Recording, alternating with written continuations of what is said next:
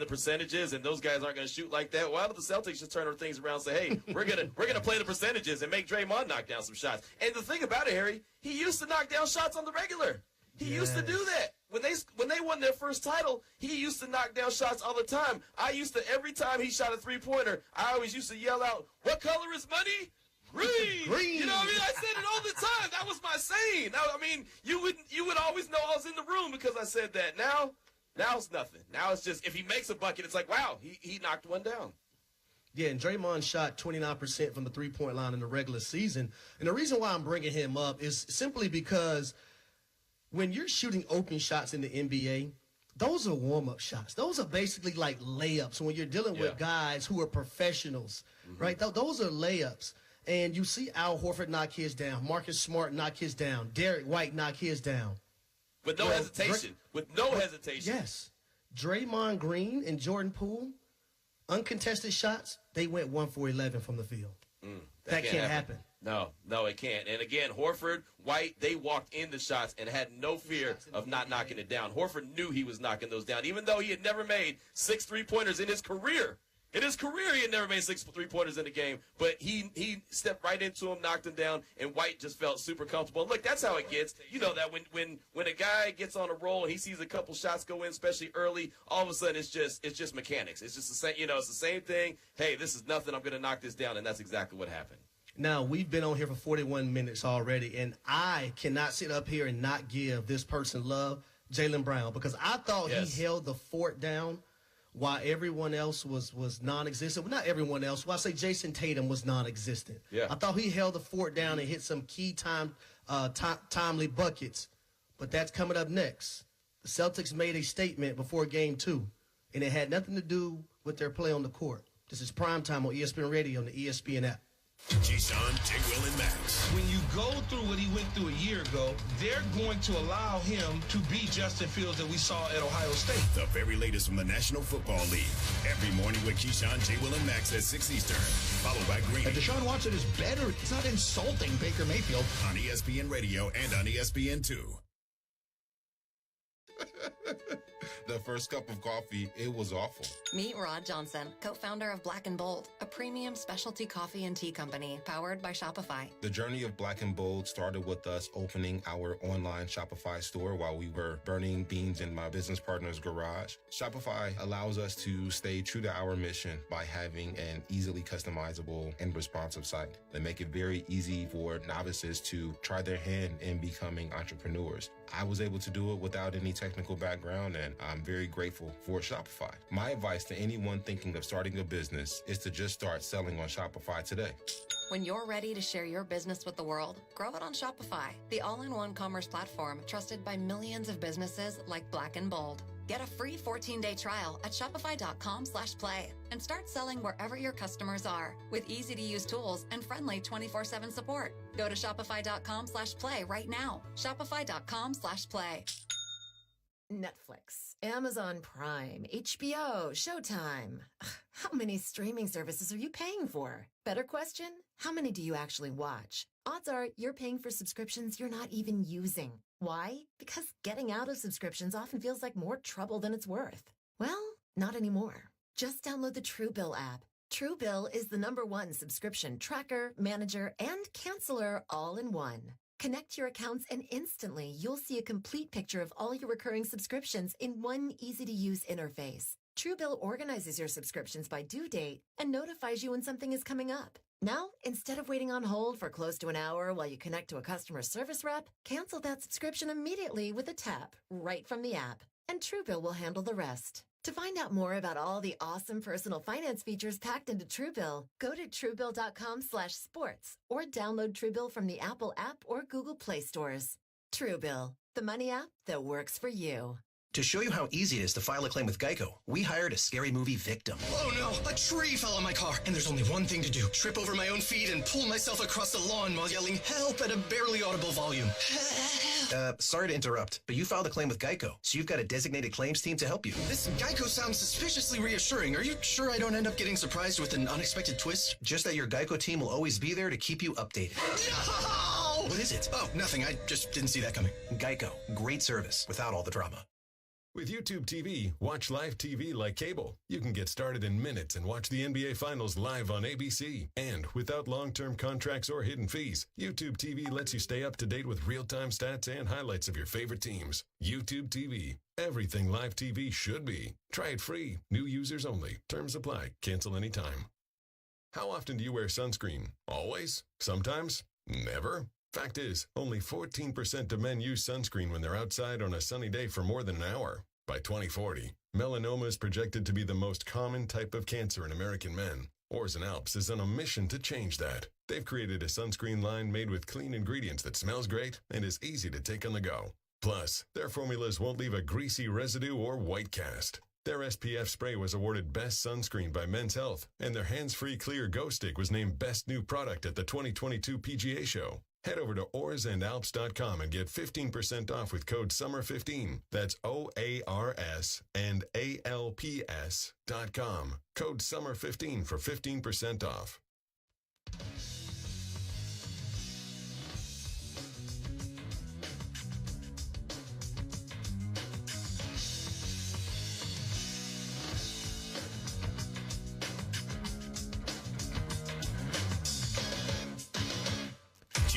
Jay, Will, and Max. You cannot bit the shed at home in the finals in the fourth quarter. It seems to happen to this Steph Curry dynasty out of proportion. Get more from the guys Monday morning at 6 Eastern on ESPN Radio and on ESPN2.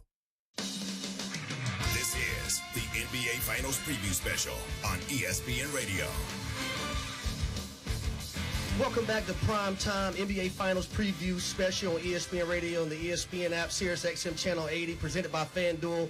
I'm Harry Douglas. He is Q Myers. And the Boston Celtics made a huge statement, rocking the We Are BG shirts at practice on Saturday.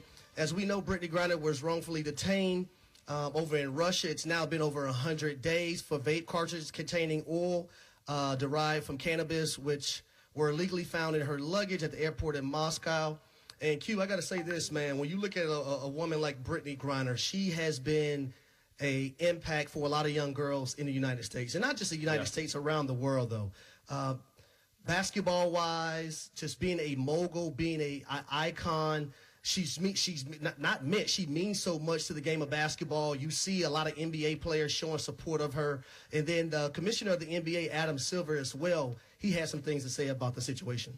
I didn't want to not mention Brittany Griner. Well, I'm here. It's been now over 100 days since she's been illegally held in Russia. I think it's something that all of us should be heard on, contacting your representatives and others. I will only say we are working in lockstep with the U.S. government and outside experts on trying to expedite her release in any way we can. Certainly, our hearts go out to her, and her family are eager for her safe return.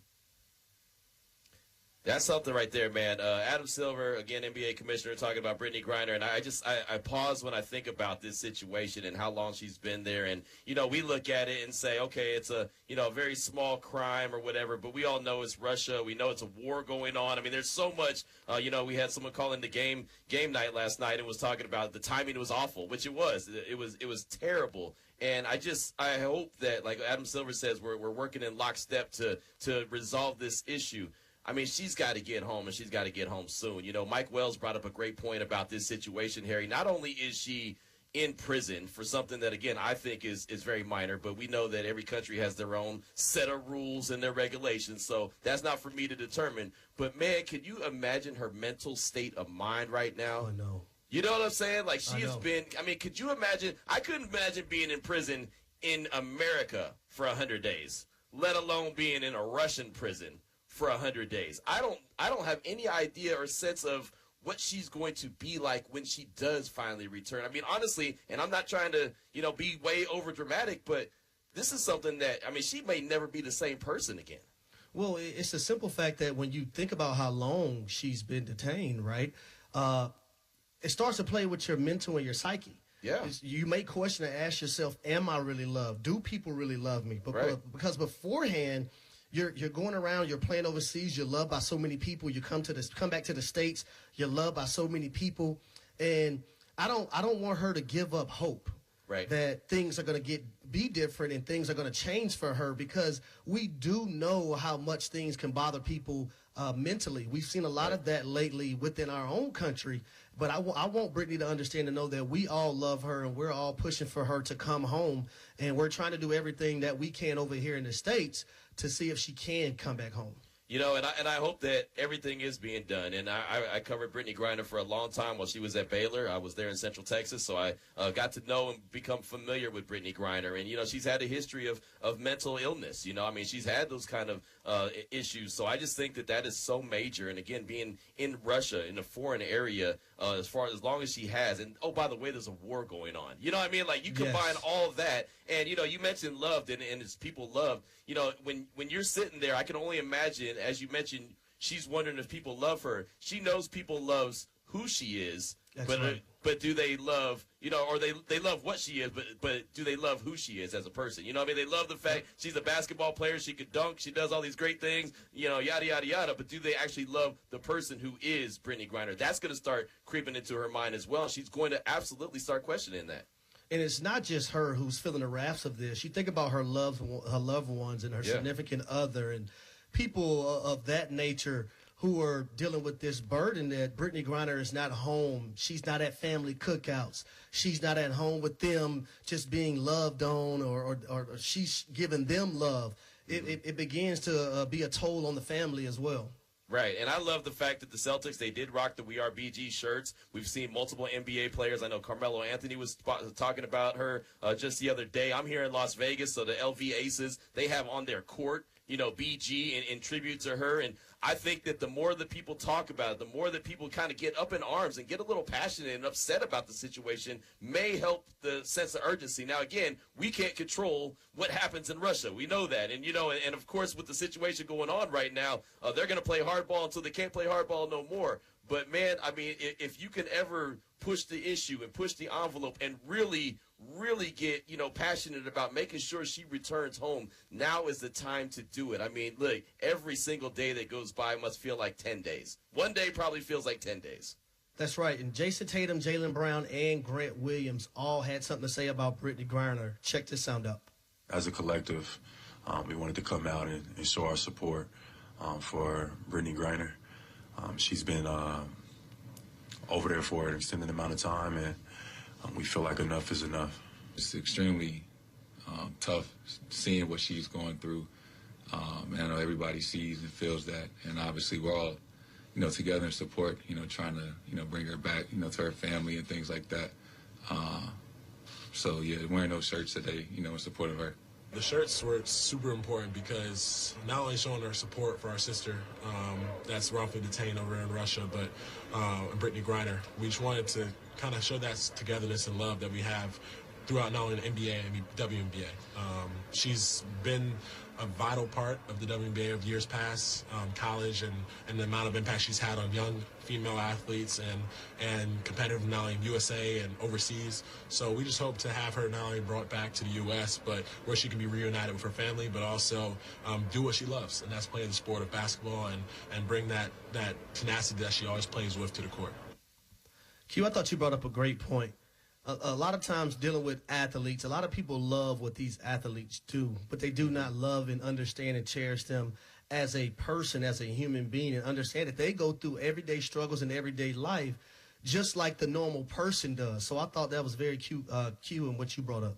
No, I mean, and it's something that we have to realize at times, you know, and look, you played at a professional level, you know, I mean, people will praise you, and then all of a sudden they see you in the street and you ain't nobody, you know, especially if they don't recognize you without your helmet or your pads on, then all of a sudden it's just like, hey, that's just another dude. No, that's still Harry Douglas, but, you know, that you were just praising just a little while ago. So, yeah, sometimes we have to take the athlete and the superstar out of it and just realize this is a person and try to put ourselves into these shoes. And, again, I mentioned I couldn't imagine being in jail, locked up here in the United States for 100 days. You know what I mean? Just because I'm a guy that when I was a kid and I got grounded, that was the worst thing you could ever do to me, right? Because I'm looking out the window like that little puppy, you know? Like, I just want to go. I want to run and play. Can you imagine not being able to do what you want to do on the daily? You know, you mentioned before the show, you know, going to see your daughter do a recital. Could you imagine not being with your family, not being able to go see her do what she does and be a part of that because you are wrongfully detained like she is right now. And, oh, by the way, let's put on top of that, it's Russia and there's a war going on. In different circumstances, but I will say this. When you look at the National Football League this year, when Deebo Samuel said the things that he said, and he's getting death threats from San Francisco 49er fans. Yeah. You look at a guy like A.J. Brown, who was just fighting for the money that he deserved because of his play. You have fans as well, not on his side and sending him hate messages or whatnot, to the point of where he didn't even want to do a kids camp that he normally does in Nashville because he didn't feel like it was safe for him himself. Right. It's unbelievable. And love the fact that Brittany is able to somewhat receive emails, kind of have a little bit of normalcy, talking about WNBA players reaching out to her during the detainment. I mean, she's received hundreds of emails, and they're being sent out by players to an account on Griner's that Griner's agent has set up to allow them to communicate with her. So at least that's something. She's getting some kind of communication. But, man, it's just not enough. She needs to be home. Brittany Griner, we wish you well. Can't wait to see you back here in the United States. Coming up, Draymond Green has no filter. But is he giving the Celtics too much motivation? This is Prime Time on ESPN Radio and the ESPN app. Wake up and get up with Key, Jay, and Max. He was a triple-double waiting to walk into the building. That is the way he will be remembered, along with, he couldn't shoot. He shot some air balls. But I don't think it does anything to his legacy. Keyshawn, J. Will, and Max. Followed by Greeny. We're going to move on from you no matter what. Mornings on ESPN Radio. Buckle up. The SiriusXM Listen Free event is happening now. Listen in your car to over 100 channels, including ad-free music of every kind, plus sports play-by-play and talk and news covering all angles, now through June 6th. Here's your chance to check out exclusives, like the Whole Lotta Red Hot channel from the Red Hot Chili Peppers, and limited run channels like Def Leppard Radio. We've already turned it on. Just press the SAT button in your car to start listening free through June 6th. Stop buying tickets without rewards and start getting more from the only ticketing company that rewards you for buying, Vivid Seats. Buy 10 tickets, the 11th is on us. That's like 10% back every time you buy. And with 100% buyer guarantee and over 100 million tickets sold, that's something to sing, laugh, cheer, scream, buy about. Head to vividseats.com for terms and conditions. Vivid Seats. Life happens live. The NBA Finals continue on ESPN Radio. Horford at the cup, scored and won. Emblematic of a fourth quarter domination by the Celtics. The Boston Celtics storm into San Francisco and capture a huge Game 1 win on the road.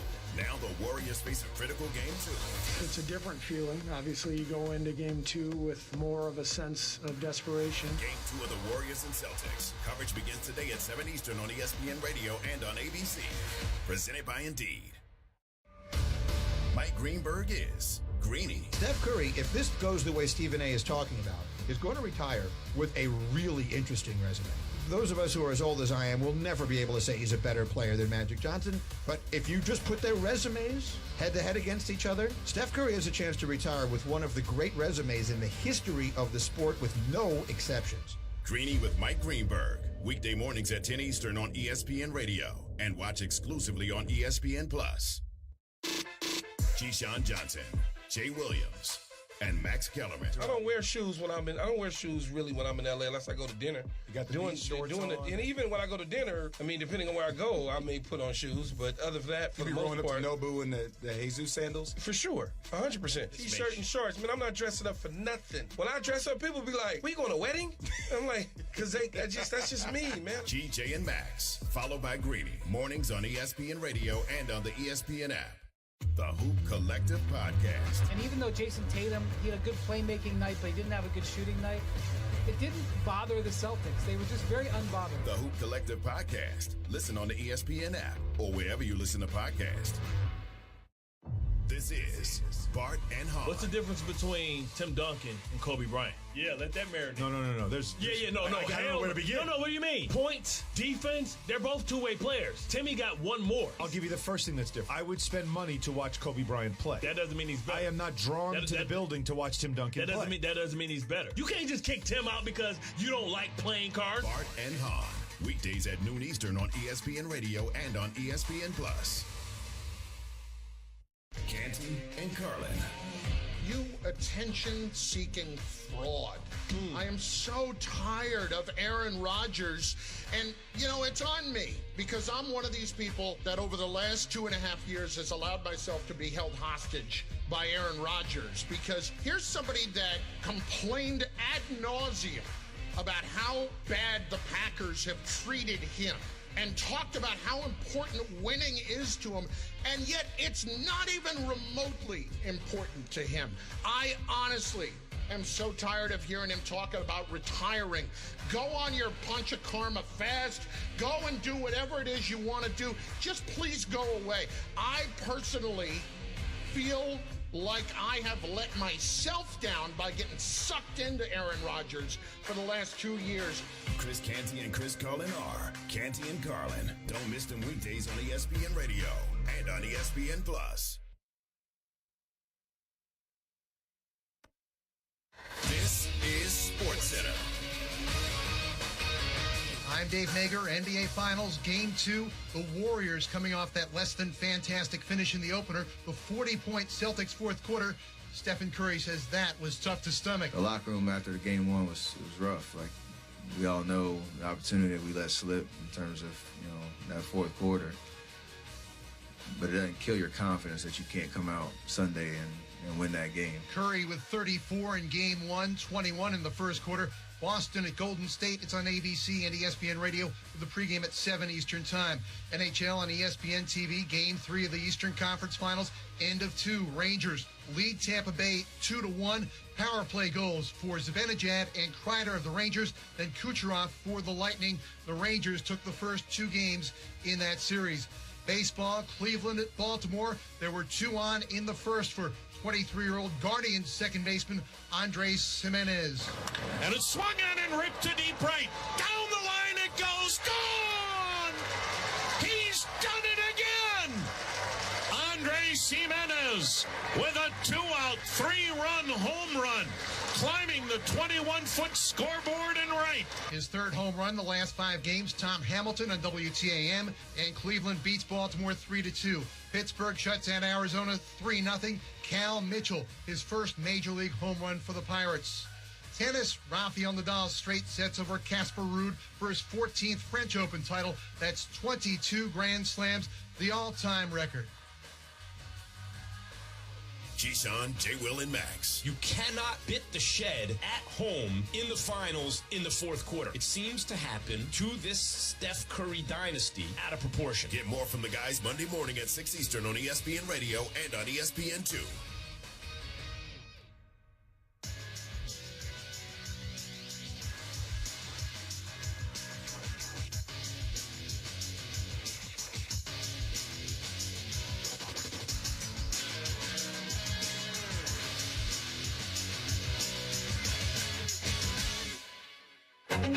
Steph Curry. Curry around the quarter screen, shoots another 3, makes another one. 21 first quarter points for Curry, powered by 6 triples. Just playing aggressive, playing the way I know how to play. I found a lot of space, obviously, in the first quarter, and just trying to ride that wave as long as I could. Jaylen Brown again, a 3-pointer. Boston now down 2. Jaylen again has been the force in the fourth quarter for the Boston Celtics. Multiple threes, multiple assists. Give them credit. I mean, they made 21 threes. You know, they were moving the ball really well, and they had us on our heels. They made a good push, you know, to start the fourth, and they kept that momentum going. Brown dishes to Horford at the cup, scored and won.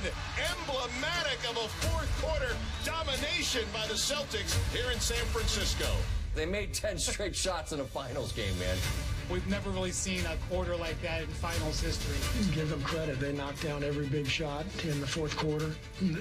Boston was just played a brilliant quarter, and they came in and earned the win. Let's just be honest. They got to win on Sunday. They can't go back to Boston down 0-2.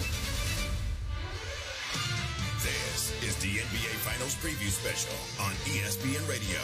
The NBA Finals Preview Special is presented by FanDuel Sportsbook, an official sports betting partner of the NBA.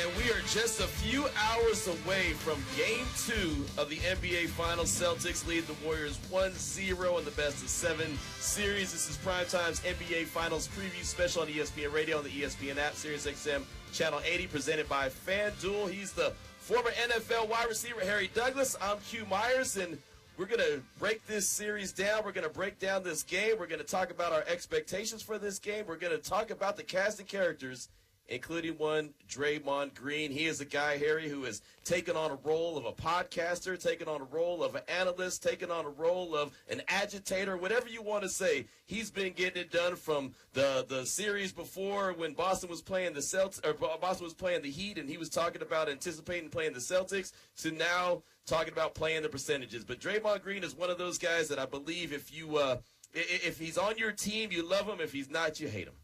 Yeah, and it's funny, though, Q, because my brother had a chance to actually play with Draymond. I've had a chance to kick it with Draymond outside the game of basketball as well. And it's been times me and him have gone at it because, me being the guy that played football and him being physical and being a defensive prowess type of guy. But it was all love. Nothing like, oh, okay, we about to fight. But it was all fun and games and just being on our toes at all times. And when you look at a guy like Draymond, and he's done a phenomenal job media-wise. So whenever he's done with basketball, I'm looking forward to seeing him because he does know the game inside out. Yeah. But I think sometimes little things here and there could get him in trouble. And it almost came back to hunt them when they played the Miami Heat. And he said that he wanted the Boston Celtics because if Jimmy Butler hit that three, I know shoulda, coulda, woulda, if, buts, however the saying goes. If Jimmy Butler could have hit that three and that would have put pressure on the Boston Celtics to come down and hit a basket, then I want to know what Draymond would have said. And you even heard guys like P.J. Tucker and Udonis Haslem say in the postgame interview, tell Draymond we said thank you. But then, but then you just mentioned that he told the TNT crew, but I want everyone to listen to what he said or who he thought he was going to play. Still undetermined who you're going to play in the next round. Who would you like to play? I mean, be honest. I think both teams are tough. Boston causes problems, especially offensively. Draymond, their defense is incredible. How long we been boys, Draymond? I want the honest answer, Draymond. You're asking me who I want to play. I'm gonna tell you who I think we're gonna play. We're gonna play Boston. Okay, that's who we're gonna play. Thank you. That's the Draymond I know. Now, Q, was he right? Yes. But I don't think he should have said that, with the simple fact that you always got to respect everyone who plays this game. Everyone in the National Basketball Association is going out there giving their all left and right. And we know the Miami Heat was the #1 seed for a reason. Right, and that audio was courtesy of TNT. And look, I like the way that Shaq kind of gassed him up, though. Shaq kind of, he poked the bear. Come on, Draymond. Come on, Draymond. Give me something. And look, Harry, I have no problem with Draymond saying, hey, we're going to play the Boston Celtics. That's fine. I don't think that the Heat, if they needed that kind of motivation and that series setting, you have an opportunity to go to the NBA Finals. If you need Draymond to say they're going to play Boston to get you fired up to go play, then something's wrong with you. But I understand not providing any kind of locker room material. But here's Draymond talking about that locker room material and not creating that for the Celtics. I don't think anyone needs locker room motivation in the NBA Finals. I know we heard a lot of, the locker room talking, the bulletin board material in the conference finals. I don't think you get to this point in the season you should need that. And so I don't look at that. And the reality is Al Horford had a career-high threes. Derek White had a career-high threes. With the amount of games that they've played, and they had a career-high in the Game 1 of the NBA Finals, you play the percentages. So there you go. There's Draymond talking about playing the percentages. And look, I get it. But that, to me, the sound we heard from TNT talking about playing the Celtics and the sound we heard right there about Horford and White, that right there, I feel like that's some disrespectful material. Well, the funny thing about it, it's the funny thing about it to me, though, Q, is that the Boston Celtics are probably sitting over there like, do they need the extra motivation? No, because it is the NBA Finals. But being a former professional athlete, if I can have a little extra motivation, then that's the cherry on top. That's the extra ice cream on top of my brownie. Ranson in a big cross check, and that's going to. Yeah, exactly. Yes, with a hell of a cross check. Right, exactly. But I was always taught, right? I always have to respect your opponent. Mm-hmm. You can always embrace things and and say things in your mind, but not everything is meant to be said out loud. And I'll pull back to the series when the Celtics played against the Milwaukee Bucks, and you seen Giannis and Al Horford get into it. Right. And his sister tweeted, "I haven't seen that. I know that look. Right. When I see that look, I know they in trouble." Yeah, those aren't the words she used, but right. you know. No, I'm glad you brought that up because I did think that's when Boston really turned things on in that series against Milwaukee when Giannis dunked on Horford and talked a little trash, and Horford just gave the cool OG like, okay, cool, I got you, and then things changed around. And so that, again, going back to what Draymond was talking about, shooting the percentage or playing the percentages, I promise you now, anytime tonight when Horford knocks down a shot, anytime that White knocks down a shot, they're going to look over towards Draymond. They're going to go and give him that look like there's another percentage. Play that percentage. You know, and that's and to your credit, like you said, as a former professional athlete, anything that you can use, you don't necessarily need, but anything that you could use, you will. And what did Michael Jordan say? Damn it, and I took it personally. Right. He took everything. He took life personal. Everything. if he asked somebody at the hotel room to go get him some ice, if the ice was melted a little bit, I took it personally. I took that That's personal. Michael Jordan. Yes. But you look at people like a Derek White and Al Horford. And I'll tell you, Al Horford to me has been the unsung hero for the Boston Celtics team throughout the playoffs. Right. I tweeted that back early May. He has been the unsung hero for them because in every capacity when they needed him to step up, in whether it was defensively, blocking shots, getting rebounds, clogging up the middle, hitting key three-pointers, he has been that guy for them. And we've seen what he did, especially in the fourth quarter of Game 1 of the NBA Finals, and it took him so long to get there. He used to be right here in Atlanta where I live, and he was so great for this organization.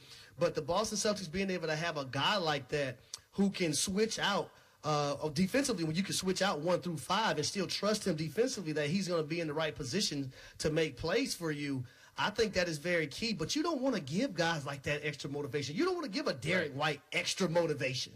Right, exactly. And I'll go back to Horford, and I've said this many times, man. That guy's not just some run-of-the-mill dude. He's not just some rando into the league. I mean, that dude has earned his stripes. He's been there, done that. He is a pro's pro. I mean, he's a guy that you know can get it done and has played at a very high level for multiple teams. You know, it's not just the Boston Celtics, but he has been, like you mentioned, a key cog. He's one of those guys that you want to have on your roster. You want those guys to be in your locker room. So you can hear Draymond Green's full interview coming up on NBA Countdown right here on ESPN Radio starting at 7 p.m.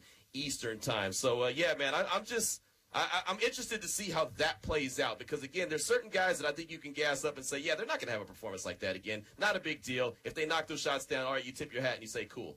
But I just don't think Horford is a guy. You know, White, maybe you can get away with it, but Horford, I just think he's got too many skins on the wall to be able to get away with giving him that kind of fuel. But here's the thing, though, Q. I think the Boston Celtics, as a team, is going to take that personally. I think that's how close this team has become since January when they flipped that switch. I think the entire team is going to take it personal and do something about it in this series. Well, we'll see what Coach Udoka has lined up. I'm sure he's got them lathered up, ready to go. And we talked to Monica McNutt earlier in the show, and she said, hey, Boston didn't even think that they played a good game. They think they played a really good fourth quarter, and I'd have to agree with her. I'd have to agree 100%. They didn't play a great first 3 quarters, but, man, they killed it in the fourth quarter when it counted the most. So are they going to come out tonight and come out on fire? And then the Warriors are going to try to have to weather the storm? I mean, this can go a lot of different ways when it comes down to Game 2. Tune in to an NL Central battle tonight as the Cubs host the Cardinals. Coverage of Sunday Night Baseball begins at 6 p.m. Eastern on ESPN Radio and the ESPN app, and at 7 p.m. on ESPN. Coming up, would you pay $2.7 million for an NBA jersey? That's a whole lot of money. More on that next. This is Primetime on ESPN Radio and the ESPN app. Keyshawn, J. Will, and Max. Jaylen Waddle, his development will be hampered by this because when you make this type of commitment to a guy like Tyreek Hill, you now have to answer to the owner, why is this guy only touching the football 4 or 5 times a game? Keyshawn, J. Will, and Max. Weekday mornings at 6 Eastern on ESPN Radio and on ESPN2. I never, ever thought I would open a business for myself. And then I had a baby. Meet Patrice Mousseau, founder of Satya Organics, a skincare company created for people with skin issues, powered by Shopify. When Esme was about 8 months old, she developed eczema. The doctor's only option to me was steroid creams. I just started experimenting in my kitchen crock pot. I actually found something that cleared her eczema up in 2 days. After about a year or so of just selling it out of my kitchen window, I decided to make a business out of it. Shopify templates are fantastic, and their customer service is absolutely stellar. You can buy Satya online, you can buy it in stores, you can buy it in our social channels, and that's all made possible by Shopify. When you're ready to share your business with the world, grow it on Shopify, the all-in-one commerce platform trusted by millions of businesses like Satya. Get a free 14-day trial at shopify.com/play and start selling wherever your customers are with easy-to-use tools and friendly 24/7 support. Go to shopify.com/play right now. Shopify.com/play. Netflix, Amazon Prime, HBO, Showtime. How many streaming services are you paying for? Better question, how many do you actually watch? Odds are you're paying for subscriptions you're not even using. Why? Because getting out of subscriptions often feels like more trouble than it's worth. Well, not anymore. Just download the Truebill app. Truebill is the #1 subscription tracker, manager, and canceller all in one. Connect your accounts and instantly you'll see a complete picture of all your recurring subscriptions in one easy-to-use interface. Truebill organizes your subscriptions by due date and notifies you when something is coming up. Now, instead of waiting on hold for close to an hour while you connect to a customer service rep, cancel that subscription immediately with a tap right from the app, and Truebill will handle the rest. To find out more about all the awesome personal finance features packed into Truebill, go to Truebill.com/sports or download Truebill from the Apple app or Google Play stores. Truebill, the money app that works for you. With YouTube TV, watch live TV like cable. You can get started in minutes and watch the NBA Finals live on ABC. And without long-term contracts or hidden fees, YouTube TV lets you stay up to date with real-time stats and highlights of your favorite teams. YouTube TV. Everything live TV should be. Try it free. New users only. Terms apply. Cancel anytime.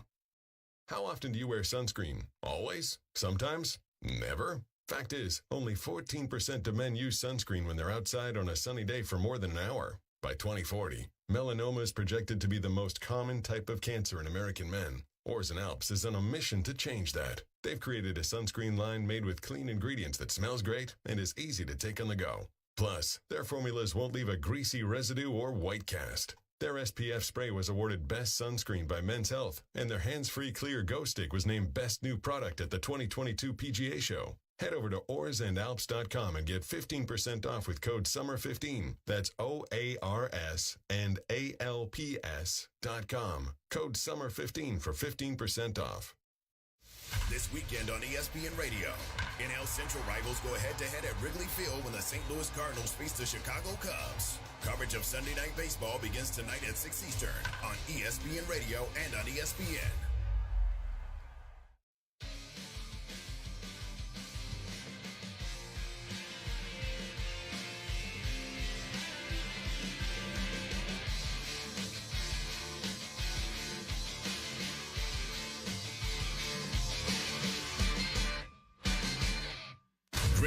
With Mike Greenberg. Steph Curry has a chance to retire with one of the great resumes in the history of the sport with no exceptions. Greeny, weekday mornings at 10 Eastern on ESPN Radio and on ESPN Plus. This is the NBA Finals Preview Special on ESPN Radio.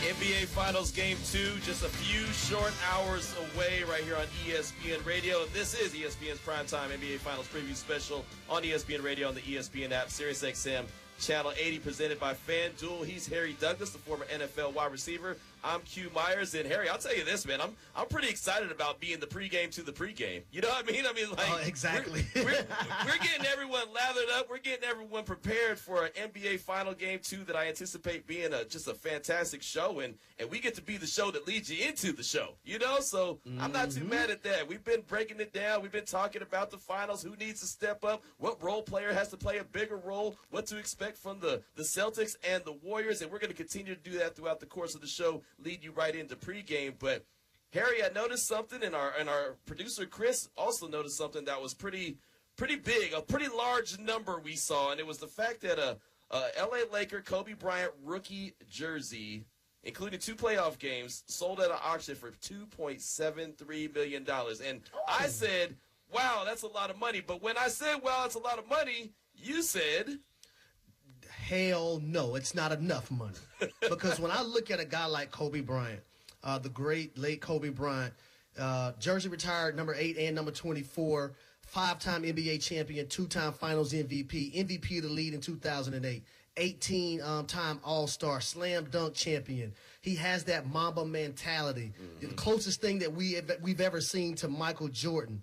I don't think it was enough. And if you want to put everything into context of what Kobe Bryant meant to the game of basketball, so Jayson Tatum in a Game 7 wore a armband with number 24 on it. Jayson Tatum, that same player that's playing in the NBA Finals right now, texted Kobe Bryant.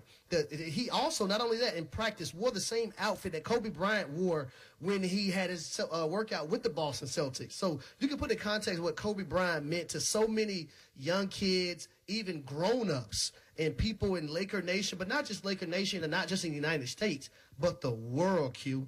The world. So $2 million, how much was it again, Q?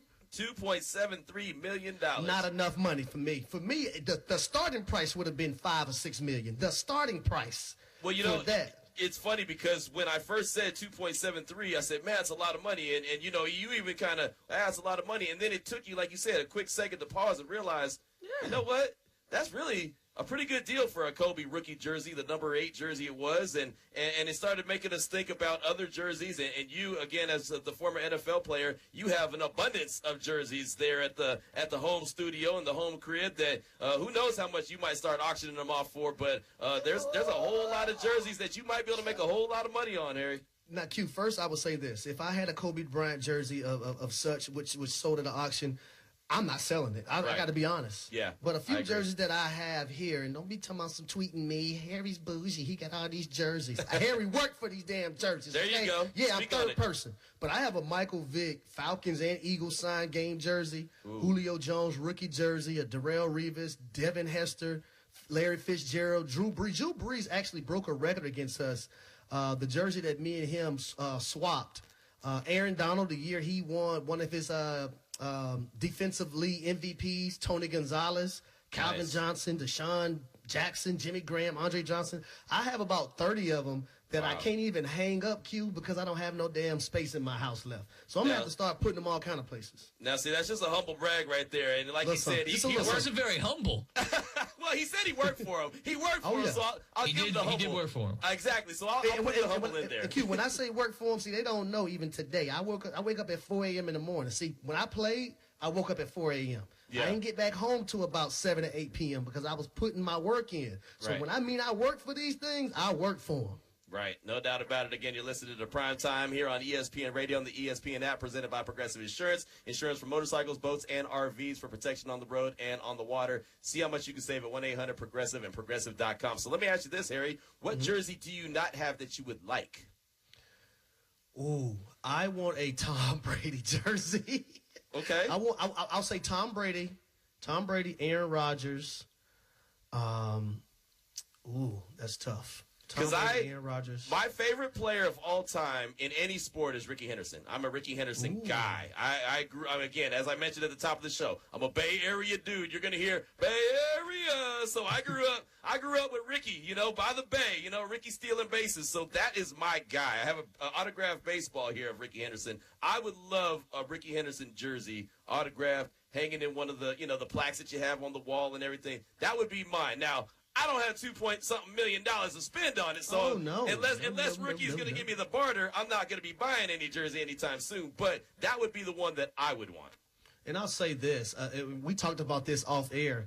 I'm about to start because I collected football, baseball, basketball cards a lot when I was a young kid. So I've been going through them, and I have a Michael Jordan rookie card that is now in my safe deposit box at the bank. And see, I can't even keep that here. That's in my safe deposit box at the bank. What bank is that?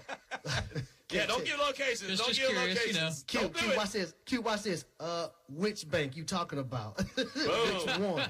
There you go. Which one? Former NFL player right there that can say that. But I'll say this. I'm going to start collecting cards again because you never know. You look at guys like Luka.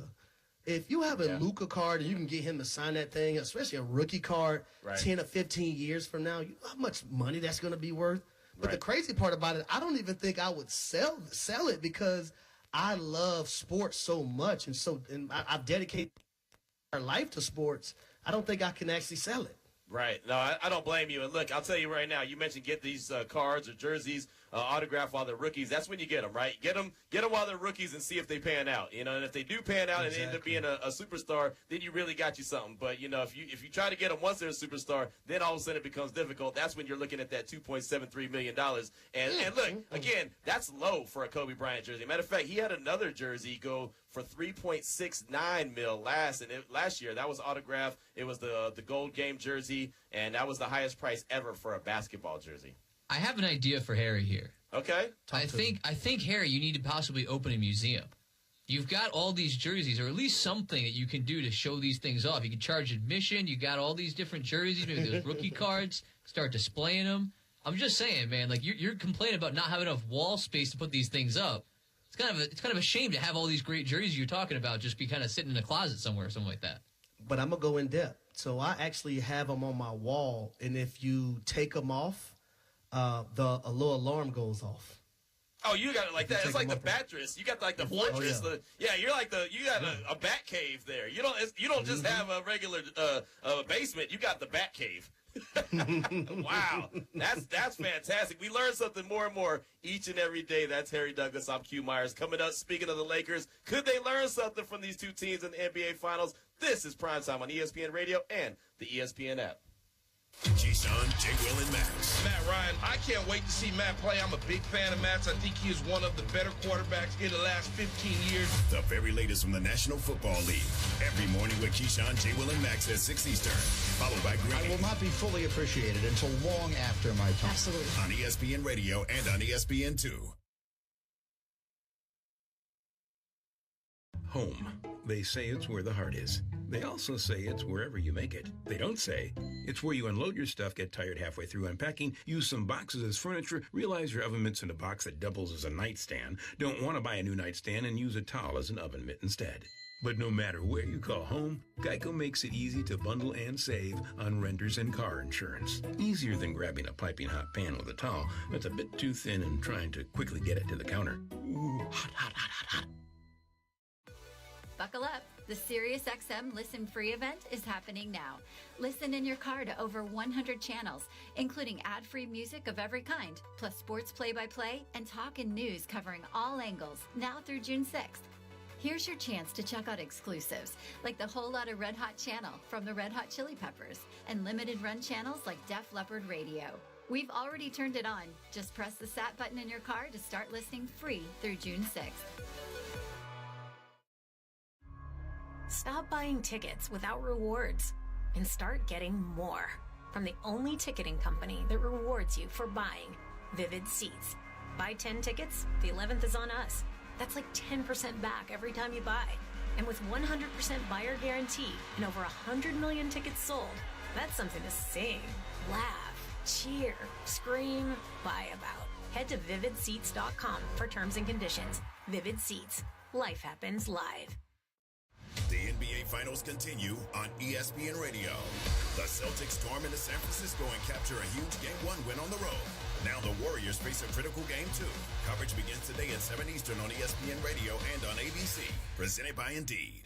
The Low Post Podcast with Zach Lowe. This whole finals and conference finals is like revenge of the defense. The 4 conference finalists were 1st, 2nd, 4th, and 7th in team defense. Check out the Low Post Podcast on the ESPN app or wherever you listen to podcasts. Mike Greenberg. Greeny. I don't feel sorry for anyone who has spent a lifetime making millions, tens of millions of dollars in an industry where the labor has been completely unpaid. But what I'm saying is, this is the end of something and the beginning of something entirely new, entirely different. And that's what Saban is telling you. I understand Jimbo taking umbrage to being called out like that, because if I'm him, I'm saying, hey, Nick, I'm just playing by the new rules. So is everybody. He's defending it because it just doesn't sound right, particularly in places where college football is king, college football is life. to say, yeah, we bought our class because that's what you can do now. But that is the reality. And it's not just there, and it's soon to be everywhere. So that's a game either Nick is going to want to play or he's going to have to get out. And it's the same with all of them. And I can see adjusting to that a lot more easily if you're in your 40s or your 50s than you are in your 70s. But that is the new world of college sports as we know them. Greeny with Mike Greenberg. Weekday mornings at 10 Eastern on ESPN Radio. And watch exclusively on ESPN+. Yo, check this out from Canty and Carlin. LeBron James is now a billionaire. LeBron James has got his hands in a lot of different pies, and it's impressive to see him diversify. And just, Carlin, his capacity to be able to put himself in all of these different things while still maintaining his stature as a basketball player and being one of the best on the planet. That's the part that's most impressive. Check out Canty and Carlin, weekdays on ESPN Radio and on ESPN+. Bart and Hahn. The Warriors are back in the finals. In the amount of time that KD left to have his own thing, he's won one playoff series. The Celtics, since Kyrie left, have been more than fine. But what does it say about them? I'll say this. It tells me that next season, it's on. Bart and Hahn, weekdays at noon Eastern on ESPN Radio and on ESPN+.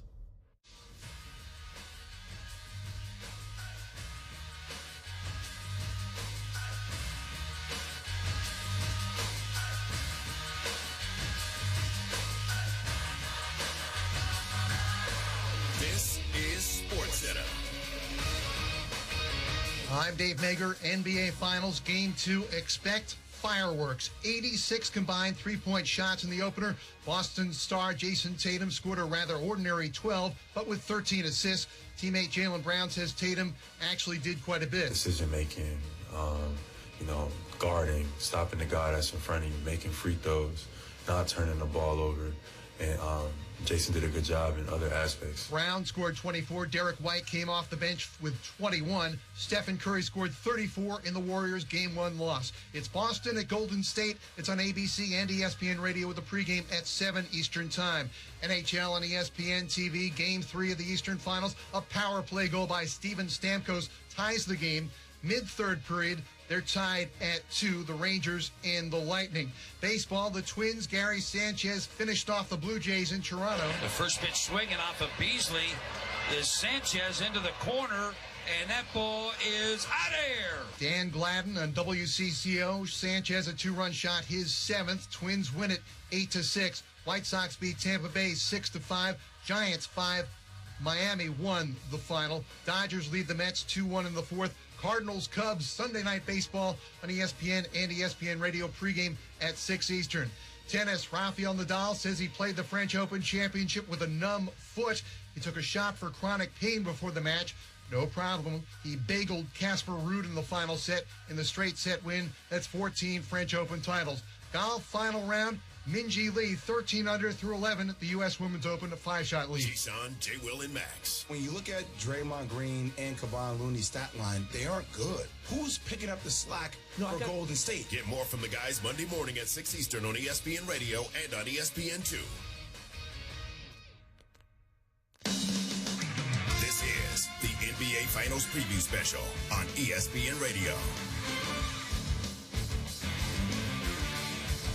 We continue to count down the time before the tip-off of Game 2 of the NBA Finals between the Celtics and the Warriors here on Prime Time NBA Finals Preview Special on ESPN Radio on the ESPN app, Sirius XM Channel 80, presented by FanDuel. He's Harry Douglas. I'm Q Myers, and we take a little slight step away from the Warriors and Celtics, but not really. We talk about the Lakers quite a bit here on ESPN Radio, and the Lakers hold a near and dear spot in my heart. That's Mama Q's favorite team is the Lakers, so she's always on the edge of her seat when it comes to the Lakers, and she's wondering, Harry, how in the world can they get back to where they're supposed to be? Of course, they won the title when they were in the bubble, and that's all good, and that's fine, but Laker fans want championships all the time. They want to continue to hoist up the banners there, and so they have to figure out how they can get this team back to relevance. Now, they fired Frank Vogel. That obviously was a disaster. The whole Russell Westbrook situation was a disaster. They went and hired Ham. Coach Ham is now there as the Lakers head coach. I have always said, Harry, that the Lakers head coaching situations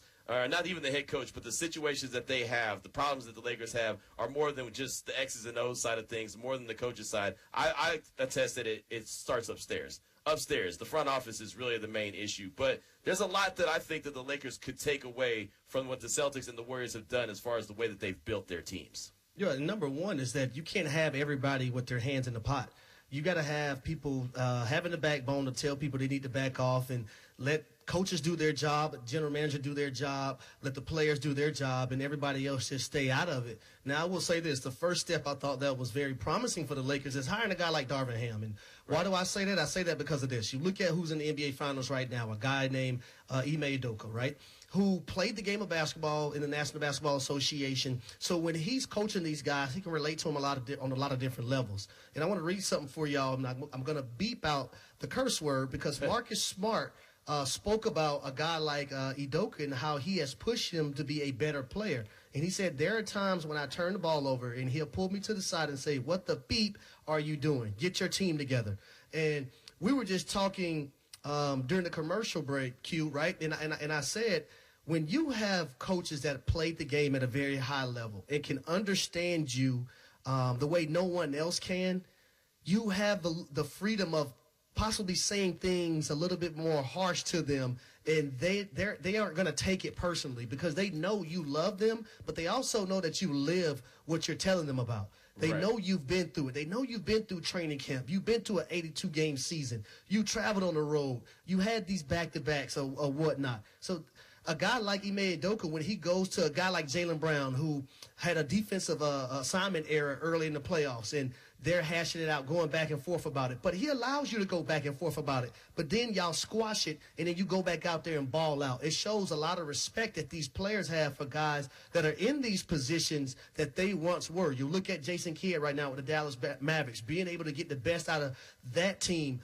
this year, making the Western Conference Finals. You look at Steve Kerr, a guy who played and understand these guys. But I will tell you, you do have some that didn't play. A guy like Greg Popovich, who a lot of these guys coaching in the NBA now, coach under their tree, would call a timeout and just let the players figure it out.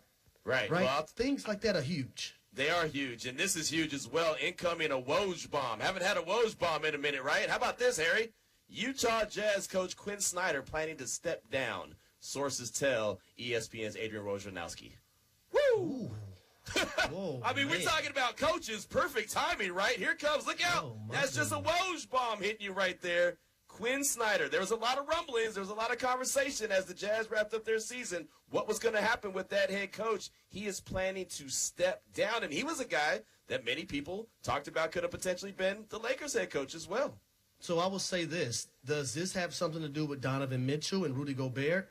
And when you look at different angles of this, is a guy like Donovan Mitchell going to go in there and force the Utah Jazz hand and tell them that, hey, I want out. I want to go somewhere else. Right. And he just don't step down without something going down. So it's something behind the scenes that we don't know yet, but we're going to get to the bottom of it. Q. Didn't it feel like, though, even in the playoff run, that the chemistry, there was something that wasn't right on the back end with the Jazz? You could feel it. You know, look, they were playing against the Mavericks in round one without Luka, and they weren't winning games. They just didn't look like that dominant Utah Jazz. And that at that point, I had a feeling like something is not right behind the scenes with the coach, with the star player. Like you mentioned, Donovan Mitchell, there was conversations about him wanting out, him possibly going to the Knicks. There's so much going on. And now I wonder, you know, what does Snyder do now?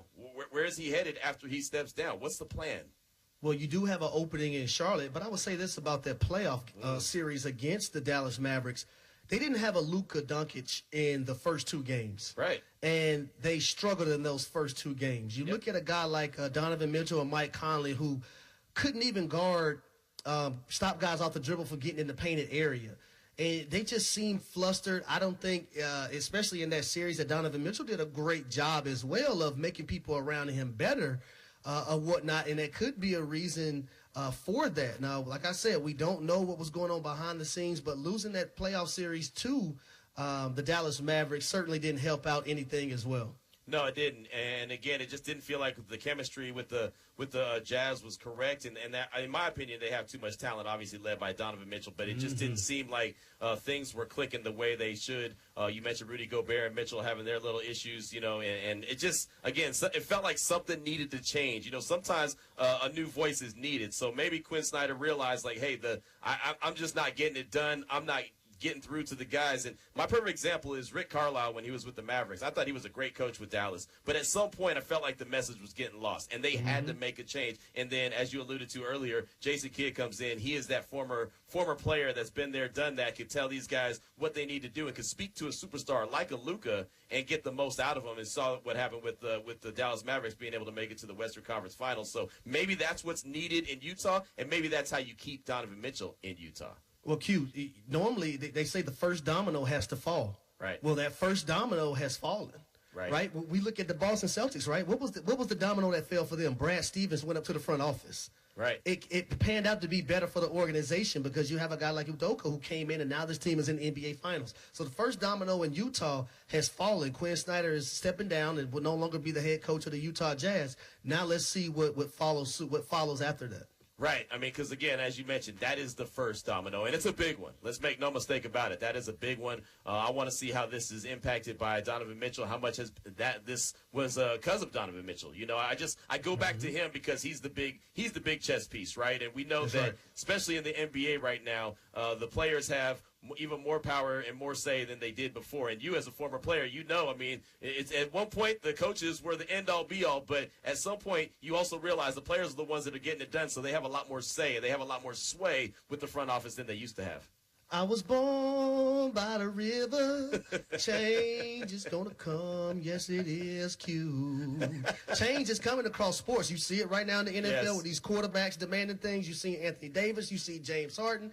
Change is going to come. Not only is it going to come, it already has came, and it's starting to go throughout all sports. He's Harry Douglas. I'm Q Myers. Coming up next, what better way to enjoy the NBA Finals than putting some money in your pocket? We do our best to help you do just that. This is Prime Time on ESPN Radio and the ESPN app.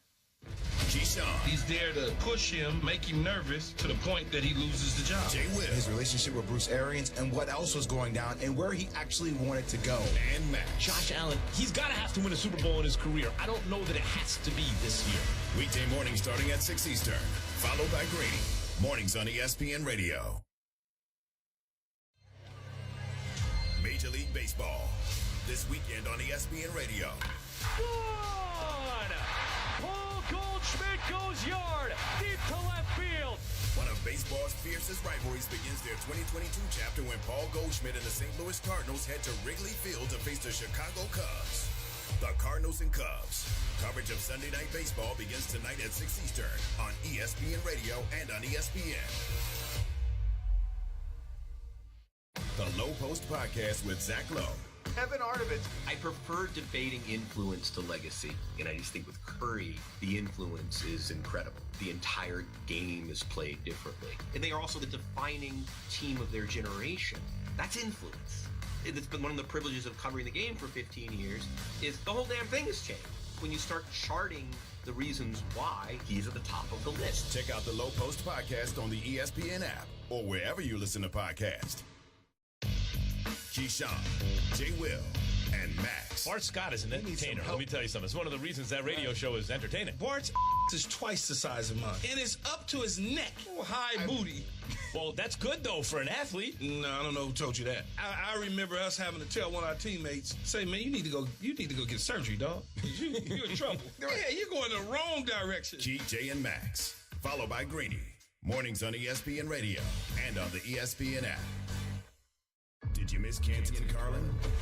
If he wins the NBA Finals and gets Finals MVP, Jayson Tatum is in the conversation for best player in the world, period. Giannis right now is wearing the crown. Yes. That is what it is. He went through Giannis. If Jayson Tatum finishes the drill against the Golden State Warriors, you're talking about Tatum potentially wearing the belt as the best player in the world at 24 years old. Chris Canty and Chris Carlin are Canty and Carlin. Don't miss them weekdays on ESPN Radio and on the ESPN app. Mike Greenberg, Greeny. These are things that have to be taken individually. I understand that in a town you're going to look at the totality. Right now, baseball, spectacular. Basketball, not so good. You know, maybe the Nets get this thing figured out. Hockey, yeah, the Rangers, they could wind up being the next team to win a championship in this town. They could do it in the next couple of weeks. And then the football teams, the Giants had a good draft. The Jets had a great draft. Do things look a little better? God knows, I hope so. Greeny with Mike Greenberg. Weekday mornings at 10 Eastern on ESPN Radio. And watch exclusively on ESPN+. Sundays mean you're just one day away from the latest with First Take. Rest up, because I'm bringing it starting tomorrow at 10 a.m. Eastern, only on ESPN and the ESPN app. The playoffs on ESPN Radio. I just think that this has 7 games written all over it. Here's Curry, left wing three. Got them all! This dude is something so different. 3 on its way and good! Jayson Tatum with a rocket three. Get the very latest from the NBA every morning starting at 6 Eastern with Keyshawn, J. Will, and Max. And it continues all day on ESPN Radio.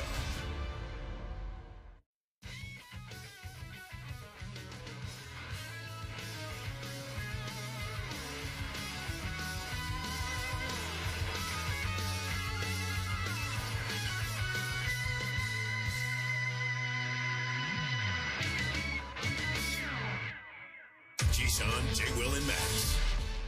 When you look at Draymond Green and Kevon Looney's stat line, they aren't good. Who's picking up the slack for Golden State?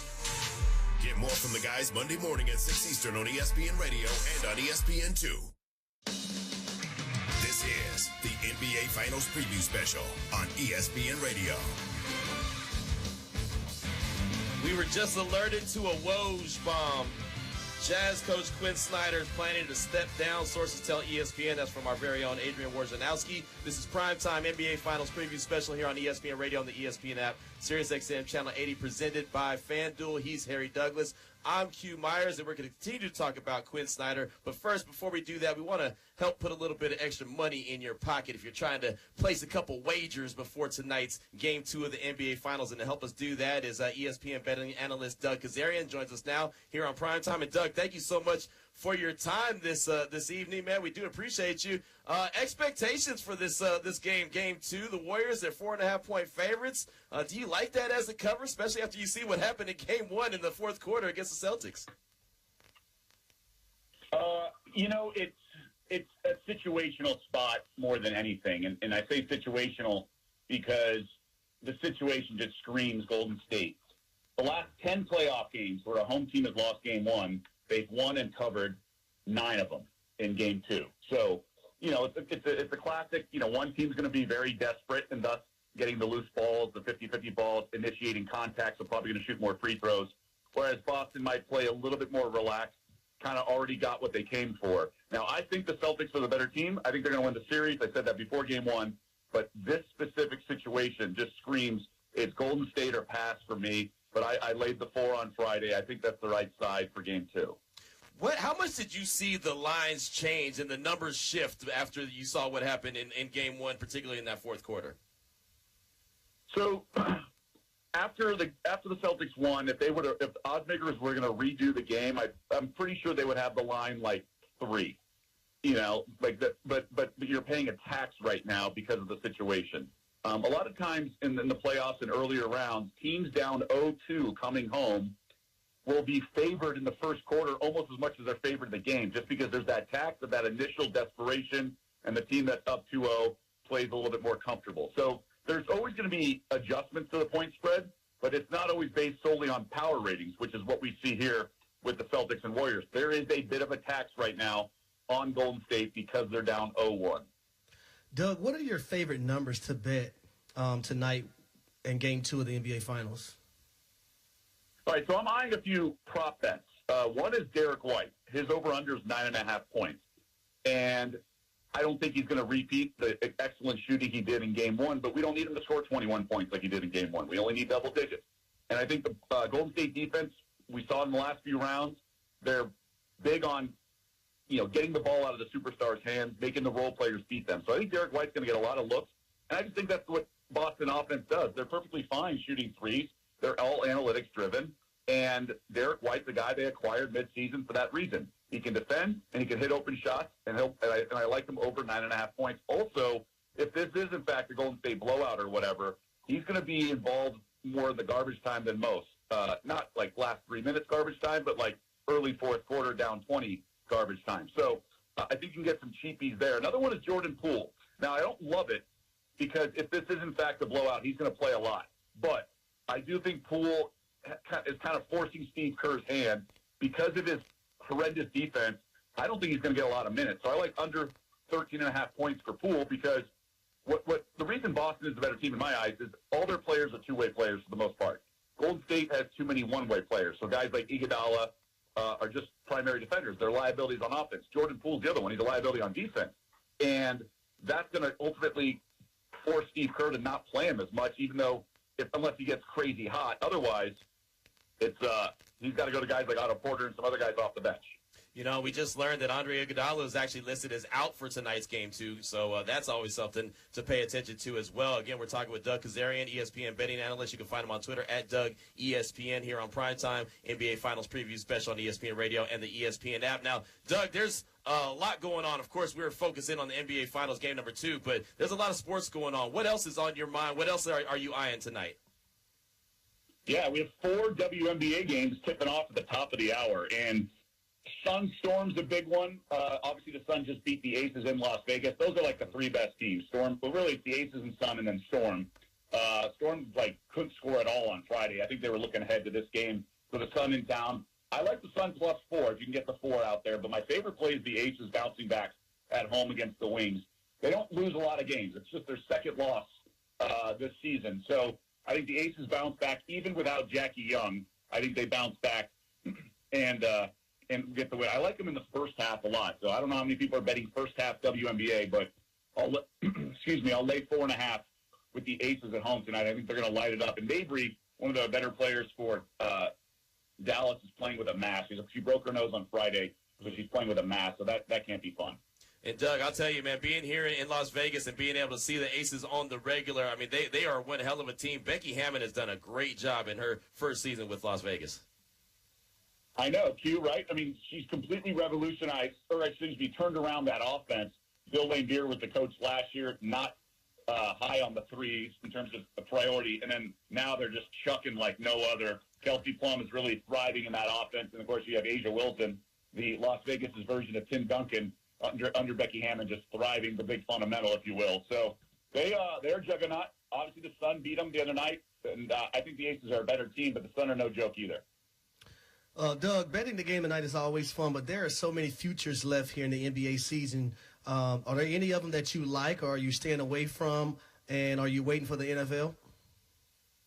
So I have a futures ticket on Jayson Tatum. I still think he's going to win Finals MVP. I know a lot was made from his poor shooting, 3 of 17, but I think he's going to get back on track. And don't forget, he had 13 assists in Game 1, so that's going to help his resume, if you will, for the I know Horford had a big game.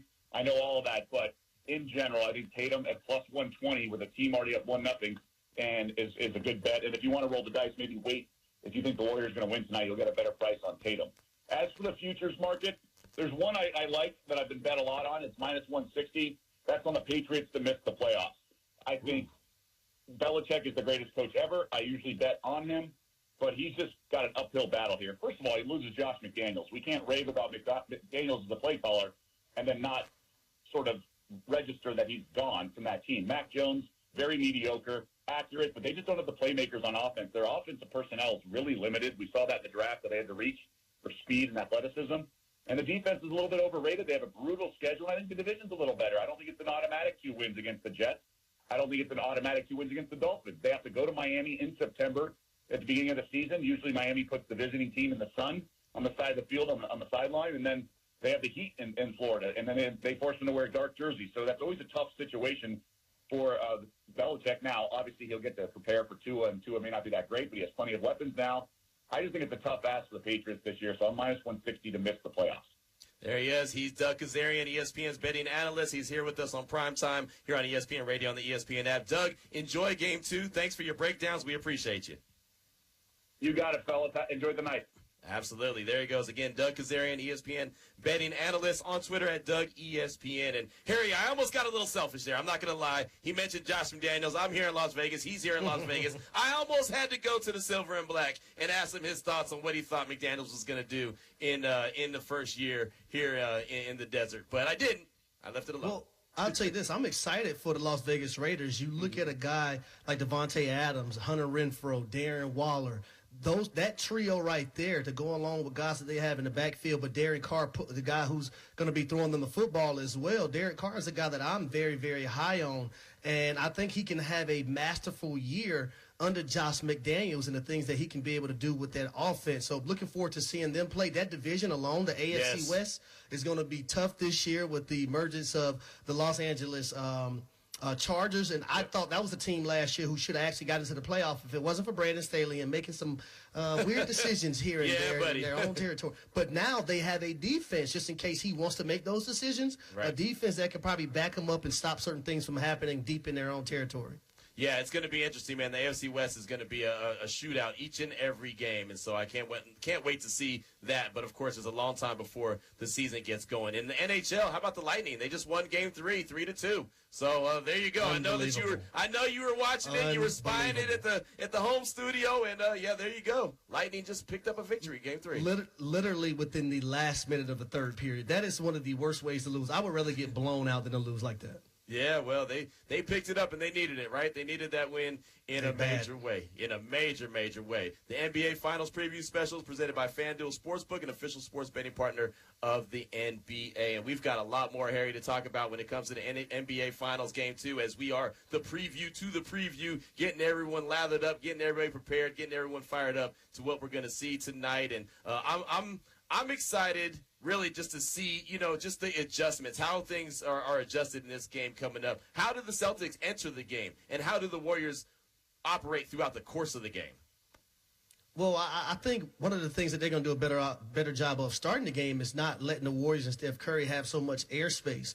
But then on the flip side of it, I want to see, are the Warriors going to make the adjustments and not let the Boston Celtics have wide open shot and shoot warm-up shots as well? So looking forward to seeing both of those adjustments by the teams. The Celtics did it late in the game, but looking forward to seeing both of the teams. No doubt about it. Coming up in a game full of stars, who could be the X Factor in game number 2? This is Prime Time on ESPN Radio and the ESPN app. I'm in a place in your career where the only thing that matters is winning. Jay Will. It's okay for Zion Williamson to act this way, and he's still going to be rewarded. And Matt, the best big three ever. Unstoppable offensive forces, but it didn't work out. Weekday mornings starting at 6 Eastern. Followed by Grady. Mornings on ESPN Radio. Only one sale away from the Shopify 1000 Club. Is that a thing? Wow, Mom. Have a cookie. I'll take one. Dad. These are delicious. You need to show them. You should. Mom. No, seriously. Let's set you up on Shopify. It's easy. I always knew you would build your own business. Guys. Yum. Okay, if Mom can do it, then why not? Number 1000. Start selling today with Shopify for free. Sell online, in person, and anywhere else your future holds. And manage it all from a single place. No design or coding experience necessary. It's why every minute of every day, something amazing happens. A new seller makes their first sale with Shopify. Plus, with on-demand business courses and 24/7 support, Shopify is with you every step of the way. So, when you're ready to bring your idea to life, build it on Shopify, the commerce platform powering millions of ideas around the world. This is Possibility, powered by Shopify. Sign up for a free 14-day trial at shopify.com/play. Go to shopify.com/play right now and start selling today. Shopify.com/play. Netflix, Amazon Prime, HBO, Showtime.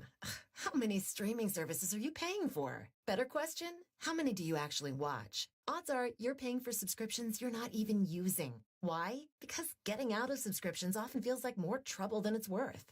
Well, not anymore. Just download the Truebill app. Truebill is the #1 subscription tracker, manager, and canceller all in one. Connect your accounts and instantly you'll see a complete picture of all your recurring subscriptions in one easy-to-use interface. Truebill organizes your subscriptions by due date and notifies you when something is coming up. Now, instead of waiting on hold for close to an hour while you connect to a customer service rep, cancel that subscription immediately with a tap right from the app. And Truebill will handle the rest. To find out more about all the awesome personal finance features packed into Truebill, go to Truebill.com/sports or download Truebill from the Apple app or Google Play stores.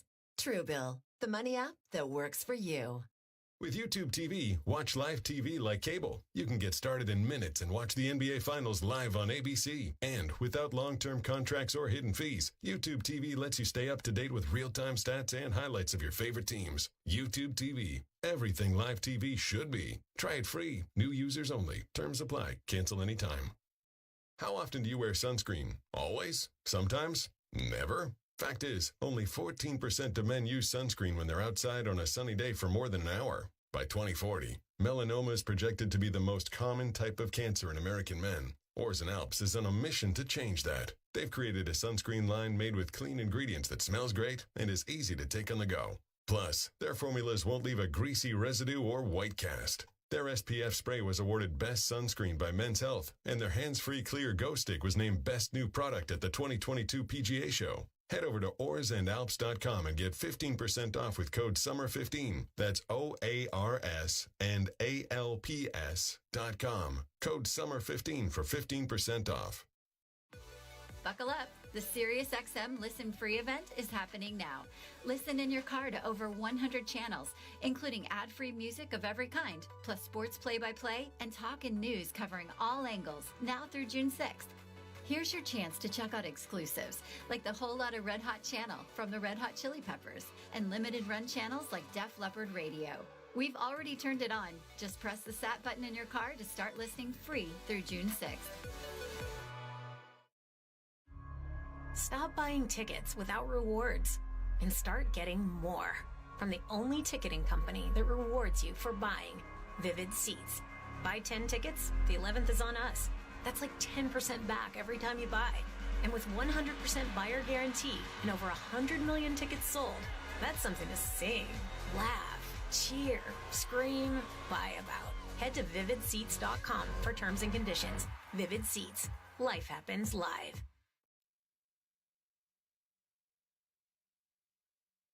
This is SportsCenter.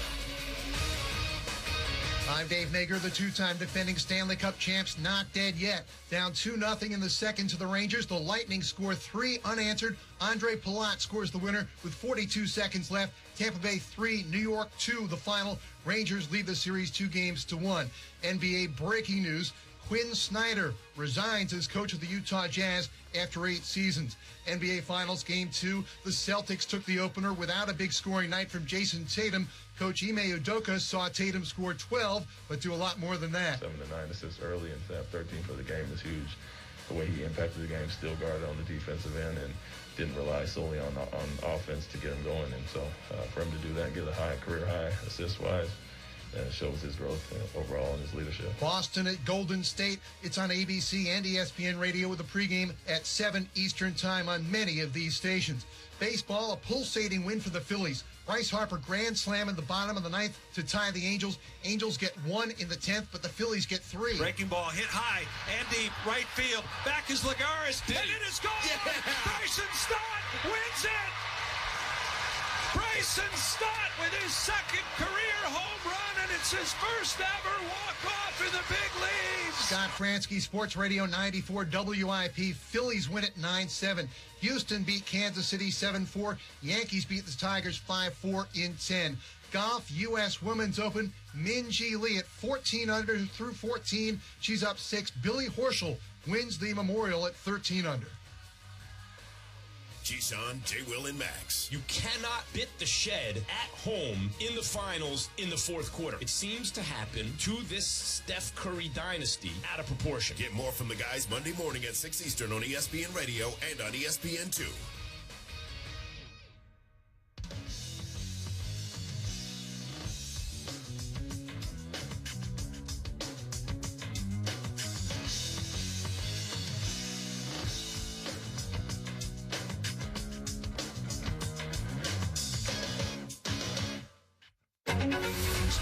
Curry around the quarter screen, shoots another 3, makes another one. 21 first quarter points for Curry, powered by 6 triples. Just playing aggressive, playing the way I know how to play. I found a lot of space, obviously, in the first quarter, and just trying to ride that wave as long as I could. Jaylen Brown again, a three-pointer. Boston now down 2. Jaylen again has been the force in the fourth quarter for the Boston Celtics. Multiple threes, multiple assists. Give them credit. I mean, they made 21 threes. You know, they were moving the ball really well, and they had us on our heels. They made a good push, you know, to start the fourth, and they kept that momentum going. Brown dishes to Horford at the cup, scored and won. Emblematic of a fourth quarter domination by the Celtics here in San Francisco. They made 10 straight shots in a finals game, man. We've never really seen a quarter like that in finals history.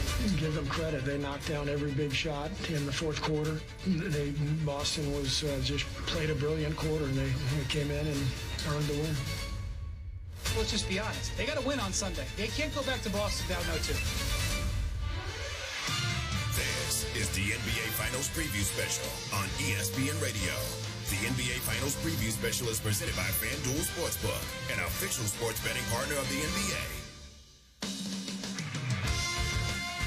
He's Harry Douglas. I'm Q Myers. We're getting you prepared for NBA Finals Game 2 here on Primetime's NBA Finals Preview Special on ESPN Radio, on the ESPN app. Also heard on SiriusXM Channel 80, presented by FanDuel. We not only have been talking about the Celtics and the Warriors, but we also, from Woj earlier, heard about Quinn Snyder from the Jazz stepping down after 8 seasons as a coach. And matter of fact, from Woj on Twitter, says Snyder simply decided it's time to step away. Conversations have been amicable with the team, relationships still strong, but Snyder has decided to leave after building the Jazz into a perennial playoff contender. And joining us right now on the phone lines is our guy, Andre Snellings, ESPN senior writer, on Twitter at Professor DRZ. And Andre, we appreciate you as always. What were your thoughts when you saw Quinn Snyder stepping away from the Utah Jazz?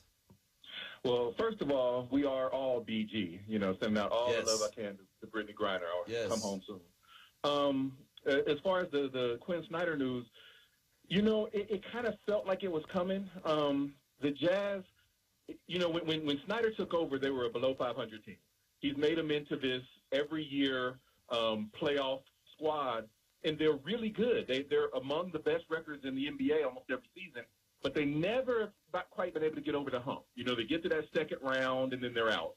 And you look at the team, the talent doesn't seem like it's going to be able to change dramatically. You know, it's Rudy Gobert and you know, Donovan Mitchell and all the players around them, but they just seem like they've hit their ceiling. And from what Woj is saying, it sounds like Quinn Snyder just decided maybe it's time for a change of scenery for all involved. So, you know, he leaves them in a good place. Danny Ainge is taking over running the team, so maybe he wants to try to work his magic. He's watching his Celtics put together in the NBA Finals, and then maybe he wants to take a chance at doing the same thing with the Jazz. Now, I got to ask you, Andre, what's next for Quinn Snyder in the Jazz? I'm sorry, what'd you say? What's what? What's next? Let's just focus on Quinn Snyder. What's next for Quinn Snyder? What do you think is next for Quinn Snyder? Yeah, I mean, he'll be able to get a job if he wants one. You know, he did a great job there. They didn't win a championship, but he was able to again, take a team that was below 500 and make them perennial contenders. So there will be a lot of other teams out there that are interested in his services. And I think it's really just kind of up to him. Does he have the energy to jump right back into it right away, or does he maybe want to take a little time away and maybe hand pick his next location and then make that move at that time? Now, when you look at things from the Jazz perspective, what type of guy they're looking for? Is it going to be a player coach that we're seeing a lot of these teams are trying to go to, or is it going to be a more button-up type of guy? So, you know, that's an interesting. I was thinking maybe more of that player coach route just because we are seeing so much success with it. You know, of course, Ime Udoka is in the spotlight right now. But, you know, Steve Kerr is an ex-player coach, too. So we've got two of them in the finals. The Lakers just hired one. And that seems to be the move, bringing in a player that can be a little bit more – an ex-player that can be a little bit more hard-nosed with the current players, but also identify with them in a way that maybe a non-player coach maybe doesn't. And that seems to be the move right now. I don't know for sure that that's where they want to go, but it certainly feels like that's what's in vogue.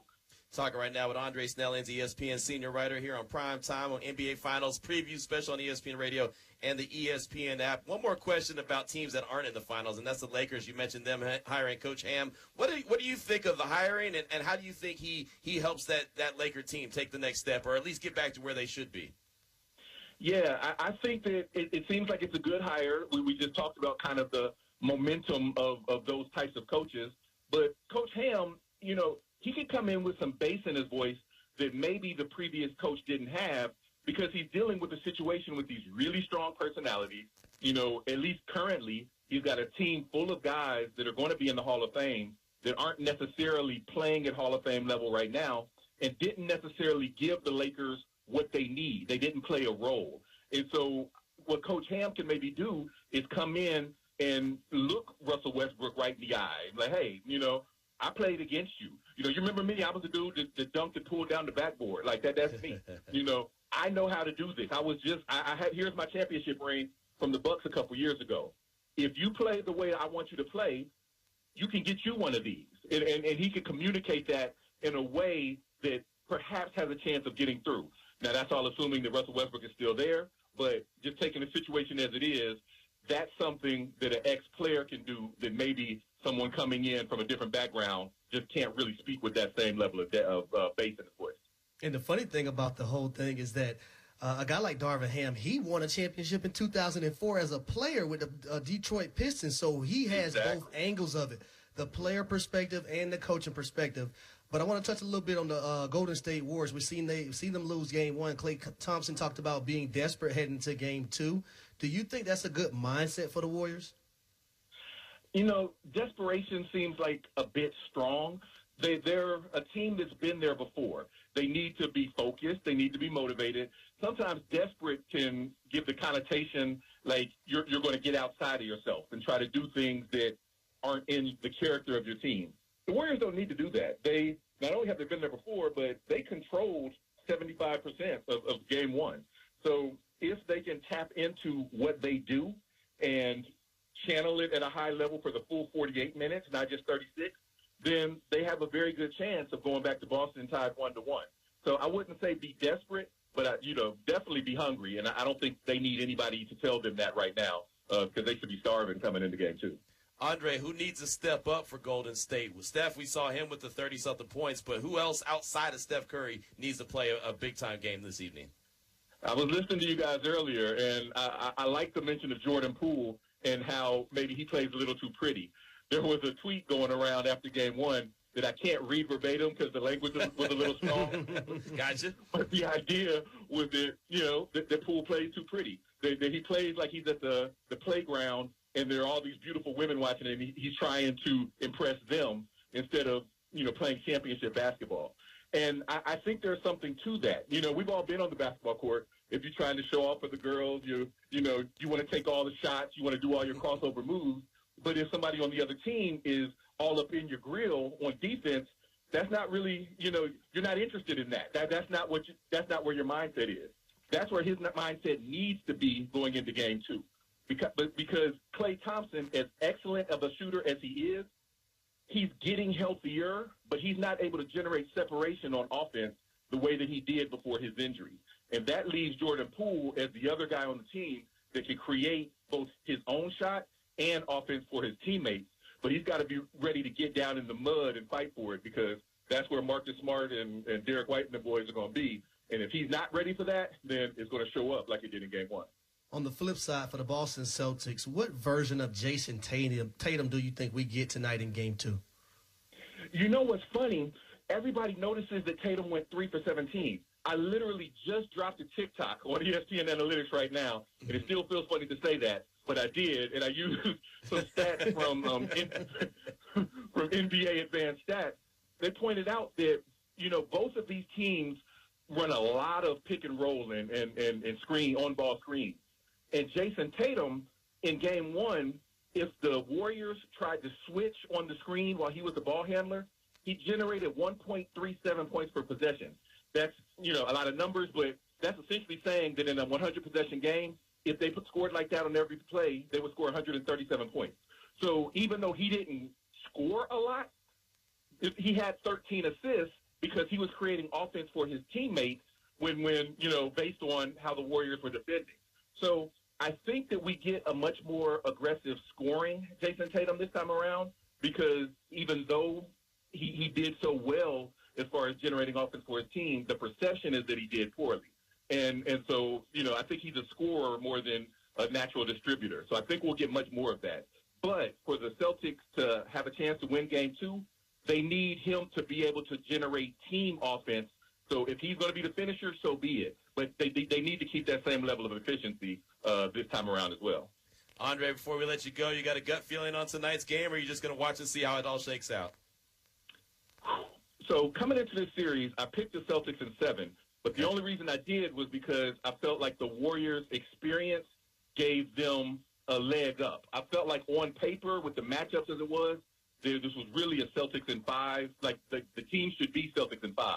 I thought the Warriors' experience would help them keep it close. So for tonight, I think that either the Celtics win another game similar to the other night, or I wouldn't be surprised if the Warriors get a blowout. But that result's going to determine my outlook from here, whether I think Celtics in 7 or Celtics in 5. There it is right there. Andre Snellings, ESPN senior writer. He's Professor Dr. Z, at Professor Dr. Z on Twitter, and with us here on Primetime. Andre, thank you so much for your time, my man. Enjoy the game this evening. We'll be talking soon. All right. Catch y'all next time. All right, there he goes. Again, Andre Snellings does a fantastic job. Great breakdown, talking all things NBA, from Quinn Snyder to the Lakers to, of course, the NBA Finals. Coming up next, is this a must-win situation for the Warriors? We'll find out. This is Primetime on ESPN Radio and the ESPN app. Wake up and get up with Keyshawn, J. Will, and Max. You know how bad that is, though, when you're the number one pick like I was and you had Neil O'Donnell at quarterback as a rookie opposed to a Joe Burrow? That's like, come on, man. Seriously? Yo, KJ and Max. Weekdays starting at 6 Eastern on ESPN Radio and on ESPN2.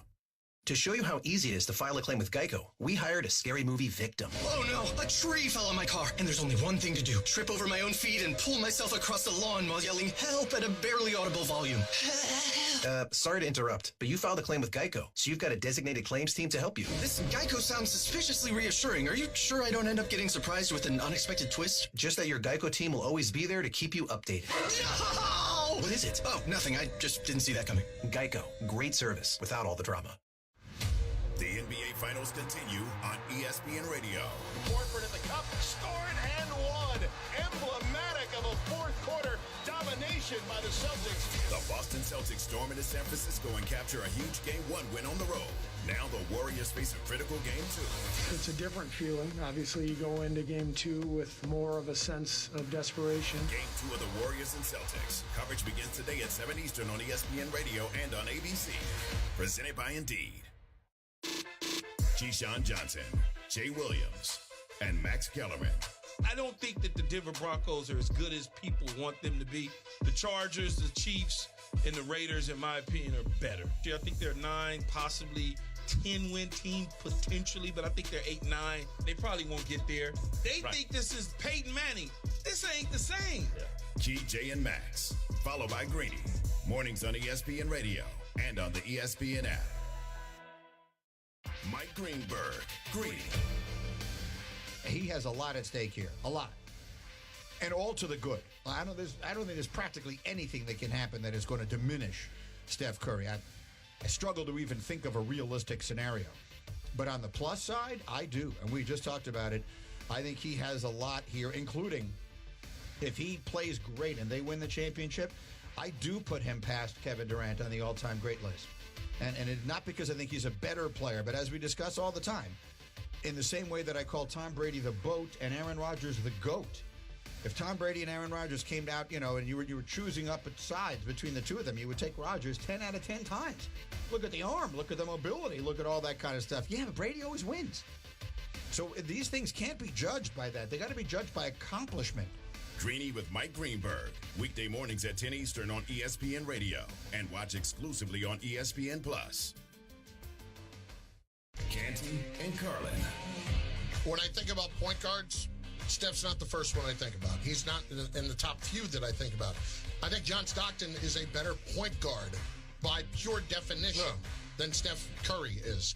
When I talk Oscar about Robertson. Yeah, absolutely. The Big O was a better point guard.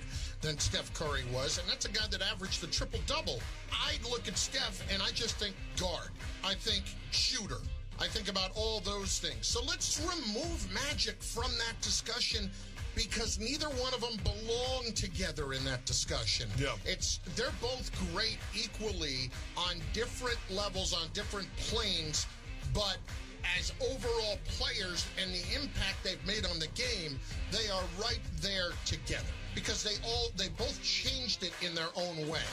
Chris Canty and Chris Carlin are Canty and Carlin. Don't miss them weekdays on ESPN Radio and on ESPN Plus. Swagoo and Burke, the podcast. Hey, right now, I'm a little Hollywood. I'm a celebrity.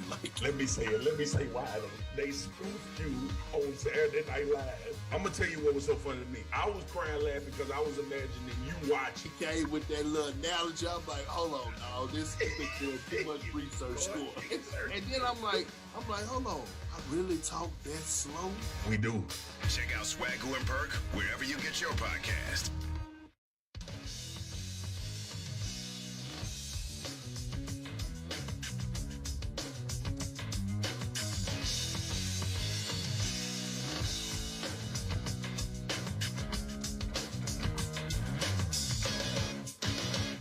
Keyshawn, J. Will, and Max. I feel like Jaylen Brown's attitude reminds me more of Kobe than Jayson Tatum's. Like, whose team is it?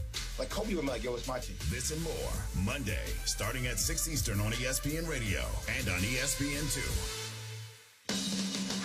This is the NBA Finals Preview Special on ESPN Radio.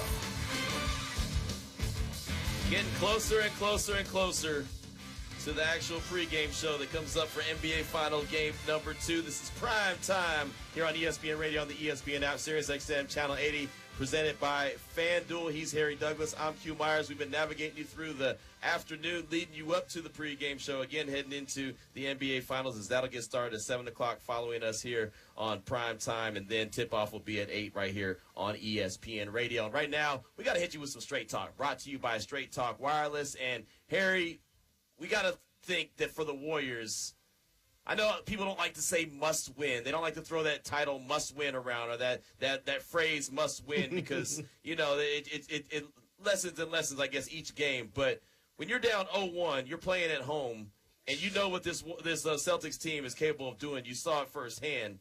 Is this a must-win situation for the Warriors tonight? I think so, 100%. The Warriors have already lost home court advantage. Coming into game 1, they were 9-0 in the playoffs. They are now 9-1. Their first loss came to the Boston Celtics. But when I look at that team across from them, those guys are young and hungry. They want to make their own name for themselves. You look at the young players that they have. They want to demolish the Warriors and embarrass them. And especially when you have people like Draymond Green saying that they want the Celtics, that the Warriors, that's who they want to play. They want to send a statement to the National Basketball Association. And I just love the story around this team in totality because at the midway point in January, before I say late December, early January, a lot of people wasn't on board with this team, but they figured it out. Head coach-wise, player-wise, defensively, everybody 1 through 15 bought in. And what we've seen throughout these playoffs is that the mental part of the game, these players on the Boston Celtics team have not wavered. But let me tell you another reason why it's important for the Warriors to win this game tonight. Throughout the history of basketball, there's only been 5 teams that come back from 0-2. Right? You look at the Bucks 2020-2021 season last year with Giannis, a dominant player versus the Suns. 2015, 2016, these same Warriors were up 2-0, 3-1 in the series, and then they let the Cavs come back, LeBron, Kyrie, and Kevin Love, and win that series. Dominant player. Thanks for reminding me. Look, but check out the theme, though. Dominant player, LeBron. Yeah. You look at 2005, 2006, Dwayne Wade, that Miami Heat team, and Shaq. Yep. They were down 0-2 to the Mavs and Dirk Nowitzki. They came back. Dominant player, Shaq and D. Wade. Now you look at the Blazers. We take it a little bit back. We're going to take it all the way back to 1976-77 season. Bill Walton and the Blazers were down 0-2 versus Dr. J and the 76ers. Dominant player, Bill Walton. Last but not least, 1969. Bill Russell in the Celtics were down to Jerry West and the Lakers 0-2. They came back and won. Dominant player, Bill Russell. And the reason why I brought all that up is because I understand Steph and Clay, and they're the best backcourt when it comes to shooting that we'll ever see, and Steph Curry is the best shooter that we'll see all time. But the Warriors don't have that dominant player, like I just mentioned, on all 5 of those other teams to help propel them back from a 0-2 deficit. Right, and on top of that, you don't want to give this Boston Celtics team that much more confidence. They're already cooking with grease right now. They're already feeling good about their situation, knowing that they really stole that game 1. And that, look, when you're in the NBA Finals or even a playoff situation, best of 7, you want to win 1 on the road. That's what it's all about, is winning 1. Mm-hmm. They went and took game 1 right there from the Warriors, who had it. They cruise control. They put it in cruise control and then ended up losing it. And so now the Celtics are feeling like, hey, man, we're in a great position. And if they go in tonight and they dominate and win and leave out of the Bay Area with a 2-0 lead, they're feeling like there's nothing that they can't do, right? And tonight the Warriors are without Andre Iguodala, Gary Payton II. He has said he's available. Steve Kerr has said that he's getting a little bit closer and closer. Maybe we'll see a little bit of him tonight, but no Andre Iguodala, another guy who's been there, done that. So that's a little bit more of a little knock, a little chink in the armor of the Golden State Warriors. And Q, I'll be the first to say, I'm not going to sit up here and say, though, like if the Warriors do go down 0-2, they can't come back from it. It's no chance, because we've seen, especially in sports recently, that anything can happen, no matter what. You got to go out there and play the game regardless. But it is much, much, much more harder, especially going down to the TD Garden, going over to the TD Garden in Boston. And we know how those fans are, and we know how much they love sports in the New England area, period, overall. When you look at the Boston Bruins, you look at the Red Sox, you look at the Patriots, you look at the Celtics, all those teams and those fans, they support those teams very, very well. So we know TD Garden is going to be rocking, because they haven't had a championship since what year was that they won it with Kendrick Perkins and Paul Pierce? Oh man, yeah, that was a while back. 2008, 2008, right? Okay, there you go. Yes. Matter of fact, I saw the tweet earlier. That's 2008. So they haven't had a championship since then, but then now they're doing it with core guys, and the way they want to do it, and everyone buying into the system. It's going to be tough, because I can't sit up here and say if the Boston Celtics go up 2-0 that they're going to have a mental lapse and breakdown, because time and time again this team has been battle tested throughout the NBA playoffs, and they have came out on the right side of things. Right. No, and I'll say this. Not only do I think this is a must-win for the Warriors, I think that they need to win in favorable fashion. I think they need to punch the Celtics in the mouth just to get that ugly taste out of their mouth from what happened in Game 1. Because I'm telling you, man, I think that has a ripple-down, a trickle-down effect on the Warriors. The way that they got punched in the mouth, I mean, giving up 40 points. And, look, the Warriors aren't slouches on defense. I know the Celtics are the number 1 team, but number 2 was the Warriors. And they gave up 40 points in the fourth quarter and lose at home. So I think that they need to not only must win, but they need to win in dominating fashion. That was Straight Talk, presented by Straight Talk Wireless. Coming up next, we're going to continue to react to the stunning news about Quinn Snyder stepping down in Utah. This is Prime Time on ESPN Radio and also on the ESPN app. Keyshawn Johnson. People that are complaining about the way he went about doing it, you're the one running behind him. Jay Williams. Carries a lot of weight that the trade value was not affected by 22 accusations. And Max Kellerman. The chip's on the line. You believe he's going to get it done. Weekday mornings at 6 Eastern on ESPN Radio and on ESPN2.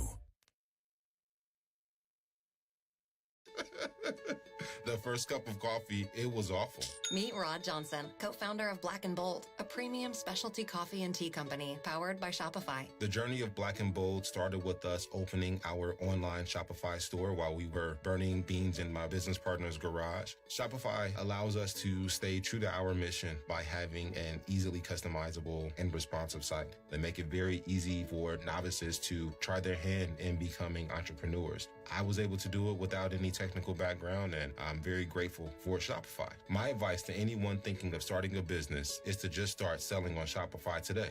When you're ready to share your business with the world, grow it on Shopify, the all-in-one commerce platform trusted by millions of businesses like Black & Bold. Get a free 14-day trial at shopify.com/play and start selling wherever your customers are with easy-to-use tools and friendly 24/7 support. Go to shopify.com/play right now. Shopify.com/play. Netflix, Amazon Prime, HBO, Showtime. How many streaming services are you paying for? Better question, how many do you actually watch? Odds are you're paying for subscriptions you're not even using. Why? Because getting out of subscriptions often feels like more trouble than it's worth. Well, not anymore. Just download the Truebill app. Truebill is the #1 subscription tracker, manager, and canceller all in one. Connect your accounts and instantly you'll see a complete picture of all your recurring subscriptions in one easy-to-use interface. Truebill organizes your subscriptions by due date and notifies you when something is coming up. Now, instead of waiting on hold for close to an hour while you connect to a customer service rep, cancel that subscription immediately with a tap right from the app, and Truebill will handle the rest. To find out more about all the awesome personal finance features packed into Truebill, go to Truebill.com/sports or download Truebill from the Apple app or Google Play stores. Truebill, the money app that works for you.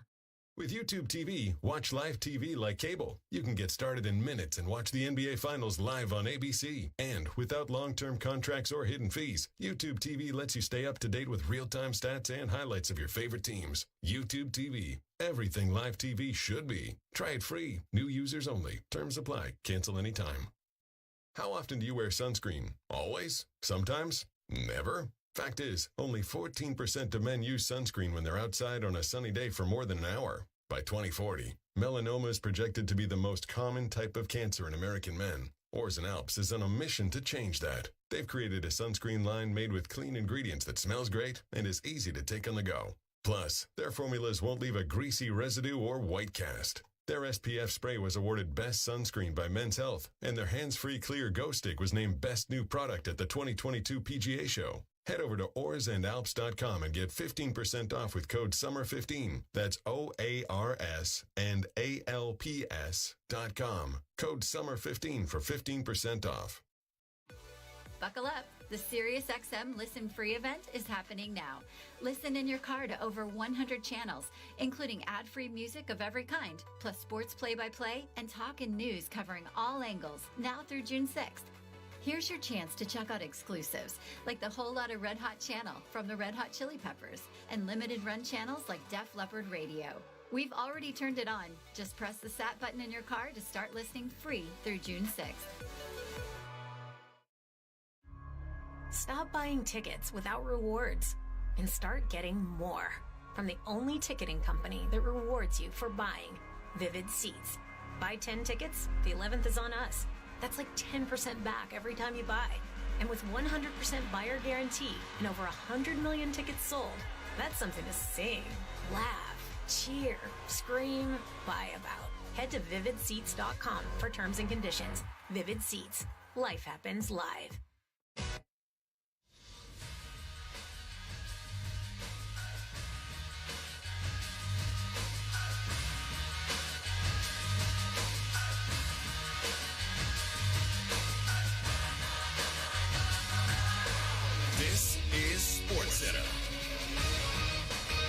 I'm Dave Mager, NBA Finals Game 2. The Celtics coming off that dominant fourth quarter comeback in the opener. 14 Warriors turnovers for Coach Steve Kerr. It did feel like timing-wise we had some bad ones. You know, we had a 15-point lead late third, and I think Jordan Poole lost his dribble against Tatum, and Tatum gave it to Brown for a layup. And, you know, there's momentum plays like that are a big deal. Boston at Golden State. It's on ABC and ESPN Radio with the pregame at 7 Eastern Time on many of these stations. Quinn Snyder resigns as coach of the Utah Jazz.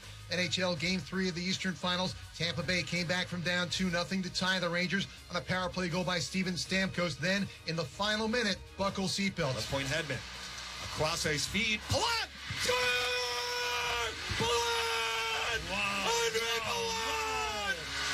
On the touch pass from Kucherov! Dave Mishkin, Phil Esposito on 970 WFLA. That was the winner with 42 seconds left. The Lightning take it 3-2. Rangers lead the series 2-1. Monday night, Colorado goes for the sweep of Edmonton. The Oilers of Evander Kane suspended one game for a boarding penalty that put Nazem Kadri out of Game 3. Baseball, Padres Brewers tied at 3 in the 10th. Cronenworth at the plate. The 0-1, here it is, and he hits it in the air to deep right field. McCutcheon's going back. He's at the wall looking up. It's going to go! A 3-run homer for Jake Cronenworth in the 10th inning. His second consecutive game with a home run, and the Padres back in front 6-3. They win at 6-4. The call on 97.3 The Fan. Seattle beat Texas 6-5 in 10.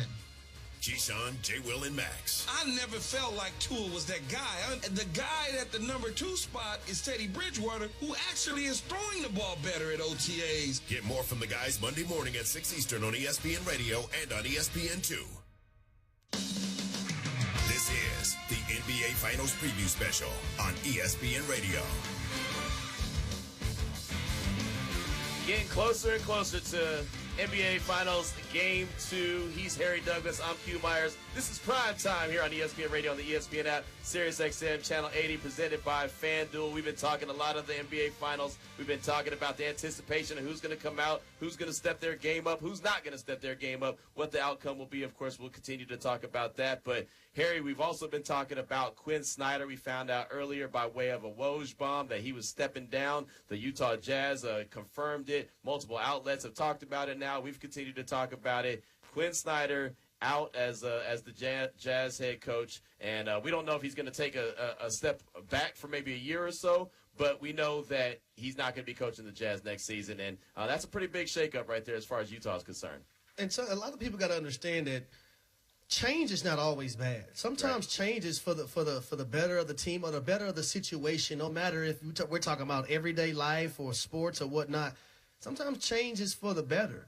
And being able to have that different voice and having different people in there saying different things to these players and I call it a newfound energy in the building. Sometimes that's good. We've seen it with the Boston Celtics, as we mentioned earlier. We've seen it with the Dallas Mavericks. We've seen it with those two teams, and one of the teams is in the NBA Finals. The other team played in the Western Conference Finals, and honestly probably shouldn't even been to the Western Conference Finals. But being able to have a different voice in the guy that played the game at a very, very high level to help lead them played a major factor in a role in their team's success this year.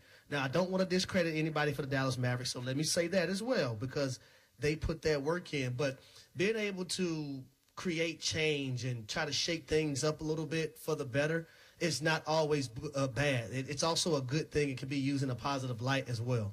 Yeah, no doubt about that. Matter of fact, Quinn Snyder, formerly the Utah Jazz head coach, put out a statement saying, at the core, what drives me every day is our players and their passion for the game, their desire to constantly work to improve, and their dedication to the team and the Jazz. I strongly feel they need a new voice to continue to evolve. That's it. No philosophical differences, no other reason. After 8 years, I just feel like it is time to move onward. I need to take time to detach after the season and make sure this was the right decision. Harry, sounds like exactly what you just described.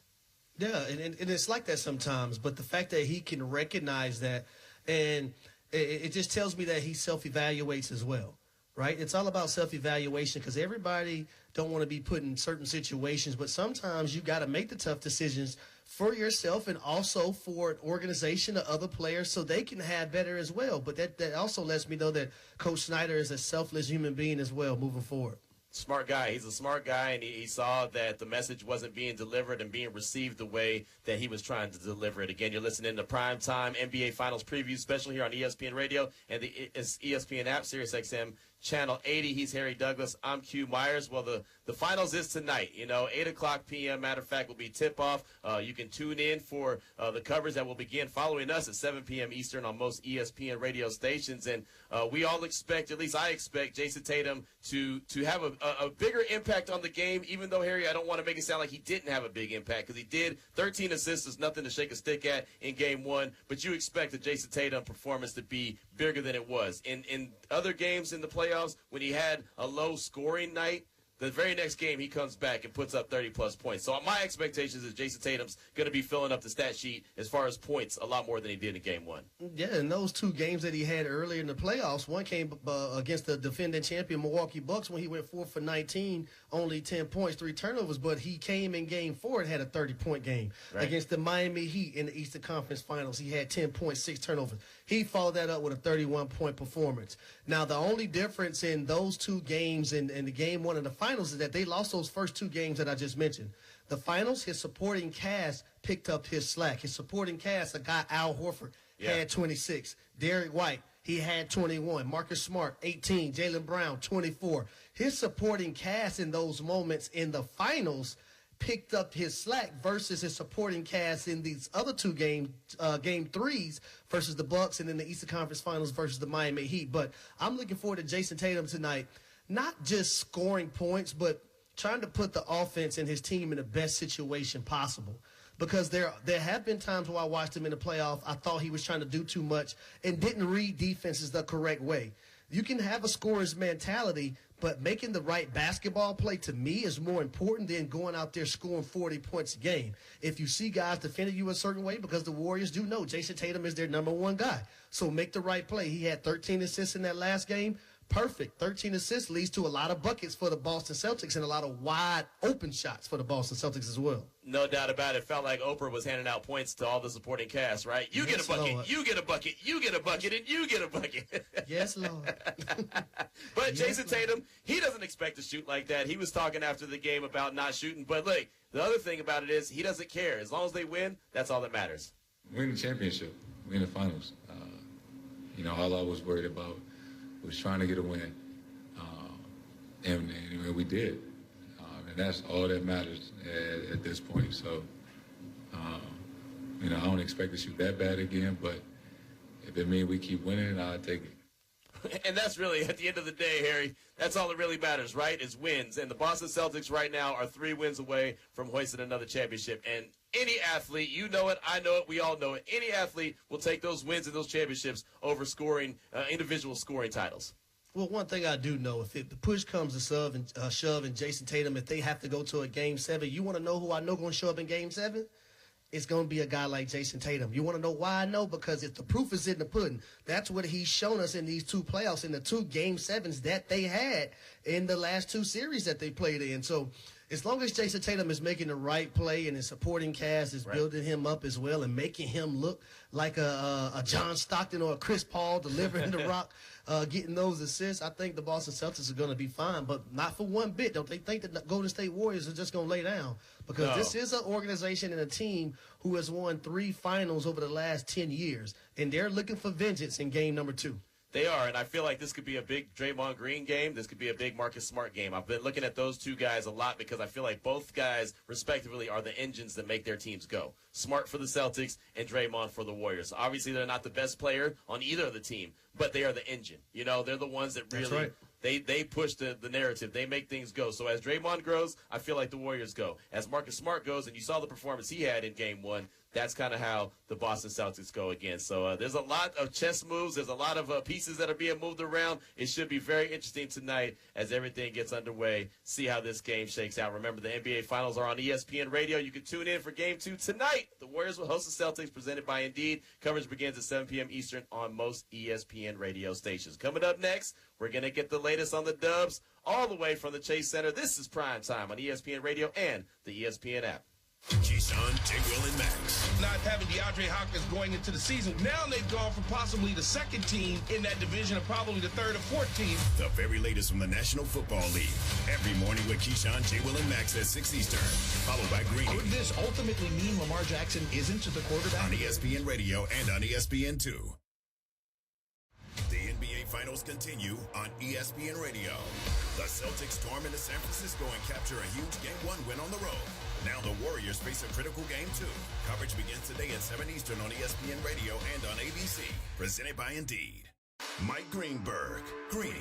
I don't feel sorry for anyone who has spent a lifetime making millions, tens of millions of dollars in an industry where the labor has been completely unpaid. But what I'm saying is, this is the end of something and the beginning of something entirely new, entirely different. And that's what Saban is telling you. I understand Jimbo taking umbrage to being called out like that, because if I'm him, I'm saying, hey, Nick, I'm just playing by the new rules. So is everybody. He's defending it because it just doesn't sound right, particularly in places where college football is king, college football is life, to say, yeah, we bought our class because that's what you can do now. But that is the reality. And it's not just there, and it's soon to be everywhere. So that's a game either Nick is going to want to play or he's going to have to get out. And it's the same with all of them. And I can see adjusting to that a lot more easily if you're in your 40s or your 50s than you are in your 70s. But that is the new world of college sports as we know them.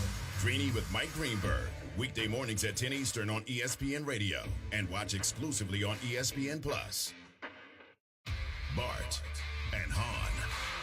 One thing about what's happening in Miami, Bart, it feels like they are trying to shove it down our throats that Tua is the guy. Everyone just keeps raving about his ability to stretch the field and get it to the cheetah. I don't want to hear my receiver saying he throws a catchable ball. So it's an underhand ball, a catchable ball. That ain't an attribute I want to have. He throws a catchable ball. What the hell is that? Bart and Hahn, weekdays at noon Eastern on ESPN Radio and on ESPN Plus. Yo, Pablo Torre here, host of the ESPN Daily Podcast. When you want to go beyond your feed, when you want to get inside the score, when you want to get behind the highlight, there's ESPN Daily. Go deeper into the stories of the moment. Get the exclusive access and insider perspective that only ESPN can give you. ESPN Daily, hosted by me, Pablo Torre. Listen and subscribe wherever you get your podcasts. The Hoop Collective Podcast. They shoot 68% as a team, 75% from three-point range. They scored 40 points to the Warriors 16. The Warriors went 8 minutes without scoring a basket on this floor where they were undefeated in the postseason. And by the way, Peyton Pritchard played 8 minutes of that fourth quarter. Marcus Smart only played 3 minutes. I was wondering whether Ime Udoka was going to take him out. The Hoop Collective Podcast. Listen on the ESPN app or wherever you listen to podcasts. Keyshawn, J. Will, and Max. Bart Scott is an entertainer. Let me tell you something. It's one of the reasons that radio show is entertaining. Bart's is twice the size of mine. And it's up to his neck. Oh, high booty. Well, that's good, though, for an athlete. No, I don't know who told you that. I remember us having to tell one of our teammates, say, man, you need to go get surgery, dog. You're in trouble. Yeah, you're going the wrong direction. GJ and Max. Followed by Greeny. Mornings on ESPN Radio and on the ESPN app.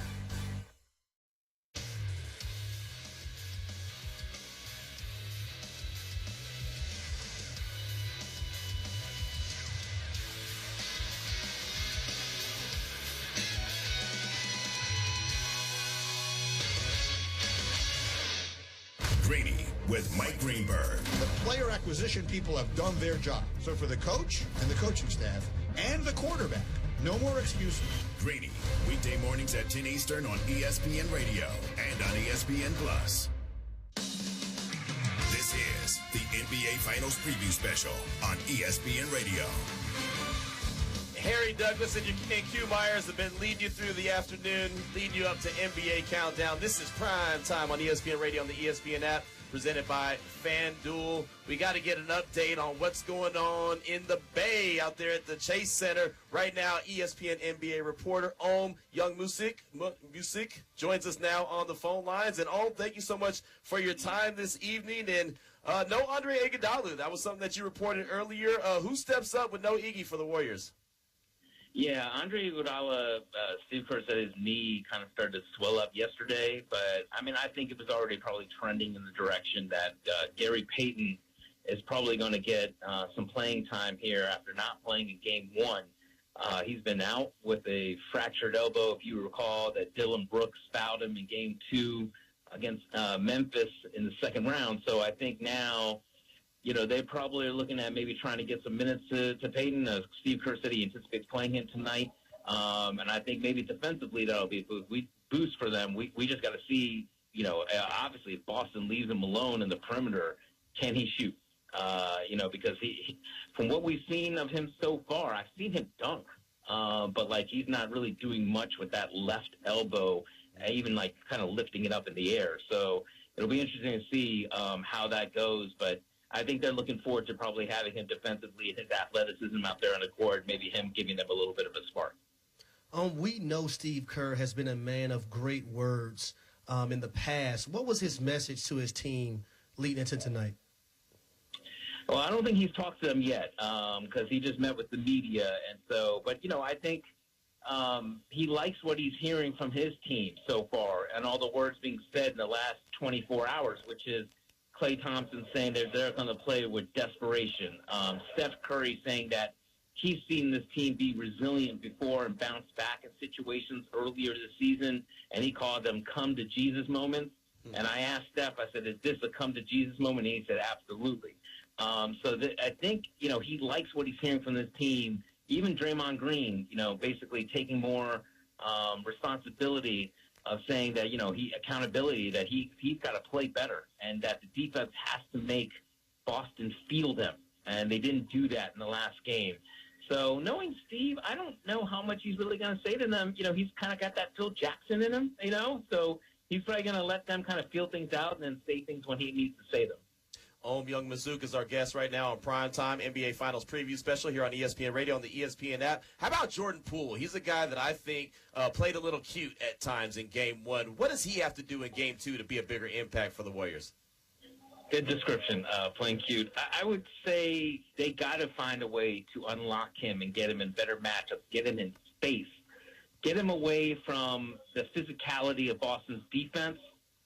They got to find a way to give him some space to maneuver because when he is able to kind of take guys one-on-one, get to the rim, explode, and really kind of give them that spark, this Golden State offense really is kind of clicking on another level. I mean, yes, everything revolves around Steph and Clay, but I don't know, man. He just gives them an extra gear when he's going. If you watch that first round against Denver and moments against Memphis and Dallas, so I think they got to find a way to really try to unlock him and just give him more space to work with and free him up.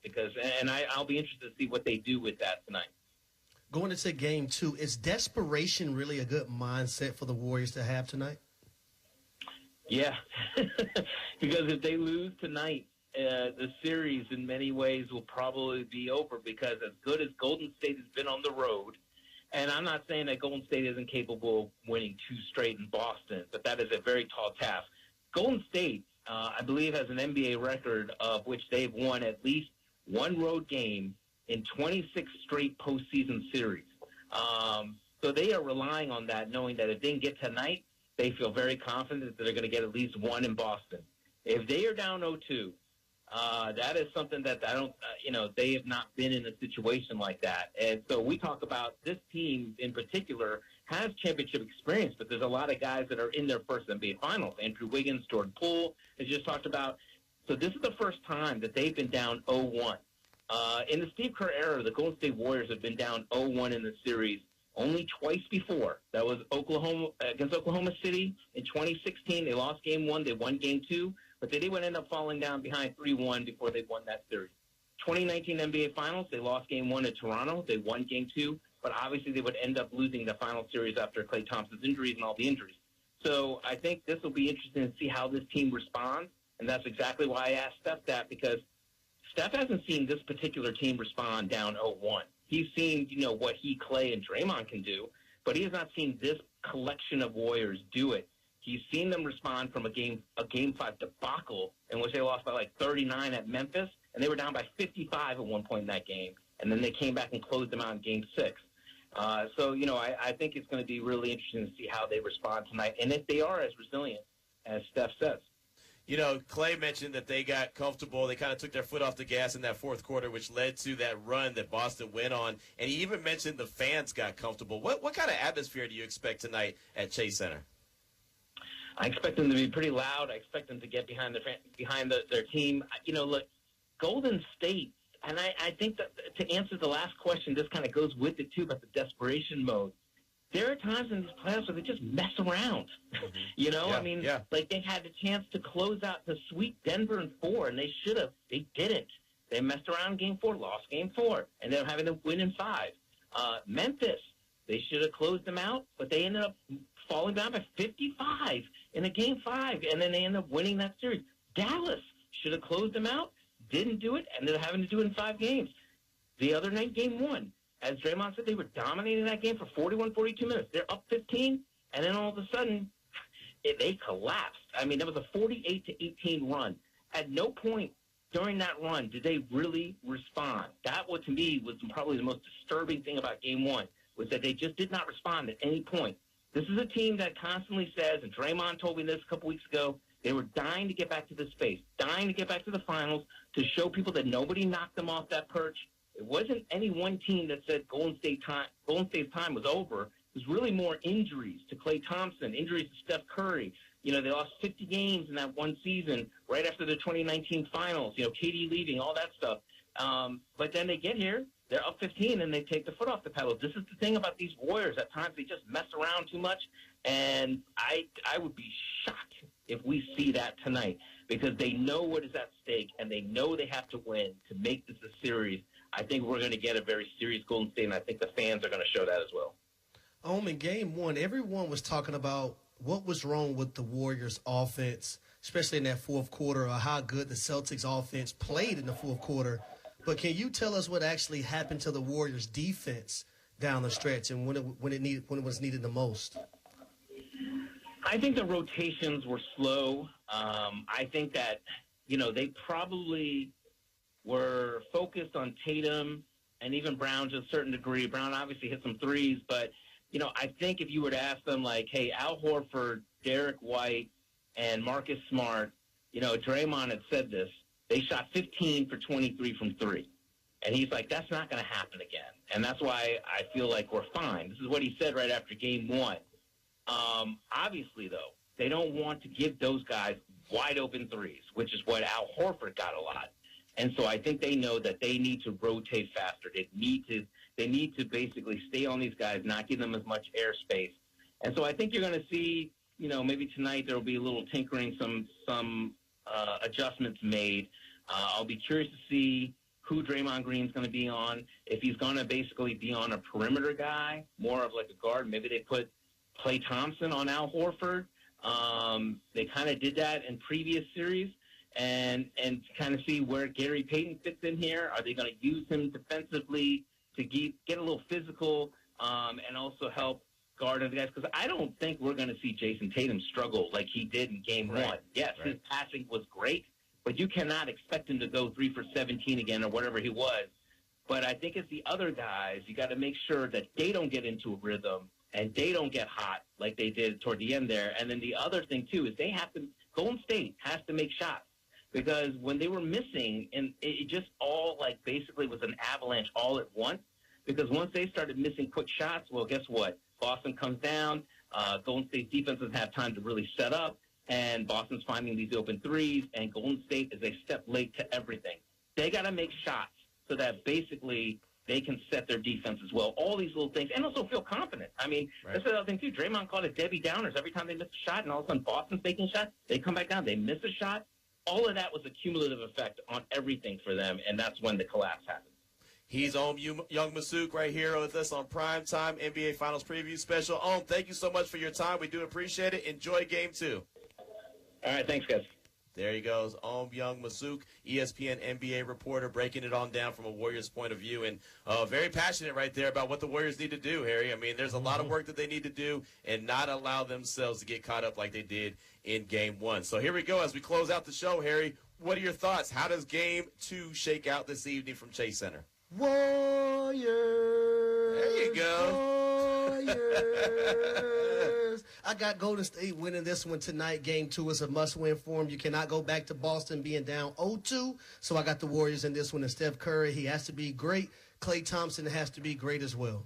I think Jordan Poole needs to be great, and I don't mean great like 30-plus points, but he needs to be a big-time contributor. I have the Warriors as well. The games are going to be tied up at 1 as they head back to TD Garden in Boston. So there you go. That is it from us. Full reaction to Game 2 of the NBA Finals start with Keyshawn, J. Will, and Max, 6 a.m. Eastern, right here on ESPN Radio. But coming up, we're going to close things out. NBA Countdown with Kevin Winter and Roz Gold-Onwude, live from the Chase Center, leading up to Game 2 of the NBA Finals. This is Primetime on ESPN Radio and the ESPN app.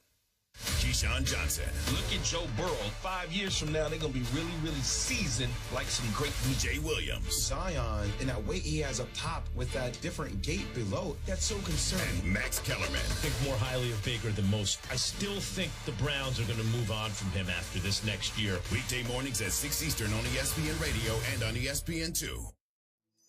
Switching and saving with Geico is easy, so you're free to ponder life's big questions. Like if a person can get discombobulated, does that mean the rest of the time they're just like combobulated? Are we humans always in a state of combobulation? Until, of course, something dramatic happens and we are discombobulated for a while. Then we go back to being combobulated.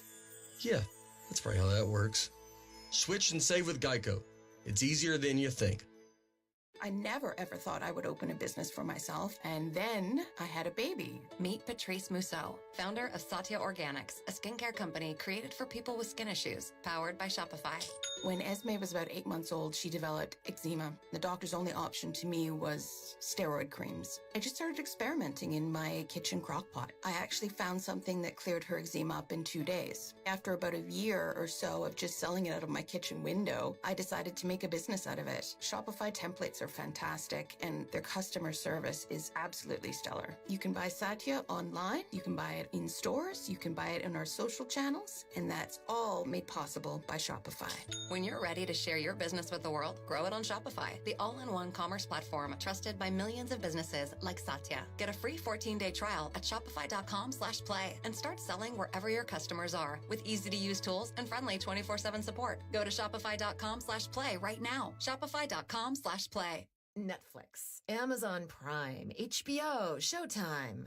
How many streaming services are you paying for? Better question, how many do you actually watch? Odds are you're paying for subscriptions you're not even using. Why? Because getting out of subscriptions often feels like more trouble than it's worth. Well, not anymore. Just download the Truebill app. Truebill is the #1 subscription tracker, manager, and canceller all in one. Connect your accounts and instantly you'll see a complete picture of all your recurring subscriptions in one easy-to-use interface. Truebill organizes your subscriptions by due date and notifies you when something is coming up. Now, instead of waiting on hold for close to an hour while you connect to a customer service rep, cancel that subscription immediately with a tap right from the app, and Truebill will handle the rest. To find out more about all the awesome personal finance features packed into Truebill, go to Truebill.com/sports or download Truebill from the Apple app or Google Play stores.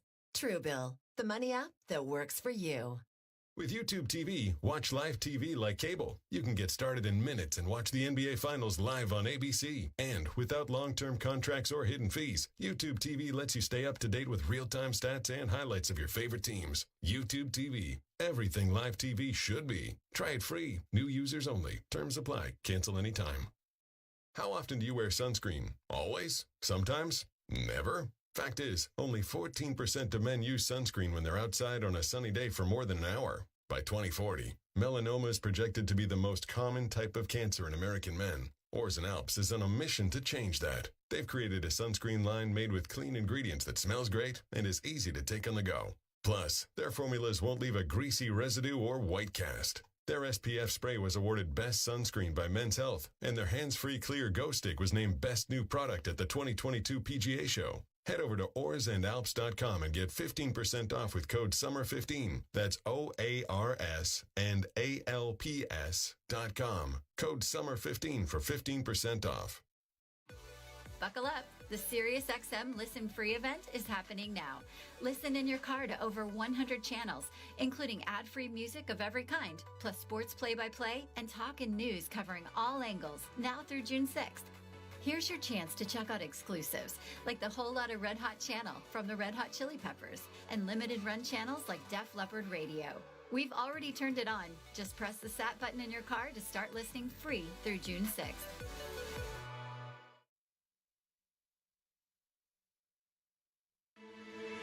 Rebound Curry, and he starts transition in a hurry. Takes the long three and connects. Curry, wide open three, and again he makes Boston pay. Makes another one. 21 first quarter points for Curry, powered by 6 triples. Jaylen Brown again, a three-pointer. Boston now down 2. Brown dishes to Horford in the cup, scored and won. Emblematic of a fourth quarter domination by the Celtics here in San Francisco.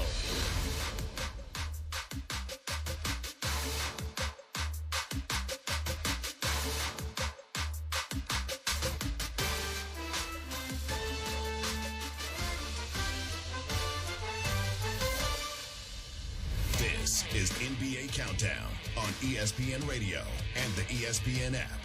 Now, live from Chase Center in San Francisco, alongside Ross Gold on Wood Egg, here's Kevin Winter. Thursday night, in Game 1 of these NBA Finals, the Boston Celtics and the Golden State Warriors treated us to a whale of a basketball game. First half, Golden State would lead by 10, only to see the Celtics storm back and take a 2-point lead into the locker room. Then came the third quarter. The quarter that defined the Dynasty Warriors from 2015 to 2019. The 12-minute period where Golden State would just punish its opponents, usually resulting in a white flag being raised. Thursday night, the Warriors owned the third.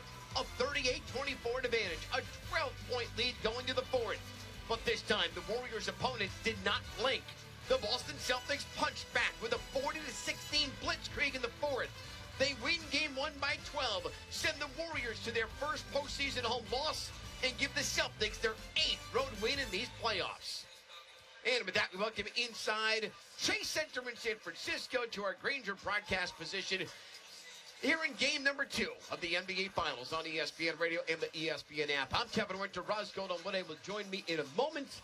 Then we're going to welcome in our broadcast team of Mark Hestersher, Doris Burke, PJ Carlosimo, and Monica McNutt. Granger.com is your source for supplies and solutions for every industry. And Roz, if basketball can take a page from a boxing match, metaphorically, of course, I think everyone is expecting a Mike Tyson flurry of haymakers coming out tonight on the part of the Golden State Warriors.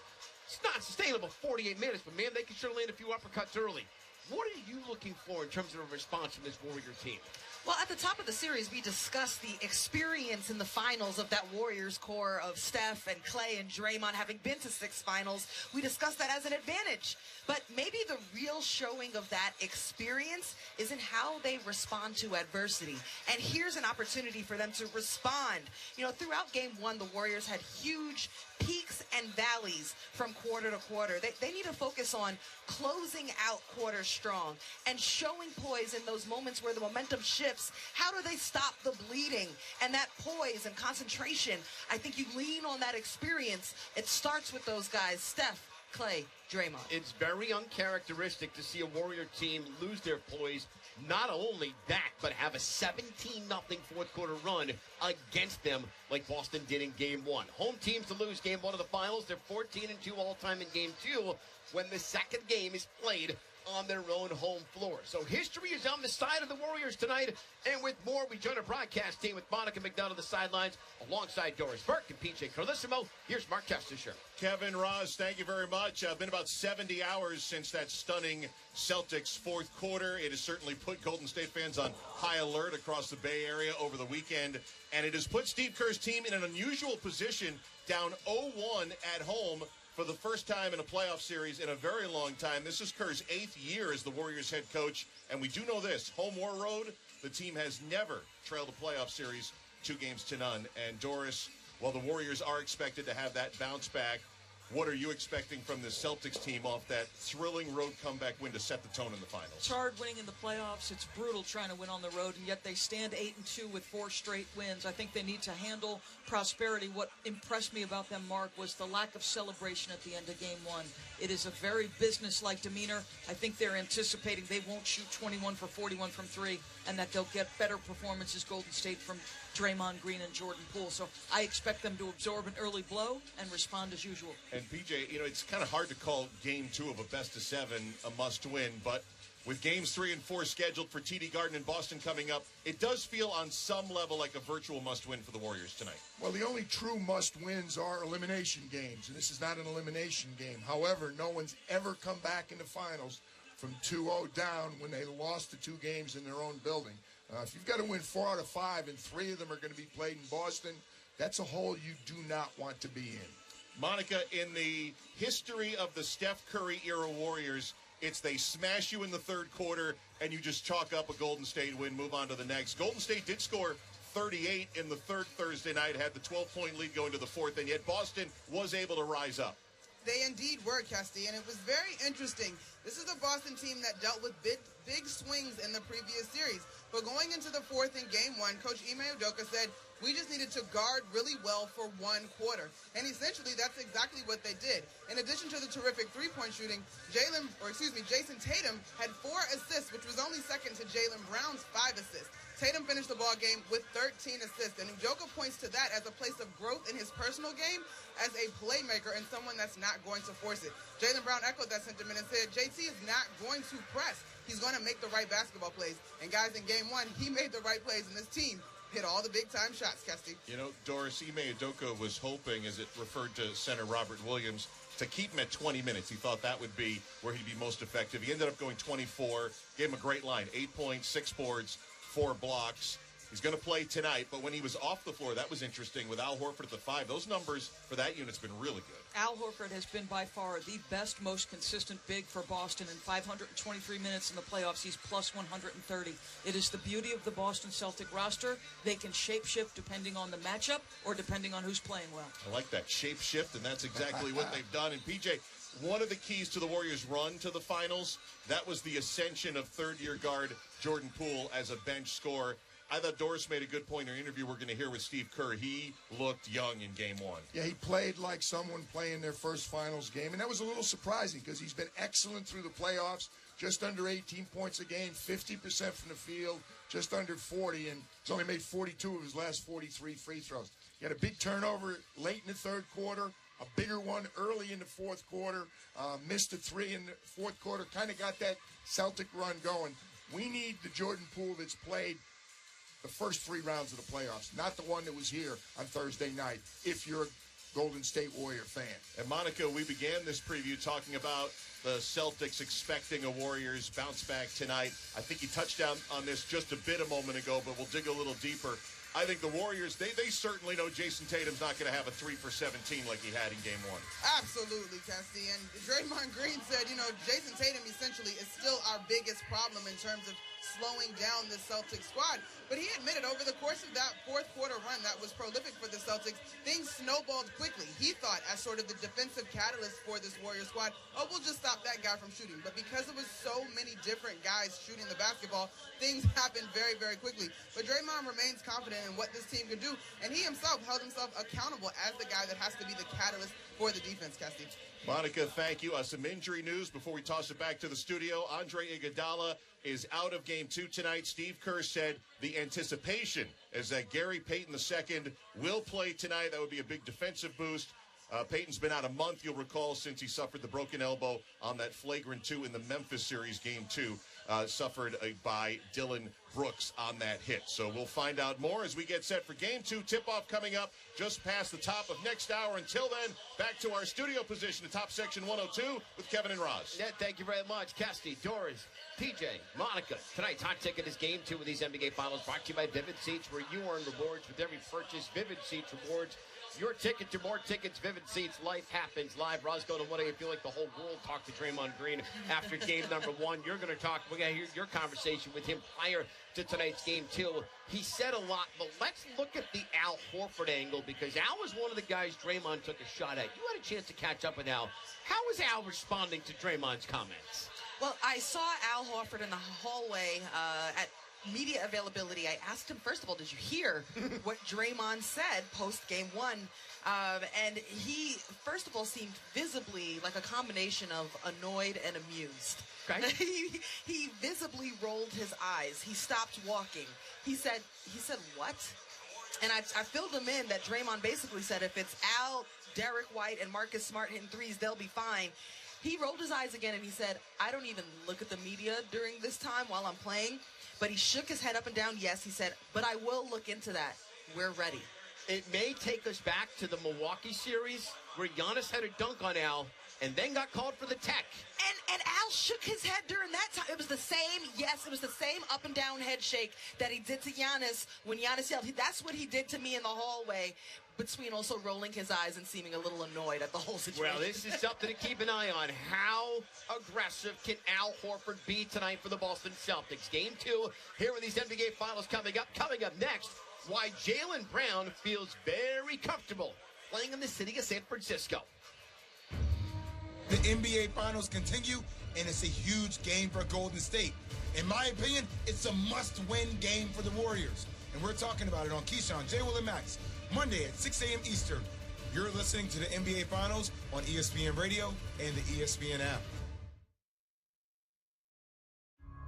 Stop buying tickets without rewards and start getting more from the only ticketing company that rewards you for buying, Vivid Seats. Buy 10 tickets, the 11th is on us. That's like 10% back every time you buy. And with 100% buyer guarantee and over 100 million tickets sold, that's something to sing, laugh, cheer, scream, buy about. Head to vividseats.com for terms and conditions. Vivid Seats. Life happens live. You can't miss a moment with Greeny. I think if the Warriors win, there's no way not to call this a dynasty. The dynasty can't just be about one person. It's got to be about a collection. I think you got to give it to the Splash Brothers. I think the Splash Brothers and Steve Kerr get dynasty status if they win this. I'm not 100% sure they don't get it even if they lose. And they're not done. Greeny with Mike Greenberg. Weekday mornings at 10 Eastern on ESPN Radio. And watch exclusively on ESPN+. Canty and Carlin. When I think about point guards, Steph's not the first one I think about. He's not in the top few that I think about. I think John Stockton is a better point guard by pure definition than Steph Curry is. When I talk Oscar Robertson. Yeah, oh, absolutely. The Big O was a better point guard than Steph Curry was, and that's a guy that averaged the triple-double. I look at Steph, and I just think guard. I think shooter. I think about all those things. So let's remove Magic from that discussion because neither one of them belong together in that discussion. Yeah. They're both great equally on different levels, on different planes, but as overall players and the impact they've made on the game, they are right there together because they both changed it in their own way. Chris Canty and Chris Carlin are Canty and Carlin. Don't miss them weekdays on ESPN Radio and on ESPN+. Keyshawn Johnson, Jay Williams, and Max Kellerman. I don't wear shoes when I'm in. I don't wear shoes really when I'm in LA unless I go to dinner. You got the shorts on. And even when I go to dinner, I mean, depending on where I go, I may put on shoes. But other than that, for the most part, up to Nobu in the Jesus sandals. For sure, 100%. T-shirt and shorts. Man, I'm not dressing up for nothing. When I dress up, people be like, "We going to a wedding?" I'm like, because that's just me, man. GJ and Max, followed by Greeny. Mornings on ESPN Radio and on the ESPN app.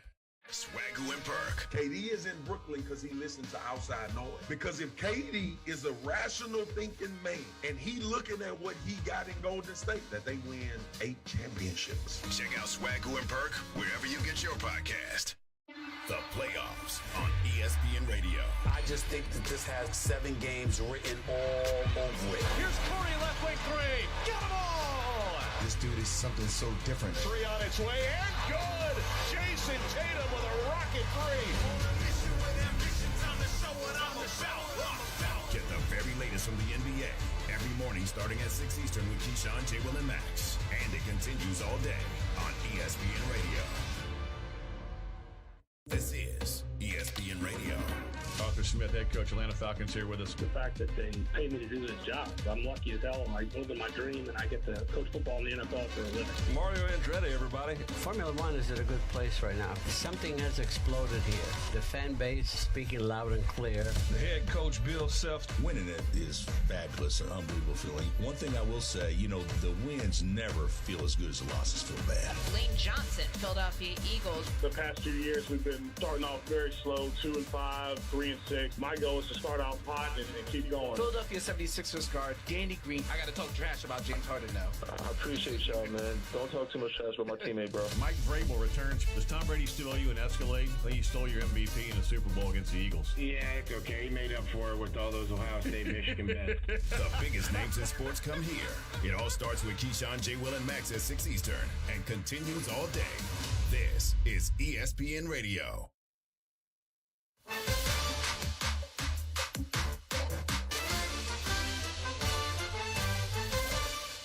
You're listening to the NBA Finals on ESPN Radio and on the ESPN app. You don't have to be a soccer player to care about goals. Your goal can be to get a COVID-19 booster when eligible. Schedule an appointment as soon as you can, following completion of your primary series. Sponsored by BioNTech and Pfizer. With Roz Gold and Woody, I'm Kevin Winter from our Granger broadcast position inside of Chase Center here in San Francisco. Tip inside an hour to go for game number 2 of these NBA Finals. The Boston Celtics leading the Golden State Warriors 1-9 still to come before tip-off. How both coaches are going to turn the page from game 1 to game 2. When you really sit back and think about it, it was just a rather stunning fourth quarter development on Thursday night. ESPN Radio's Christine Lisi takes us inside the numbers, brought to you by FanDuel Sportsbook, an official sports betting partner of the NBA. I think You know, they stayed within striking distance, and, you know, they made shots late. So pretty much dominated the game for the first 41, 42 minutes. So we'll be fine. Draymond was right on both counts. The Warriors pulled away after halftime and held a 12-point lead heading into the fourth quarter. He was also right about the Celtics hitting shots late. Tatum outside to Horford. A topside three. Make it another. 7 of 7 from 3 in the fourth quarter for Boston. It was a historic turnaround for the Celtics, which was spurred by a 17-0 run spanning from 6:04 to 1:10 left in the game. Flips it toward the basket. Missed. Horford, offensive rebound. Marcus Smart wide open, takes the pass, and drills a three from the right corner. The Celtics are 8 for 9 in the fourth from distance. According to the Elias Sports Bureau, the Celtics' 17-0 run was the second largest fourth quarter run in a finals game over the last 50 seasons. And Al Horford, Marcus Smart, and Derek White accounted for all of Boston's points during the run, which is why Draymond is still confident. They hit 21 threes, and Marcus Smart, Al Horford, and Derek White combined for 15 of them. So those guys are good shooters, but 15 for 23 from those guys, you know, so be fine. In Rise, we are going to hear your conversation with Draymond that you had a chance to catch up with him yesterday. We'll hear that about a half hour from now here on NBA Countdown. But what does Golden State need from Draymond tonight in Game 2? They need him to set the tone. The Warriors were the number 2 defense in the regular season. They certainly didn't look like it in that fourth quarter. They need defense and poise to stop the bleeding, and it starts with Draymond Green setting the tone with his mentality. So mentally, his IQ and mouth quarterbacking the defense, and also seizing the moment and closing out quarters.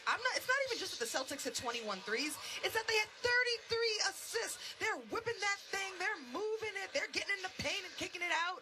Like Draymond said, it has to start with me on the defensive end. On the other side, offensively, 2 of 12. That can't be that number, can it? No, Draymond's got to be a threat. And first of all, shot selection, taking the right ones. On offense, he affects the game as a playmaker. We never expect Draymond to come out and be some 20-point guy, but he can't be out there making mistakes. He had turnovers, 3 turnovers, in addition to the poor shooting night. He's got to bring great decision-making and just be a threat out there and not affect the spacing for his team. One of the flip sides and one of the biggest reasons Boston was able to go on that big fourth quarter run, 40-16, 17-0. Jaylen Brown engineering it. Monica McDonough has tonight's player resume brought to you by Indeed. Attract, interview, and hire at Indeed.com/credit. Yesterday, she sat down with Jaylen Brown. All right, Jaylen, you guys obviously had a tremendous fourth quarter. You were the catalyst. You had 2 of your teammates hit career highs. How much are you hearing the noise that there was a career high performance from Celtics players and that the Warriors don't need to be concerned? I mean, you hear it, but I mean, like you said, it's just noise. At the end of the day, 2 teams got to come out and play basketball. That's what it comes down to. It was, I think, a quintessential team victory is a fair way to describe it. And there's a lot of pressure on your counterpart in Jayson to score. He had 13 assists. When you look at his fourth quarter, what did you see? He was making the right play. I mean, a lot of times, you know, they're going to criticize you based upon how well you can score the ball. And they think that's like the most important aspect in basketball. But there's so many other important factors in basketball that help you win games. Rebounding, you know, decision-making, you know, guarding, stopping the guy that's in front of you, making free throws, not turning the ball over. And Jayson did a good job in other aspects of the game to be impactful. You know, everything doesn't have to be you just putting up a certain amount of shots to be successful. And I think in Jayson and my maturity is starting to realize that, you know, I know that's what the outside media wants to see, but, like, nobody cares if you win. So whatever it takes to get a W, that's what it comes down to for both of us. The biggest stage of basketball, did you feel that in Game 1? Did you feel the physicality, the lights brighter? Have you taken it in? Yeah, I'm taking it in. I'm grateful. I'm taking it all in, but to be honest, for my, I guess this first finals appearance for me, like, God blessed me with everything is a home game. You know, like, in the Bay, I got so many family and friends here. You know, I went to school 20 minutes from here. I used to come to the Warriors games all the time. Steve Kerr's son, Nick Kerr, was on my team, so I used to go to Steve Kerr's house for dinner and stuff like that. So I'm very familiar with the Bay. So I feel comfortable. I feel great. And I'm just looking forward to just leaving it all on the floor. Like, you don't get too much better than this. Roz, I want to get some thoughts on you from, just what you've been able to glean from Jaylen in his time around the Golden State Warriors or even Steve Kerr. But first, don't miss playoff action with Hulu Plus Live TV. Get over 75 live channels for sports, news, and entertainment just like cable. Hulu Plus Live TV now includes unlimited DVR at no additional cost to record your favorite shows. Did you know Hulu Plus Live TV now comes with Disney Plus and ESPN Plus? It's everything you need all in one amazing entertainment package. Live TV plan required. Restrictions apply. Access content from each service separately and select ESPN Plus content via Hulu. Learn more at Hulu.com. Jaylen really came to the 2016 finals to watch Steph, didn't he? Yeah, I mean, he was a student athlete at Cal. So you're talking about 6 years ago. He was here at the 2016 finals. There's actually a video clip that's going viral of him saying, "I want to be here so bad. I will be here," as he gets a high five and a dap from Stephen Curry. He's watching the players at the time at Oracle Arena. This manifestation was a long time coming. He manifested this, and that's why he seems so comfortable here. He's been waiting for this moment. It's a long time coming. The big stage, the bright lights, the fourth quarter of game one, and he was ready for it. Fourth quarter of game one, I pull it back. 10 points on 4 of 6 shooting in 2 of 3 from beyond the arc. Raj, why isn't he afraid of the light? He's really comfortable. In a conversation he had with Monica McNutt, and he was really honest about, hey, I came up with Steve Kerr's kid. I went to eat with Steve Kerr at dinner. I went to Cal. I'm very familiar with the Bay. I got a lot of friends and family here. Even an old teammate of his, Ivan Robb, his mother has a restaurant here, brought him some lunch or a meal here. There's a certain level of comfort and not being afraid of this stage that helps him on the court. And I'm happy for him to be ready for this moment that he has claimed since 2016. I'm sure up to game one, Steve Kerr says we should have fed him peanut butter and jelly and not a steak and not a full burger or anything. Right, good riddance. This is how you repay me? All that hospitality I showed you. Had you over my house for what? For this? 24 for Jaylen Brown. Never again, Margot. Leading Boston to a victory in game number 1. Coming up next, as we start and move closer to tip-off here in game 2 of these NBA Finals, we get our analysts, Raj, Doris, and PJ together for some more overs and unders. Who won last time? Tell you later. Coming up next, this is Game 2 of the NBA Finals on ESPN Radio and the ESPN app. The smoke is back at Church's. Our $6 smokehouse chicken meal is a juicy half chicken served with mashed potatoes and a honey butter biscuit. All that for just $6, but not for long. Church's, welcome to the great state of flavor. Offer valid at participating locations. The Low Post Podcast with Zach Lowe. Kevin Arnovitz. I prefer debating influence to legacy. And I just think with Curry, the influence is incredible. The entire game is played differently. And they are also the defining team of their generation. That's influence. It's been one of the privileges of covering the game for 15 years, is the whole damn thing has changed. When you start charting the reasons why he's at the top of the list. Check out the Low Post Podcast on the ESPN app or wherever you listen to podcasts. Yo, check this out from Canty and Carlin. LeBron James is now a billionaire. LeBron James has got his hands in a lot of different pies, and it's impressive to see him diversify. And just, Carlin, his capacity to be able to put himself in all of these different things while still maintaining his stature as a basketball player and being one of the best on the planet. That's the part that's most impressive. Check out Canty and Carlin, weekdays on ESPN Radio and on ESPN Plus. Mike Greenberg, Greeny. These are things that have to be taken individually. I understand that in a town you're going to look at the totality. Right now, baseball, spectacular. Basketball, not so good. Maybe the Nets get this thing figured out. Hockey, yeah, the Rangers, they could wind up being the next team to win a championship in this town. They could do it in the next couple of weeks. And then the football teams, the Giants had a good draft. The Jets had a great draft. Do things look a little better? God knows, I hope so. Greeny with Mike Greenberg. Weekday mornings at 10 Eastern on ESPN Radio. And watch exclusively on ESPN Plus. Keyshawn Johnson, Jay Williams, and Max Kellerman. I don't think that the Denver Broncos are as good as people want them to be. The Chargers, the Chiefs, and the Raiders, in my opinion, are better. I think they're 9, possibly 10-win team potentially, but I think they're 8-9. They probably won't get there. They think this is Peyton Manning. This ain't the same. GJ and Max, followed by Grady. Mornings on ESPN Radio and on the ESPN app. I never, ever thought I would open a business for myself, and then I had a baby. Meet Patrice Mousseau, founder of Satya Organics, a skincare company created for people with skin issues, powered by Shopify.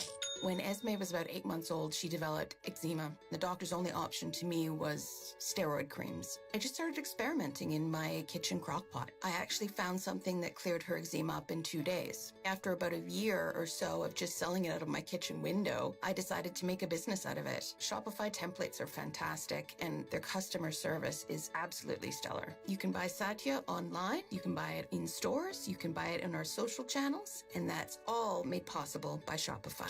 When you're ready to share your business with the world, grow it on Shopify, the all-in-one commerce platform trusted by millions of businesses like Satya. Get a free 14-day trial at shopify.com/play and start selling wherever your customers are with easy-to-use tools and friendly 24/7 support. Go to shopify.com/play right now. Shopify.com/play. Netflix, Amazon Prime, HBO, Showtime. How many streaming services are you paying for? Better question, how many do you actually watch? Odds are you're paying for subscriptions you're not even using. Why? Because getting out of subscriptions often feels like more trouble than it's worth. Well, not anymore. Just download the Truebill app. Truebill is the #1 subscription tracker, manager, and canceller all in one. Connect your accounts and instantly you'll see a complete picture of all your recurring subscriptions in one easy-to-use interface. Truebill organizes your subscriptions by due date and notifies you when something is coming up. Now, instead of waiting on hold for close to an hour while you connect to a customer service rep, cancel that subscription immediately with a tap right from the app, and Truebill will handle the rest. To find out more about all the awesome personal finance features packed into Truebill, go to Truebill.com/sports or download Truebill from the Apple app or Google Play stores. Truebill, the money app that works for you.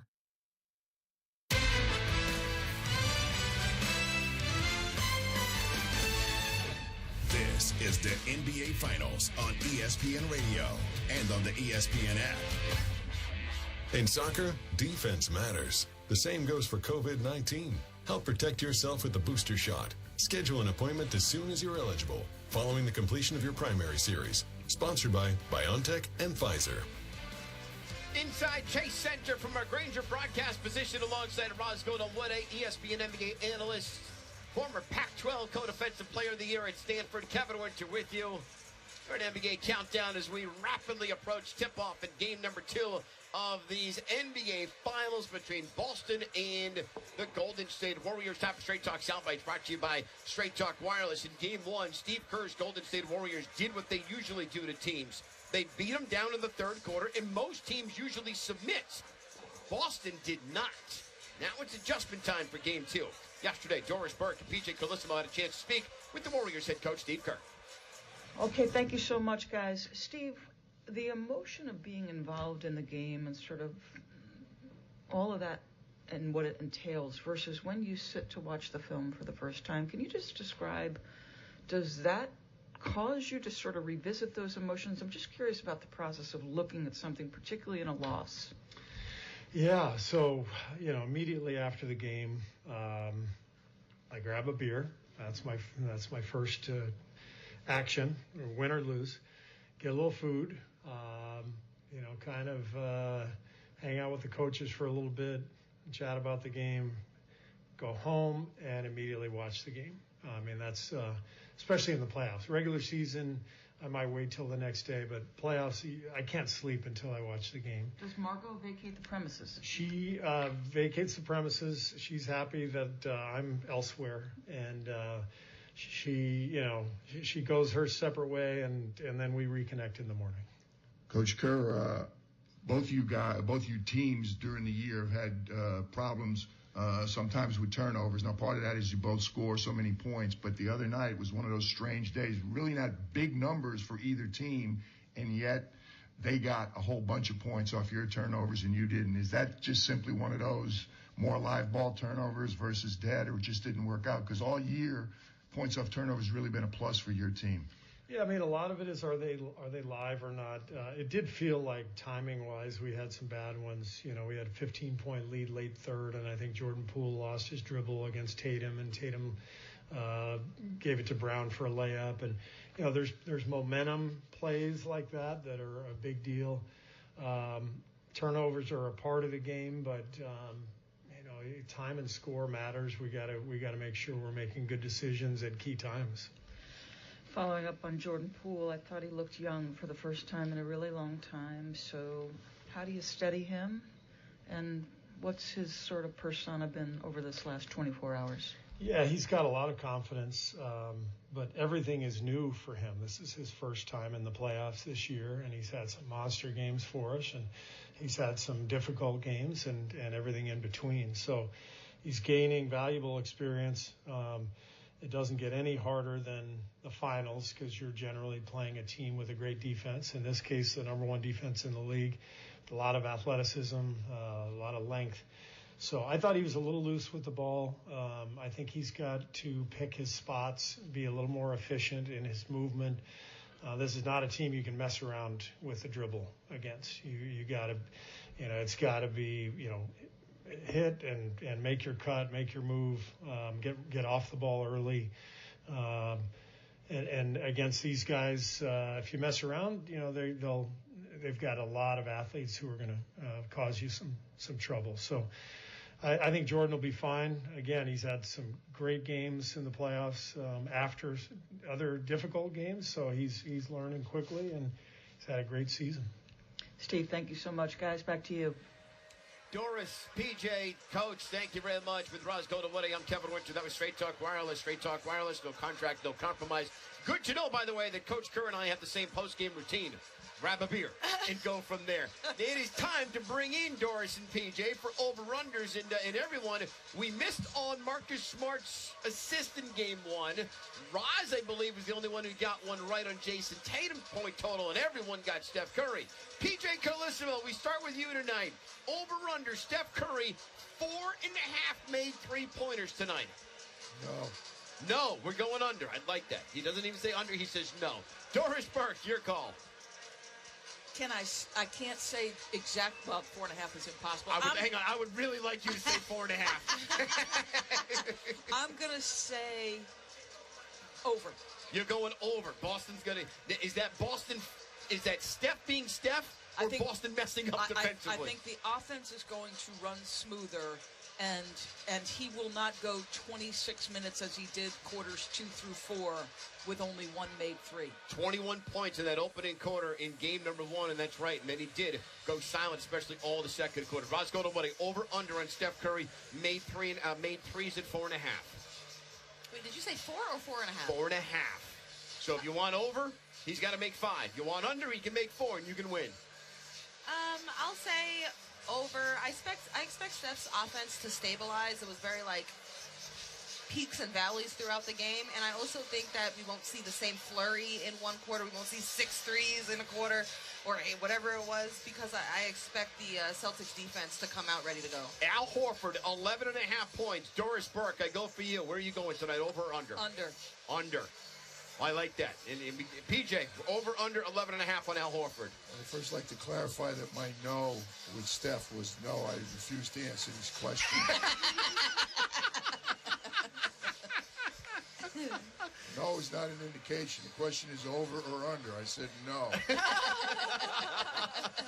So is that Al Horford over, under, or no? Over. You're going to go over. I like that. Absolutely. I love the fact that you wrote on that. And that, I'll tell you what, why do you believe that? Because he's a good player, because he's shooting over 50% in the playoffs, over 40 from 3, and he's going to back it up. That also goes back to, Raj, what you said earlier, and it may impact your question. When you told Al what Draymond said to him, he was kind of ticked off about it. Over, under Al Horford, 11.5 points. I'm going over on Al, and for the same reasons PJ said. Okay. All right, so we are over. We have 2 overs and 1 under on Al Horford, 11.5 points. What is the prize for this contest? There's no prize. It's a Kevin Winter show.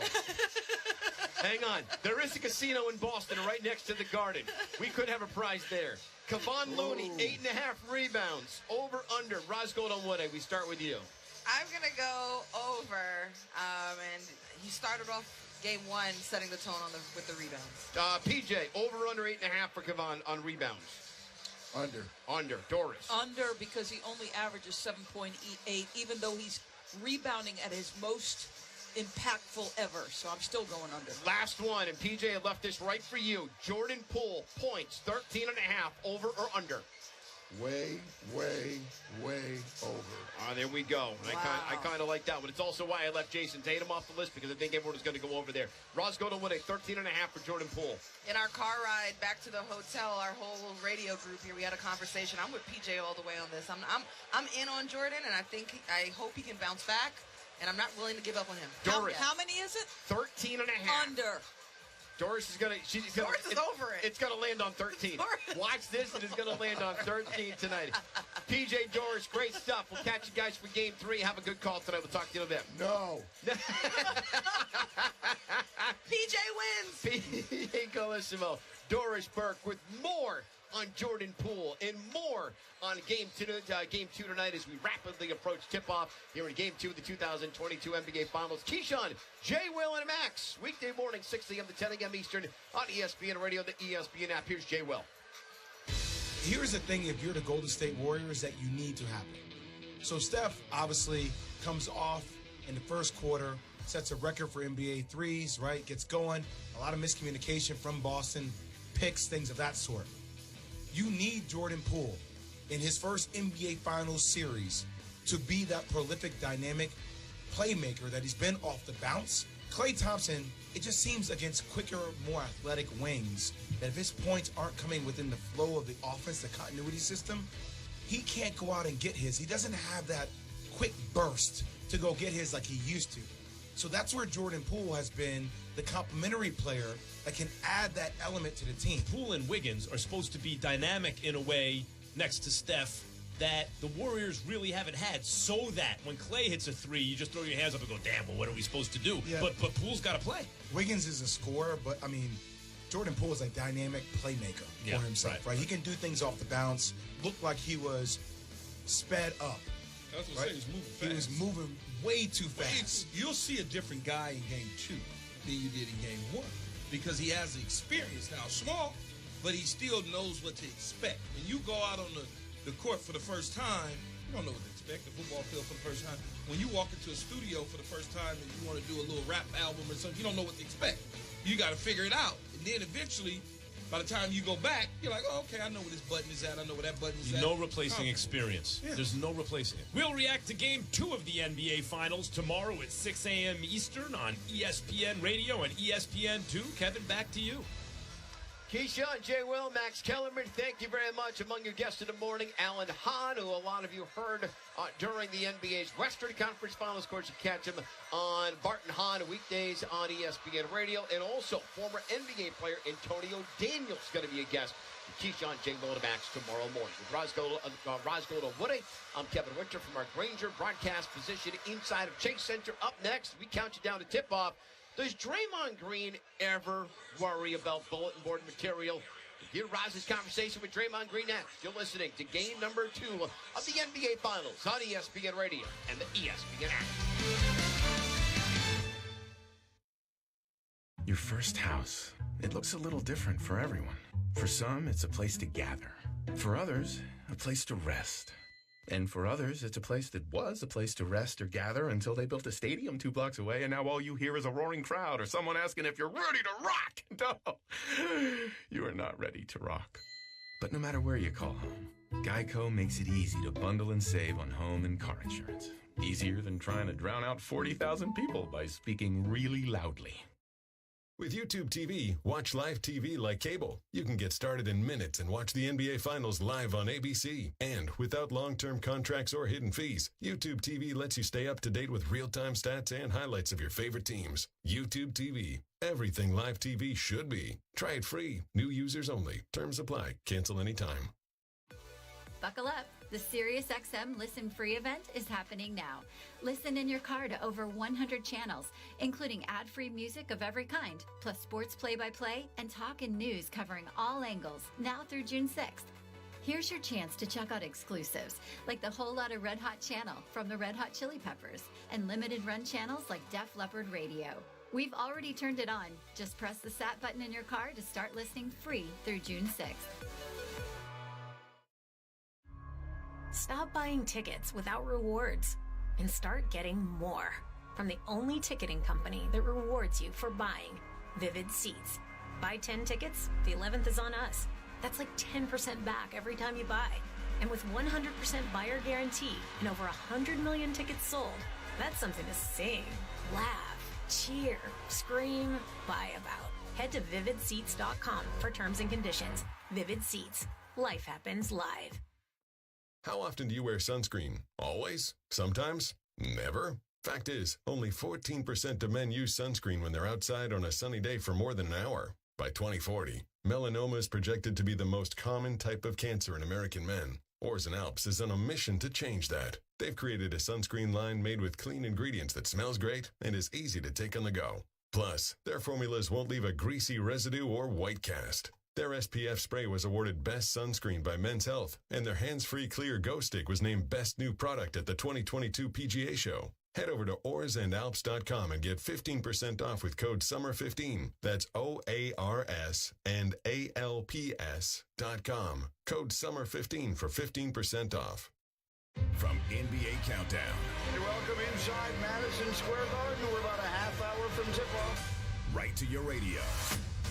If Kevin Durant did not get hurt, James Harden would still be on the Nets. Greeny and the NBA. I believe these stories are actually the lifeblood of the league. The latest news, opinions, and stories from the NBA.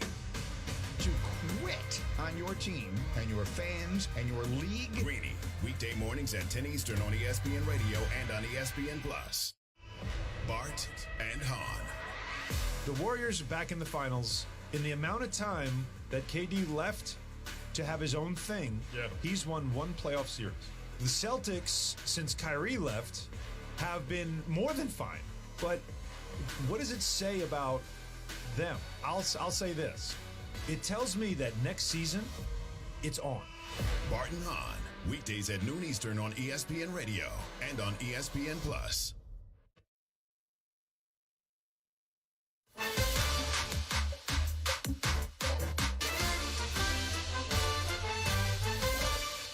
You're listening to the NBA Finals on ESPN Radio and on the ESPN app. With Roz Golden Woody, I'm Kevin Winter from our Granger broadcast location inside at Chase Center before game number 2 of these NBA Finals, where the Boston Celtics have taken the floor and the Golden State Warriors right now are about to hit the courts for game number 2 tonight. We go courtside, our NBA insider, Monica McNutt, brought to you by Cross Country Mortgage with an experienced team of loan officers. Cross Country Mortgage is dedicated to getting it done. Visit them at ccm.com. McNutt, I hear the cable car bell in the background. You're not getting any twitches. I mean, did you take the cable car down here today? I did not take the cable car down here today, Cassie. I don't know that a route runs right to Chase Center just yet, my friend, but... It's an interesting one. I liked it yesterday on SportsCenter. Hey, McNutt, when you get teams, when you reach this level, in this stage, you've got a platform. How are players in the coaching staffs in each of these two teams, Celtics and Warriors, using their platform? Winter, that is such a wonderful question, and it speaks to all of the people that enjoy and consume the NBA. Today, a couple of different initiatives are going on. You'll see players and coaches in orange.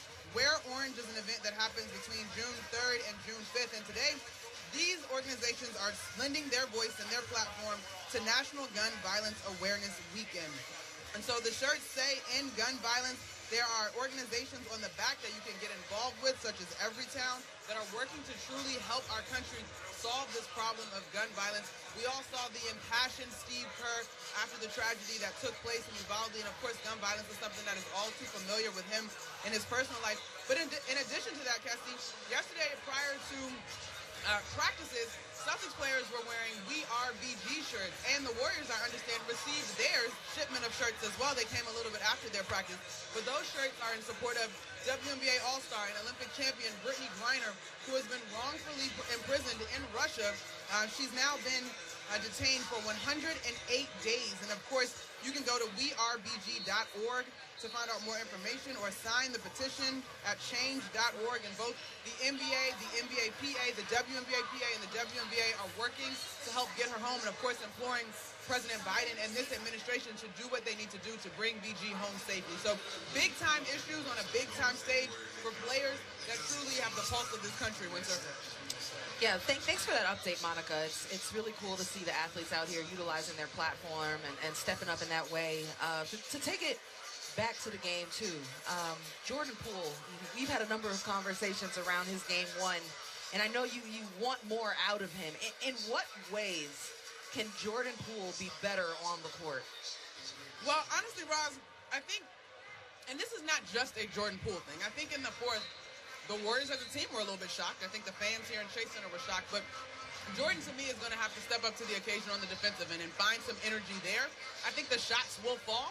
We've seen him emerge as a offensive force to be reckoned with for this Warriors squad. And the offense for the Warriors is not going to change. I think the toughness and the physicality is an area in which they needed to step up late in game. And so I think if Poole can commit to that, I trust that the ball is going to move. He's going to find his spot. He'll get opportunities in the paint, courtesy of cutting, and of course he'll get good looks at the basket. But I think it's really going to be a mindset in terms of I'm not going to be the guy that the Celtics can go after on the defensive side. McNutt, enjoy game two, my friend. We'll talk to you during the game as well. Thank you. Thanks, guys. Monica McNutt, our NBA insider on the court.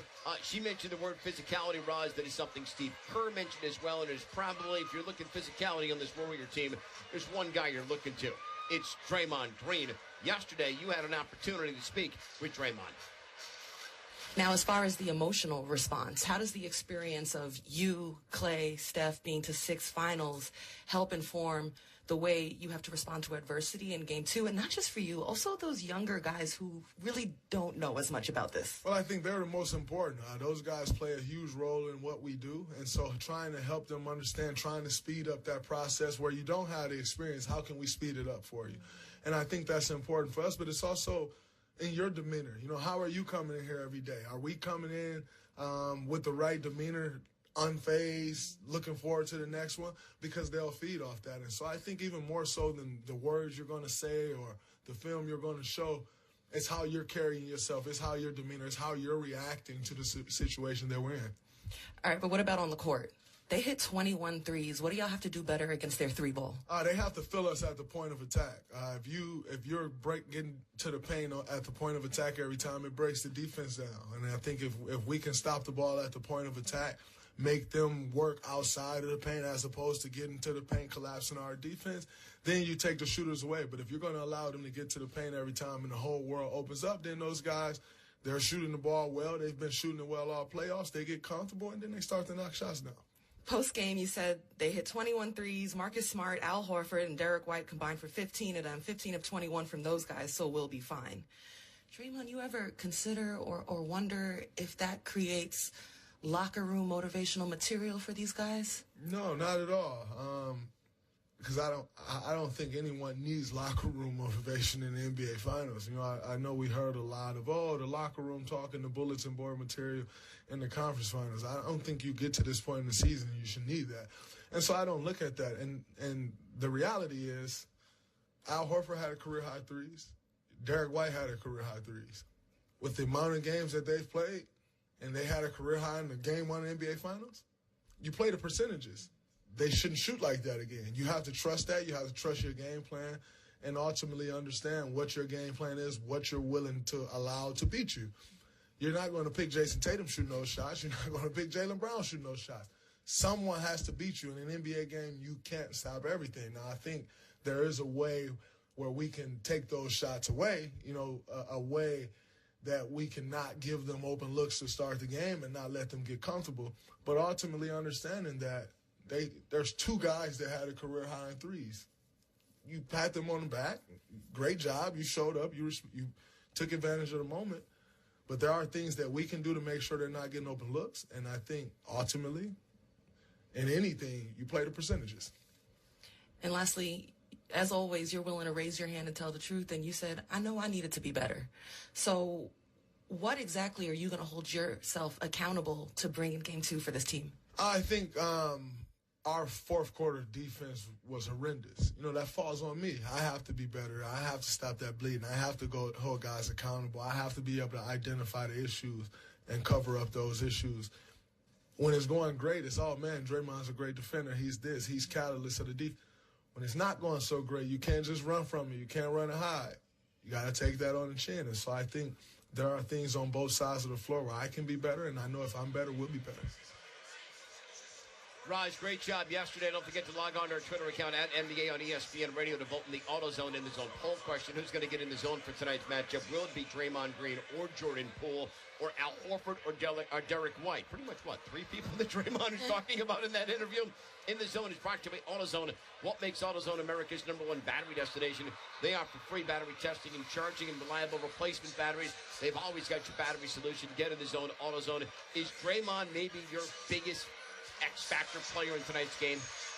I think Draymond is always important in setting the tone mentally, emotionally, the mentality, and certainly defensively for the Warriors. But I think it's interesting to call him an X factor because he's been such an important piece to the fabric of the Warriors' success all season. But I think you got to unlock Jordan Poole here.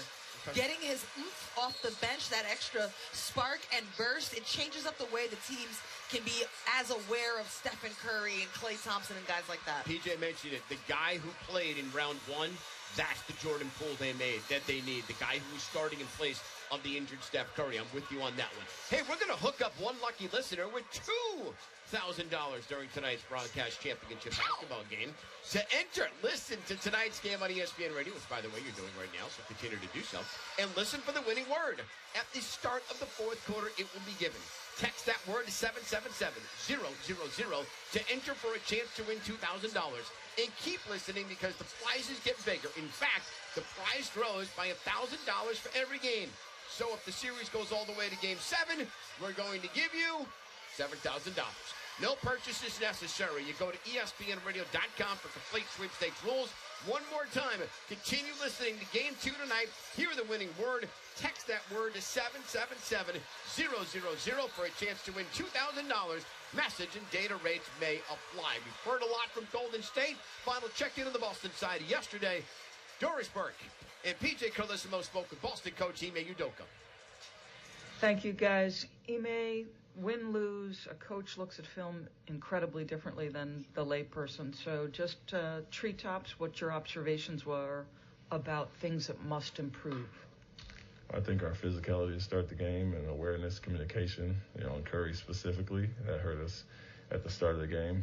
Got too many free looks and a few lapses in coverage, but for the most part, we're just not communicating, finding them in transition. So obviously I don't want to give up 6 threes, don't want to give up 21 points, but, big picture, for them to only have 32 and us be, in striking range at 28, we felt good about where we were offensively, and we knew we would improve and not let them get off to that extent going forward. At the risk of slighting Al Horford and Marcus Smart, who had unbelievable lines themselves, I just struck Derek White with 6 for 11, 5 for 8 from 3. Those 4 big free throws and 3 assists, and Pritchard 3 for 4, 2 for 3 from 3, 6 boards, 2 assists.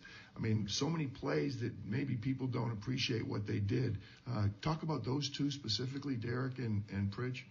Yeah, it made a huge impact, obviously, in the third, and that group got rolling, and we carried them over into the fourth quite a bit. And so we talked about it after the game.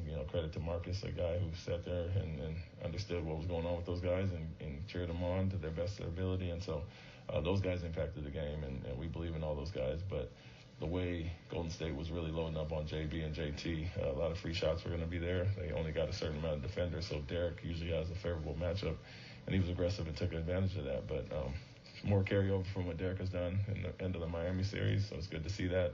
And we always believe in Peyton. If he gets a look, it's going to go down. We know you're an excellent defensive team and have hung your hat on that the whole year, but your defense after the first quarter, I mean, Golden State, obviously an excellent offensive team. You had 3 straight quarters where you really held them low in the 40s. Your field goal percentage defense, your overall defense, particularly in the second, third, and fourth. Yeah, we talked about that first quarter and Curry getting loose there, and a lot of it was self-inflicted, just lack of communication. And we wanted to increase our physicality, pick up points, and bring our bigs a little bit higher there. So for us, it was more so getting back to who we were. We didn't love that first quarter in a lot of ways, still felt we were in decent shape. And then in the third, the turnovers and offensive rebounds hurt us a little bit there, but offensively we were clicking as well. So, for us to do what we did offensively, 33 assists on 43 baskets and shoot at the high percentages we did, we knew we could score on them. It was just a matter of getting back to where we were defensively, and I think we did that in 2 of the 3 quarters. Despite the inefficiencies with his shooting, it felt to me like Jayson Tatum. It's grown over the course of these series, but it felt like a mature game. What did you like about what he did? He impacted the game without scoring, and that's something he's improved on vastly throughout the season. Used to be games where we're reliant solely on that, and he knew his shot was off. They were guarding him extremely tight and showing crowds on him like most teams have in the playoffs this year, and he decided to be a playmaker, get guys involved, and obviously, he had 7 to 9 assists early, and to have 13 for the game is huge. The way he impacted the game, still guarded on the defensive end, and didn't rely solely on offense to get him going. And so for him to do that and get a career high assist-wise shows his growth overall in his leadership. Ime, thank you as always for joining us. Guys, back to you in the studio. Guys, thank you very much. Roz Goldaway, your final thoughts, your keys to the game here in Game 2 of these NBA Finals. Yeah, it seems very simple, but for the Celtics, no open threes for Steph. You think? Right. But what does that actually mean for them? It means better transition defense. It means getting over the screens. When he screens, he can't find that space. It means physicality on actions. They set a lot of screens. He's moving around. He's got to feel you. He's got to be bumped out further. He can't just play so freely in space. For the Warriors, Draymond said it himself, better defense at the point of attack. And when they do that, it means it helps them keep the ball out of the paint. Because every time they collapse, they've been getting eaten up in Game 1. It's not only the open threes and the 21 threes they made, it's the 33 assists. Let's pause 10 seconds for station identification. You're listening to Game 2 of the 2022 NBA Finals on ESPN Radio and the ESPN app.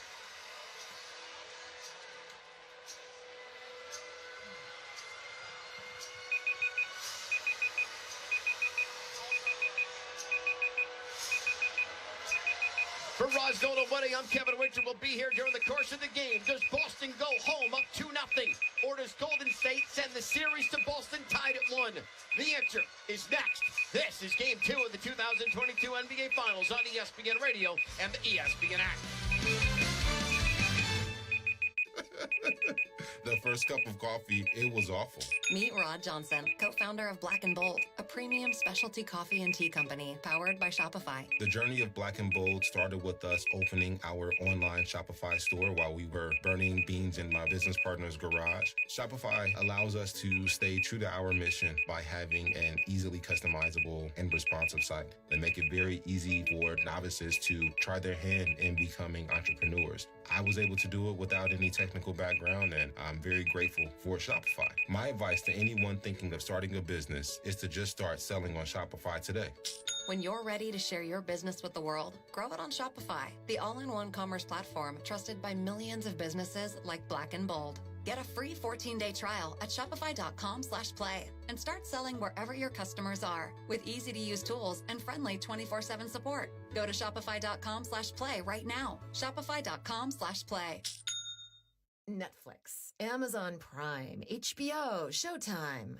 How many streaming services are you paying for? Better question, how many do you actually watch? Odds are you're paying for subscriptions you're not even using. Why? Because getting out of subscriptions often feels like more trouble than it's worth. Well, not anymore. Just download the Truebill app. Truebill is the #1 subscription tracker, manager, and canceller all in one. Connect your accounts and instantly you'll see a complete picture of all your recurring subscriptions in one easy-to-use interface. Truebill organizes your subscriptions by due date and notifies you when something is coming up. Now, instead of waiting on hold for close to an hour while you connect to a customer service rep, cancel that subscription immediately with a tap right from the app, and Truebill will handle the rest. To find out more about all the awesome personal finance features packed into Truebill, go to Truebill.com/sports or download Truebill from the Apple app or Google Play stores.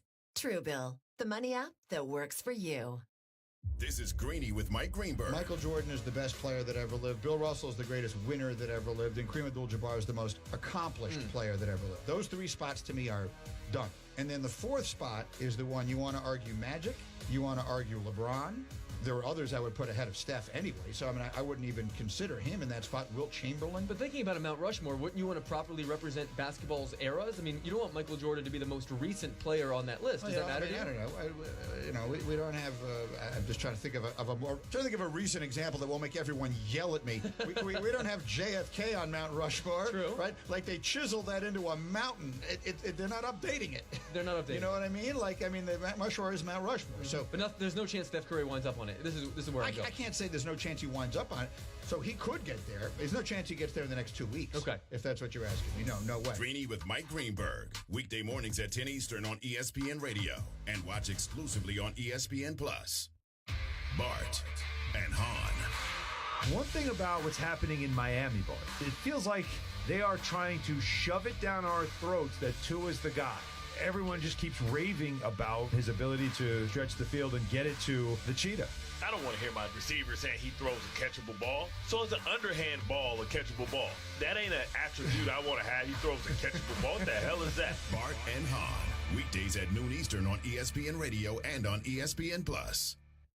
The playoffs on ESPN Radio. I just think that this has 7 games written all over it. Here's Curry, left wing three. Get them all! This dude is something so different. Three on its way and good! Jayson Tatum with a rocket three. Get the very latest from the NBA every morning starting at 6 Eastern with Keyshawn, J. Will, and Max. And it continues all day on ESPN Radio. Steph Curry. Curry around the border screen. Shoots it on the three. Makes another one. 21 first quarter points for Curry. Powered by 6 triples. Just playing aggressive, playing the way I know how to play. I found a lot of space, obviously, in the first quarter, and just trying to ride that wave as long as I could. Horford, a topside three. Making another. 7 of 7 from 3 in the fourth quarter for Boston. They hit 21 threes, and Marcus Smart, Al Horford, and Derek White combined for 15 of them. 15 for 23 from those guys, be fine. You know, they were moving the ball really well, and they had us on our heels. They made a good push, to start the fourth, and they kept that momentum going. They made 10 straight shots in a finals game, man. We've never really seen a quarter like that in finals history. Boston was just played a brilliant quarter, and they came in and earned the win. Let's just be honest. They got to win on Sunday.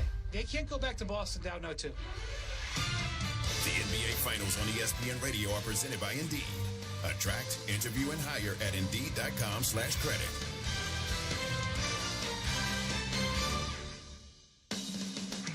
Now live from Chase Center in San Francisco with Monica McNutt on the sideline alongside Doris Burke and PJ Carlesimo.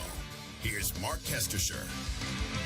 The Golden State Warriors have dominated at home this postseason. They led Game 1 of the NBA Finals by 15 with 95 seconds to play in the third quarter. And then came that Boston Celtics deluge. 40 points, 17 straight at one point, 9 threes, including making their first 7. And from 15 down to 15 up, Boston stormed to a Game 1 win, 120-108. It's time for Game 2, and the pressure squarely on the Warriors to get the split before the series heads east to Massachusetts. PJ Carlesimo, Doris Burke. PJ, I'll start with you. We've got to get your reaction to this. When the shock of that fourth quarter Boston deluge came to its conclusion, what were your thoughts on this series after one game? I figured Game 2, those even-numbered games, it's always easy to see how somebody's going to react. I did not think it was going to be the Golden State Warriors. They are up against the wall. It's early in the series. They're a great basketball team with a ton of experience, but they are facing a must-win situation. I think the thing that surprised Golden State was how physical it was. Steve Kerr mentioned we have got to match their physicality from the outset. Jordan Poole in particular, if he's going to play a part in this series, he better be prepared on the defensive end. Yeah, that's part of the game plan for Game 2 is a sold-out crowd here at Chase Center getting the introduction to the homestanding Warriors. Let's get our game plan, starting with the Warriors and PJ Carlesimo. They got to close out better, and they have to close out selectively. They have to know who the good three-point shooters are, and they got to get out to them and contest significantly better than they did on Thursday. Can't turn it over. 14 wasn't a huge number for them, but they gave up 21 points off those turnovers. Have to take better care of the ball, and they got to get back in transition when they do turn it over. And then lastly, Draymond Green and Jordan Poole were MIA. If anything, they hurt the Warriors. They have to step up and play the way we've seen them play so often. Celtics, Doris? Well, they have to do something, one of the rare things they've not done well en route to the finals and a 1-0 lead in the finals, and that's handle prosperity. Go back to their Miami series where they only put together a back-to-back win once in the series and then proceeded to lose Game 6 at home, put more pressure on themselves to have to win. I think they've got to do a better job on the defensive backboards. Too many times Kevon Looney got loose. That helped the Warriors establish things early. And the other thing is, you cannot come out of the first quarter the way you did the last time, which is lack of physicality, lack of communication, not being aware of Stephen Curry is coming up the floor. High alert from the tip. Monica McNutt is on the sidelines, and speaking of that first quarter, they'd like the good start, Monica, just in a little more balanced way. Yeah, and you know, it was interesting, Chesty, Doris, and PJ. I wanted to look something up. At halftime of Game 1, Steph Curry had 21 points, and the next closest scorer was Otto Porter Jr. with 9. In this postseason, when Steph has been the leading scorer and the closest next scorer to him has been further than 7 points away, this Warriors team has lost both games. And so on the biggest stage for so many young role players, I'll be curious to see if some of the strategy is to get them going earlier in the ballgame so they have that confidence in the fourth that Draymond Green alluded to when he talked to us, guys. Thank you, Monica. Tonight's starting lineups for Game 2 brought to you by Boost Mobile. Feel the power of saving. At Boost Mobile, the budget-friendly plans on one of America's largest 5G networks. More power to save. Boost Mobile. Same starting fives. The Celtics in the Kelly Green classic uniforms. Marcus Smart, Jaylen Brown backcourt up front. Jayson Tatum, Al Horford, who was so terrific in his first finals game with 26 points, and Robert Williams in the middle. For the Warriors, wearing the white uniforms, Curry and Thompson in the backcourt. Steph at 21 of his 34 in the first quarter. Andrew Wiggins and Draymond Green up front. Kevon Looney in the middle. Our officials for Game 2, Zach Zarba, Tony Brothers, Josh Tivins, as we are set to go in another sellout of over 18,000 on hand on a late afternoon Sunday in downtown San Francisco. Celtics took Game 1. Game 2 is underway. Boston wins the opening toss. They'll go from left to right as we watch it. Marcus Smart dribble handoff, ball in the hands of Al Horford. Draymond Green right on top of him, knocked him down, and it's a tied possession. Got his hands all over the basketball, and an early defensive move for the Warriors. Good sign. Draymond engaged. He needs to be engaged on both ends. I think they need some offense from him. Not a ton, but like 8, 10, 12 points would be very nice.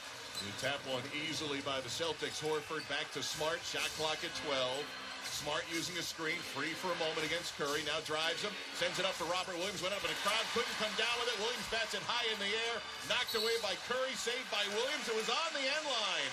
And Boston turns over on their first possession.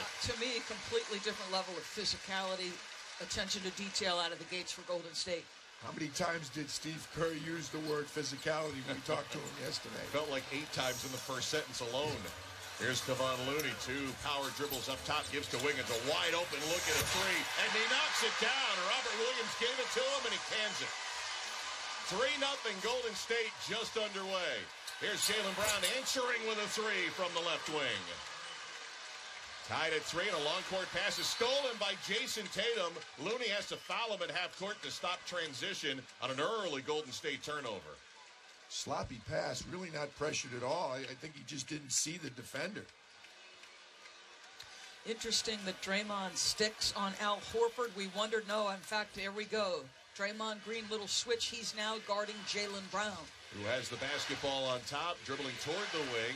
Draymond got in his way. Now a handoff to Tatum, using a screen. Tatum against Curry, finds Smart on the pass to the free throw line into the lane, flips it up with a left hand and in.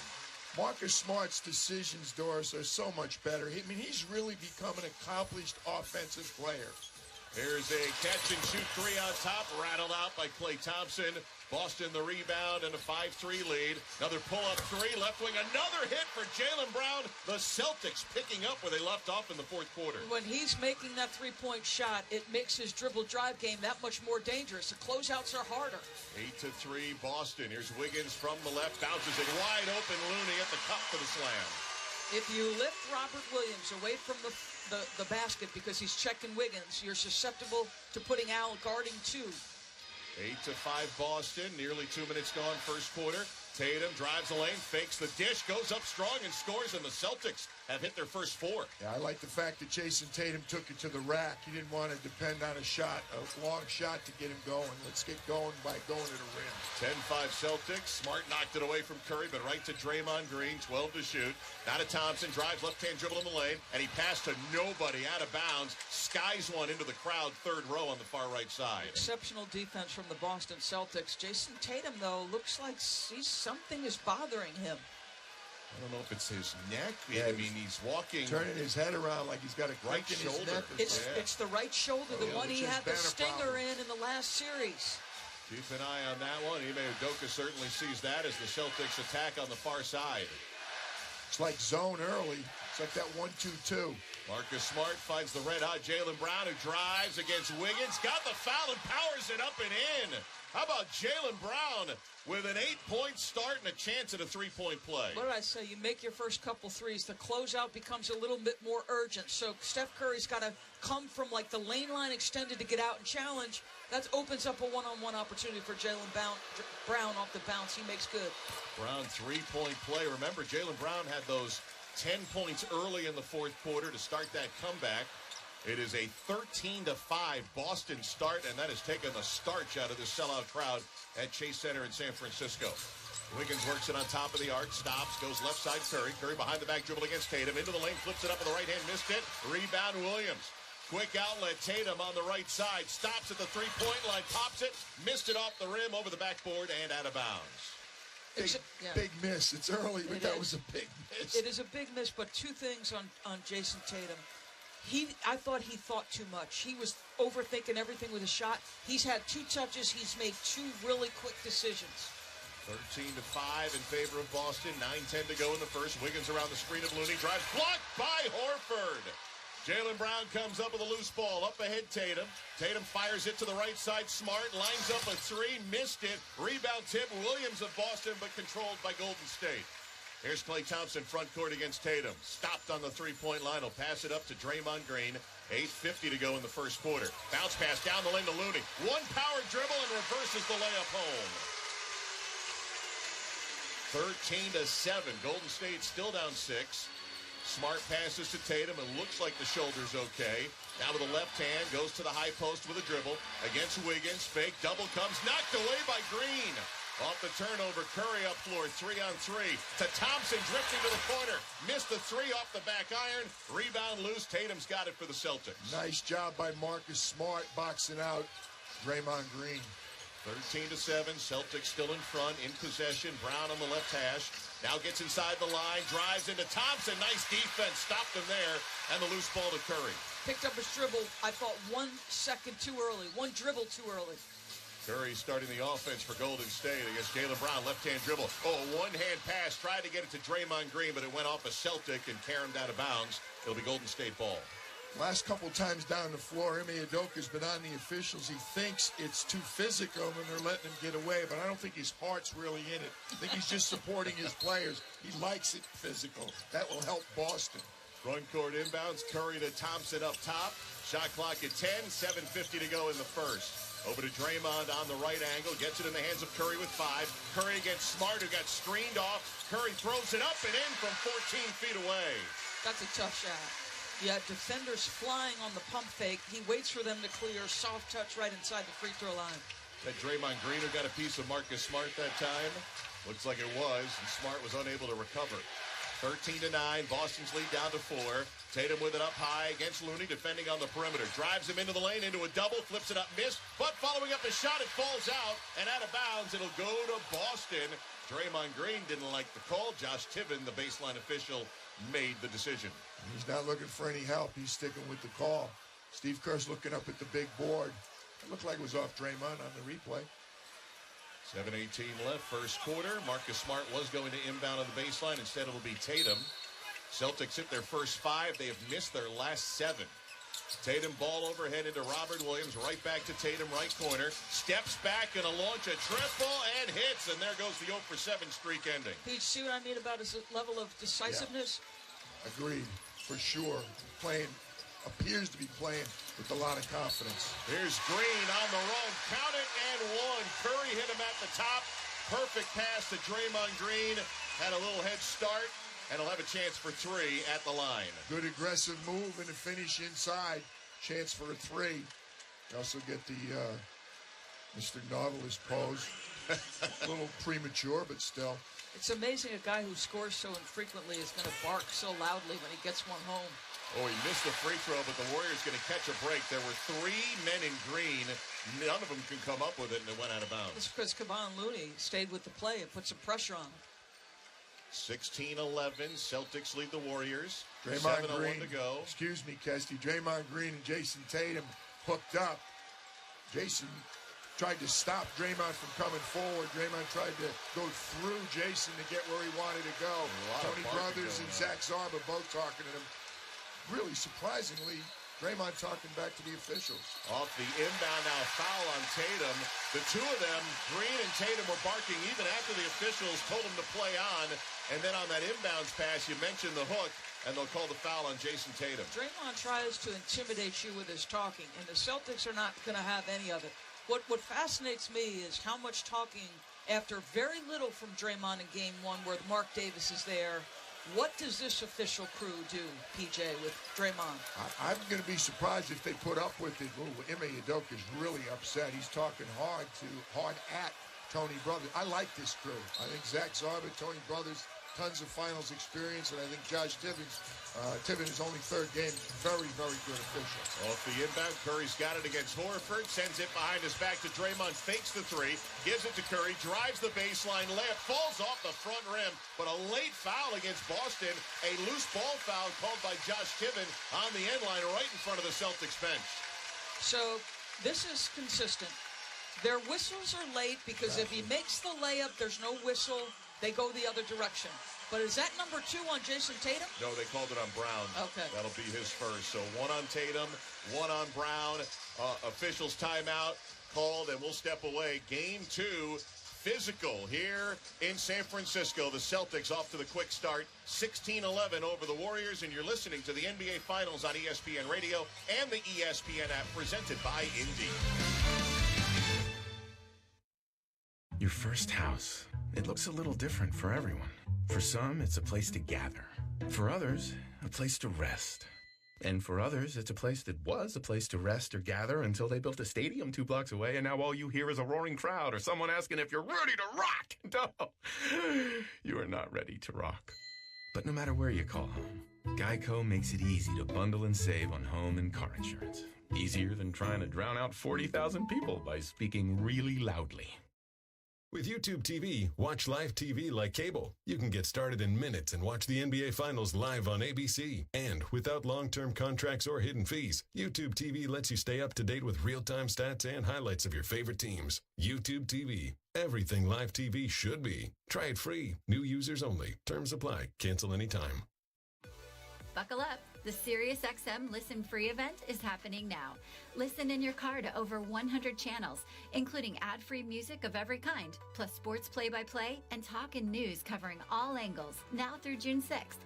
Here's your chance to check out exclusives, like the Whole Lotta Red Hot channel from the Red Hot Chili Peppers, and limited run channels like Def Leppard Radio. We've already turned it on. Just press the SAT button in your car to start listening free through June 6th. How often do you wear sunscreen? Always? Sometimes? Never? Fact is, only 14% of men use sunscreen when they're outside on a sunny day for more than an hour. By 2040, melanoma is projected to be the most common type of cancer in American men. Orson Alps is on a mission to change that. They've created a sunscreen line made with clean ingredients that smells great and is easy to take on the go. Plus, their formulas won't leave a greasy residue or white cast. Their SPF spray was awarded Best Sunscreen by Men's Health, and their hands-free clear Go Stick was named Best New Product at the 2022 PGA Show. Head over to oarsandalps.com and get 15% off with code SUMMER15. That's OARS and ALPS.com. Code SUMMER15 for 15% off.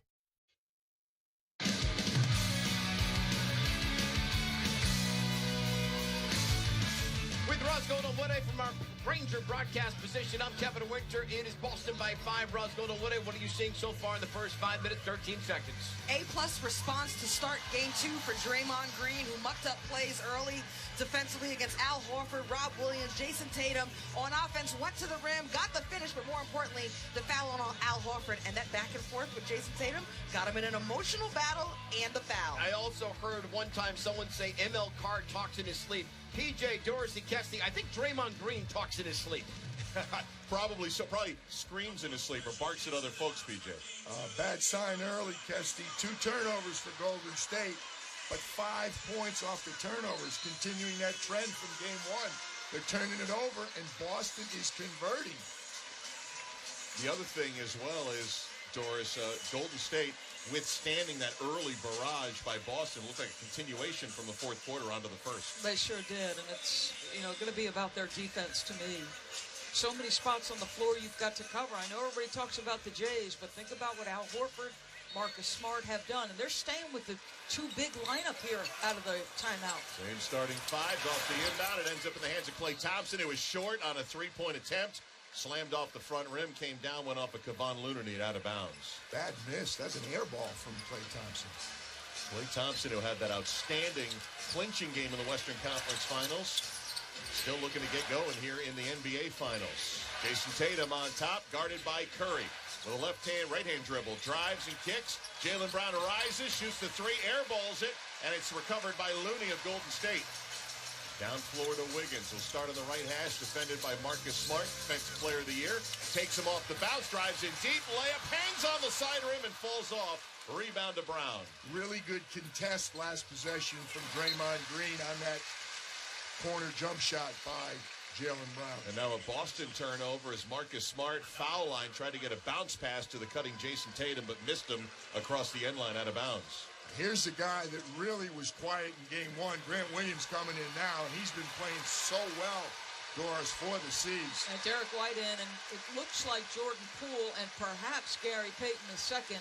Steve Kerr holding him up and now sending him back to the bench. And I think that has to do with the substitutions by Boston. Yeah, they're sorting out who's on the floor with White and Williams coming in. Yep, so no subs for Golden State yet. Draymond Green has it. 6 minutes to go, first quarter. Green off the cut, hits Thompson, dotted line, fading jumper, front rim and in for Clay, and the Golden State Warriors are down 3. Took his time that time. Instead of shooting it kind of one-legged quickly, he set himself squared up. Here's Al Horford up top, one of the Game 1 heroes to one of the others. Derek White dribbles to the head of the circle. Back to Jaylen Brown, is off to a 9-point first quarter. Tried to drive inside, and it's knocked away by Draymond Green, who's arguing for a carry call as it trickles out of bounds. And now we'll get substitution. Jordan Poole coming in, but the big hand is going to be for Gary Payton II, who got clubbed from behind in Game 2 of the Memphis series, suffered a fractured elbow. And Doris, he's been gone for a month. A miracle he's back this soon. You get really small right here with Poole, with Steph, and with Gary Payton II. Boston off the inbound. Jaylen Brown doubled in the post. Outside Smart. Looks for 3. Into the horn. Missed it. Rebound by Draymond. There's at least 3 guards. You could say there's 4 guards on the floor. Here's Thompson. Great hesitation move, but couldn't finish. Smacks the ground of the court afterwards. Left it just short off the rim. Horford to Grant Williams. 3-point Boston lead. Swings it around the horn to Smart. From the left, drives in, bounce down low. Grant Williams, who flips it up, circles the rim twice and in. The 2 guys you have to beat at the cup. Klay Thompson, who's not himself, and Gary Payton. That's an easy finish for Grant. Good play by Marcus Smart into the paint and deals it. Kevon Looney and Andrew Wiggins sat down on the switch, and now bodies flying off ball at free throw line. Who else? Draymond Green in the middle of it with Grant Williams, and the foul will be on Boston's Williams. 4th foul on the team, I believe. So next foul should be shooting if you're Golden State. At the 4:47 to go mark here in the first half, as they'll wipe up perspiration. The body's flying on the floor. That's got to be a technical foul on Draymond Green. He's forearming Grant Williams in the throat. Like, if Draymond, if you're allowed to be physical, other people can be physical too. Yeah. What the heck was that? This crew will not put up with it. That's Draymond's 4th tech. Now, he's not really close now. 7 techs. 7's the magic when number. you're in trouble, but that's 4 so far in the It was playoffs. obvious, right? I mean, Right in front of the officials, too. Could have had one earlier. And right when you're trying to get a little momentum here, down 5, Jaylen Brown, other end of the floor, hits the technical free throw. 19-13 Boston, 4:47 to go in the first. if he thinks he's going to out-talk Grant Williams, he's not visited with Grant Williams. The other big mistake with that is that tech is, nothing happened there. He shouldn't have done what he did, but now he's put himself in jeopardy. He's got one, and he loses his head at any point. There's a long way to go in this game. With his team down 0-1 in the finals at home. Here's Curry, step back 3 over Grant Williams, missed it. Rebound, Jaylen Brown. Brown outlets to Marcus Smart. He'll lift one over the top for Grant Williams. Makes the catch over the smaller Curry. Pass to the wing White. Double teamed. Up top Brown. Squares for 3 and connects. Jaylen Brown, 3 first quarter triples here in game 2. Built a bridge to that 4th quarter on Thursday. He's been unbelievable in 4th quarters. He's off to a pretty good start tonight. 13 of Boston's 22 points authored with a man who went to Cal. Here's Draymond Green taking a head of steam down the lane. Bump, got the foul on Derek White. Missed the layup, and he'll go for 2. Is it on Derek White or is it on Al Horford? Wow, I'll be honest with you. I didn't think he fouled him. I thought Al Horford fouled him. Yep. Correct. I mean, I think the foul call was right. I think they got the wrong guy. Draymond Green will shoot a pair, and the first one goes down. Green, who picked up a technical, already been barking with Jayson Tatum earlier in the game. And then that little foray with Grant Williams about a minute ago, costing him, as PJ mentioned, his 4th technical foul of the postseason. I think we knew, Mark, that he would come in here on edge, which is appropriate. He tries to, I think, set a tone for his guys. Draymond gets that second free throw to go. 22-15, Celtics with the lead here in game number 2. 4 minutes to go in the first. Smart dribbles in from the left, pass to the perimeter White. A fake at the 3, drives the lane, floats it from 10, a miss. Green with a rebound for the Warriors. Outlet Curry, finds Payton up ahead, flips it up, missed the layup, got the foul called. Gary Payton II with his dad in the stands will go to the line. I think we got to stop with these late whistles. It's just... I was just going to say that's the 4th layup they've missed, and they came with a late whistle. Steph had a good look before, so did Klay Thompson. There's no foul there. He didn't even touch it. There's absolutely no foul there. Agreed. And the late whistles are problematic. Now, I think it's still too early to use your challenge, but this is a horrible call. I mean, horrendous call. Jaylen Brown was behind Payton, not unlike when he got hurt in Memphis. He had his 2 hands up, but he kind of pulled them back, alligator arms, and I don't... He didn't if touch he touched him, maybe with a fingernail. Stop it. Maybe. Stop it now. He didn't foul him. There's nothing there. And the first free throw, no good. And it was a beautiful break. I mean, he came right down the middle. Steph led him. Really an easy layup. Rasheed Wallace would be screaming, ball don't lie right exactly. now. You wonder, because of the injury, a similar play, PJ, does he miss that because he's feeling the footsteps, anticipating, Couldn't blame him. Dylan Brooks with the flagrant 2 a month ago, and another missed free throw from Gary Payton.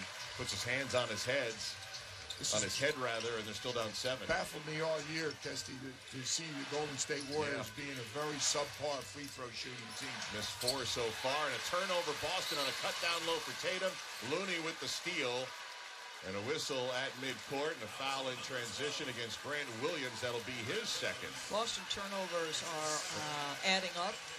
And the other thing is... Fouls are adding up. Stop with the take fouls. Like, this is not a situation where you do that. When you're in the bonus? Exactly. And Zach Zarba just waved the fingers in circular motion. They're going to go to review here. Are they going to review a clear path? We'll see. Let's check in with Monica McNutt. Well, Kesty, prior to Game 1, when it was still speculated that Gary Payton II might be able to play in this series, I had a chance to ask Steph Curry, what would that mean? And he said it's huge. And I said, well, okay, what does huge mean? He said, Gary Payton II would be the guy to guard both Jayson and Jaylen to put pressure on that. He called that a game-changing opportunity in terms of what the Warriors look to do, Kesty. Thank you, Monica. And you might have heard Zach Zarba interrupt a little bit. Our lead official, common foul, was not clear path. Foul on Grant Williams, his 2nd. As Doris mentioned, Take foul when you're below 4. That's 5, and it'll be free throws for the Golden State Warriors here. Bad play. I'm going to get out and talk to Zach anyhow, interrupting Monica like that. Going to put him back in the replay center where he was in game 1? He's got to wait. Zach holding the ball, and now we'll award it to Steph Curry at the 3:37 mark to go. First quarter in game 1. The free throw is good. Free throws 6 and 7 already in the first quarter. That makes it a 6-point spread. Curry can get it down to 5. Remember, Steph had 21, an insane first quarter. 6 3-pointers. That is just his 4th point of this first quarter.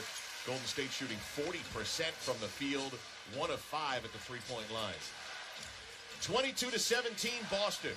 Derek White has it front court against Poole. Switching defense. And a bounce pass to Tatum in the high post left against Jordan Poole. The matchup he wants. Now rises, fires, misses. Otto Porter has the rebound.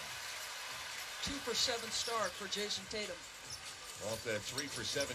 Here's Curry down to the end line. Pass back off the hands of Marcus Smart, but couldn't save it out of bounds. Smart, so Golden State will keep. Again, the deflections, the length, and the aggressiveness, Boston on the defensive end, they deflect so many passes. You don't see it. I mean, that's not going to show on the stat sheet, but that's a good play. Number 1 defensive rating in the NBA. Boston just ahead of Golden State's defense. 13 on the clock. They get it into Curry. Curry with the ball fake on Horford. Gets into a crowd of Celtics and finds Looney all alone for the 2-hand ram. So clearly, Boston is sending an awful lot of attention, both initially and in rotation against Steph. He's making the right pass there. 22-19. Celtics lead at 3.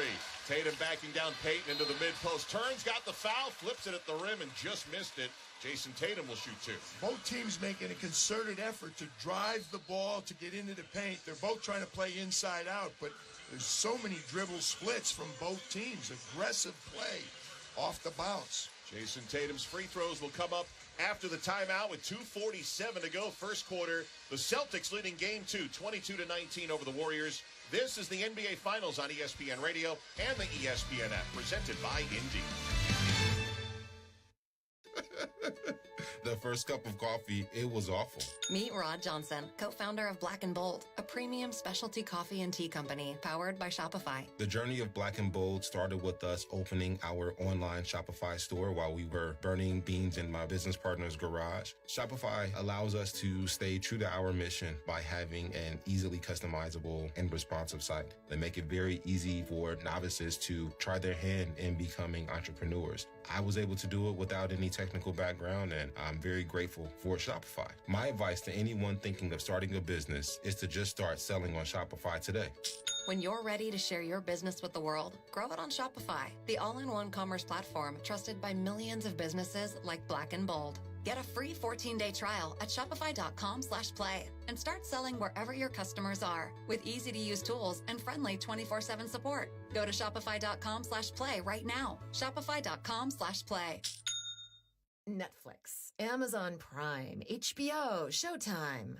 How many streaming services are you paying for? Better question, how many do you actually watch? Odds are you're paying for subscriptions you're not even using. Why? Because getting out of subscriptions often feels like more trouble than it's worth. Well, not anymore. Just download the Truebill app. Truebill is the #1 subscription tracker, manager, and canceller all in one. Connect your accounts and instantly you'll see a complete picture of all your recurring subscriptions in one easy-to-use interface. Truebill organizes your subscriptions by due date and notifies you when something is coming up. Now, instead of waiting on hold for close to an hour while you connect to a customer service rep, cancel that subscription immediately with a tap right from the app, and Truebill will handle the rest. To find out more about all the awesome personal finance features packed into Truebill, go to Truebill.com/sports or download Truebill from the Apple app or Google Play stores.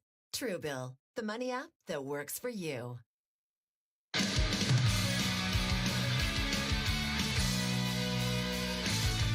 With Ross Golden Woody, I'm Kevin Winter inside Chase Center for Game 2 of the NBA Finals. Time now for Did You Know? Brought to you by Geico. Switch to Geico today and see all the ways you can save. Step away from the NBA Finals for a moment. Did you know Greg Popovich is the longest tenured, active tenured head coach in the NBA? Yeah, you did. Did you know Eric Spoelstra was second, Steve Kerr was third, and Quinn Snyder was fourth?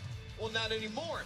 Quinn Snyder announced that he stepped down today as the head coach of the Utah Jazz, citing that the team needs a new voice. And according to ESPN's Adrian Wojnarowski, Kesty, Doris, and PJ, Woj reports in the aftermath of Snyder's departure, All-Star guard Donovan Mitchell is described as unsettled, unnerved, and wondering what it means for his future. Guys? Kevin, thank you very much. Of course, Donovan Mitchell at the very beginning of a 5-year contract, PJ, but that Utah Jazz, they were the #1 seed just a year ago. Yeah, Quinn Snyder's not a good coach. He's an excellent coach. Everybody wants to say, oh, he didn't get to the finals. Getting to the finals in the West isn't that easy. He's exceptional. He'll be back in. Probably could use a year off. I think it's taken a lot out of him there. Utah will be hard-pressed to come up with a better coach than Quinn Snyder.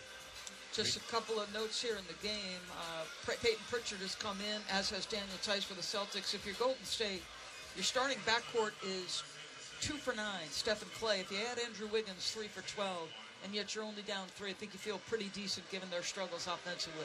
Thank goodness for Kevon Looney, 3 for 3, 6 points. Meanwhile, Jayson Tatum has 2 free throws coming out of the timeout to our right. First one is good. Doris mentioned Peyton Pritchard in the game. Goes over to speak with Ime Udoka before this second free throw as Jaylen Brown gets a rest. I mean, it's difficult, obviously, to cover Jayson Tatum. But when you got a big-time scorer on your opponent's roster and he's not putting the ball in the basket, the last thing you want to do is put him on the free throw line. Let him make a shot. I was thinking the same thing because I always say this. For a rhythm player, free throws, seeing it go through helps. 2 go down that time, and it's 24-19. Boston by 5. Here's Jordan Poole, drives straight, bumps into Pritchard. Shot up off the rim, dancing, no. Rebound, Daniel Tice in the game comes up with it. Dangerous outlet to Tatum. Feeds Tice, who now feeds to the corner. Somehow Grant Williams dove and saved it. Now Williams slides after he turns it over to Kevon Looney, and a whistle down floor against Boston and Tatum, who picks up his second. Poor pass. Poor decisions all around. Jayson Tatum gives Daniel Tice, who's in a dead sprint, a pass where he can only make a mistake. So 2 mistakes on both ends by your best player. You have to think it, PJ. You have to think the game. You got to know who you're throwing the ball to. Muggsy Bogues would have had trouble catching that ball and making a play, staying under control. Daniel Tice did well to get a hand on it. He tried to redirect it to the corner, but he had no chance. Boston's been over the limit, so this puts Steph Curry at the free throw line. Curry has struggled from the field and now misses a free throw. He was 2 for 2 to start, and PJ, that's 20 misses from the line in this postseason for Steph Curry. And look what the Warriors are already in this game. 50%, right? 4 for 8, now 5 for 9. Yep. But again, another turnover hurts Boston. It was Golden State early. That's 4 turnovers for Boston, 8 points off those turnovers. 24-20. Celtics have led most of the way here in quarter 1. They're up 4, 2:15 to go. Tatum drives, got it knocked away, turnover. Porter sends it up ahead to Poole. Lost a handle on it. Now sends it out to Curry. Sidestep to his left, shoots a 3 and hits his first of game 2. Boston's turnovers continue to trigger a team who loves to do that and get in transition. Talk about a guy who wants to see it go through once. That's not the one if you're the Celtics. Well, Jordan Poole lost the ball. I don't know if he was going to throw it to Steph. It turned out to be a good thing. Good miss. 24-23. Boston's lead is down to 1. Minute 40 to go in the first. Pritchard on the top. Tice sets the screen. Pritchard drives past the Tice free throw line. Out to Tatum. Good look at a 3. And he hits it. Jayson Tatum makes it a 4-point Celtic lead. 90 seconds to go in the first. Curry, renewed enthusiasm, drives free throw line, fakes to the right, pass to the left, corner 3. Payton hits it. Gary Payton the second with a triple. He had been in such a good rhythm from 3. He is confident in the corners, no hesitation. He is 7 for 9 from three-point land in the postseason.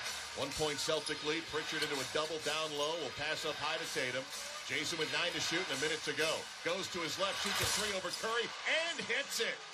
Look out.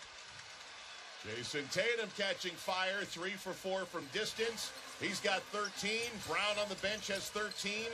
Celtics by 4. Poole against Pritchard in the lane. Flips to the corner, Payton. Up top, relocated Poole. 4-3, and Jordan Poole hits the triple. That's the motion without the basketball. Taking a page out of Stephen Curry. Give it up, get it back. Jordan Poole had been struggling with the three. How about Kevon Looney taking it away from Tatum? We had bodies flying, and now a pass to a wide-open Curry for three, missed it. And a rebound by the Celtics and Derek White. They dodged a bullet. Oh, did they ever? Another turnover by Jayson Tatum. Stop trying to split doubles when there's no space. 6 turnovers against the Celtics in the first quarter. Boston has it 20 seconds to go in the first. About 9 seconds difference on the shot clock, which is at 7. Here's White spinning three-point line drive. Tried to feed it down to Tice. Instead turned it over. There's 7. 9 seconds to go in the first. Golden State down 1, a chance for the lead after 1. Ball in the hands of Curry. Behind the back dribble on Pritchard. Puts it off the window and in with half a second to go in the first quarter. Inbound to Tatum. That's how the first will end. Curry with a go-ahead bucket, and the Warriors leading 31-30. Similar to Thursday, not the way it was played, but both teams kind of went back and forth. Take a deep breath. They're probably both happy the score's where it is. If the Celtics don't turn it over, they're in command of the game. Sloppiness, bad decisions, many by your best player, Jayson Tatum. Tatum and Brown combined for 26 of the Boston 30, but 7 critical turnovers, and the Warriors lead after 1 in Game 2, 31-30 over the Celtics. This is the NBA Finals on ESPN Radio and the ESPN app, presented by Indeed. Stop buying tickets without rewards and start getting more from the only ticketing company that rewards you for buying, Vivid Seats. Buy 10 tickets, the 11th is on us. That's like 10% back every time you buy. And with 100% buyer guarantee and over 100 million tickets sold, that's something to sing, laugh, cheer, scream, buy about. Head to vividseats.com for terms and conditions. Vivid Seats. Life happens live. Swagoo and Perk. KD is in Brooklyn because he listens to outside noise. Because if KD is a rational thinking man and he looking at what he got in Golden State, that they win 8 championships. Check out Swagoo and Perk wherever you get your podcast. Mike Greenberg. Greeny. These are things that have to be taken individually. I understand that in a town you're going to look at the totality. Right now, baseball, spectacular. Basketball, not so good. You know, maybe the Nets get this thing figured out. Hockey, yeah, the Rangers, they could wind up being the next team to win a championship in this town. They could do it in the next couple of weeks. And then the football teams, the Giants had a good draft. The Jets had a great draft. Do things look a little better? God knows, I hope so. Greeny with Mike Greenberg. Weekday mornings at 10 Eastern on ESPN Radio. And watch exclusively on ESPN+. Canty and Carlin. You attention-seeking fraud. I am so tired of Aaron Rodgers. And, you know, it's on me because I'm one of these people that over the last 2.5 years has allowed myself to be held hostage by Aaron Rodgers. Because here's somebody that complained ad nauseum about how bad the Packers have treated him and talked about how important winning is to him, and yet it's not even remotely important to him. I honestly am so tired of hearing him talking about retiring. Go on your punch of karma fast.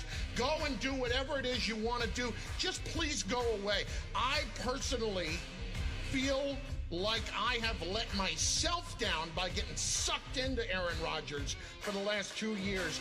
Chris Canty and Chris Carlin are Canty and Carlin. Don't miss them weekdays on ESPN Radio and on ESPN+.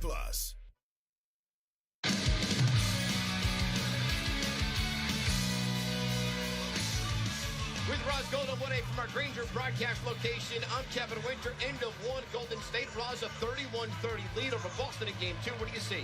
Yeah, well, Celtics led by as much as 9 in that first quarter, but a key to the game for the Warriors was to close quarters better. They did just that, capitalizing off of the Celtics' 7 turnovers. And Kesty, if anything I've learned from PJ and Doris, live ball turnovers are a killer. Back to you guys. They are, and I'm sure our good friend Mike Fratello knows about that too. The czar of the telestrator, PJ, just brought out to center court, receiving the Chuck Daly Lifetime Achievement Award. Which is fantastic because they were such good friends. But you're talking a guy, you know, it's a crime. Mike Fratello should be either coaching or broadcasting because he was excellent at both.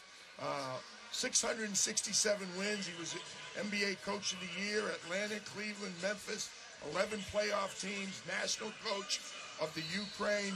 Fantastic broadcaster, overcame working with Marv. Unbelievable career and a great gentleman. 16 years as a head coach and multiple Emmys. That's a nice resume. Out of the timeout, Jordan Poole for three. Wanted a foul, didn't get it. Was wide left and rebounded by the Celtics. Jaylen Brown and Jayson Tatum are on the floor for Boston. Tatum against Nemanja Bjelica getting some run here early second. Great fake by Tatum, drives the lane. Bjelica stayed in front and knocked it away. Here's Poole on the other end. Poole with a nice dunk in. Nice recovery by Derek White to block it. Down floor Brown, and we got a whistle. And is that a technical foul on White? Boy. The call from Zach Zarba. He wanted a foul call and was barking, and a technical foul called against Derek White of Boston. Is that when Poole tried to jump over him? Yeah. When Poole tried to jump over him, I think he thought that he reached up. Didn't look at. I don't think it was intentional. So Zach's got to clarify. They're going to review it. I wonder if they turn this over, to be honest with you. Watch, DB, what happens. He's on the floor. Now watch White go over the top of him. Yeah, because he's trying to get back in the play, and he reaches grab up. it with his hand. Yeah, that should be on Poole, not Turn White. on the play as a hostile act on Jordan Poole. Oh, it is on Plays Poole. under review. Yep. This is, I don't know if it's hostile. I don't think it's hostile. I think it's kind of like what you do to slow somebody down. Right. It's just a But non-basketball it's not play. legal, is what it is. It's not hostile. Gonna watch another replay. So White went for the block, got it right before it hit the glass.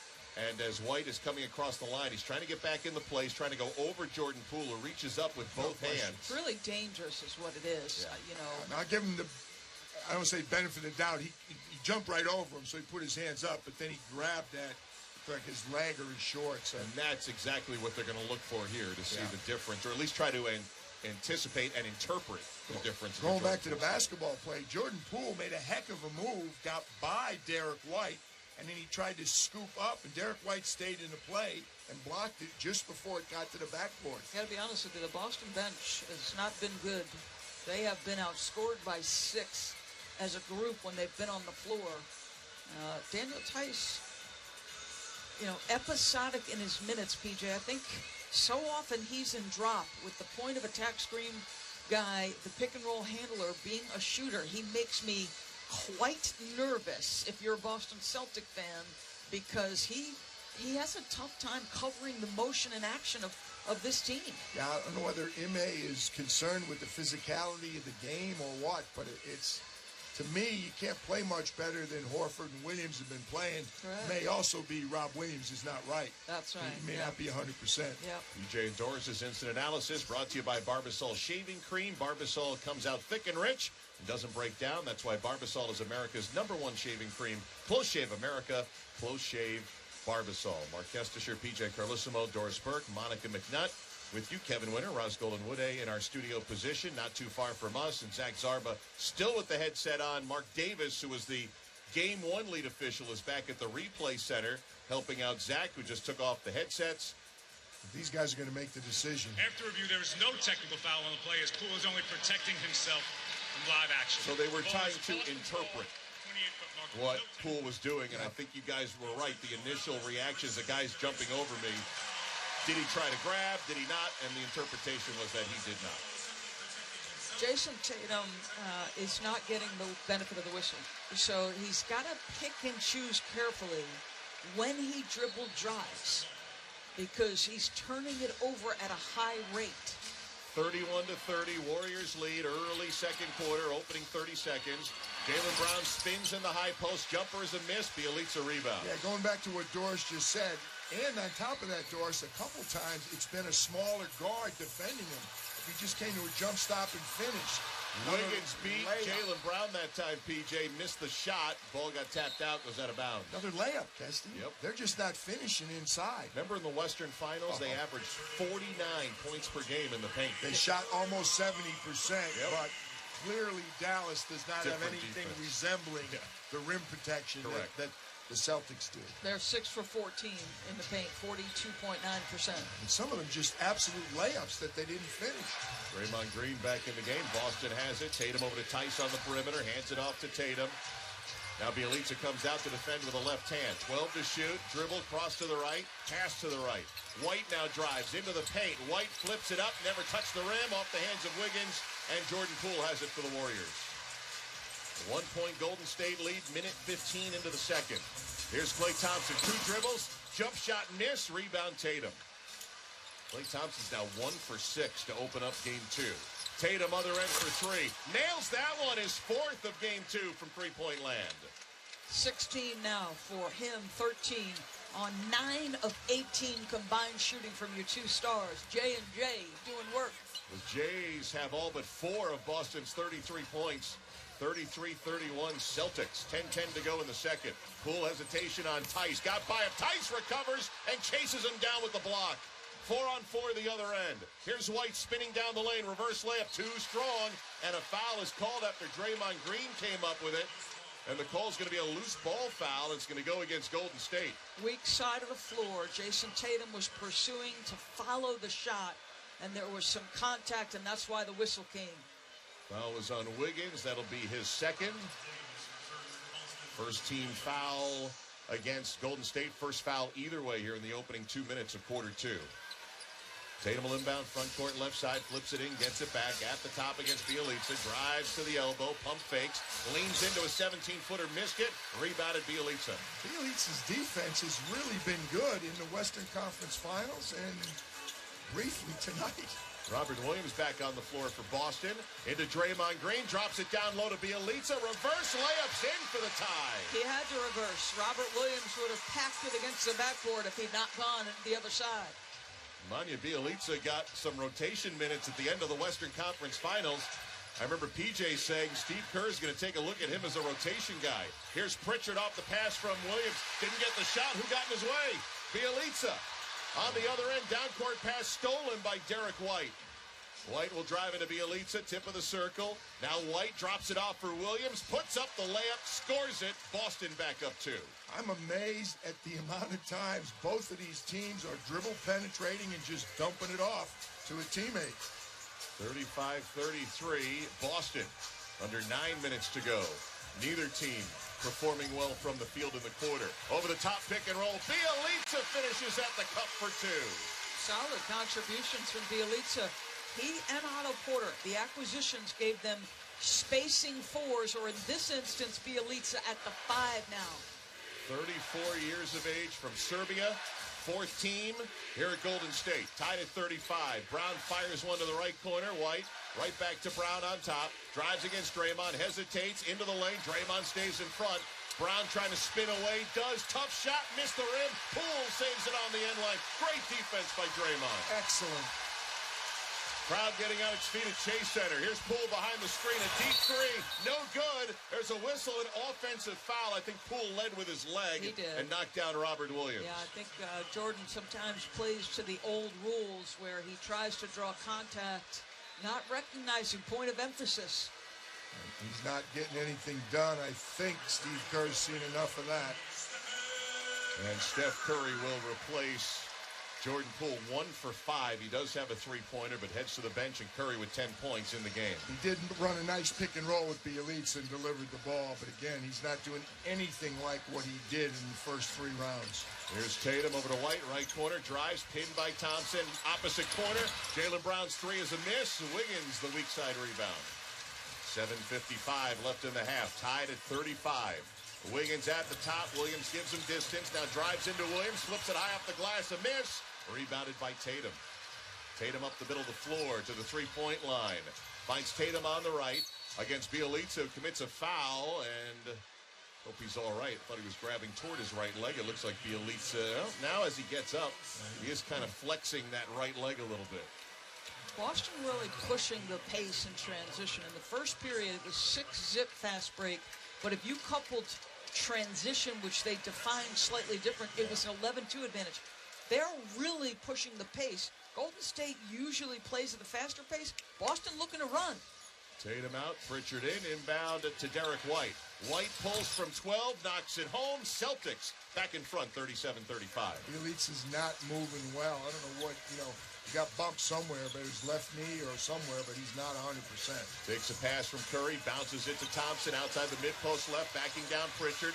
Turns, puts it over Horford, missed everything. Nice help by Horford. And Jaylen Brown will bring it up left to right for Boston, up 2. Fires it to a wide-open White, open for three, and he makes Golden State pay, 40-35. Sorry, Cass, I think this may be a timeout coming. It looks like Steve making the signal to Steph. 8 3-pointers for the Boston Celtics after 21 of them in game one, and a timeout with 6:57 left in the half. He was all by himself because they blew the transition coverage. They were back in plenty of time. Nobody got Derek White. Guess they forgot what happened Thursday when they let him shoot it. At 5 3-pointers, his postseason career high. 6:57 left in the half. Boston 40, Golden State 35, and you're listening to the NBA Finals on ESPN Radio and the ESPN app presented by Indeed. To show you how easy it is to file a claim with Geico, we hired a scary movie victim. Oh no, a tree fell on my car, and there's only one thing to do. Trip over my own feet and pull myself across the lawn while yelling help at a barely audible volume.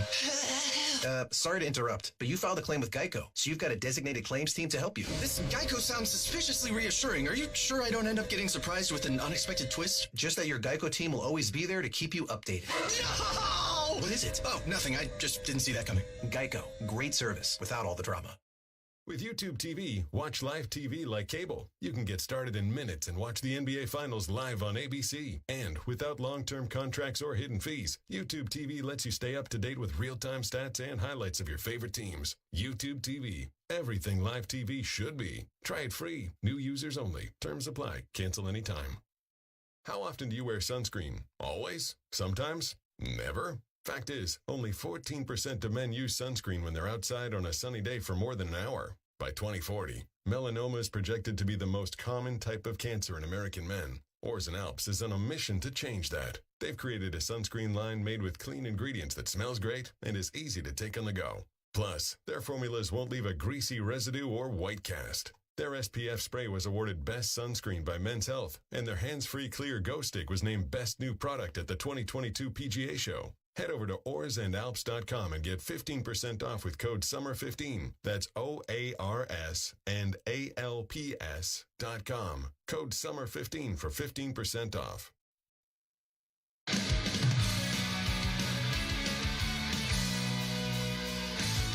Let's pause 10 seconds for station identification. You're listening to Game 2 of the NBA Finals on ESPN Radio and the ESPN app presented by Indeed.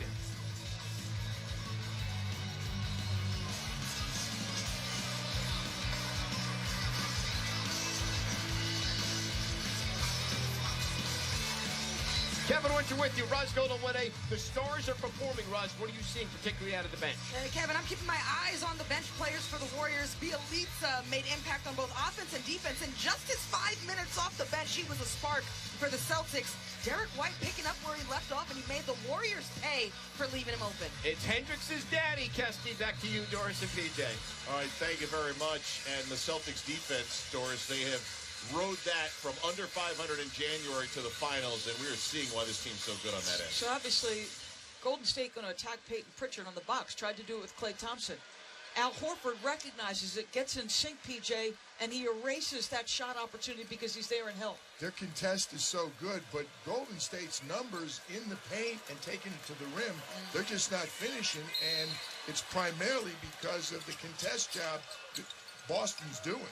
Right now it's a 5-point lead for Boston. Steph Curry out of the timeout hits a deep 2 to cut it down to 3. And Nemanja Bjelica gave Steve Kerr some good minutes, but it didn't look like he could even move coming out of that timeout. He's on the bench.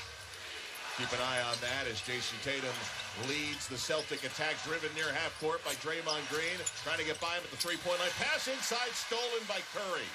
Curry 1-on-4, 2-on-4. Pulls from the top for 3 and hits it. We're tied at 40. Third Tatum turnover, 16 points off their 8 turnovers. You're gifting a dangerous team, and in particular, Stephen Curry. I give Draymond Green credit for that turnover. He was all over him.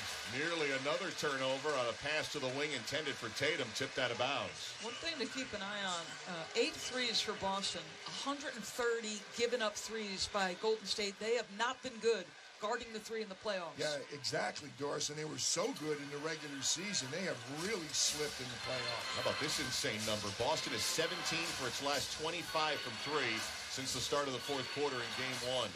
Here's Jaylen Brown on the right wing. Will pull from the break for 3. In and out. Pops out, and Porter's got the board.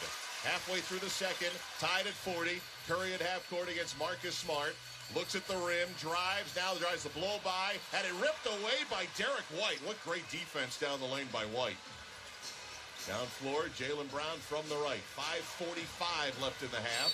Cross-court pass to White, and now a foul called by Zarba on the baseline off the ball. Savvy veteran move. Al Horford was posting so hard. There was contact initially. Otto did his best fighting PJ, but Horford just is going to say to the official, make a call. Second on Al Horford. Forced him to. We are light on the fouls in the second quarter. That's team number 3. Boston Small again. Off the inbound, Smart has it. Smart, baseline J is a miss. Curry under the basket has the rebound. Down floor, Wiggins to Draymond Green. Touch pass to Payton right at the rim, and Golden State's taking the lead. Fast break points that hadn't been happening for Golden State. They got it out quickly that time. 7 straight Warrior points for the 2-point lead.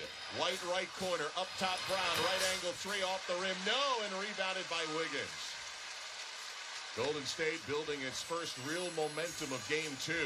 Curry tried to go behind the back dribble, nearly lost it, keeps it. Now behind the back, top of the circle, steps back, darts forward, pass to the corner, touch pass Porter up top to Wiggins, squares, hand in his face 3. It's good. 10 straight points for the Warriors. Timeout Celtics. Exceptional defense, really. It's just you cause a rotation, and your challenge by Marcus Smart is just a hair late, PJ. Exactly, and a couple of misses from 3, finally, from Boston. Timeout in San Francisco. 10-0 run Warriors, 45-40. Golden State leading Boston, 4:52 to go in the first half. This is the NBA Finals on ESPN Radio and the ESPN app, presented by Indeed. Buckle up. The SiriusXM Listen Free event is happening now. Listen in your car to over 100 channels, including ad-free music of every kind, plus sports play-by-play and talk and news covering all angles, now through June 6th. Here's your chance to check out exclusives, like the Whole Lotta Red Hot channel from the Red Hot Chili Peppers, and limited run channels like Def Leppard Radio. We've already turned it on. Just press the SAT button in your car to start listening free through June 6th. Keyshawn, J. Will, and Max. When you look at a schedule, it reveals more than even the schedule what you really think about that team. Bad teams, their schedules always look brutal because they're no good, so you don't think they're going to win many games. Good teams, you look at the schedule, oh, it's not so bad because they're favored in a lot of those games. I guess I would also take the under on the Jets, but just. Like, I think 5.5 games is right. I'll take the under. Key, J, and Max. Followed by Greeny. Mornings on ESPN Radio and on the ESPN app. Only one sale away from the Shopify 1000 Club. Is that a thing? Wow, Mom. Have a cookie. I'll take one. Dad. These are delicious. You need to show them. You should. Mom. No, seriously. Let's set you up on Shopify. It's easy. I always knew you would build your own business. Guys. Yum. Okay, if Mom can do it, then why not? Number 1000. Start selling today with Shopify for free. Sell online, in person, and anywhere else your future holds. And manage it all from a single place. No design or coding experience necessary. It's why every minute of every day, something amazing happens. A new seller makes their first sale with Shopify. Plus, with on-demand business courses and 24/7 support, Shopify is with you every step of the way. So, when you're ready to bring your idea to life, build it on Shopify, the commerce platform powering millions of ideas around the world. This is Possibility, powered by Shopify. Sign up for a free 14-day trial at shopify.com/play. Go to shopify.com/play right now and start selling today. Shopify.com/play.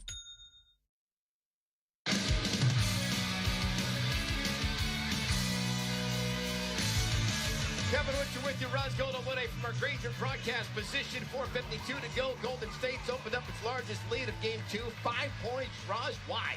Well, it's not on the stat sheet, but I think Draymond Green's been fantastic. Fingerprints all over the game. He's made great decisions for assists, impressive defensive stops. He's forcing turnovers, drawing fouls. He's drawing Celtics players into emotional battles, and he's in their head. If you're a Celtics fan, you can't stand what you're watching. If you're a Warriors fan, you got to love it. You've been loving it ever since 2015, pretty much. Yeah, I'm unbiased. Cassie, yours, PJ, back to you. All right, guys, and PJ, you had mentioned in Game 1, Steve Kerr took some fourth-quarter timeouts could not have gone worse. That last time out he took a few minutes ago, they've scored 10 straight points. Yeah, Thursday night, Andre Iguodala with a bad turnover and Draymond Green with a terrible turnover coming out of timeouts. But Steph Curry got them back in the game. 5 quick points. They made 4 in a row, and they're on a 10-0 run. They're being aggressive. These teams are just kind of going back and forth against each other. I think the Gary Porter, Otto Porter lineup may be something you're settling into if you're Golden State. Yeah, I think for sure they love the lift that Payton's given them. I like Porter the other night. It's going to be interesting to see because Andre Iguodala played decently on Thursday, and then, of course, maybe too many minutes, maybe too much for him. Yeah, they put Payton right on Jayson Tatum. That's a huge get-back for the Golden State Warriors after missing the last month with a dislocated elbow. Broken elbow, rather. Boston out of the timeout, 10 to shoot. They work it to Tatum, up above the three-point line. Finds Brown on the curl right, drives one step in, pass to Tatum, gets off the three, on its way, and good for his 5th of game 2. Under duress of the shot clock, too, but no hesitation. He's got 19. He's too big. You better have length on Jayson Tatum. 45-43, Boston. 4:15 to go in the half. Green outside the mid-post. Passes opposite side Wiggins. Behind the back, step-back jumper. Off the rim, falls out. Rebounded by Derek White. White with the white headband. Hair flowing above it into the front court. Gets a screen from Horford. Now dribbles against Curry. Down deep. Goes to the left hand. Missed the layup. Tapped out of bounds. Last touch by Golden State, says Tony Brothers. Well, that was a good move. Derek White just didn't finish. What a clever move, and he just missed the layup with his left hand. White shaking off the cobwebs a little bit as he comes to the front court baseline to inbound. Baseline left, ball in his hands, sends it way up high to Tatum with 14 to shoot. Guarded by Draymond Green now. Tatum on the blow-by. Pass to the wing. It's White. Wide open again. Shoots the 3 and makes another wide open triple for the Celtics. Excellent decision by Tatum. So much of the defense is sinking on his drives. It's a tough pass. It wasn't necessarily on time or on target, but give White credit getting himself settled. 10 three-pointers for Boston. 19 in the last 3 quarters. Curry for 3. No. Rebounded by Jaylen Brown. 46-45 Celtics. Down floor with 3:20 to go in the half. White will find Brown on the top, takes Payton into the lane. Euros tried to pass inside, tipped away by Porter. Here's Curry, a 1-on-2, behind the back against White. Couldn't feel it. Peels away, now goes back. Try to no-look to Payton. He's covered by Smart down low, and they go up top to Draymond. 3 minutes to go in the half. Draymond, great fake and a drive blowing by Horford. And so often that dribble handoff is made, and so the defense forgets Draymond. He goes right to the cup. 47-46, Golden State now leads. Tatum turnaround jumper, good as he's falling away and fading away. He's got 21. And again, over the smaller Payton. 7th lead change of the first half of game 2. 48-47. Curry to Payton, down low. Draymond hammered by Horford.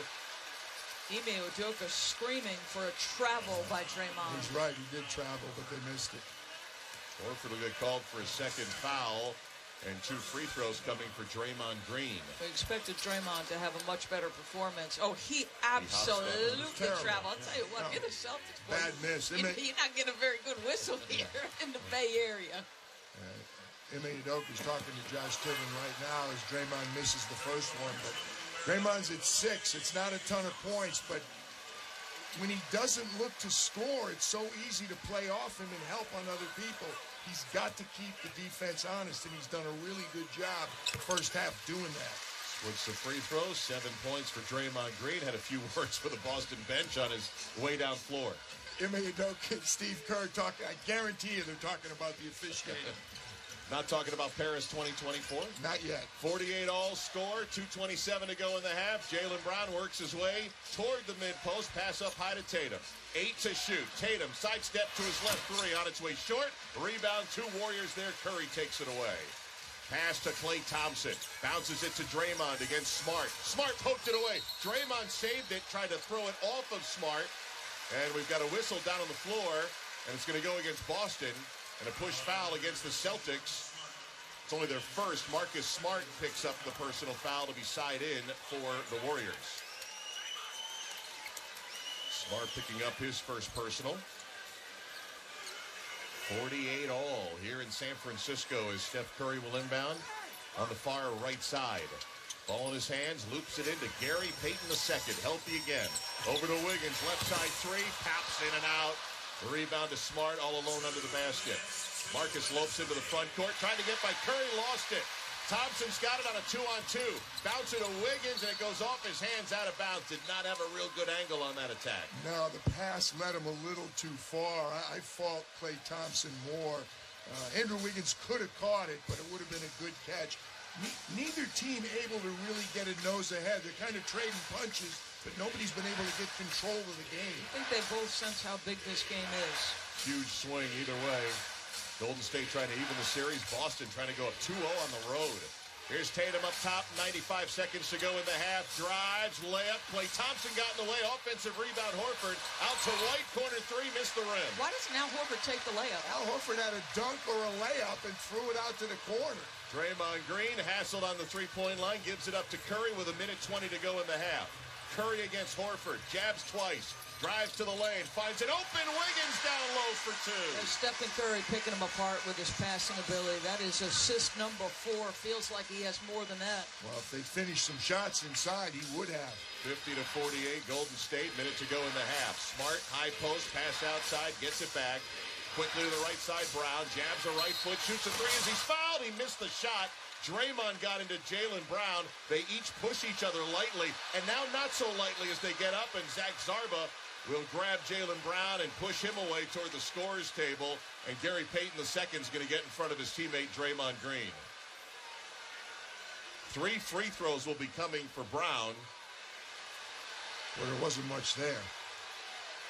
Draymond, as he went for the block, turned his back and was backpedaling into Jaylen Brown.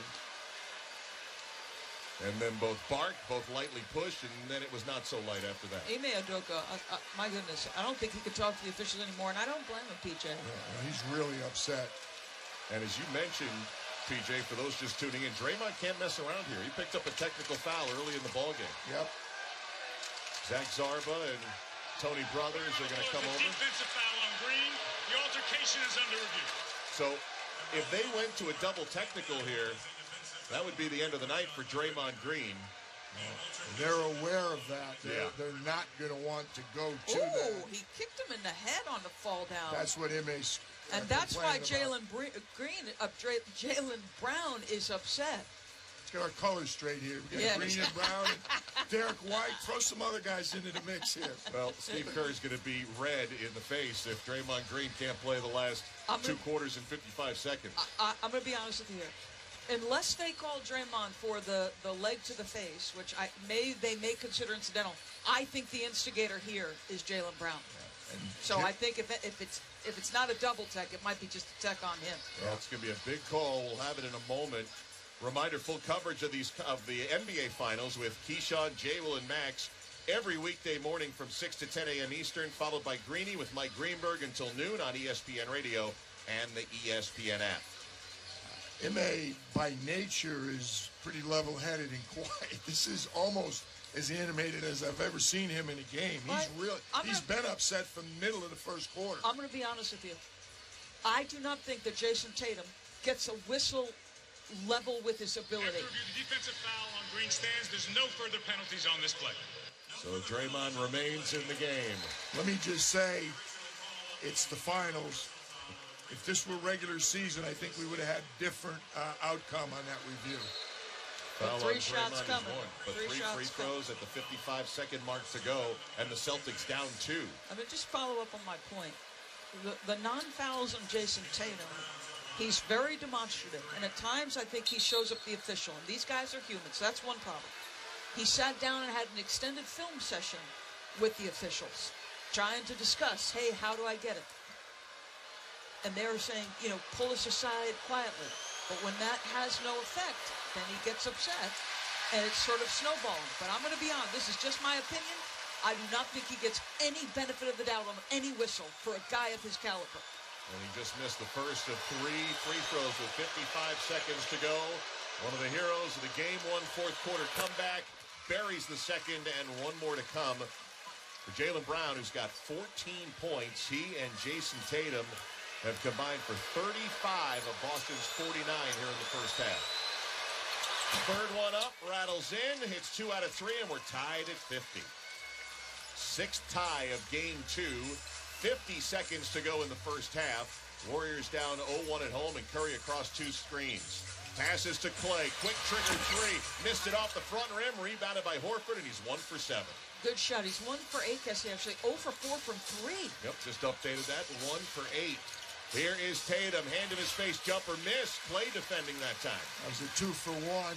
Not a great shot, but I think that's what Jayson Tatum was trying to do. 24 seconds to go in the half. Shot clock difference about 8 seconds. Curry directing traffic up top. Shot clock dips under 10. Got a screen from Payton. Pulls for 3. Missed it front rim. Backboard off the front rim again. Contested rebound. Wiggins flips it up and in with 10 seconds to go in the half. 52-50 Golden State. Here comes Boston with the clock off. Brown, jumper 17 feet away, missed it. Long rebound with 3 seconds to White.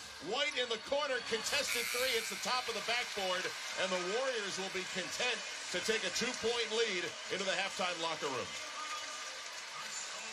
Both teams, again, going back and forth at each other. Neither team even close to taking control of the game. Without question, Ime Udoka and the Celtics are frustrated and upset with the officiating. I think they have a right to be, but I think you also have to set it aside because your frustration is at times taking its toll. If you stop turning the ball over 11 for 18 points, you limit a team that's really struggling. Look, Klay Thompson is struggling, just 1 for 8. Wiggins 4 for 11. Stephen Curry is doing this by himself, buoying the group. I know Wiggins has got 10, that big offensive board there, big time plus. Halftime score in San Francisco. The Warriors need a win. 52-50, the lead over Boston at the half. Now let's send it to Kevin Winter, Roz Golden-Wooding in the studio with the AutoZone halftime report. Casty Doors, PJ Monica. What makes AutoZone America's #1 battery destination? They offer free battery testing and charging and reliable replacement batteries. They've always got your battery solution to get in the zone. AutoZone. Up next on the AutoZone halftime report, we'll have Roz Golden-Wooding's first half analysis to give you her keys to the second half. Just like game 1, Roz. We got a 2-point game at the half. This time, Golden State by 2, 52-50. This is game 2 of the NBA Finals on ESPN Radio and the ESPN app. Netflix, Amazon Prime, HBO, Showtime. How many streaming services are you paying for? Better question, how many do you actually watch? Odds are you're paying for subscriptions you're not even using. Why? Because getting out of subscriptions often feels like more trouble than it's worth. Well, not anymore. Just download the Truebill app. Truebill is the #1 subscription tracker, manager, and canceller all in one. Connect your accounts and instantly you'll see a complete picture of all your recurring subscriptions in one easy-to-use interface. Truebill organizes your subscriptions by due date and notifies you when something is coming up. Now, instead of waiting on hold for close to an hour while you connect to a customer service rep, cancel that subscription immediately with a tap right from the app, and Truebill will handle the rest. To find out more about all the awesome personal finance features packed into Truebill, go to Truebill.com/sports or download Truebill from the Apple app or Google Play stores. Truebill, the money app that works for you. Stop buying tickets without rewards and start getting more from the only ticketing company that rewards you for buying, Vivid Seats. Buy 10 tickets, the 11th is on us. That's like 10% back every time you buy. And with 100% buyer guarantee and over 100 million tickets sold, that's something to sing, laugh, cheer, scream, buy about. Head to vividseats.com for terms and conditions. Vivid Seats. Life happens live. The Right Time with Bomani Jones. I think they want to take this man's team from him. I think they're afraid he'll blow up their spot. They took Jared Richardson's team from him, so I can't say that they won't take a team from somebody, but Jared Richardson was willing to take one for the team. Dan Snyder ain't about to do that at all. He won't take one for his team. The Right Time with Bomani Jones. You can listen or follow on the ESPN app or wherever you listen to podcasts.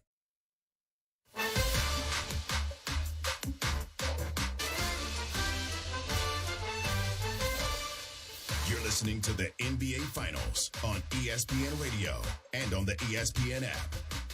Stolen by Curry. Curry 1-on-4, 2-on-4. Pulls from the top for 3 and hits it. We're tied at 40. third Tatum turnover. 16 points off their 8 turnovers. You're gifting a dangerous team, and in particular, Stephen Curry. 11 points off of 18 Boston turnovers. Our first half recap brought to you by the United States Postal Service, delivering for America. Learn more at USPS.com. With Raj Golden 1A, I'm Kevin Winter. Score at the half, Raj, yet again. We've got a 2-point game, 52-50. I brought the boxing equation into the foray at the beginning of the game. What are you seeing here in this game? Yeah, to stay with the boxing analogy here, it's heavyweights. It's the battle I was hoping to see. You know, in game 2 early in this first half so far, stars are here. Steph Curry's got it going for the Warriors. I think Draymond Green has been great in his own way, in the ways that he impacts the game. Jayson Tatum and Jaylen Brown have brought it for the Celtics. Now, the Warriors in the first half missed too many layups, but I see both teams gritting it out, body punching each other. It's been emotional. It's been physical. There's been texts. There's been issues with the refs. But I want to know where 2 key players are for each team. For the Celtics, Al Horford has taken 0 shots for 0 points. And then for the Warriors, Klay Thompson is 1 for 8. Both of those guys can change the game if they show up in the second half. And by the way, you hear him in the background here on the AutoZone halftime report. By the way, CeeLo Green entertaining us.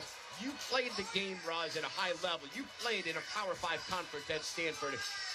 Boston's got 11 turnovers. You hear live ball turnovers.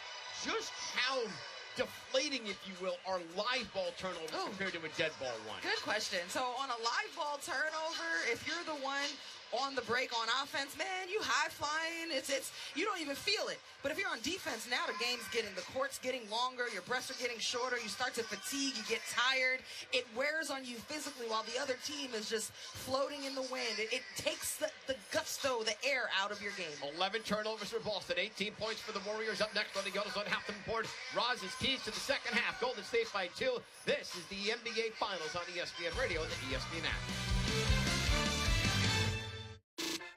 Keyshawn Johnson, Jay Williams, and Max Kellerman. I don't think that the Denver Broncos are as good as people want them to be.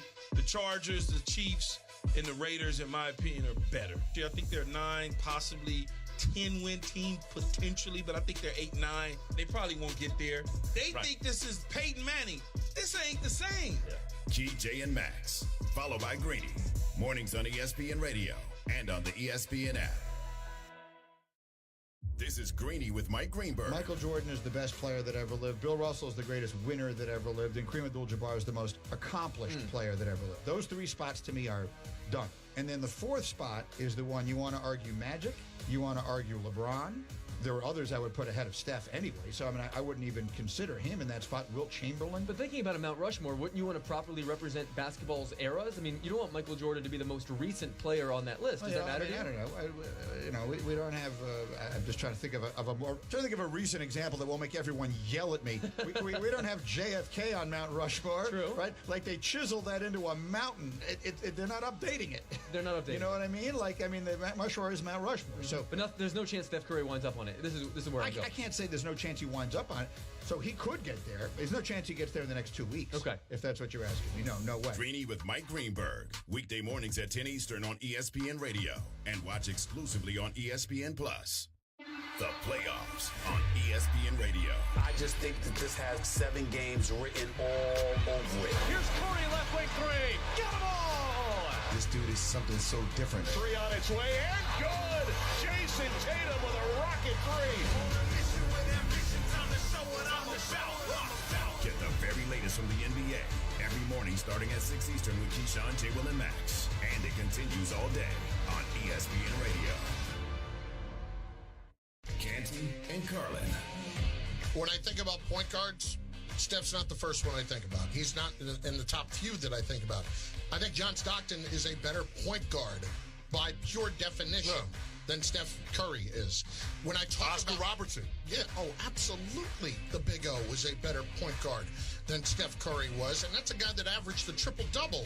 I look at Steph, and I just think guard. I think shooter. I think about all those things. So let's remove Magic from that discussion because neither one of them belong together in that discussion. Yeah. They're both great equally on different levels, on different planes, but as overall players and the impact they've made on the game, they are right there together because they both changed it in their own way. Chris Canty and Chris Carlin are Canty and Carlin. Don't miss them weekdays on ESPN Radio and on ESPN Plus.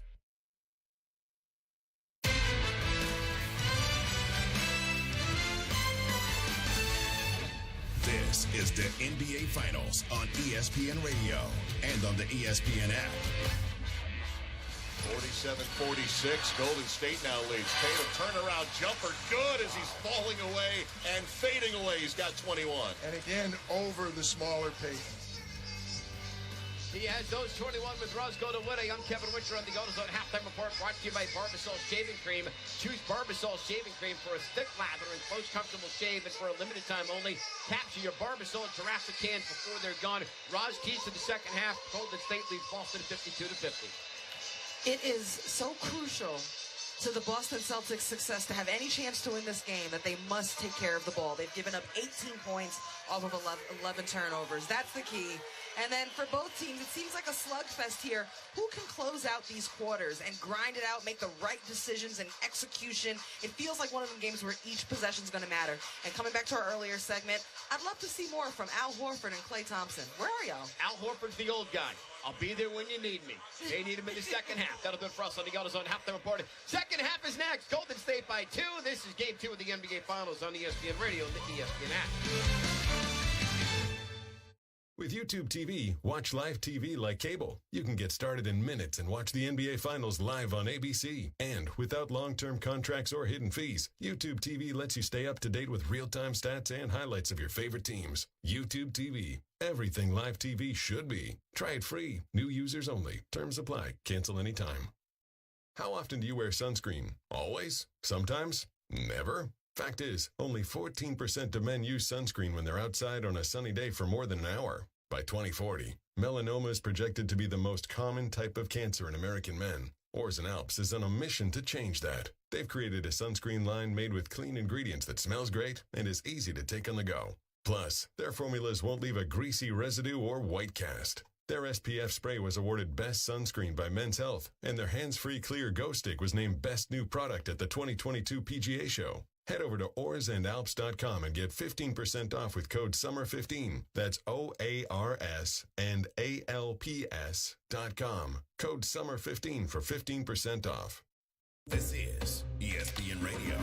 Arthur Smith, head coach, Atlanta Falcons, here with us. The fact that they pay me to do this job, I'm lucky as hell. I'm living my dream, and I get to coach football in the NFL for a living. Mario Andretti, everybody. Formula One is at a good place right now. Something has exploded here.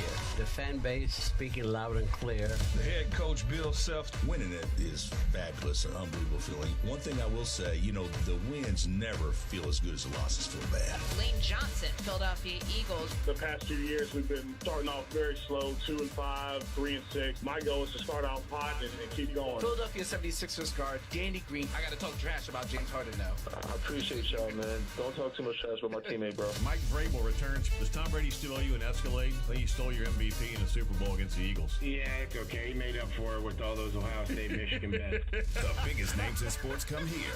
It all starts with Keyshawn, J. Will, and Max at 6 Eastern and continues all day. This is ESPN Radio. Bart and Hahn.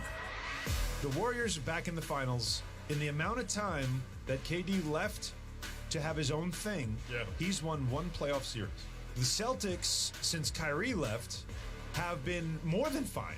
But what does it say about them? I'll say this. It tells me that next season, it's on. Bart and Hahn, weekdays at noon Eastern on ESPN Radio and on ESPN Plus. The Hoop Collective Podcast. They shoot 68% as a team, 75% from three-point range. They scored 40 points to the Warriors 16. The Warriors went 8 minutes without scoring a basket on this floor where they were undefeated in the postseason. And by the way, Peyton Pritchard played 8 minutes of that fourth quarter. Marcus Smart only played 3 minutes. I was wondering whether Ime Udoka was going to take him out. The Hoop Collective Podcast. Listen on the ESPN app or wherever you listen to podcasts.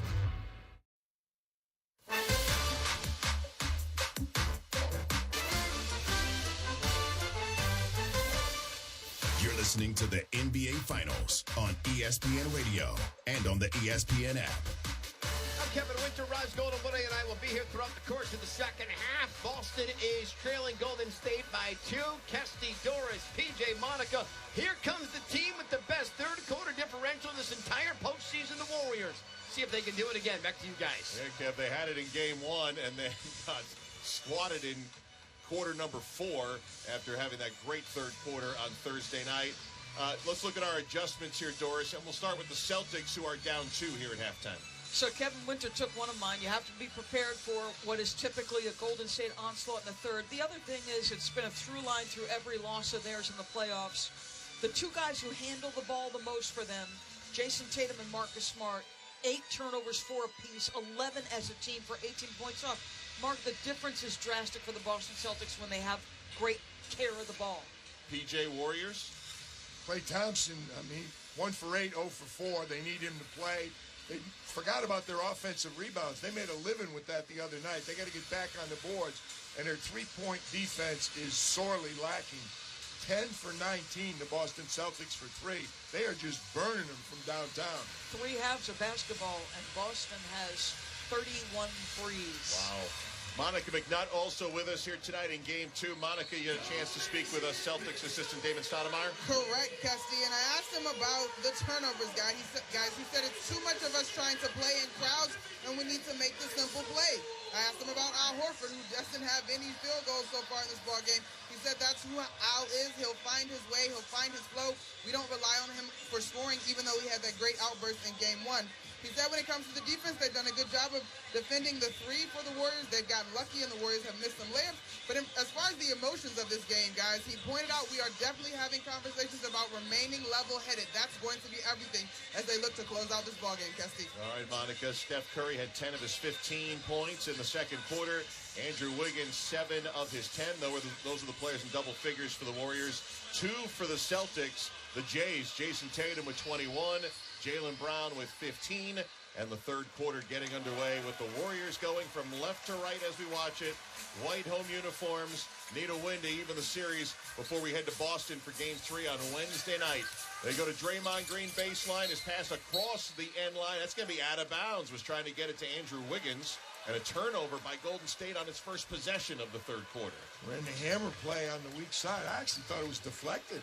Draymond didn't complain. Usually he just threw it out. Yeah, when that goes out, it's usually a deflection on the hammer play, but none there.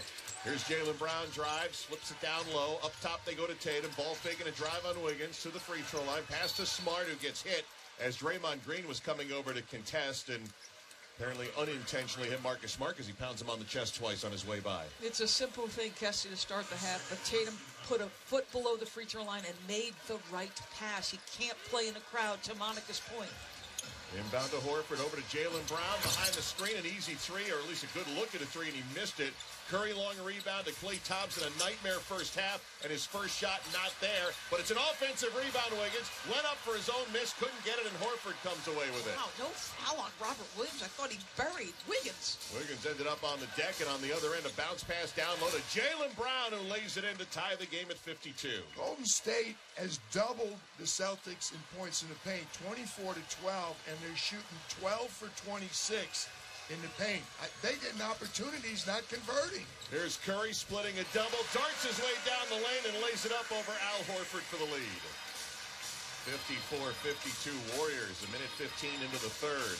Here's Tatum over the top to Horford without a field goal attempt to the dotted line with a dribble over. Looney, shot missed. It was his first attempt and rebounded by Draymond Green. Green into the front court, stops on the three-point line, and a block foul off the ball. He was trying to find Curry. Marcus Smart will get tagged with his second. First team foul against the Celtics here in the third.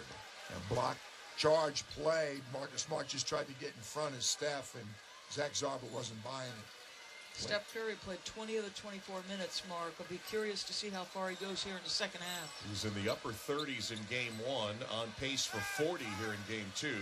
And Klay Thompson, who's open 1 for 9, will inbound from the left. To Looney, back to Thompson. Probably wants a layup, takes it down deep, but he missed it. And it's rebounded by Boston. 1 for 10 start for Thompson. Smart in traffic, trying to get it down low to Brown. Comes up to get it, spin, shot missed. Thompson the rebound. Up ahead to Curry. Does not have numbers, but a pull for three, and he'll brick it off the iron. And fortunate it went off of Robert Williams and out of bounds to the Warriors. I think the coaches might like a possession or two, PJ, where maybe the offense is given a chance to work. Maybe more than one pass. Maybe we start all over again. This is when you look at, if this was a scrimmage, you'd say, let's put 12 minutes on it. Let's start again. 10-12 to go in the third. Curry inbounds, gets it back on the left, circles through a screen, finds Wiggins on the right. Baseline drive. Did he step on the end line? What's the call? That is the call, Josh. No, hang on a sec. Foul on the floor is the call on Robert Williams by Josh Tiven, the official. And that is 2 team fouls against Boston. Side in for the Warriors. Someone's got to inbound it, though. Marcus Smart coming over slowly. Still not over the line. Well, that's going to be Draymond Green on the Warriors trigger. Bouncing it into Curry. Quickly to Thompson. They're trying to get him going. He drives, dishes to Wiggins. Outside Curry, looks at the rim. Now shoots the three. No good. Offensive board. Wiggins put back, blocked by Williams. And he trickles out of bounds to the far side. Yeah, but you have 2 excellent offensive rebounders in Looney and Wiggins. Looney with his size, Wiggins with his athleticism. Exceptional job by Rob to erase it, but you've got to find a body and put it on Andrew Wiggins. I don't know if Jayson Tatum got that little stinger feeling again because he's kind of hunched over with that right shoulder, now defending Wiggins on the inbound. It goes into Looney. Nobody's there. Looney power dribble now goes up and flushes. Simple back screen. Breakdown. Yeah, it was a back screen. They didn't communicate. Both went with the screener. Looney was all by himself. 56-52 Warriors. 9:40 left in the third. Robert Williams sends it over on the right. Doubled hard is Jaylen Brown. Popped loose. They turn him over. Curry flicks it across half court to Wiggins. Out on the left wing. We'll work it around the horn now. Draymond Green thought to go to Curry. Finds Thompson. Squares for three. And he finally connects on his first triple of game 2. Ime Udoka wants a timeout for Boston. Well, and they need a timeout. They've been very tentative. They're turning the ball over again, and they're making mistakes on the defensive end. They need to refresh themselves. 7-2 start to the third for the Warriors. They've got their biggest lead of game 2. 59-57 Golden State. 9:21 to go in the third. You're listening to the NBA Finals on ESPN Radio and the ESPN app, presented by Indeed. The first cup of coffee, it was awful. Meet Rod Johnson, co-founder of Black & Bold, a premium specialty coffee and tea company powered by Shopify. The journey of Black & Bold started with us opening our online Shopify store while we were burning beans in my business partner's garage. Shopify allows us to stay true to our mission by having an easily customizable and responsive site. They make it very easy for novices to try their hand in becoming entrepreneurs. I was able to do it without any technical background, and I'm very grateful for Shopify. My advice to anyone thinking of starting a business is to just start selling on Shopify today. When you're ready to share your business with the world, grow it on Shopify, the all-in-one commerce platform trusted by millions of businesses like Black & Bold. Get a free 14-day trial at shopify.com/play and start selling wherever your customers are with easy-to-use tools and friendly 24/7 support. Go to shopify.com/play right now. Shopify.com/play. And now it's Geico's Motorcycle Rules of the Road. Avoid biking in the rain and never touch another person's bike. Hey guys, look at these bikes. So shiny. Whoops.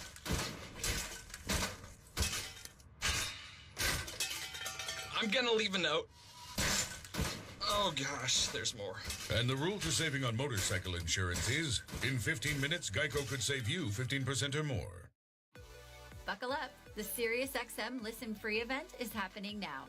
Listen in your car to over 100 channels, including ad-free music of every kind, plus sports play-by-play and talk and news covering all angles, now through June 6th. Here's your chance to check out exclusives, like the Whole Lotta Red Hot channel from the Red Hot Chili Peppers, and limited run channels like Def Leppard Radio.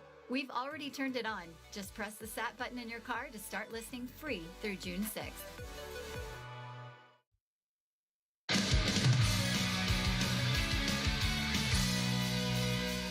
47-46, Golden State now leads. Tatum turnaround jumper, good as he's falling away and fading away. He's got 21. And again, over the smaller Peyton. Jayson Tatum, 21 in the opening half for the Boston Celtics. However, only 2 points here in the third quarter for Golden State. The team that had the best point differential in the third quarter this postseason, plus 246. Mark Kessler, Sir Doris Burke, and PJ Colissimo. They're doing it again. A 7-2 spurt to start this quarter. Starting to get the offensive glass going as well. We know Kevon Looney is the '1 offensive rebounder in the postseason. Andrew Wiggins is #2. Plus 16 in the paint for the Golden State Warriors. Plus, 21 points off the 15 turnovers, 12 turnovers. 4 more paint points. You just talked about Doris already. Right there. They're attacking the rim. Coming out of the timeout, Warriors fans starting to make some noise. Sunday late afternoon, turning into evening in San Francisco. It'll be Boston basketball trailing 59-52, 9:15 to go, third quarter in game 2. Marcus Smart attacking the basket to our left, gives it up to Tatum, gets a Horford screen. Looney jumps out on him. Now back to Horford, 12 to shoot on the three-point line. Over to the right side, Tatum spins against Looney, into traffic, and he was fouled. Is that Klay Thompson, who was on the front? Looney was behind. Thompson bent over at the waist, and the foul's on Looney, his second. They must have changed their mind, because in the middle of that timeout, Derek White took his warm-up shirt off, looked like he was going in. Ime Udoka went back and huddled up with his assistants and decided to stay with his starting lineup, the so-called big lineup. Jayson Tatum at the line for 2, and the first is good. Tatum up to 22 points here in game 2. It would be very interesting to go back and look. I think he started 2 for 7, Jayson Tatum. Then he went to the foul line for those couple, and it feels like he's been better since. He's 2 for 7, then 5 for 9 since for Tatum, who hits 2 more free throws. He's up to 23 points as the Celtics get to within 5. 9 minutes to go in the third. Andrew Wiggins front court to Draymond Green, left side to Thompson. Klay will find Looney, baseline left against Horford. Bounce pass intended for Draymond Green, and a kicked ball will reset the shot clock from 9 to 14. Warriors basketball side in. 2 numbers mavens are right on it. 2 for 7 is exactly what he started. They always tell me, don't do math on the fly. We get one right every once in a while. Inbound to Andrew Wiggins. Finds Curry against Horford. Back beyond the 3. Hesitates. Darts in. Darts back. Shoots the triple. Bullseye for Curry. If Al Horford's that guy, he just dances until he gets separation. 62-54 Golden State. 8-point lead. They go to Horford in the mid-post against Klay Thompson. Starting to face up to the basket. Now bumping him with the right shoulder once, twice, a third time. Spins, gets closer. Shot high off the backboard. No. Rebound Looney. Down floor to Klay. Klay, great hesitation move. Blows by Jaylen Brown, who is stumbling, and Thompson scores. Great post defense by Klay Thompson. Pride against Al Horford. First time either team has had a double-digit lead tonight. Golden State by 10. 8 minutes to go in the third. Here's Smart. Oh, beautiful crossover inside, but Looney chased him down, blocked it off a Celtic and out of bounds. Robert Williams down on the baseline. Wow. And laid out. Looks like he's going to try to navigate his way to his knees, but something is hurting, and you hope it's not the knee.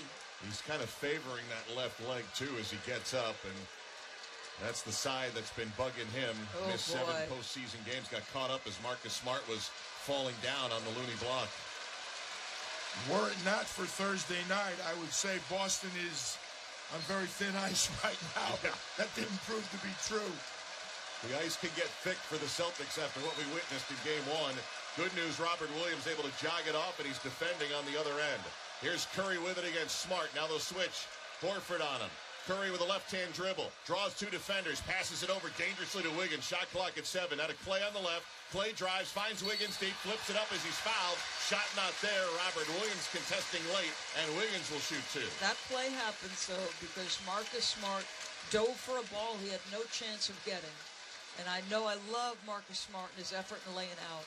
But once you do that, you put your team in a numbers deficit. It was 3-on-1. Robert has to navigate both guys. Tough to do. Yeah, he deflected the ball, which was a good play, and he should have just been content with that. Right. He went for, it wasn't a grandstand play, but you got to use judgment, particularly when you're talking players that are so adept at putting it on the floor and going right by you. Got a slight delay. Officials were talking. It is a foul on Robert Williams. The third, his second, and a missed free throw by Andrew Wiggins on the first of two. Well, that's not a surprise. Andrew Wiggins struggles at the free throw line, which is surprising for somebody that shoots it as well from deep as he does. 63% regular year, 64% postseason, 10-point Warrior lead, and one more to come. Wiggins bends the knees, extends, and connects on the free throw. 65-54, Golden State by 11. Coming up on 7.5 minutes to go, third quarter, game 2. Tatum crosses the timeline with Wiggins defending. They go to Horford, straddling the three-point line, left side to Brown. Jaylen dribbles, now darts back to half court, makes a run over the middle at Looney. Down to the dotted line, great feed to Horford, who flips it up and in. Well, I tell you what, that's a tough window to make that pass, PJ. Yeah, and those are the ones that Jaylen Brown struggled with in the first half. But that time, at least he jumped straight up and down. He didn't jump into the defender. Curry dribbling, passes to Draymond, back to Curry on the right. Curry against Jaylen Brown, hesitates, drives before the shot, got the whistle. He flipped it up with a right hand and in. But Zach Zarba immediately when he blew the whistle said no basket, foul on the floor. Steph Curry has had anybody in front of him, and he seems to be able to do something good with it. He's got 20 points, 5 rebounds, 4 assists, 2 steals. He's doing absolutely everything for the Golden State Warriors right now. That looked like a gather to me. It looked like he had already gathered, but Zach's not giving him the 2 shots. That is the 4th team foul this quarter. Side into Curry. Curry caught up in the traffic with Marcus Smart all over him, tried to rip through a little bit. 15 foul, though. Silly. That is 5 and the 3rd on Smart. Free throws coming. The top 2 free throw shooter in the NBA. Curry's a little slow getting up here. He had gotten up and then went into a catcher's crouch a little bit. And now he's getting up right to the right of the head coach, Steve Kerr. Clock at 6:55 to go here in the 3rd quarter.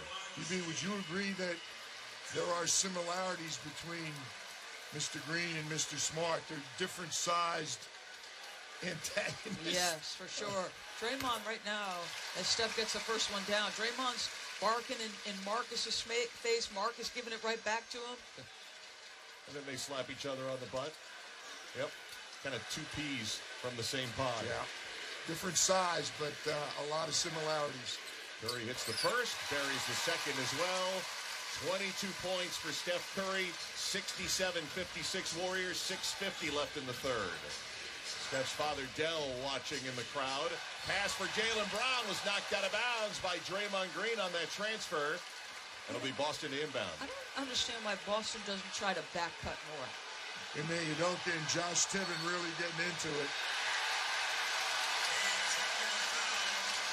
Technical foul is called. I think he wanted it, Mark. He absolutely. I don't blame him. I'm going to be honest with you. I've said it before. I'd get one if I were Ime too. It's hard to see from up here, but Josh gave him one of those. That's enough. I don't want to hear any more. And Ime kept barking.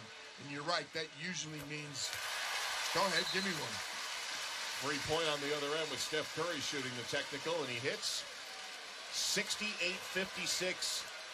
Biggest lead for the Warriors right now at 12. He's still barking at Zach Zarba. Zach tries to inbound it. Zach not looking at him right now. Right on the inbound. He's right next to Jaylen Brown, who gets it into Marcus Smart. Smart attacks Curry, got by him, wraps it to the outside. It's Brown for 3, pops in and out. Rebound, Kevon Looney beat Marcus Smart to it. Loon, the calls you're hearing here at Chase Center. 13-point Warrior lead. Wiggins drives into Grant Williams. Pass to the right, Thompson. Play. Sidestep, 18-footer missed, flat, and rebounded by Jaylen Brown. Brown 1-on-4, attacks Clay, puts it off the window, missed it. Draymond's got the rebound. 6:15 to go in the 3rd to Curry. Drives, floater, 15, off the front rim, missed. Looney, great hustle to chase it down to the corner. Looney will bounce it to Thompson. Wheels, fires a 3. No good. Wow. That's a horrible shot. Here's Brown on the other end. Lifts it for Horford. Barely made the catch. Gathers himself. Goes up and misses. Wanted a foul. None given. And another rebound by the Warriors. Boston's frustrated, but they cannot finish inside at all. And Steve Curry, sensing back and forth malaise, will call a timeout here, and that'll get the crowd fired up with 5:46 to go in the 3rd quarter, and the Warriors enjoying their largest lead of Game 2. 68-56, up 12. middle of the third. This is the NBA Finals on ESPN Radio and the ESPN app, presented by Indy.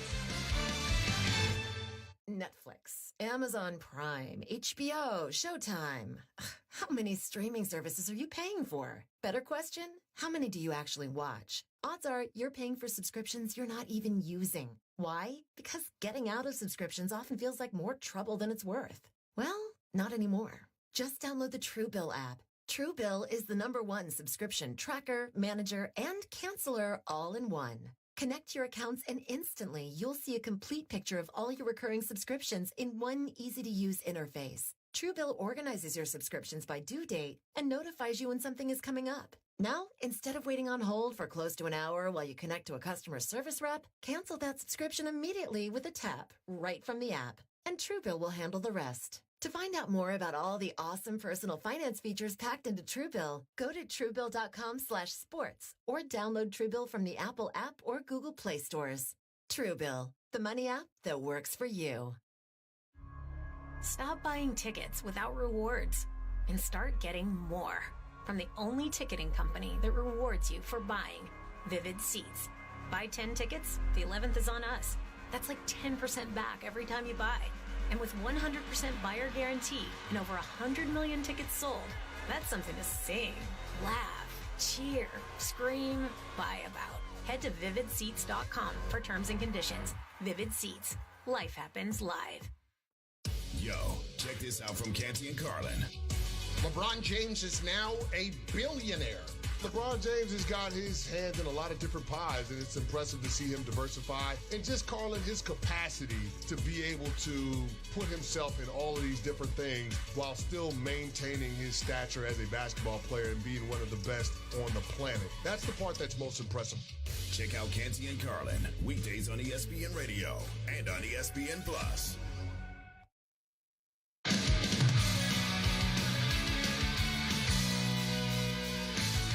With Rod Moda from our Granger broadcast position, I'm Kevin Winter. 5:46 to go in the third quarter. Raj, Golden State's opened up a 12-point lead over the Celtics. Well, I see the Celtics getting their feet stuck in frustration. They're talking to the refs. They're talking to themselves.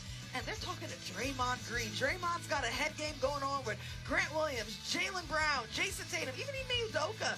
He's comfy in all of this mess. He's happy there. This is Draymond's playground, that kind of attitude. This playground. Celtics got to stay above that. And for Ime Udoka, Kesky Doris, and PJ Monica, first technical foul for Ime since March 18th against the Kings. The quiet man gets one. Thank you, Kev and Roz, and the Celtics, PJ. 2 for 10 here in this quarter so far. They've been outscored 16-6. Yeah, Golden State's only 5 for 13, but the good news is they're getting on the glass a little bit, so they're getting extra opportunities from their offensive rebounding. No question of frustration affecting Boston. They're just unable to put the ball in the basket. They've had some decent looks here in the third. Doris, Steve Kerr wanted them to be more physical. They've been pushing this envelope here, and the whistle's been good to them so far. I love what they've done defensively. They've ratcheted up defensively. Now Gary Payton and Otto Porter, the lineup that was pretty good in that first half, is back on the floor for them. Golden State with it, leading by 12. Wiggins on the left against Derek White, backing him down. Pass trickles out to Draymond with 8 to shoot. They reload Wiggins in the post, and Marcus Smart doubles and takes it away. Smart down the floor, right side, now angles toward the paint. Tried to drop it for Horford, left it too soon, turned it over. Otto Porter at half court. Will give it up, get it back on the right wing. Porter to Draymond, 5:20 to go in the third. Works it to Curry out on the left hash. Against Tatum, will he go left or right? Goes to the right, into the lane, flips it up with the right hand, missed it. Rebounded by Horford. Al Horford and Celtic Green into the front court, met by Gary Payton II. They'll give it up to Tatum, who's got 23 points working.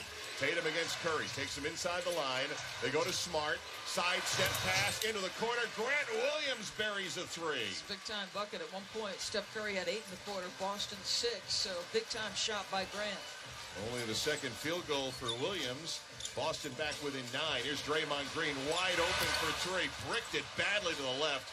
And it caroms down to Al Horford. That's why he's wide open. Shooting 22% for 3 here in the postseason. Tatum with it. Boston on the comeback trail. Topside 3. Another triple for the Celts. Back-to-back out of the timeout. And they're down 6. 4:25 left in the third. Curry at the top, gets a screen from Payton. Left side pass, swings it into the corner. Porter. His three, a big answer for the Warriors. Great answer and just excellent ball movement. Swing, swing, swing, and wide open corner three. He's been really solid for Steve Kerr. Otto Porter with his first shot of game 2, a triple. Al Horford holding. Boston down 71-62. Rocking on the three-point line is Derek White. Now defended by Curry as he tried to penetrate. Gets a screen from Horford. Passes to Smart. Rises late clock three. Missed it. Rebound. A long offensive board to Horford. Horford ball overhead. Double comes. Now against the smaller Curry. Double from Porter. Trying to feed a pass to Williams. Couldn't thread the needle. 14th turnover for the Celtics. Draymond Green knocks down Marcus Smart. There's a whistle, and it's going to go against Smart on the block. Wow. But he got the worst of that one as Draymond leaned the right side of his body right into the face of Smart, and he went careening across the end line. Big time collision. Good call. Yeah. I didn't think he was set. Boston approaching that number. And again, it's been a through line for them. If they're at 15 turnovers, very hard for them to win the basketball game. Well, Draymond is his fourth. He'll shoot a pair. 3:35 to go here in the third quarter. First is good. Smart out. Pritchard in. Marcus Smart's fourth foul. Fourth foul. Sorry. Thank you. Third, three of those four in this quarter. 22nd point off turnovers by Boston. I'm just going to say, if Draymond can convert both of these, 23 points off the turnover. Complete flip of what happened on Thursday. Draymond's still barking with Grant Williams as he just wants to just get up there and shoot your free throw. Grant Williams set up on the low box diagonally to his right. The jawing appears over for the moment as Draymond shoots, hits the free throw, and surprisingly doesn't say anything as he backpedals to the other end. 73-62 Warriors, an 11-point lead. 3.5 minutes to go, third quarter. Payton Pritchard at the point. Gets it across half court. Curry defending a few feet back. Left side pass, rather, to Tatum. Tatum against Wiggins, 8 to shoot. Switches a few times, dribbles to his left. Tough three-pointer, no good. Long rebound, batted out of bounds by whom? They'll say Porter touched it last. I don't want to make a living on that shot, PJ. Or the one that the last possession. They've had 2 in a row, really contested threes. Porter and Grant Williams went for that ball. Off Grant. I think they got it wrong there. It's PJ mentioned, but it'll stay with Boston. Inbound in the deep left corner to Pritchard against Curry. 3:10 to go in the third. Pritchard left-hand dribble, drives to the end line, sends it across the baseline, and a travel on Derek White, who received the pass, picked up the pivot foot. Turnover number 15 for the Celtics. Danger time for the Celtics, because this is the point at the third where you stayed attached. Couple big free throws, couple big threes. You got to stay attached here, PJ. And remember, they were fortunate the way they closed the third quarter the other night. Those 4 Derek White free throws around the Jordan Poole turnover kind of kept them in touch. 3 minutes to go in the third. Curry is free for 3, lets it fly, and hits it. 26 for Curry. 8 consecutive Warrior points. They lead 76-62. 2:40 to go in the third. Boston only has 4 made field goals this quarter. Here's White on the drive. Missed another on the layup, but an offensive rebound. Pritchard against Curry. Wheels into the lane. Finds Grant Williams. A bounce pass goes off the foot of Curry and caroms out of bounds. You couple the defensive toughness that's been shown, the effort, the attention to detail, the physicality, and the brilliance of Stephen Curry offensively, and you got yourself a 14-point lead. The Warriors outscored Boston 38-24 in the third quarter, game 1. Here's the inbound baseline to Tatum. Sends it over to Tice, who's in the game. Now to Pritchard, a topside 3. A long one misses, and Curry chased down the rebound. They've held Boston to 12 points in the opening 10 minutes of the third quarter. Here's Curry, a long 3 from the right. That one's good! 29 for Curry as the Warriors have built a 17-point lead late in the third. Steph's gonna step right now. You might want to double team and get it out of his hands. Tatum defended up high by Curry. Blows by him, lost the dribble. Oh, they're gonna call a foul. Was that on Draymond coming over? I thought in the gather that Tatum from our location lost it, but they'll call it on Curry. Wow. Steph Curry at the half. Oh, good call. Had 15 points, 14 here in this third quarter. Third quarters have not been a problem for the Warriors for many years. The fourth quarter was the issue on Thursday night. Yeah, but, I mean, the brilliance of Steph goes back to the first half to me. Every switch, he's attacking appropriately, just dances out Horford to spaces on the floor.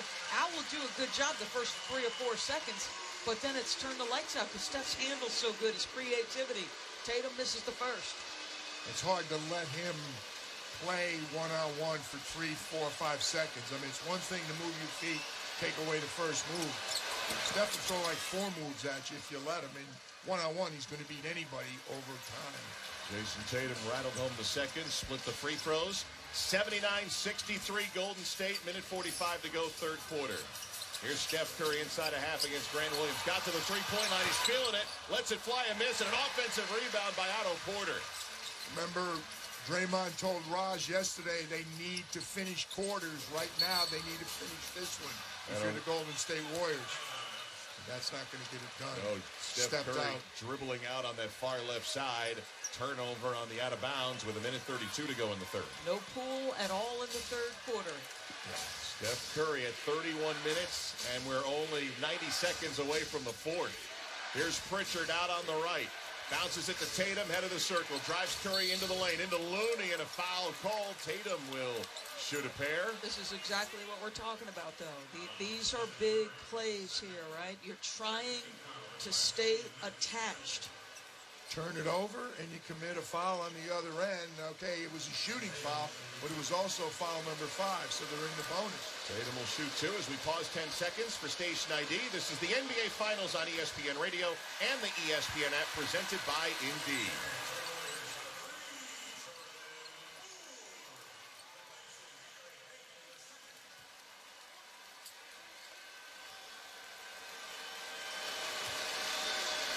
Mark Kestisher, Doris Burke, PJ Carlissimo, Monica McNutt, our entire crew in San Francisco, splitting 2 free throws. Jayson Tatum, who's got 28 points. Golden State 79, Celtics 64, final minute 15 of the third. Back-to-back split free throws. When you're in this big a hole, you can't afford to split free throws. Jordan Poole in the game now. Nice hesitation move on White. Drive, great wraparound pass down low to Looney for the score.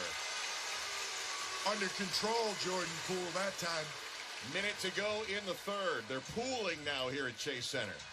Grant Williams out on the right. Down 17 are the Celtics. That was a number from game 1 as well. Remember, down 17. Here's Tatum spinning on Wiggins. Down to the baseline right. Double there. Pass out to the top White. Ball fake on the 3. Drives into Looney's chest. Wow. Ball goes flying away. Ended up in the hands of Tice, but he didn't recover in time, and the shot clock expires. I think it's an exceptional no call. And Kevon Looney is a spectacular defensive player. I've not given him enough credit historically. Just outstanding instincts, toughness, awareness. Good decision by Steve Kerr and his staff also. He only played 10 minutes in the first half. They kind of drifted small. He stayed with Looney in the third quarter. 17-point lead. Poole will trigger a 3 and make it a 20-point lead. Jordan Poole with a triple. 28 seconds to go in the third. Remember, in game 1, Boston got 4 late free throws in the third. A game that could have gotten away, got down to 12. They've extended it to 20. No foul to give here. 8 seconds to shoot, 12 seconds to go in the third. White at the top, squares for 3, missed it. Rebound Wiggins, 5 seconds to go in the quarter. Ahead to Poole at half with 2. Poole's going to shoot a deep 3, and he hits it just inside a half court. 23-point lead for the Warriors, end of 3 quarters. I was surprised Steve went to him with about a minute and 20 seconds. But big-time lead, trying to get him some confidence. Back-to-back threes. The Poole with 2 wet jumpers. Jordan Poole with an exclamation point at the end of the third quarter. Boston only made 4 field goals in the third, outscored 35-14. The Warriors will take a 23-point lead to the fourth in game 2. This is the NBA Finals on ESPN Radio and the ESPN app, presented by Indeed.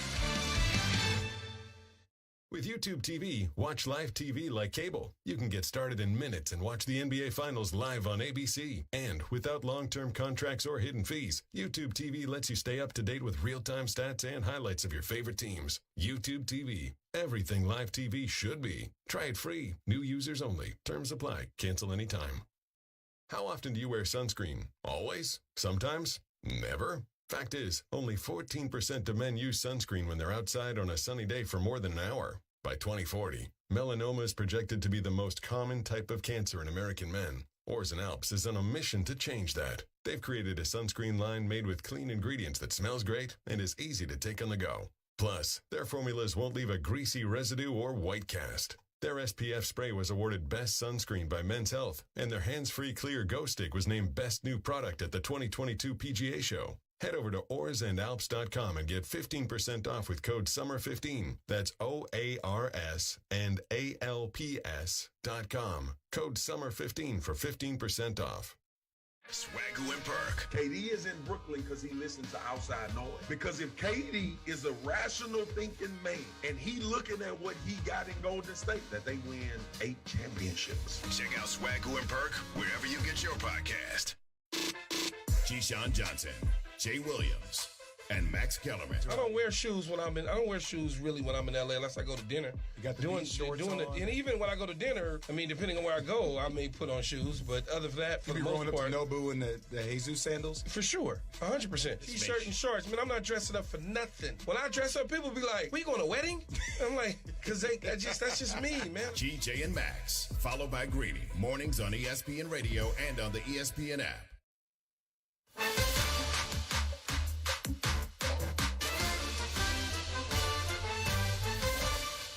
You're listening to the NBA Finals on ESPN Radio and on the ESPN app.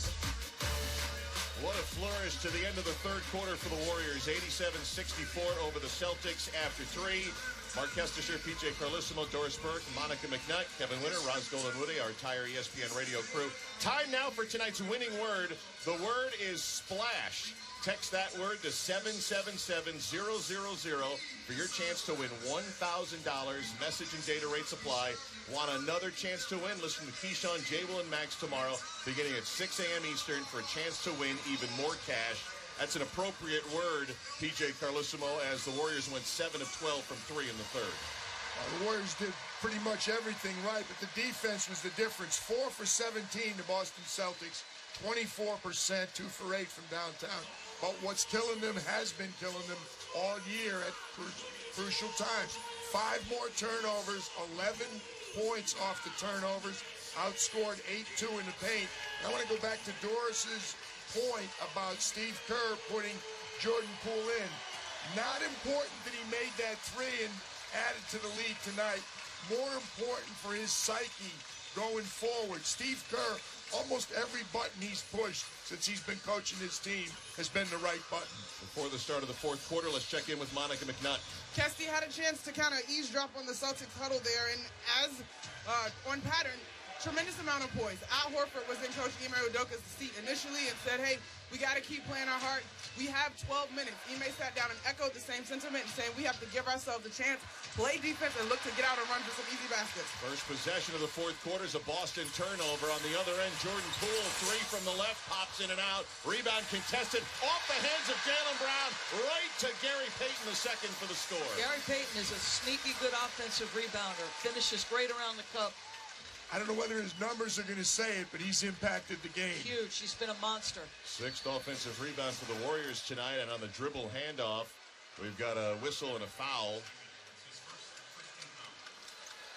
Call a foul on Gary Payton II.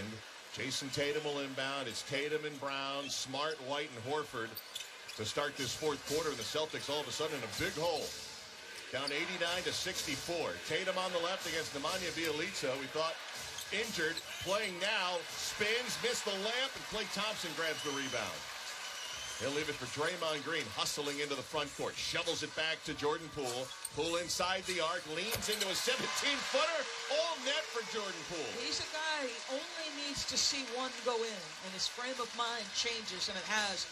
I wonder how quickly you pull the plug if you're Boston. If you're Boston, another turnover here, Down Outside. floor. Yep. Nemanja Bjelica for the easy bucket on the Horford turnover at half court. Timeout Ime Udoka. 2 possessions, 2 turnovers. Probably not exactly what Ime had in mind. This game got out of hand in a hurry. It's a 29-point spread. 10:45 to go in the fourth quarter. Early timeout for the Celtics. Golden State 93, Boston 64. And you're listening to the NBA Finals on ESPN Radio and the ESPN app presented by Indeed. I never, ever thought I would open a business for myself. And then I had a baby. Meet Patrice Mousseau, founder of Satya Organics, a skincare company created for people with skin issues, powered by Shopify. When Esme was about 8 months old, she developed eczema. The doctor's only option to me was steroid creams. I just started experimenting in my kitchen crock pot. I actually found something that cleared her eczema up in 2 days. After about a year or so of just selling it out of my kitchen window, I decided to make a business out of it. Shopify templates are fantastic, and their customer service is absolutely stellar. You can buy Satya online, you can buy it in stores, you can buy it in our social channels, and that's all made possible by Shopify. When you're ready to share your business with the world, grow it on Shopify, the all-in-one commerce platform trusted by millions of businesses like Satya. Get a free 14-day trial at shopify.com/play and start selling wherever your customers are with easy-to-use tools and friendly 24/7 support. Go to shopify.com/play right now. Shopify.com/play. Buckle up. The SiriusXM Listen Free event is happening now. Listen in your car to over 100 channels, including ad-free music of every kind, plus sports play-by-play and talk and news covering all angles, now through June 6th.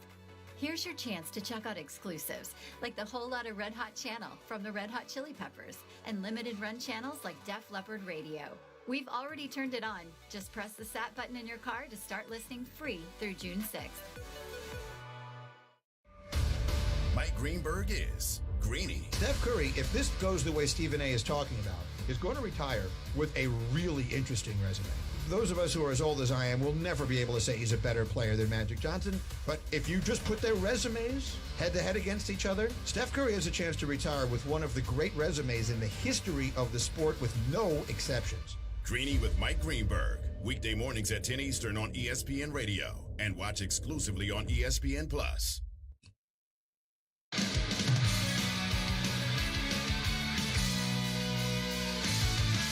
With Roz Golden 1A, I'm Kevin Winter from inside our Granger broadcast location inside of a very loud Chase Center. Roz, holy avalanche for the Golden State Warriors.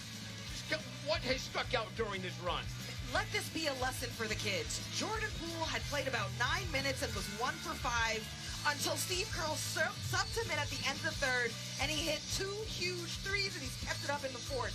He didn't pout. He didn't have a pity party. He stayed ready. Maturity. Maturity in this entire Golden State team, and Kesty Doris, PJ Monica, Chase Center's loud.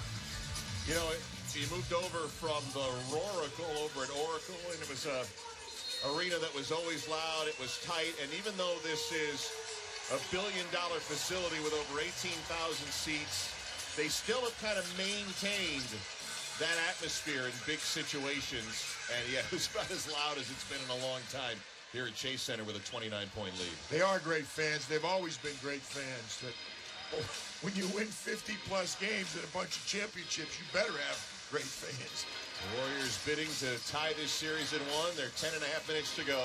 Here's Pritchard. Step back. His foot was on the tape. He missed it. Long rebound to himself. Sends it outside. Here's a three-pointer in and out by Aaron Nesmith, who's getting some run. We haven't seen Nesmith in a while, the Vanderbilt sharpshooter, although he has struggled from 3 throughout the season.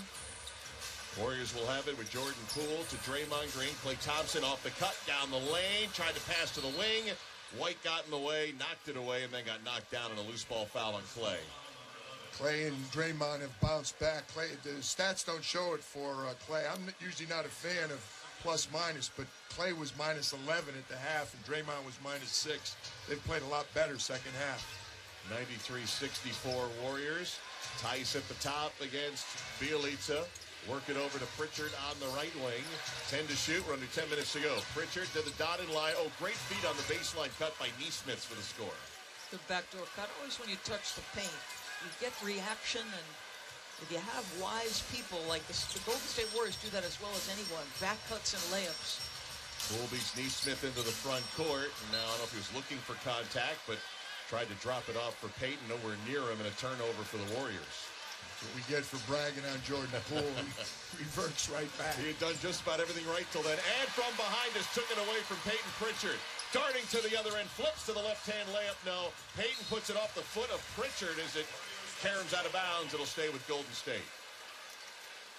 Could not have been an easy 72 hours for Jordan Poole, who's had so much success second half of the season into the postseason. Steve Kerr wants to calm him down. Little time out here. Guys, relax. 9:24 to go, fourth quarter. Game 2.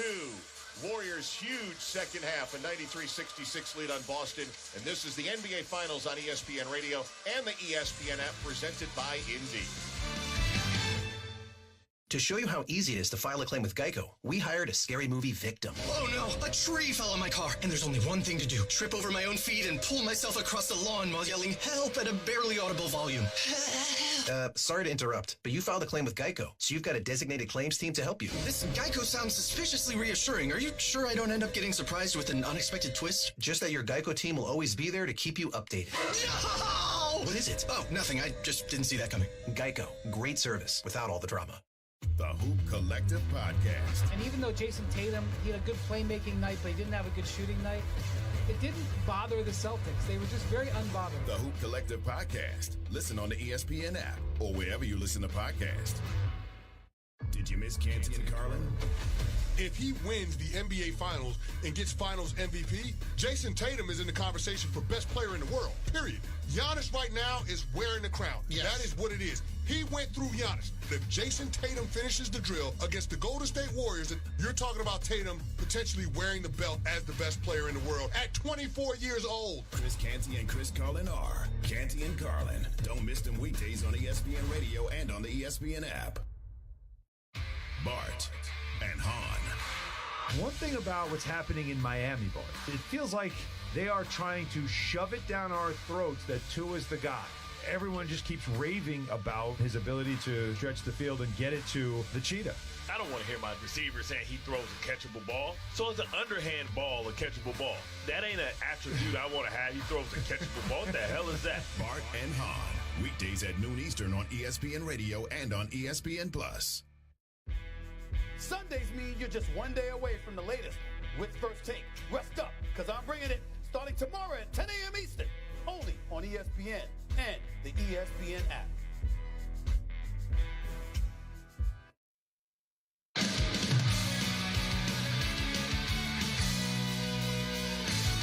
With Ross going away, I'm Kevin Orch. I want to thank all of you who logged on to our Twitter account to vote in the AutoZone in the Zone poll question. 43% said Jordan Poole would be the player to get in the zone tonight. A good choice. Ross, 93-66.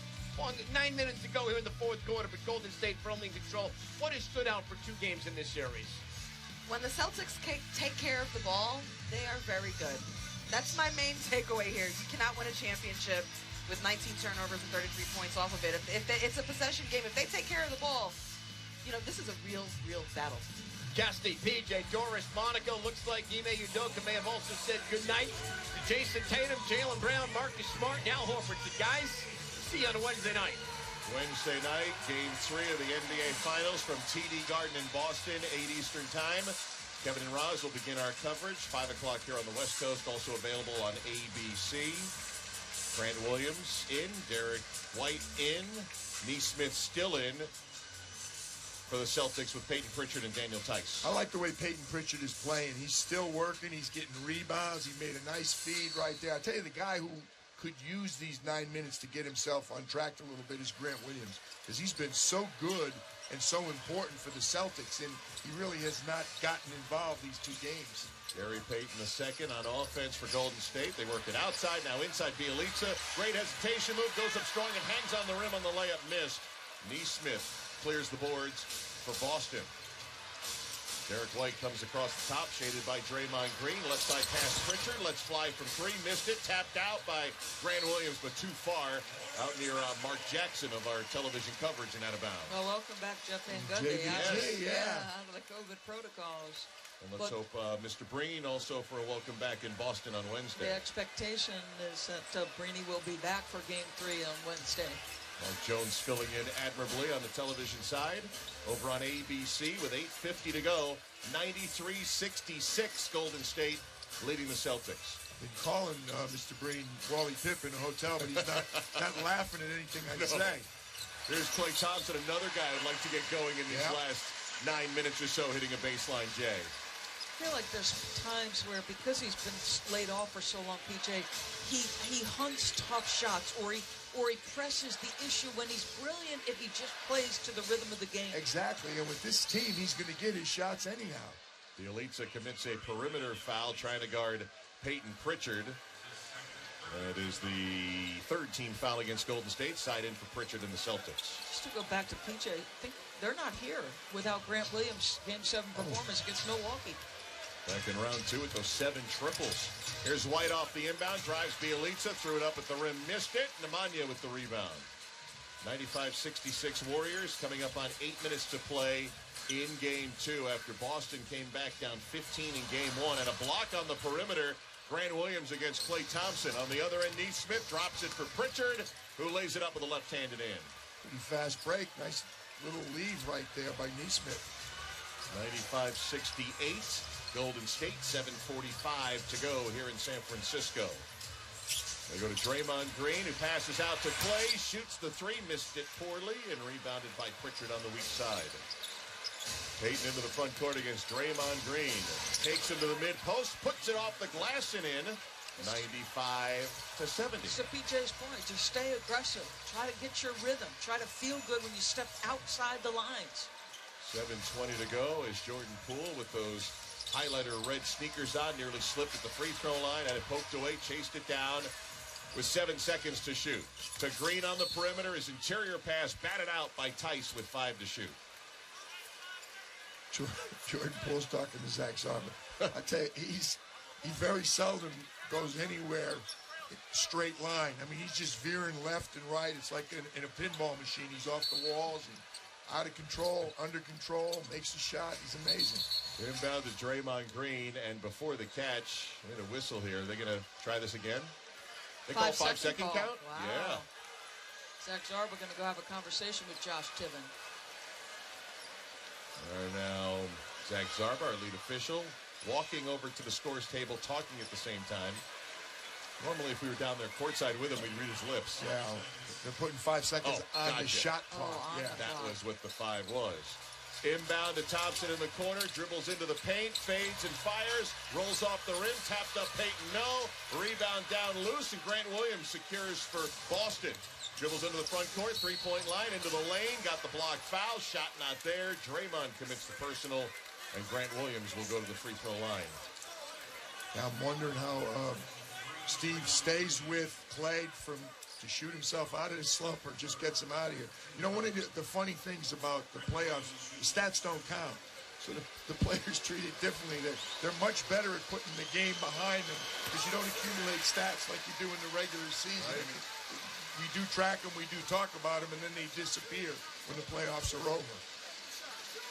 Tonight's attendance, 18,064. A sellout brought to you by Vivid Seats, where you earn rewards with every purchase. Vivid Seats Rewards is your ticket to more tickets. Vivid Seats, life happens live. That is the 429th straight sellout between the Oracle in Oakland and the new Chase Center here in San Francisco. And off the ball again, Grant Williams and Draymond Green. It's been a running dialogue all game. Grant Williams will pick up the foul. Way off the ball. I'm surprised Draymond Green's still in the game. You guys surprised? I'm very surprised, particularly now, because the last thing they want is him getting ejected. They don't care if he gets ejected at this point, but they certainly care if he gets another technical, and that 7 number comes into sight. They were all tangled up on that far side. Here's Poole off the inbound. Long 3 is a miss. Rebounded by Tice with 6.5 to go. 24-point lead, Golden State. Boston in possession. Derek White on the left. Drives into the lane. Got the bump. Got the shot off. No good. To the line goes White with 6:27 on the clock here in the fourth. Kesty, do you remember how much was made of Draymond Green saying after the post-game, Horford, Smart, White, they scored 65 points. we feel pretty good. What's that trio got tonight? Horford has 2. Smart has 2. And Derek White has 8. That's 12. 12, baby. Oh. We can do math, you and I. Maybe Draymond Green was onto something. He played the percentages, and the percentages played Boston tonight as Derek White hits the first of 2, and now... I feel like I was right on the over-under for Al Horford. You were the only one who went under, right? That's it for Draymond Green. Nemanja Bjelica coming out. Moses Moody, the rookie from Arkansas, got a little run in the Western Finals, is in. Kevon Looney in as well for the Warriors. Weren't sure if Draymond Green was going to last the night after an early technical and then escaped a near double technical earlier in the game. I'll tell you what this does to you. You know, you're trying to get Gary Payton his wind back, and you can continue to play him here and let him get some run and get those lungs expanded. For sure. How much longer is Kevon Looney? Kevon Looney comes back in. Free throws good for White. 95-73. Here's Clay off the cut down the middle. Accelerates. Got knocked down. Shot not there. Clay will get helped up. Always scary to see him go down near the stanchion. Reminders of 3 years ago across the bay in Oakland in Game 6 of the 2019 Finals. Suffered the ACL before the Achilles tear a year later. And Klay Thompson was out 941 days until returning in January. First of 2 free throws good as Thompson hits double figures with 10. Even when he struggles the way he struggled tonight, it's good to see Klay Thompson back in uniform and playing and looking healthy. Second one from Klay, that's good as well. 6:13 to go, 97-73. The Warriors out in front of the Celtics. Derek White, little hop step into the front court. Gary Payton II picks him up. Now drives and spins and passes to Tice. Left angle 3 on its way. No good by Tice. Rebounded by Looney all alone. Kevon Looney will bring it up the floor at 6'10". Hand it off to Moody. Now they get it in the hands of Jordan Poole with 5:45 to go. Poole against Tice. Bumps off the big body of Tice. A bounce pass to nowhere. Turned over. Down floor wide open is White, and he'll drop it through for the basket.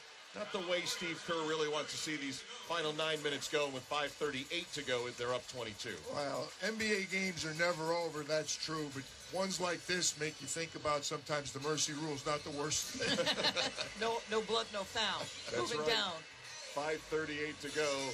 Here in the fourth quarter, the Warriors, who blew a 15-point lead in Game 1, led by as many as 29 here in Game 2. Some of the fans are starting to work their way out into a Sunday night in San Francisco, but the lead right now is at 22 points, 97-75 over Boston.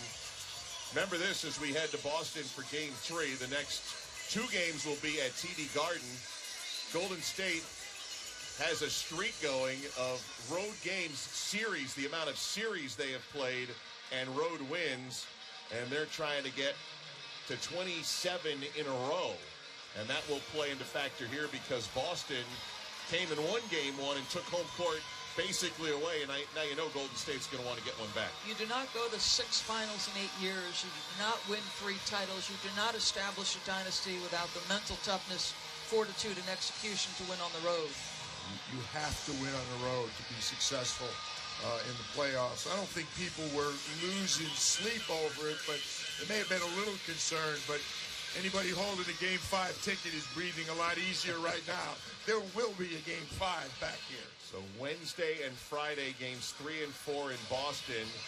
And then a week from tomorrow, Monday, would be Game 5 here in San Francisco. Yeah, the only one day off between 3 That's and right. 4. 2 days off in every other game besides those 2. And, of course, we'll have it for you Wednesday, Game 3. TD Garden, that place should be rocking as it was here tonight at Chase Center in San Francisco. 8 Eastern Time, 5 Pacific. You can also see it on ABC. 5.5 to go. Here's Poole for 3. Hits another. That's 4 triples here in Game 2 for Jordan Poole. He is never shy. Doesn't matter how the game's going for him. 100-75 Warriors. Williams pass to the corner. Sam Hauser shoots a 3 and hits it. They really like that kid. Really outstanding outside shooter, Hauser from Virginia. Thought Ime was trying to get them in the zone. Is that a zone, DB? Looks like it a little bit. Yeah, he keeps putting the double fist up. But pass down low to Moses Moody for Golden State. Works his way to the free throw line. Right side Payton out of Clay. Outside the low box against Pritchard. Spins, turns, fires short. Tice the rebound with 4:39 left.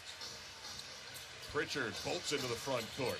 Darts to his left. Standing dribble, works it to Tice now. 4.5 minutes to go. Now to Hauser around a screen. Right side pass to Williams. Against Payton. Dribbles into the high post. 6 to shoot. Finds Hauser, left angle 3. In and out. Rebounded. Oh, Payton couldn't hang on. Saved it on the end line to Moses Moody, though, with 4:15 left. You know, Hauser's got a wicked fast release. Sam Hauser, who transferred to Virginia late, was on a two-way deal, went to a standard contract. Pass down low, Looney with a flush. 4 minutes to go. Warriors leading 102-78.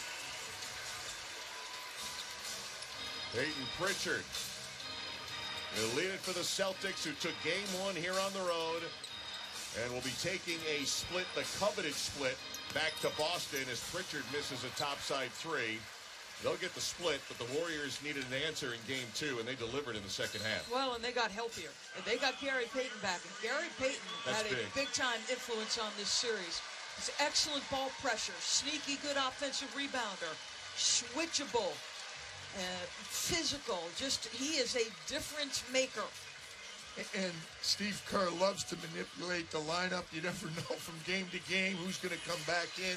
He likes to have all those cards available. Unfortunately, Andre Iguodala, who played pretty well on Thursday, but may have aggravated the injury again. He may be the missing element. Otto Porter's looked good since he's been back. They missed him, and they need him for sure. Andre Iguodala, who had played, it was only his 10th game since January 20th. Apparently his right knee had flared up after playing, and they figure 2 days off, another 2 days off in the travel. Maybe they get them back. But, Doris, your point is outstanding. You got to have a good second unit. And if Jordan Poole can play like we saw him play down the stretch of the third quarter, and in the second half, you bring back Payton, who they haven't had in an entire month, and as PJ mentioned, Otto Porter, now you're working with something. Jordan Poole has been the catalyst for the beginning of the second quarter and the beginning of the fourth, and that's where the game got away from him the other night. Usually when Steph goes to rest, it's Jordan Poole and oftentimes Klay Thompson who carries the team through those first 5-6 minutes of the fourth quarter. That was missing big time on Thursday. And I go back, though, to Boston on the through line. They are 1-4 if they commit 16 turnovers, and they just, you are not against a team that's got this many offensive weapons going to win on the road when you're gifting them buckets and fueling transition. Well, we got the end of the benches in now for the final 3.5 minutes. That does not include Jordan Poole. Second teamer who's on now against Malik Fitz defending. They go over to Moody on the left, drives, pass to the corner to Toscano Anderson, who's playing his first minutes. Now to Damian Lee, back to Toscano Anderson for 3, missed it, end of the clock, and it's rebounded by Nick Stauskas. Veteran sharpshooter who's been around the NBA a few times. Luke Cornett getting his first run now for Boston with 3 minutes to go. Over to Neesmith on the drive down the lane, off the window and in for Aaron Neesmith. We ever get our Monica McNutt nugget in that she told us going back to the first quarter, 13 points off turnovers in the first quarter by the Warriors. That's the most in any postseason, finals postseason quarter. And that helped set the tone here tonight. Did it ever. Kept Golden State in the game. Remember, Boston started off pretty strong as Luke Cornett on a pick and roll, able to grab it and slam it with 2.5 minutes to go. The Warriors were able to withstand that. We went back and forth, 8 lead changes, 7 ties in the first half. We had a 2-point game at halftime. Then the Warriors had their typical third quarter knockout punch. Wasn't a standing 8 like we saw in game 1. No. It was the knockout blow. And Jordan Poole, who helped author it, hits another 3 off the bench, his 5th of game 2. Well, back to that point Doris made, who knows if Steve doesn't throw him back in with 1:19 to go in the third quarter. Maybe he doesn't get on track. 107-82 Warriors, and Neesmith misses badly on a three-pointer. That's a great point. It's the decisions you make and the decisions you don't make. To me, there's never in an NBA game wasted time. Coaches are always evaluating. They're manipulating things, trying to, take a look. Like, always, there's a purpose. Neesmith intercepts the pass from Toscano Anderson. 95 seconds to go. Warriors with a 107-82 lead. Stauskas in the high post. The Canadian passing to Sam Hauser up top. Now they go to Cornette. 7-footer. Shoot it from deep. Late clock with 6 to Stauskas. Catch and shoot. Three-pointer. Good. Rattled in. Out and back in again for Stauskas. I thought he was going to, and he still may, I thought he was going to be more of an impactful player. Really liked him playing for John Beilein at Michigan. His 7th team in the NBA, the Celtics. Here's Jordan Poole still on the floor with 1:05 to go. Wheeling in, wheeling out. Passes to Toscano Anderson in a 22-point game. Golden State in front. Poole to his right.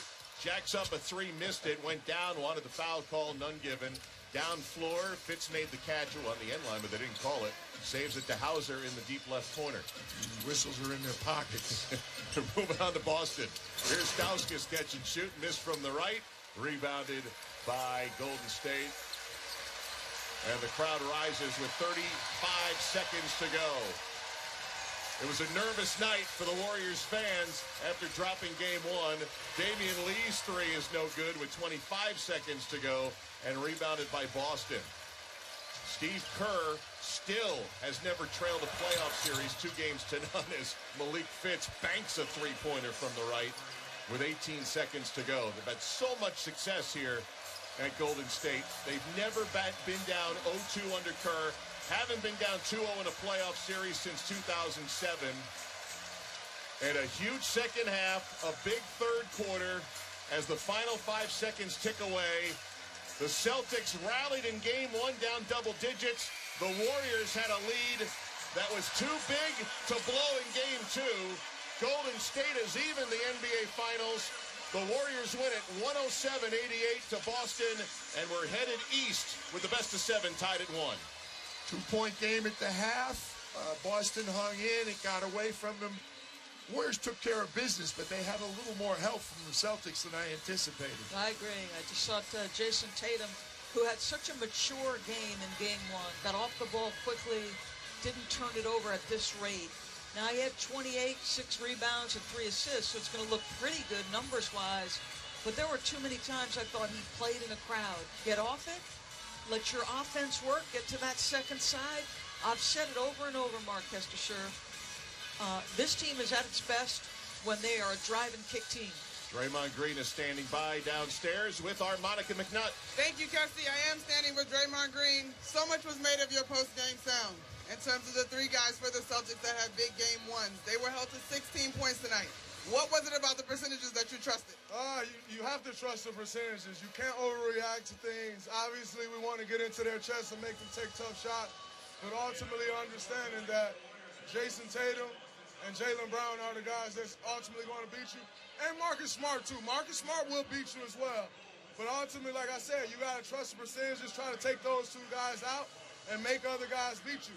We didn't let them beat us today. We were there on the closeout and didn't give up many easy shots. 5 different guys in double figures, led by 29 from Steph. Offensively, what worked tonight? I think we kept the ball moving the entire game. I thought we moved the ball in spurts last game, game 1.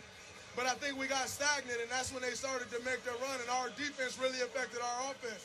So we kept the ball moving, we kept cutting, and we played in space and not played in the crowd tonight. Personally, you owned it as a catalyst and as a centerpiece of this team. How did you prepare to come into this game, and what did you say to the young guys that are the role players that are so important? I didn't say much today. I just wanted to come out, be aggressive on both ends of the floor. I think I did a good job of that, and everybody followed. I thought my demeanor was more important than my words today.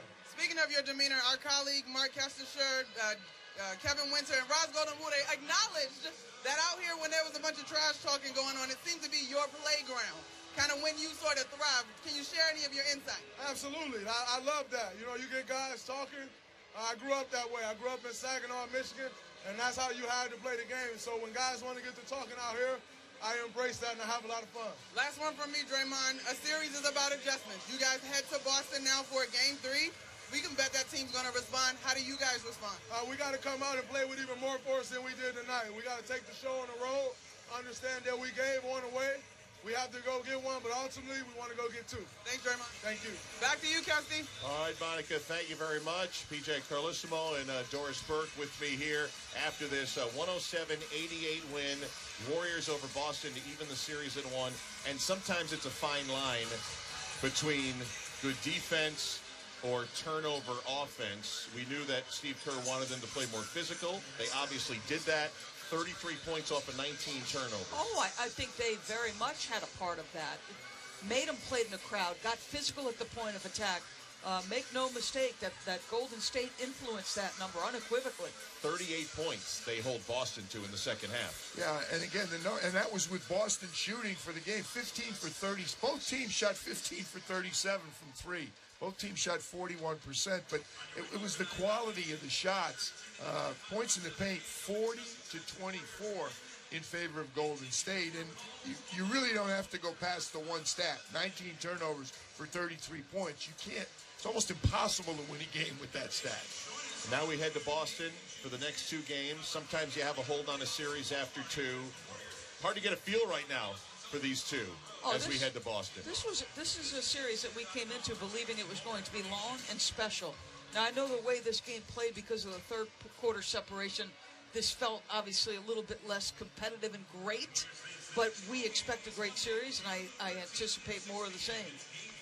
Only 3 Celtics in double figures. Obviously, Jaylen and Jayson. Derek White was the only other one that joined them. So, as usually the case after a game, when you win, you have a lot of guys to brag about. When you're the losing coach, you don't have as many guys to talk about how well they played. That was the case tonight. Yep, the leading scorer was Tatum, but Horford and Smart combined for 4 points in the Celtics loss. 29 for Steph Curry, 5 triples. Jordan Poole also had 5 threes and ended up with 17 points as the Warriors gain the split here at home after dropping game 1, and we'll have game 3 of this best of 7 tied at 1 Wednesday night. TD Garden. Should be fun, 8 Eastern time, 5 Pacific, also available on ABC. Final score in Game 2. Once again, the Warriors 107 and the Celtics 88. Now for PJ Carlissimo, Doris Burke, Monica McNutt, our producer, John Medani, our engineer, Al Rosenberg. I'm Mark Kestisher. That'll do it from San Francisco for now, because we're going to send it 2 sections over to 102, our studio position.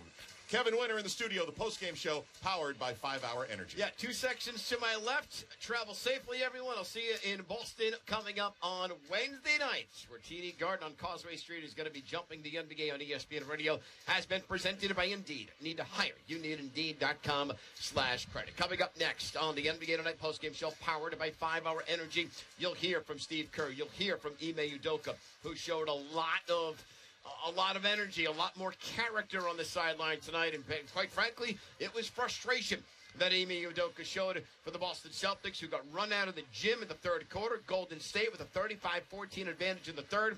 Good night, Gracie.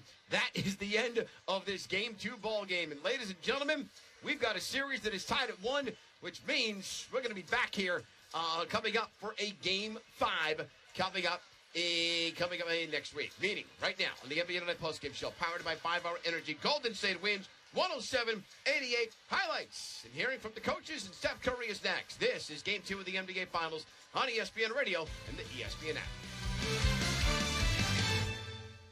Coming up Monday, the Warriors were in a must-win game, and they came up with a huge win in Game 2. I'll tell you why I still think they're going to win this series in 6. Keyshawn, J. Will, and Max, Monday at 6 a.m. Eastern on ESPN Radio and ESPN2. The Low Post Podcast with Zach Lowe. This whole finals and conference finals is like revenge of the defense. The 4 conference finalists were 1st, 2nd, 4th, and 7th in team defense. Check out the Low Post Podcast on the ESPN app or wherever you listen to podcasts. I never ever thought I would open a business for myself, and then I had a baby. Meet Patrice Mousseau, founder of Satya Organics, a skincare company created for people with skin issues, powered by Shopify. When Esme was about 8 months old, she developed eczema. The doctor's only option to me was steroid creams. I just started experimenting in my kitchen crock pot. I actually found something that cleared her eczema up in 2 days. After about a year or so of just selling it out of my kitchen window, I decided to make a business out of it. Shopify templates are fantastic, and their customer service is absolutely stellar. You can buy Satya online, you can buy it in stores, you can buy it in our social channels, and that's all made possible by Shopify.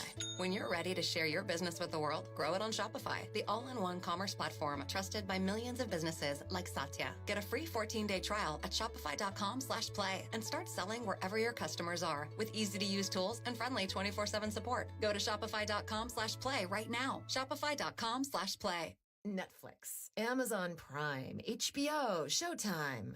How many streaming services are you paying for? Better question, how many do you actually watch? Odds are you're paying for subscriptions you're not even using. Why? Because getting out of subscriptions often feels like more trouble than it's worth. Well, not anymore. Just download the Truebill app. Truebill is the #1 subscription tracker, manager, and canceller all in one. Connect your accounts and instantly you'll see a complete picture of all your recurring subscriptions in one easy-to-use interface. Truebill organizes your subscriptions by due date and notifies you when something is coming up. Now, instead of waiting on hold for close to an hour while you connect to a customer service rep, cancel that subscription immediately with a tap right from the app, and Truebill will handle the rest. To find out more about all the awesome personal finance features packed into Truebill, go to Truebill.com/sports or download Truebill from the Apple app or Google Play stores. Truebill, the money app that works for you. This copyrighted broadcast of the National Basketball Association may not be retransmitted, reproduced, rebroadcast, or otherwise distributed or used in any form without the express written consent of the NBA.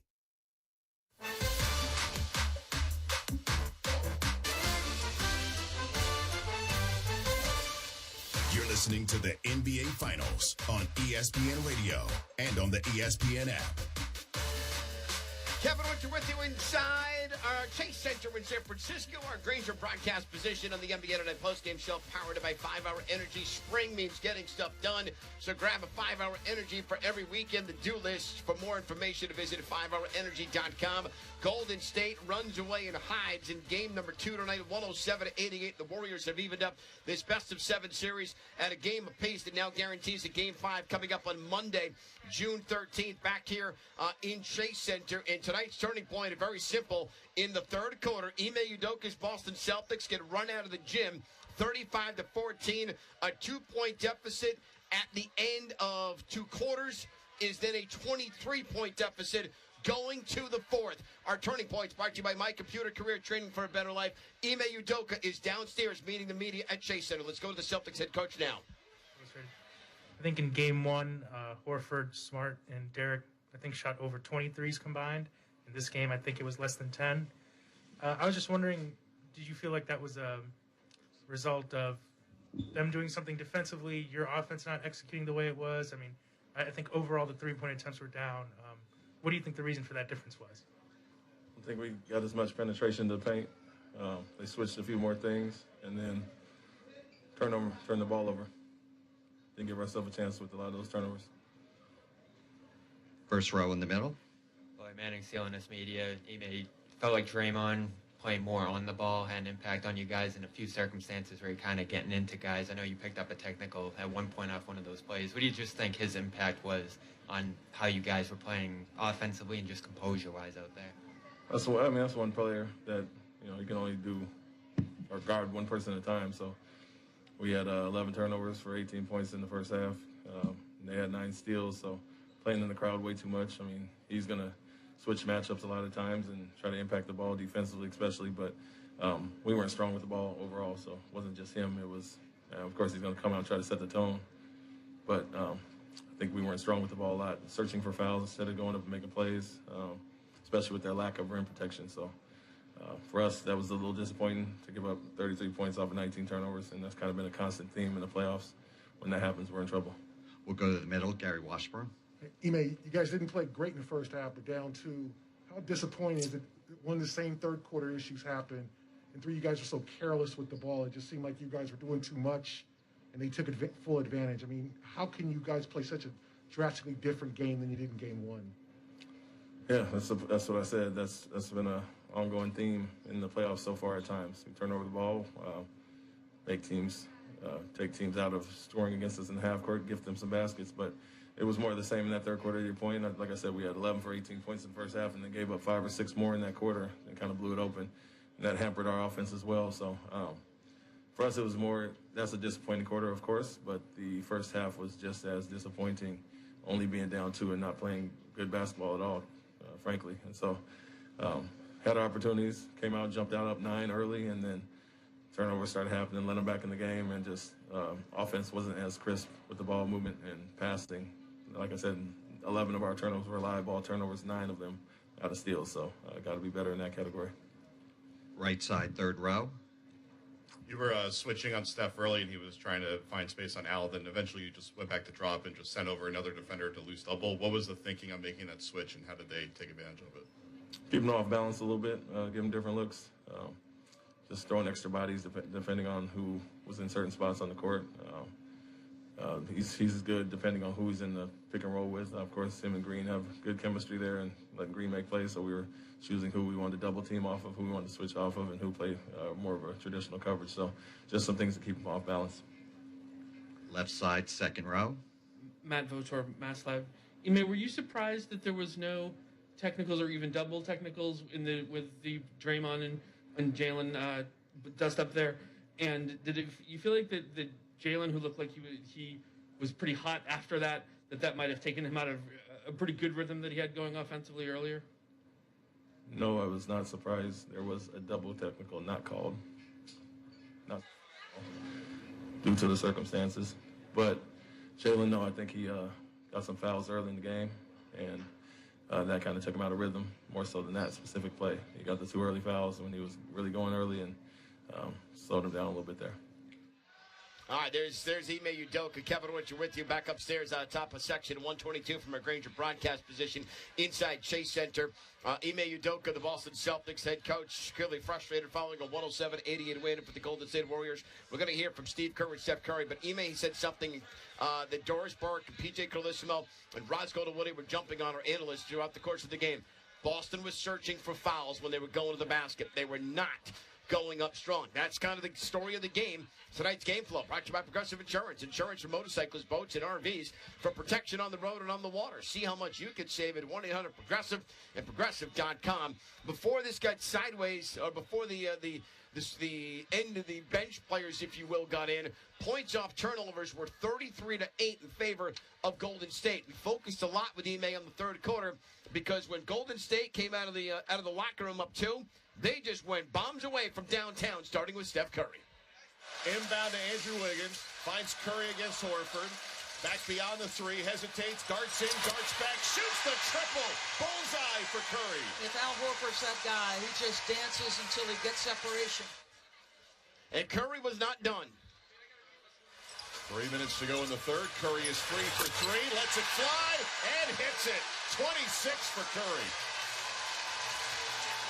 8 consecutive Warrior points. They lead 76-62. Who is it? DJ Khaled says, and another one. Here's Curry, a long 3 from the right. That one's good. 29 for Curry as the Warriors have built a 17-point lead late in the third. Steph's going to step right now. You might want to double team and get it out of his hands. Doris said you might want to double-team Steph. You might want to try to triple-team him at that point.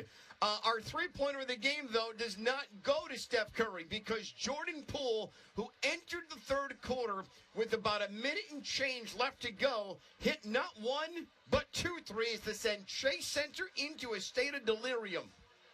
White at the top, squares for 3, missed it. Rebound Wiggins, 5 seconds to go in the quarter. Ahead to Poole at half with 2. Poole's going to shoot a deep 3, and he hits it just inside a half court.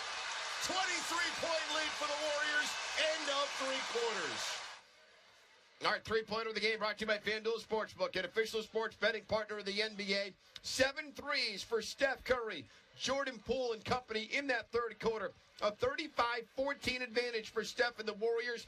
It was game, set, match from that point on. Steph Curry after the Warriors' 107-88 win here in Game 2 to even up the series. He spoke with ABC's Lisa Salters. We came up with the right defensive energy and approach. Obviously, they have a lot of scoring. You have to make it tough on them all night. Jayson and Jaylen got off to a decent start, but we made them take tough shots. And then offensively, we were a little bit more organized in what we were trying to do from the jump. So we said we needed to play with desperation. That's what we did. Good feeling to get back on track, and now we got to take it on the road. They won Game 1 in the fourth quarter. Tonight for you guys, it was the third quarter. Just what started clicking for you guys in the third? Well, our third was basically the same as Game 1. We just got off to a better start defensively where we left an imprint on the game, and they felt us a little bit more than they did. So the other guys didn't get off as much. It's a tough task. You know, like I said, those two guys create a lot for them. But if you can contain the other guys and just try to make it difficult, that carries over to the rest of the game. And our third quarter was great, and we got enough separation that the fourth quarter is a little bit easier tonight. What impact did Draymond have on this game, just seemingly getting under their skin all night long? Just being himself. Exactly, like finding different ways to impact the game on both ends of the floor. Like sometimes it shows up in the stat sheet across the board. Sometimes you just feel his energy and his focus and his passion, and that gives us a lot of life. So I know he took Game 1 personally in terms of getting back to his standard, and it was great to see. Like you said, heading now to Boston, tied at a game apiece. You know that they're going to respond. What kind of response are you anticipating? I mean, the same way we did tonight, but I just like the fact that we gave ourselves some life in this series. Both teams have shown they can win on the road in this playoffs. We got to go do it in this series to obviously, you know, get a championship. So I'm excited about it. Hopefully we can carry this momentum over to Game 3. It's going to be fun. That's what the finals are all about. Wouldn't want it any other way. Steph, you're not the only one who's excited about this. I think a lot of people are as we now make the turn and head 3,000 miles to the East Coast for Boston coming up on Wednesday night. Kevin Winter with you, the NBA Tonight postgame show powered by 5-Hour Energy. Steph with a monster night for the Golden State Warriors, dropping 29 points, grabbing 6 boards, 4 assists. Steph going 5 for 12 from beyond the arc, so he got the over. Steph gets over 4.5 made three-pointers from Caesars Sportsbook. Up next on the NBA Tonight postgame show powered by 5-Hour Energy. What about Steve Kerr? What are his thoughts following Golden State's 107-88 runaway victory over Boston to even up the series? We'll hear from the Warriors head coach next. This is Game 2 of the NBA Finals on ESPN Radio and the ESPN app. Coming up Monday, the Warriors were in a must-win game, and they came up with a huge win in Game 2. I'll tell you why I still think they're going to win this series in 6. Keyshawn, J. Will, and Max, Monday at 6 a.m. Eastern on ESPN Radio and ESPN2. Switching and saving with Geico is easy, so you're free to ponder life's big questions. Like if a person can get discombobulated, does that mean the rest of the time they're just like combobulated? Are we humans always in a state of combobulation? Until, of course, something dramatic happens and we are discombobulated for a while. Then we go back to being combobulated. Yeah, that's probably how that works. Switch and save with Geico. It's easier than you think. With YouTube TV, watch live TV like cable. You can get started in minutes and watch the NBA Finals live on ABC. And without long-term contracts or hidden fees, YouTube TV lets you stay up to date with real-time stats and highlights of your favorite teams. YouTube TV. Everything live TV should be. Try it free. New users only. Terms apply. Cancel anytime. Buckle up. The SiriusXM Listen Free event is happening now. Listen in your car to over 100 channels, including ad-free music of every kind, plus sports play-by-play and talk and news covering all angles, now through June 6th. Here's your chance to check out exclusives, like the Whole Lotta Red Hot channel from the Red Hot Chili Peppers, and limited run channels like Def Leppard Radio. We've already turned it on. Just press the SAT button in your car to start listening free through June 6th. How often do you wear sunscreen? Always? Sometimes? Never? Fact is, only 14% of men use sunscreen when they're outside on a sunny day for more than an hour. By 2040, melanoma is projected to be the most common type of cancer in American men. Oars and Alps is on a mission to change that. They've created a sunscreen line made with clean ingredients that smells great and is easy to take on the go. Plus, their formulas won't leave a greasy residue or white cast. Their SPF spray was awarded Best Sunscreen by Men's Health, and their hands-free clear Go Stick was named Best New Product at the 2022 PGA Show. Head over to oarsandalps.com and get 15% off with code SUMMER15. That's OARS and ALPS.com. Code SUMMER15 for 15% off.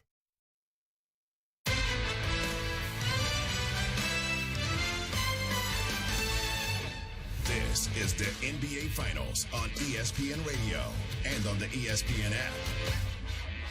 White at the top, squares for three, missed it. Rebound Wiggins, 5 seconds to go in the quarter. Ahead to Poole at half with two. Poole's going to shoot a deep three, and he hits it just inside of half court. 23-point lead for the Warriors, end of three quarters. From the doghouse to the getting it done play of the game, brought to you by Grainger. Like a no-look pass, you can rely on a Grainger to be right where you need them with supplies and solutions for every industry. Visit Grainger.com to find out more. Doghouse might have been a strong word and phrasing for Jordan Poole, but it didn't look like he was going to be getting a lot of run in the second half. And then Jordan Poole knocks down 1-3. That three to close a remarkable third quarter, 35-14. Steve Kerr's Warriors win 107-88. They've even up this best-of-7 NBA Finals at a game apiece. Before we hear from the Warriors head coach, let's pause 10 seconds for station identification. You're listening to the NBA Finals on ESPN Radio and the ESPN app.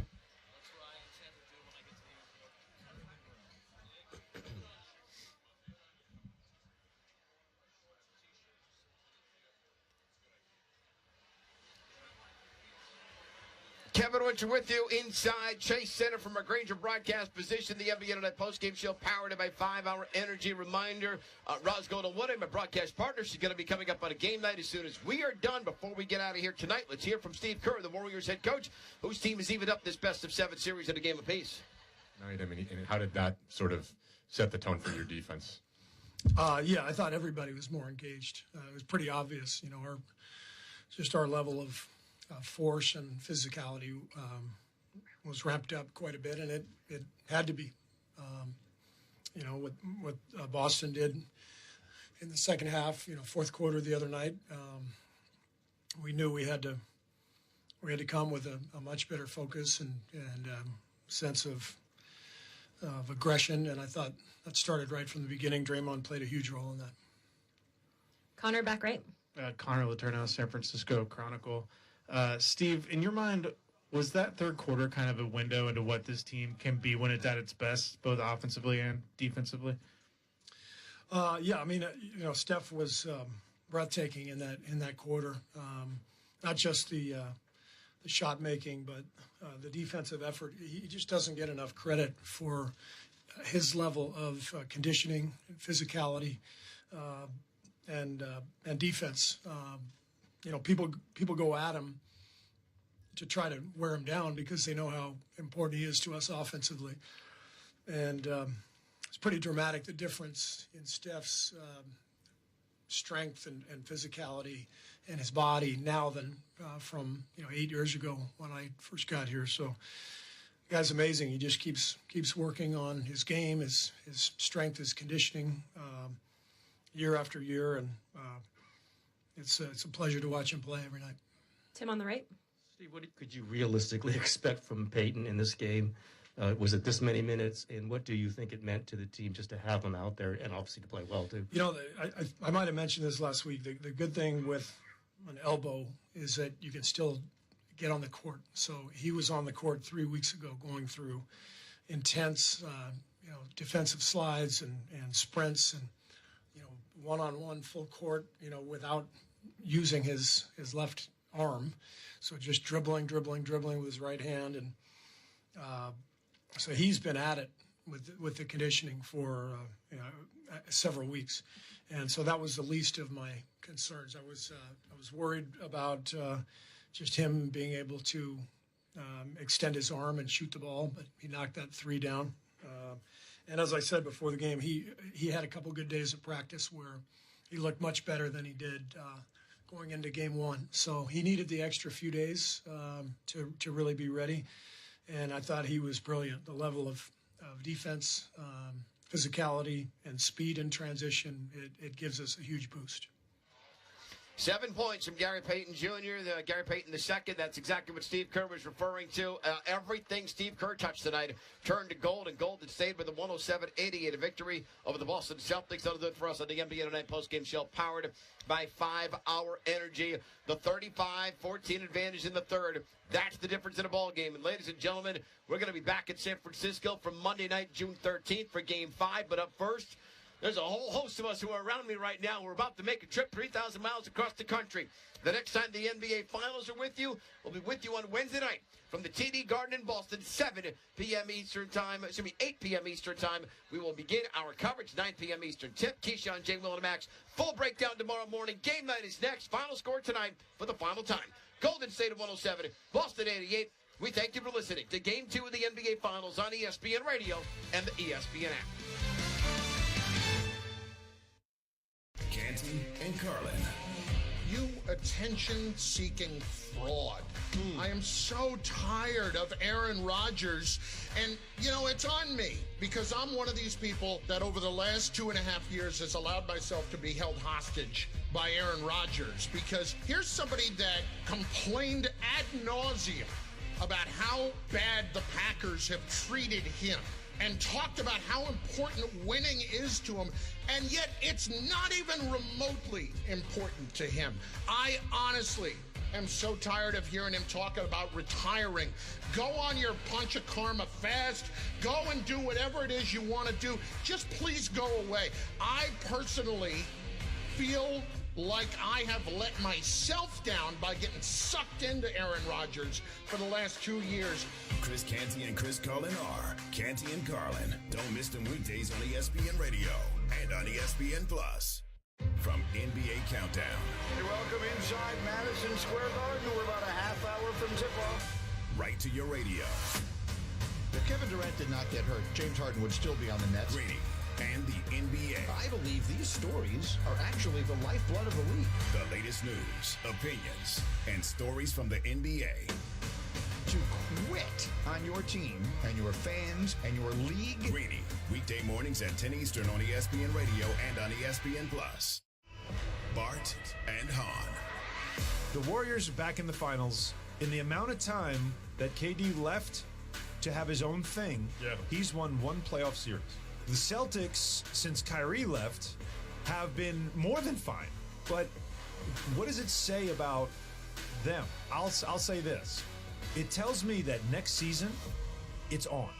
Bart and Hahn, weekdays at noon Eastern on ESPN Radio and on ESPN Plus. You have Laviska Shenault, who I do think can be a good role player in this league. He's running like intricate option routes, and they're having to use him like a true receiver when he's more like a glorified gadget guy. And just, and on top of that, so that's just personnel and usage of personnel. On top of it, you have execution, like you brought up. There were plays, I had one play circled on it against the Dolphins in London, and Marvin Jones, who I liked Marvin Jones when he was with Cincinnati. I liked Marvin Jones when he was with Detroit. I don't know what happened to Marvin Jones this year. Marvin Jones forgot how to play football. And I think some of that is in the situation with Urban Meyer. And also, but it's, you have to be a pro. And why it's so disappointing was when you run a route concept, it's usually 4 to 6 yards, about 12 to 14 yards, about 18 to 20 yards, like the three depths of the routes. And that ties in with 3-step drop back for the quarterback, 5-step drop back, 7-step drop back. And there's so many times where Marvin Jones is breaking a route at 7 or 8 yards. There's no routes that are broken at that depth. And so what that does is makes everything very condensed. It makes you'll have two players right next to each other without not putting any strain on the defense. So there's a lot of times where you can see Trevor Lawrence going like, that doesn't look how it should look. Screw it. I'm going to whip this ball in there. And that's what made me appreciate Trevor more was at first glance, you're like, ooh, man, that's a tight throw. Why do you throw that in there? And then you watch it and you're like, oh, the receiver's 4 yards short. And there's another, if you look to the other side, the check down's not getting out. So it was like playing on expert mode as a rookie when you would hope these veterans would make it easier for him. So it made me appreciate Trevor Lawrence a little bit more. And we can talk about some of the flash plays as well. But just as far as execution from that Jaguars offense, it was brutal. I mean, brutal. And I mean, how difficult is it for Trevor Lawrence within the context of that offense, even if he's going to say, screw it, I'm going to throw this, like, how difficult is it to actually function and trust that, you know, what you're expecting to see, not just from the defense, but then even from your own offense, actually plays out post-snap? Yeah, and trust is a great way to put it, because we have a misconception that the quarterbacks can see exactly what they're throwing to. That's why having routes at a specific depth, at a specific timing. I'll talk about timing a lot in that article and just in general when I'm talking about quarterbacks. And that's what made me excited about Trevor, because he showed me that he has great timing. He understands exactly what he wants to do. He has no extra footwork in his dropbacks. He doesn't have no fat is what I like to say. There's not a lot of extra movement. It's 1, 2, 3, that ball's out. And why you have to do that is you're trusting to throw to a spot that you expect this guy to be. If you watch soccer, I know you do, Bill, but they're passing to an area. You're passing to the open space. You're not passing to where the guy is right there, then and there. So when a receiver is running a short route, or there's two guys running into each other, or a receiver's running a wrong route, which happens as well. Okay, Trevor's expecting someone to be there, or thinks that someone's going to open up into this space that's created by a different route. So when you have a guy running short, all of a sudden it's like Trevor would make a guy's right, which is a skill that you want to see with these quarterbacks. The other example, I brought it up. We were talking with Hugh, must not be named, Bobby Mayo. And when I was talking with him, there's a play against the Titans, the running mesh, which is two crossers and a route set behind it. The mesh runners, the crossing routes run into each other, and they're at like 1 yard. That's supposed to be about 3, 4, 5 yards. And then the sit down route that's supposed to be at 10 to 12 was at 7. And Trevor still completed the ball to the sit down route. And it was those things of making a player right, making his teammates right, that you want to see these quarterbacks do. If Trevor started clutching it and going, what the hell, and takes a sack, then I'd been like, okay, that's a little scary. But the fact that it was so bad and Trevor Lawrence was still making plays right, even if the stats weren't there, that was the encouraging signs to see. Yeah, I think absolutely. And I think the numbers were not good. I mean, more interceptions. They were not good for a lot of these guys. Yeah, I mean, negative 5.4% CPOE, which is completion percentage over expectation, given where guys were. I mean, certainly it feels like it was not the best season from Trevor Lawrence. So for Trevor Lawrence in 2022, obviously you're hoping the offense just looks more competent, looks more in rhythm, that people are running the right routes. But from Trevor Lawrence's perspective, is there something you want to see from him next year that would qualify as exciting growth in year 2? Yeah, I would. Yeah, that's what's weird, is that most times with these young guys, you want them to be more aggressive or more safe. And what's so funny is Trevor already showed the ability to kind of like turn that dial. Yep. Really, I would say the one blemish, but is it a bug or a feature? Sure. Is how quickly he got through going from 1 to 2 to 3, got through his progressions, maybe taking a chill pill and maybe just go 1 Mississippi, 2 Mississippi, as opposed to 1 apple. I guess that's, maybe just give it extra hair. But I want to also, that's because of the circumstances around him. Was that just because of him going like, I know my left heart's getting beat, so I know I have to get rid of this ball. So maybe a little bit of that. I really like how many times he used his legs. Like he was that kind of controlled aggression as a scrambler. There's a couple other guys I'll talk about today that have this or don't have that. And like, that's something that it kind of frustrated me about Dak Prescott last year, was sometimes it's like, you don't have to be a perfect robot. Just go scramble and get the first down. Like that is needed sometimes. And Trevor already has shown that. So that's actually, I know we're supposed to talk about rooms for improvement, but it's kind of cool that he's already shown that ability as well. But yeah, I would say sometimes maybe just take a deep breath, and you don't have to be so quick. But I also, if I were his coach, I wouldn't want to speak out both sides of my mouth, because that's what you want the guy to do in the end game. So it's almost that way. He's at step 3, but maybe get to step 2 before he gets to step 3. Maybe take a step back so you can take a step. Individuals and businesses with tax problems, listen carefully. Do you feel like you're losing control of your finances? If you owe over $10,000 in back taxes or have unfiled tax returns, we can help you take back control. The IRS is the largest and most aggressive collection agency in the world, and they can seize your bank accounts, garnish your paycheck, close your business, and file criminal charges. Take control of your tax problem now by calling the experts at U.S. Tax Shield and take advantage of the Fresh Start program and new laws that may allow us to negotiate a settlement for the lowest amount possible. Our team of tax attorneys and enrolled agents can stop collections and get you protected so you can take control of your financial future. U.S. Tax Shield offers a price protection guaranteed quote to get you protected today. U.S. Tax Shield is A+ rated with the Better Business Bureau, so call now. 800-687-5192. That's 800-687-5192. U.S. Tax Shield. 800-687-5192. Sundays mean you're just one day away from the latest with First Take. Rest up, because I'm bringing it starting tomorrow at 10 a.m. Eastern, only on ESPN and the ESPN app. Monday on Canty and Carlin, the Warriors even up the NBA Finals. As the series shifts back to Boston, we'll break down the keys for Game 3. It's Monday, Canty and Carlin, 3 p.m. Eastern on ESPN Radio and ESPN+. If you know, you know. If you know the Women's College World Series, then you know. This is the party that every player wants to be at. You know the energy. Oh, my goodness gracious. As softball's best battle for the ultimate title. They know what it takes to win it all. The NCAA Women's College World Series, presented by Capital One, continues on the networks of ESPN. If you know, you know. No need to shout it. Swagoo and Perk. KD is in Brooklyn because he listens to outside noise. Because if KD is a rational thinking man and he looking at what he got in Golden State, that they win 8 championships. Check out Swagoo and Perk wherever you get your podcast. Hey, Karen. Hey, Paul. How you doing? We are doing great. I was hoping you'd be sitting up there in the Speedo now. I'm disappointed. I've got one on underneath. You just can't see it. Paul Feinbaum. Weekdays at 3 Eastern on the ESPN app and the SEC Network.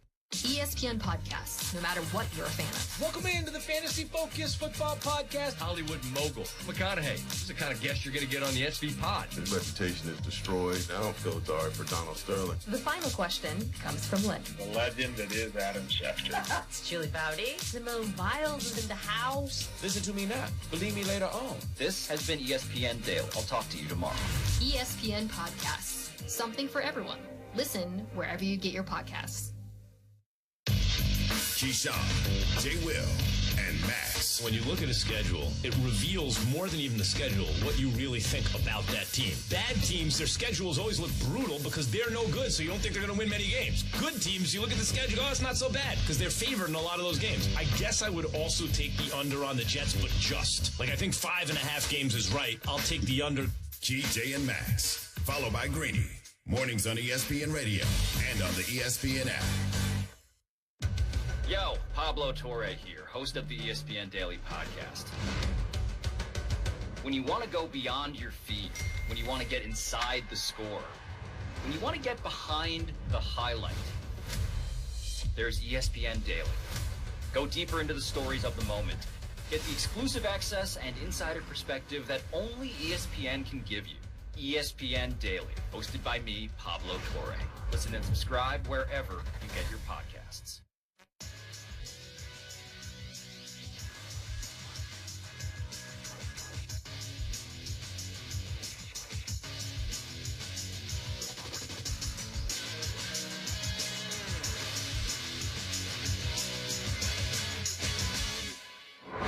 This is Game Night on ESPN Radio and on the ESPN app.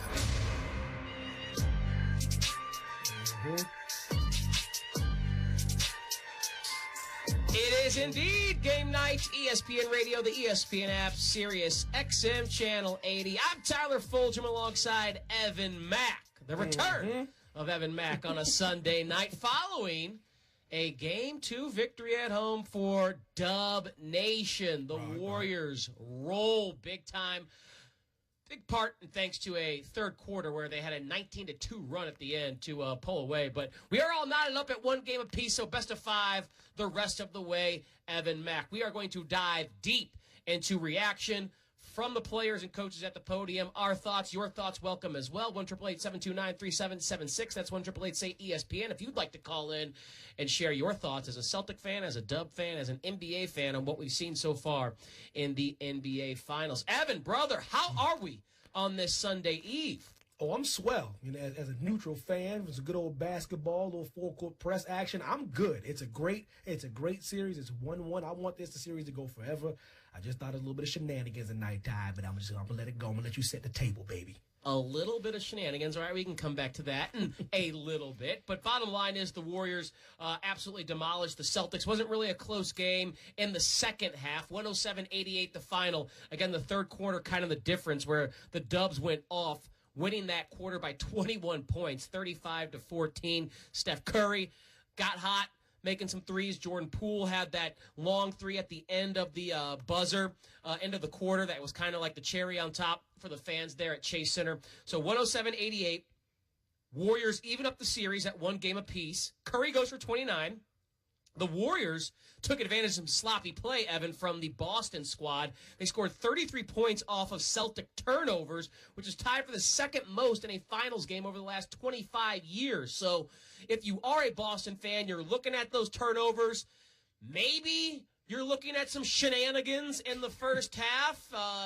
Fans always think that the officiating never goes their way in a loss.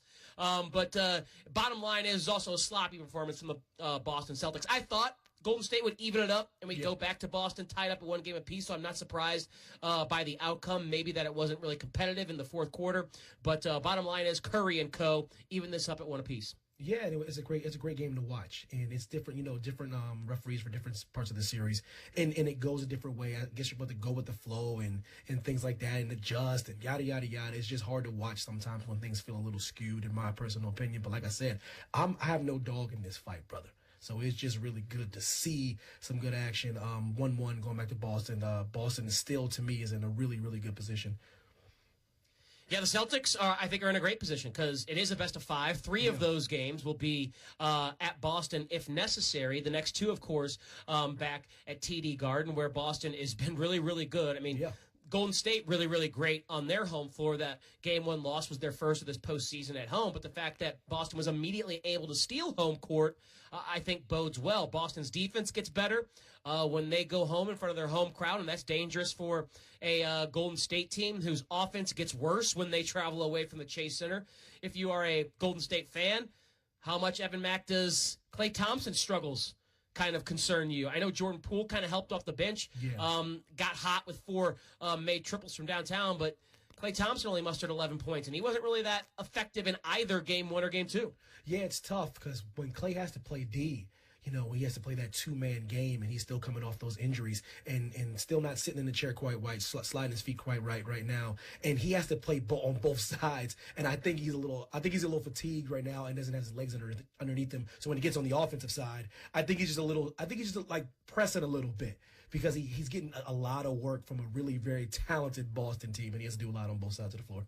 Yeah, the stars for Boston, meanwhile, showed up in the first half. Jayson Tatum and Jaylen Brown go for 36 in the first 24 minutes, but went quiet in the second half, like much of their team did, scoring just 9 points on 2 of 8 shooting. Tatum was, shooting the lights out from downtown in the first half. He finished with 28 points, 6 boards, 3 assists. Jaylen Brown chipped in 17 points, 6 boards, and 3 assists, but all the other starters combined for Boston had just 2 points. Al Horford didn't have a big game like we saw in Game 1, so he came back down to earth a little bit. Yeah. Robert Williams still kind of banged up, and Marcus Smart didn't have his shot falling in this game, too. But again, I expect, Evan, in Game 3, those other pieces around Tatum and Brown to really show up and bounce back, whether it's Horford, whether it's Smart. Derek White, again, played pretty well. Maybe Robert Williams has a better performance. But bottom line is I expect the ancillary pieces on Boston when they come back in front of their home crowd to play better,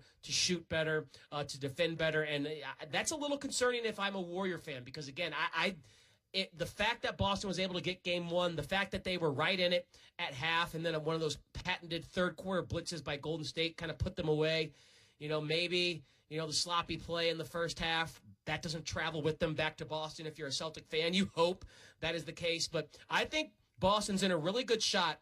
I'm picking them to win game 3. Straight up right now, we go to Caesars, and I look at the price there. I think Boston is a 3.5-point favorite in game 3, total of 212.5. I'm going to lay the 3.5. I would also play Boston in the first half. I think they jump out early and then, kind of quote-unquote coast to a victory. Not that you can coast against Golden State, their championship pedigree. Nothing is easy against them. But bottom line is I think Boston kind of wins, comfortably by 4 or 5 points, if not more, in game 3. And then game 4 is the real test. If they win that, boy, they're sitting in the catbird seat at 3-1. But if the Warriors can rally, we then turn to a best-of-3 series with a pivotal game 5 back at Chase Center. But I'm expecting Boston to bounce back in game 3 and get a win, Evan. Yeah, I'd be surprised if they lost that game. Game 1 was very interesting, and they had to, and the others had to carry Tatum. So when Tatum comes back tonight and has a strong game like I thought he would, the rest of the guys kind of seem a little stagnant. They got to get a better balance of both Tatum and the rest of the guys balling and chipping in, and I think they'll get that in game 3. Get a little bit of home cooking, sleep in your own bed a couple nights, and we'll see what happens.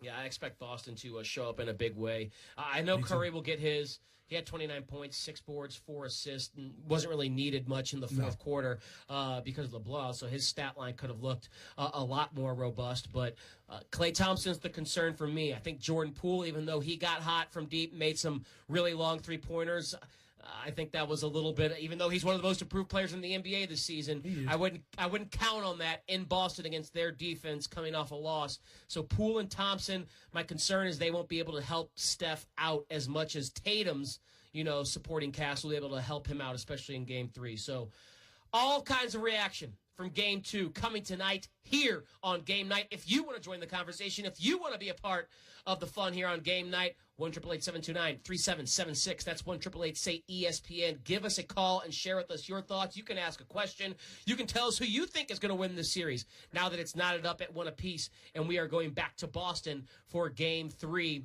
later this week. 1-888-SAY-ESPN, again, is the number you can call. Evan and I, we are just getting started. It's not just the NBA postseason we need to dive into. The NHL postseason continues on the ice, and an NHL legend going to join the show tonight. Find out who that is as we roll on Game Night on ESPN Radio and the ESPN app. Wake up and get up with Key, Jay, and Max. If you buy Ja Morant stock right now, you're still buying it comparatively low to what it's going to be in years to come. I'm calling him underrated. This dude got the MIP this year. Keyshawn, J. Will, and Max. Followed by Greeny. Got a lot to say. I am bursting. Weekday mornings on ESPN Radio.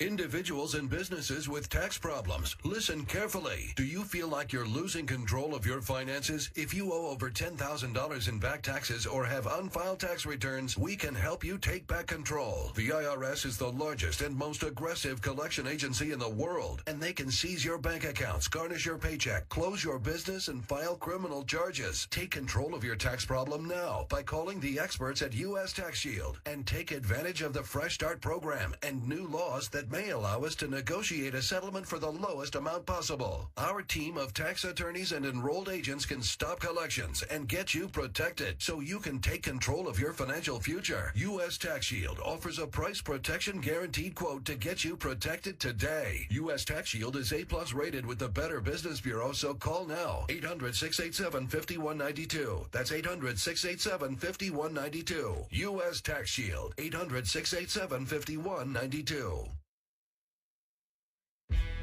Sundays mean you're just one day away from the latest with First Take. Rest up, because I'm bringing it starting tomorrow at 10 a.m. Eastern, only on ESPN and the ESPN app.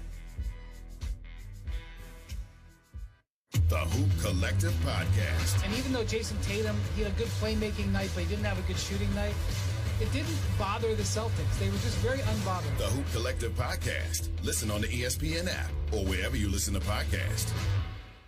ESPN Podcasts, no matter what you're a fan of. Welcome into the Fantasy Focus Football Podcast. Hollywood mogul McConaughey. He's the kind of guest you're going to get on the SV Pod. His reputation is destroyed. I don't feel sorry for Donald Sterling. The final question comes from Lynn. The legend that is Adam Schefter. It's Julie Bowdy. Simone Biles is in the house. Listen to me now. Believe me later on. This has been ESPN Daily. I'll talk to you tomorrow. ESPN Podcasts, something for everyone. Listen wherever you get your podcasts. The Low Post Podcast with Zach Lowe. This whole finals and conference finals is like revenge of the defense. The 4 conference finalists were 1st, 2nd, 4th, and 7th in team defense. Check out the Low Post Podcast on the ESPN app or wherever you listen to podcasts. Monday on Canty and Carlin, the Warriors even up the NBA Finals. As the series shifts back to Boston, we'll break down the keys for Game 3. It's Monday, Canty and Carlin, 3 p.m. Eastern on ESPN Radio and ESPN Plus. The complete 30 for 30 library is exclusively on ESPN Plus. Maya Moore stepping away from basketball to fight for justice. My last name is Lee, Bruce Lee. Stream over 100 documentaries featuring the biggest names in sports, with titles including The Tuck Rule, Be Water, Lance, You Don't Know Bo, and more. The award-winning 30 for 30 library, streaming exclusively on ESPN Plus. Sign up now at ESPNplus.com or get the Disney bundle, including Disney Plus, Hulu, and ESPN Plus to stream the best movies, shows, and sports.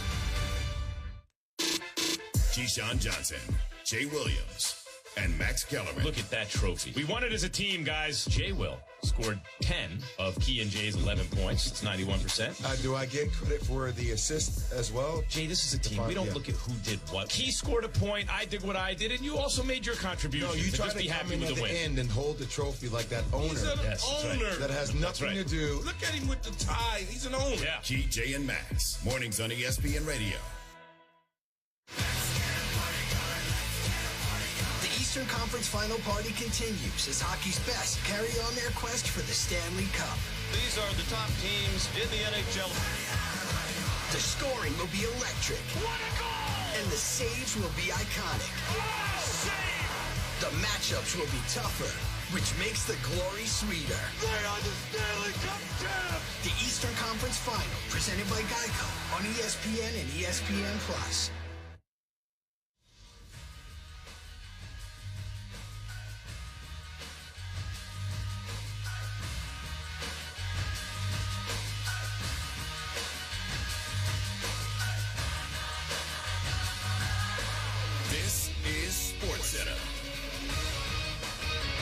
I'm Dave Maker. The Celtics trailed by only 2 at halftime, but Coach Ime Udoka says turnovers were trouble all night, including in the Warriors' blowout 35-14 third quarter. Golden State takes Game 2 of the NBA Finals 107-88. Like I said, we had 11 for 18 points in the first half and then gave up 5 or 6 more in that quarter and kind of blew it open.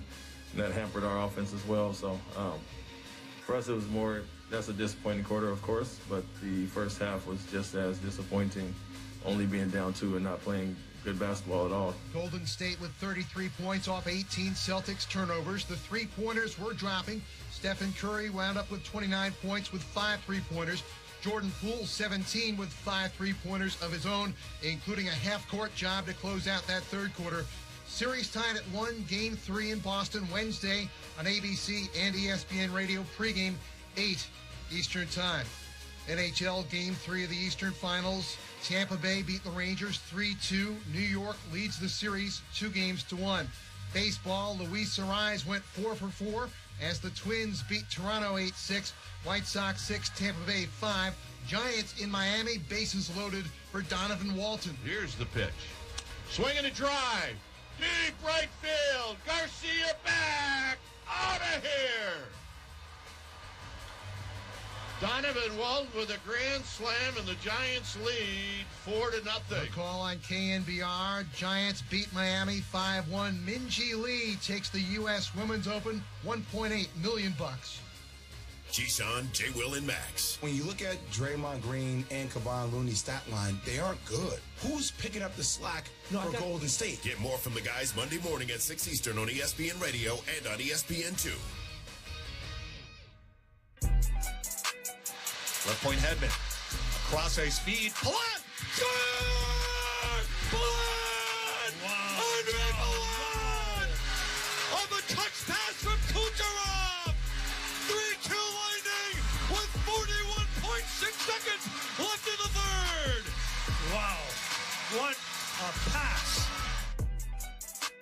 here on Game Night, ESPN Radio, ESPN app, Sirius XM Channel 80. Time to welcome onto our Game Night airwaves, the one and only Barry Melrose, a man who needs no introduction. Of course, we are turning to the NHL postseason, Western and Eastern Conference playoff series in action. Barry, let's start with what we saw today, a crucial Game 3 victory at home in the Eastern Conference for the Tampa Bay Lightning, defending two-time Cup champions. They rally down 2-1 going into the third. Andre Palat, the game winner with less than a minute to go. What kind of championship resolve did you see from John Cooper's crew that makes you think they can make this series an interesting one that goes at maybe the distance? Well, they just made it an interesting one. Most people were thinking that they were going to fold and it was going to be a victory for New York and everything was going to be fine, and that's not the case. They really rallied. They played great defense. Goaltending was awesome.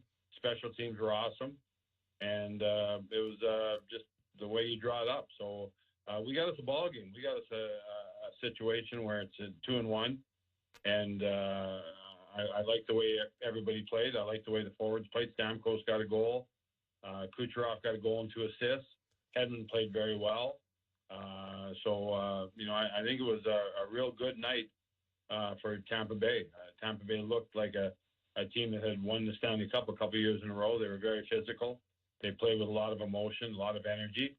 And I think they caught a lot of people by surprise. So now we got us, obviously, Vegas, you got to think that Tampa's got to win again, obviously. But they got to feel good about themselves right now, the way they played. Game 4 will be Tuesday night in Tampa. Meanwhile, for the Rangers, despite the loss, I think if you're a Ranger fan, Barry, you still kind of feel all right because Igor Shesterkin almost once again stole that game. I mean, Tampa Bay put 51 shots on net, and Shesterkin stopped 48 of them. How have you ever seen a goalie play as well as Shesterkin is right now to this playoff run? Well, the good news is he made all the stops. The bad news is he had to stop 45 shots. So nobody's happy with that. You don't want to see your number one goaltender having to stop 45 shots or 50 shots to win a game. So I think that I think we know that Tjurkin's a great goaltender. I think he's proven that. I thought they looked great. I thought that New York is a very talented team. They got a really young team. Everyone played really hard, really physical. Shesterkin gave them great goaltending, and they had a chance to win in the third period. And as a coach, when you're going in with a goaltender, that's all you're asking is that he gives you a chance to win in the third period. And Shesterkin sort of really did that. So it was a great hockey game. I really liked the way it was played. It was fast. It was energetic. Good defense on both sides. It was physical. So it was an excellent hockey game. A real good, fun game to watch. Meanwhile, Barry, in the Western Conference, the Avalanche have an opportunity to sweep the Oilers in Edmonton tomorrow. It'll be Game 4 with Colorado up 3-0 in that series. Before we dive into that game real quickly, the big news as it pertains to the Oilers is Evander Kane, served a 1-game suspension for his hit on Nazem Kadri. Your thoughts on that discipline for Kane? I thought he deserved a suspension. It was a dirty hit. That's the hit we're trying to get rid of in the NHL, a hit from behind when the player doesn't know you're coming, 3 feet away from the boards where you're just basically being thrown into the boards head first. So I don't think anyone's going to complain about that. Obviously, Edmonton has to win. They have to win 4 games in a row. I don't think that'll happen. Connor McDavid got 1 goal last game. I thought that Colorado really did a good job on him, controlling him. As good as you can control him. But he didn't have a lot of chances. He didn't have a lot of wide-open looks. I thought Colorado really played well. I like Colorado. I like their team. It's a great story, what's going on there. So Cale Makar has just turned into the best young defenseman in the game. You just watch him play and watch what he does. It's just phenomenal. So obviously Vegas has to win, and they have to win next game. And if they don't, it's over. There's a lot of heart in that room. I got to think they're going to play a really good game. But when you're down 3-0, you're not coming back. It just doesn't happen. And that's what I'm afraid that the Edmonton Oilers are looking at. Yeah, Cale Makar and Nathan McKinnon have been awesome throughout this entire postseason. An opportunity for Makar, McKinnon, and the Avalanche to close out the Oilers with a sweep tomorrow night. Game 4 puck drop at 8 p.m. Eastern, 5 p.m. Pacific. That is the one and only Barry Melrose joining us here on Game Night. Barry, appreciate you dropping by. Look forward to chatting with you throughout the rest of this NHL postseason. My pleasure. You guys take care. In the meantime, let's move back to the NBA Finals here on Game Night because Steph Curry is on the podium chatting with the media following his team's Game 2 victory. Stage. I think it's different just because of the way the team's constructed. There's always a need for me to be aggressive, try to play, make, try to score. Understand how the defense is going to guard me and guard us as a team and be able to counter that. When you have, I guess you compare it to years past, with the depth that we had, with the heavy loading of scoring that me, KD, Clay had, like, obviously it looks a little different, but and the game flows a little different, but I think this year there's definitely a need for me to be aggressive throughout the game, to create, draw attention, get shots up, and just continue to apply pressure. Obviously, these first 2 games, it's going well. I don't know what it'll look like on the road. The rest of the series, it's just always about being confident with the ball in my hands and make plays. Next one in the back. Robert Littell, BSO, right here, Steph. What was it like seeing Jordan Poole hit that shot, that 3 at the end of the third quarter? He had been struggling. The whole team celebrated. It seemed like that gave you guys a real boost going into the fourth. Well, it's kind of fun. We talk about how we finish quarters and how that momentum can carry over. So that was obviously a big shot to get the crowd into it. Put a kind of a dagger on that great third quarter that we had. I think he was a little bit more aggressive, a little bit more under control tonight. It didn't go his way much early, but then he had that flurry. I think he had the 2 threes in the last 2 minutes of that third quarter. So just continue to find rhythm.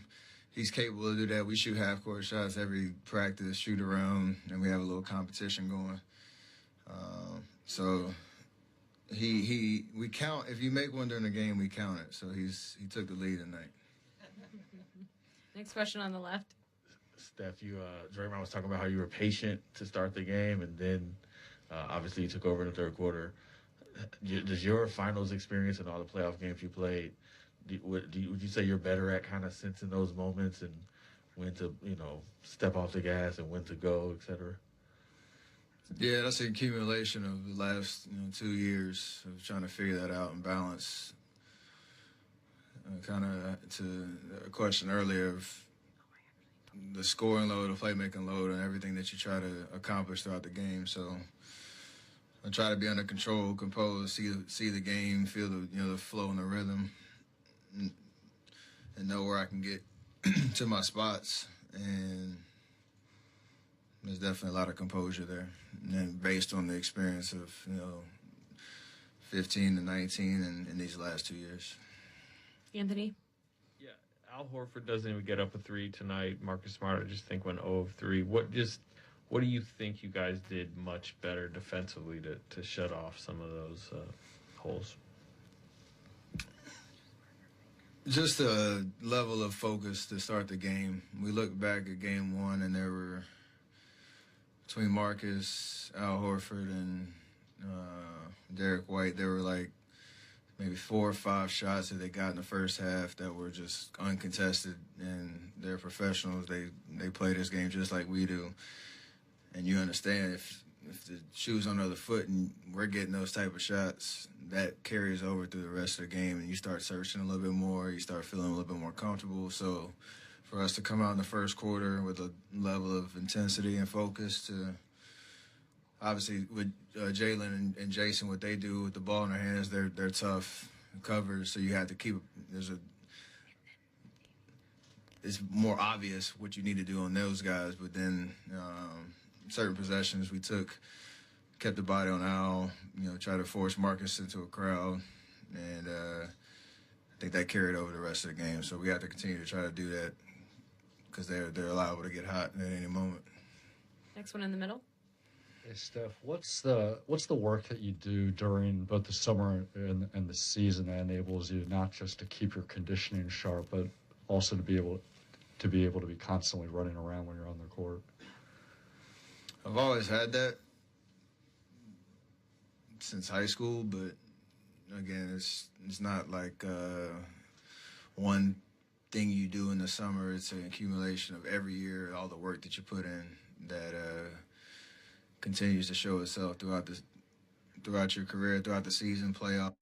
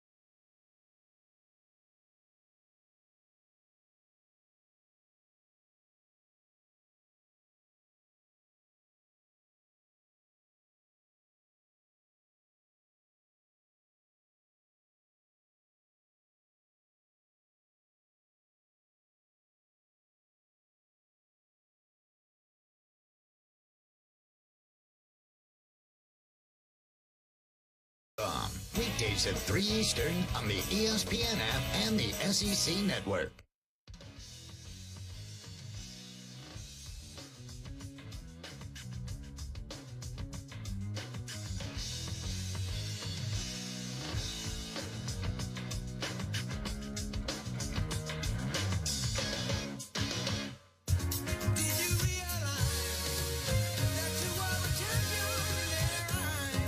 Yes, I did. It's game night on ESPN Radio, the ESPN app, Sirius XM, Channel 80. We are presented by our good friends at Progressive Insurance. A little yay bringing us back in. Evan Mack and Tyler Fulgham on the mic here, reacting to what we saw at Chase Center, Evan. Game 2 going the way of the Warriors. They even things up at 1 apiece. 107-88 is the final. We just heard before the break from Steph Curry at the podium discussing his team's victory and various questions thrown at him from the media. Meanwhile, on the Celtics side, they're coming off what is a rather disappointing loss. Of course, they're happy to come back to Boston, knotted up at 1 apiece. You're always happy to steal 1 of 2 games on the road before you get back home. But the third quarter was rather disappointing for the Boston Celtics. Here's head coach Ime Udoka discussing that third quarter where the Warriors pulled away and ultimately won the game. We turn over the ball, make teams take teams out of scoring against us in the half court, gift them some baskets. But it was more of the same in that third quarter, to your point. Like I said, we had 11 for 18 points in the first half and then gave up 5 or 6 more in that quarter and kind of blew it open. And that hampered our offense as well. So for us, it was more, that's a disappointing quarter, of course, but the first half was just as disappointing, only being down 2 and not playing good basketball at all, frankly. And so had our opportunities, came out, jumped out up 9 early, and then turnovers started happening, let them back in the game, and just offense wasn't as crisp with the ball movement and passing. Like I said, 11 of our turnovers were live ball turnovers, 9 of them out of steals, so got to be better in that category. Evan, what'd you think of Udoka's team, the two halves kind of? Despite those turnovers in the first half, they did keep it close. Second half, a completely different story.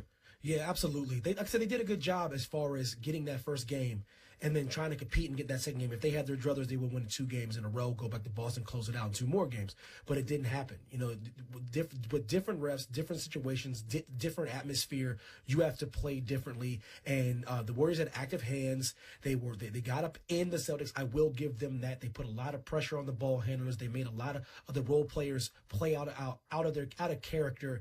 And it really, really showed tonight. And I'm telling you, nothing better than getting back to your home and settling things down, righting the ship.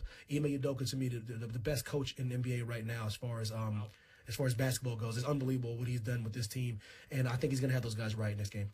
I agree with you. I think they will be right. One of those players is Jayson Tatum, who did have an awesome first half. I think he had 21 at the break, ends up with 28, 6 boards, 3 assists, was absolutely en fuego from deep in the first half, made 4 or 5 from downtown. Tatum afterwards on his team's inability to take care of the basketball.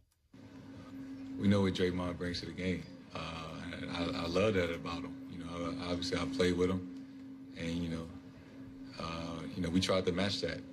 And I just kind of felt like we weren't getting the benefit of the doubt, you know, when we were trying to play with that, you know, physicality. We do got to take, better care of the ball. They got a lot of points off our turnovers. That's something we got to be better, for next game. Because we know, throughout the playoffs, the games that we have high turnovers, we kind of result into a loss. So that's definitely a point of emphasis, taking care of the ball for next game. Jayson Tatum, hey now, there was one part of that piece of sound, Evan, that stood out to me. He said, we didn't get the benefit of the doubt when we tried to play with that physicality that Draymond was playing with. Did you notice that too, my friend? Well. See, this is what I was waiting to do. You know what I mean, Ty? I was waiting in there, lying in the weeds, and hearing my boy Jayson Tatum speaking for your boy. So I don't even have to sound crazy now because the star said it. We tried to match the intensity. We tried to do the same thing. And lo and behold, with me trying not to, they can't find me, brother. But that's what Tatum was trying not to get fined. I can tell exactly what he's saying. He was sugarcoating it. I'll say it for you, Jayson Tatum. They didn't give you the same calls, brother. Yeah, Draymond was very animated in the first half. And we know about Draymond's, play personality, his play persona, especially when his team's in an 0-1 hole and it's, not an absolute must-win, do-or-die, but you certainly don't want to go down 0-2 and leave San Francisco to travel to Boston for games 3 and 4. So Draymond, very animated, very physical. Every, 50-50 ball situation, who to go off of, if it went the Celtics' way, he's yelling at the referees, got into a few skirmishes, double text, I think, at one point with Jaylen Brown. So Draymond was being typical Draymond, and it did seem like there was a lot of no calls in terms of, aggressive plays at the basket. I don't think it was necessarily those no calls were one-sided. I think I remember a few really good blocks by Derek White and Daniel Tice that didn't go the Warriors' way. I also remember some physical challenges at the rim by Draymond and Kevon Looney as well. So I think by all told, by and large, the refs allowed for a physical type of play, but Draymond certainly does like to take it to the edge when it comes to being a nuisance, being a physical player, and being, a very, very expressive player, I think is the best way to say that with Draymond. Yeah, the only thing that bothers me is because he's loud and demonstrative, everyone assumes that no one else is as intense as Draymond. They just do it in a different way. Not everyone has to be loud, hooting and hollering and clapping and slapping all over the place. And he gets this persona like he's the only one on the court being intense. You know what I mean? And that's the only thing that bothers me. These are NBA players. These are professionals. They're intense. This is the NBA Finals. They all want to be there. So I think the way he acts skews perspective that he's the only one out there changing the course of the game. Because I think everybody out there was intense. Yeah, demonstrative, I think, is the word I was searching for when I said expressive. So well done picking me up there, Evan Mack, finding the vocabulary word I could not quite summon from my dome. I got you. I appreciate that. You got me like Jordan Poole had Steph tonight. Big game from Poole. He had 17 points, bouncing back, going 5 of 9 from deep after a disappointing 9 points in game 1. Steph was cooking in this one, especially in the third quarter, 107-88. A victory for the Golden State Warriors. We're knotted up at 2 apiece. Reminder, if you want to share some thoughts on who you think wins this series, 1-888, say ESPN. On the other side, we're going to hear from Draymond Green and Steve Kerr. It's Tyler Fulgham, 7 Mac. This is Game Night, ESPN Radio, and the ESPN app. Keyshawn, J. Will, and Max. I look at the position of Tyreek Hill. Can Tyreek Hill be what the Dolphins think he can be without Patrick Mahomes? That's more of a question mark for me than the other way around. If Patrick Mahomes can be what we know he can be without Tyreek Hill. Keyshawn, J. Will, and Max. Weekday mornings at 6 Eastern on ESPN Radio and on ESPN2.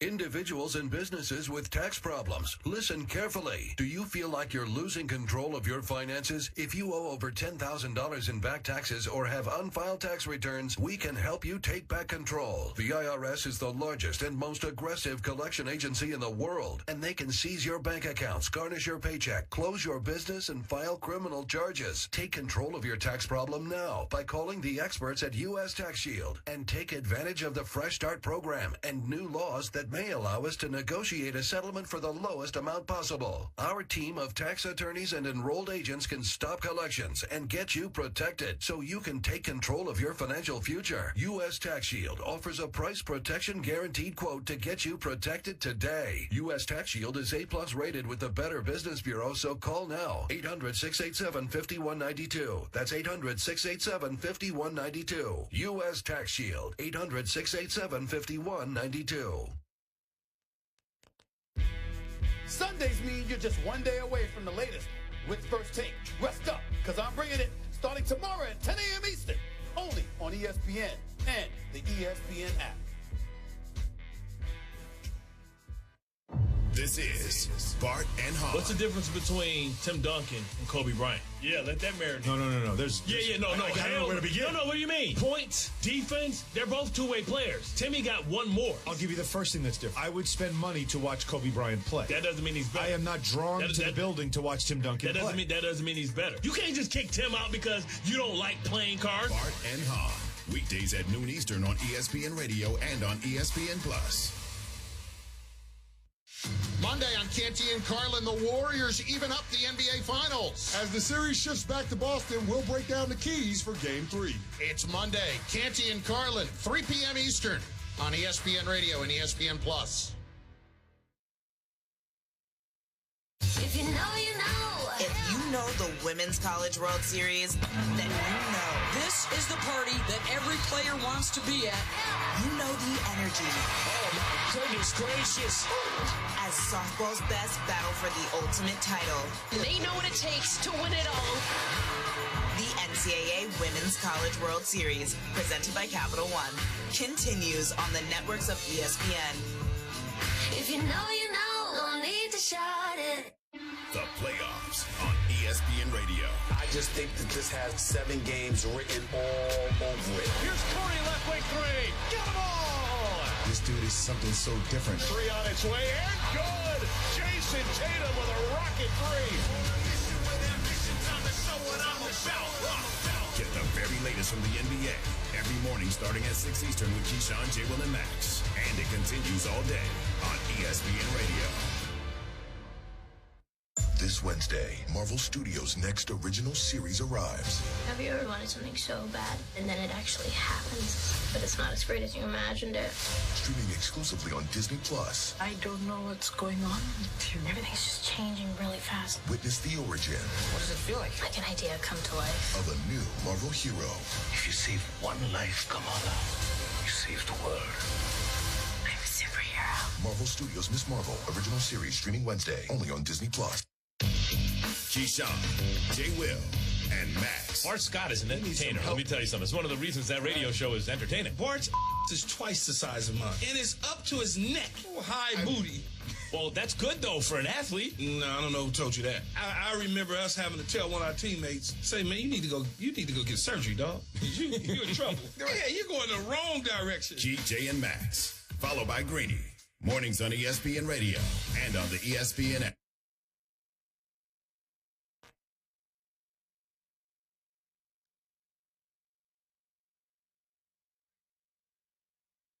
This is SportsCenter. I'm Dave Hager. It was Warriors by 2 at halftime of Game 2 of the NBA Finals, then a dominant third quarter for Golden State. Here's Curry, a long three from the right. That one's good.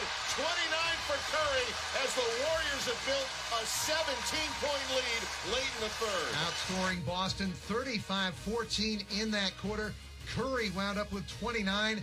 Teammate Draymond Green impressed. I thought he was incredible, and most importantly, his decision-making was great. He got off the ball. He didn't drive into traffic. It was the Celtics running into a tough Warriors defense. 18 turnovers led to 33 Golden State points. The final 107-88. Series tied at 1. Game 3 in Boston Wednesday on ABC and ESPN Radio with the pregame at 8 Eastern. Baseball with the Cubs leading by 1 in the ninth. Harrison Bader of the Cardinals tripled, then Lars Nootbaar at the plate. Swing and a line drive, and that's a base hit into center field. Nootbaar with a single, and we are tied up at 3. John Shambi on ESPN Radio. St. Louis adds 2 runs in the 11th for a 5-3 win. Philadelphia beat the Angels 9-7. It was Atlanta 8, Colorado 7, and the Yankees beat the Tigers 5-4 in 10. Tennis, Rafael Nadal straight sets over Casper Ruud for his 14th French Open title. That's 22 Grand Slams. Nadal says he played the match on an injured foot with a shot to numb the pain. He's hoping to play Wimbledon if his body cooperates. Keyshawn, J. Will, and Max. I never felt like Tua was that guy. The guy at the number 2 spot is Teddy Bridgewater, who actually is throwing the ball better at OTAs. Get more from the guys Monday morning at 6 Eastern on ESPN Radio and on ESPN2.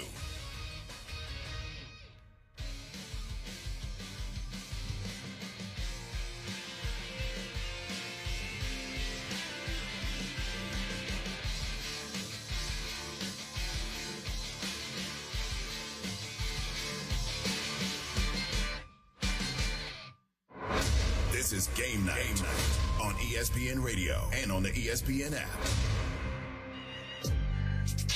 White at the top, squares for 3, missed it. Rebound Wiggins, 5 seconds to go in the quarter. Ahead to Poole at half with 2. Poole's going to shoot a deep 3, and he hits it just inside of half court.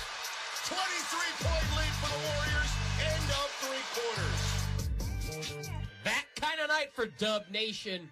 Jordan Poole and the Warriors blitz Boston in the third quarter, even up the NBA Finals at one game apiece with a 107-88 Game 2 victory. This is Game Night. ESPN Radio, the ESPN app, Sirius XM Channel 80. Tyler Fulgham and Evan Mack with you. We are presented by our good friends at Progressive Insurance. If you want to holler and be a part of the fun while you're listening to us late this evening or early this morning, as it's now past midnight on the East Coast, 1-888-729-3776 is how you can do it. 1-888-SAY-ESPN. So, Evan, now we're here at the top of the hour. It is an all-square NBA Finals. Big victory for the Golden State Warriors in Game 2. What was kind of your biggest takeaway from what you saw on Game 2 Sunday night? The Warriors doing what the Warriors do.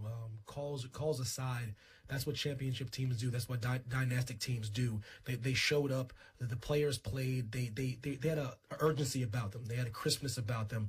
They had a togetherness. Gary Payton Jr. coming back. That worked out. Poole stepping up, playing ball. That worked out. So my biggest takeaway is the Warriors doing what the Warriors do. Steph being Steph. Even without a Clay cooking, they were doing all right. Yeah, big part of the Warriors doing what they do is playing great defense, Absolutely. Spearheaded by Draymond Green.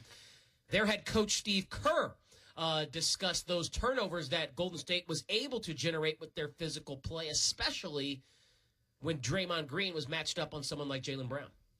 I think turnovers are often a byproduct of physicality and intensity, and I thought we brought that from the start. Draymond had plenty to do with that. So did Gary. So did Wiggs. I thought our whole team was physical and intense, and we did a good job of trying to make things difficult for them. That's Steve Kerr talking about his team, mostly Draymond, trying to make things difficult for the Celtics with their physical play. He mentioned specifically Draymond Green, who after their Game 2 victory caught up with ESPN's Monica McNutt on ESPN Radio. Here's Draymond and Monica following the Game 2 win. So much was made of your post-game sound in terms of the three guys for the Celtics that had big game ones. They were held to 16 points tonight. What was it about the percentages that you trusted? You have to trust the percentages. You can't overreact to things. Obviously, we want to get into their chest and make them take tough shots, but ultimately understanding that Jayson Tatum and Jaylen Brown are the guys that's ultimately going to beat you. And Marcus Smart, too. Marcus Smart will beat you as well. But ultimately, like I said, you got to trust the percentages, try to take those two guys out and make other guys beat you. We didn't let them beat us today. We were there on the closeout and didn't give up many easy shots. 5 different guys in double figures, led by 29 from Steph. Offensively, what worked tonight? I think we kept the ball moving the entire game. I thought we moved the ball in spurts last game, Game 1. But I think we got stagnant, and that's when they started to make their run, and our defense really affected our offense. So we kept the ball moving, we kept cutting, and we played in space and not played in the crowd tonight. Personally, you owned it as a catalyst and as a centerpiece of this team. How did you prepare to come into this game, and what did you say to the young guys that are the role players that are so important? I didn't say much today. I just wanted to come out, be aggressive on both ends of the floor. I think I did a good job of that. And everybody followed. I thought my demeanor was more important than my words today. Speaking of your demeanor, our colleague Mark Kestersher, Kevin Winter, and Roz Goldenwood acknowledged that out here when there was a bunch of trash talking going on, it seemed to be your playground, kind of when you sort of thrive. Can you share any of your insight? Absolutely. I love that. You get guys talking. I grew up that way. I grew up in Saginaw, Michigan, and that's how you had to play the game. So when guys want to get to talking out here, I embrace that and I have a lot of fun. Last one from me, Draymond. A series is about adjustments. You guys head to Boston now for a Game 3. We can bet that team's going to respond. How do you guys respond? We got to come out and play with even more force than we did tonight. We got to take the show on the road, understand that we gave one away. We have to go get one, but ultimately we want to go get 2. That was Draymond Green immediately following his team's 107-88 victory in Game 2 with ESPN's Monica McNutt. Great stuff from our good friend Monica there, getting to Draymond and getting that immediate reaction. So, Evan, you hear what Draymond has to say there and kind of just wrapped it up with, hey, we gave one away in Game 1, and we realized that all we've done is even up the series, but we're still kind of behind the 8 ball because they've stolen home court. We now got to get a victory at TD Garden for this to be all square, so to speak. And the question is whether or not you think Golden State can do that. Do you think they can go on the road in Game 3 or 4 and continue the style play they executed in Game 2 and get a victory in either or both Game 3 and 4? Oh, absolutely, brother. Celtics have to be on their best behavior in Games 3 and 4, because if not, they will lose this series, they will lose this championship, and they will be over. They'll go back to Golden State, and they'll close them out, and it'll be a wrap. I believe they'll be ready, so I'm not worried about that. But make no mistake, if any team can do it, it's the Golden State Warriors. And with all due respect to Draymond, I don't know if you gave the game away. You got beat. You know what I mean? You got beat in Game 1. Everyone likes to say that when they get beat. You didn't give anything away. The Celtics were up in you, and you lost. So coming back to the East Coast on Wednesday, we're going to see how things play out. Yeah, we will, and it will be fun. Again, another couple days between games as the squads get to travel to Boston for Wednesday, all knotted up at 1 game apiece. And again, early line from Caesars showing that Boston will be a 3.5-point favorite, a total of 212.5. So do with that what you will. I'm telling you right now, early leans for me before I dive into some more analysis and research. I like Boston laying the points.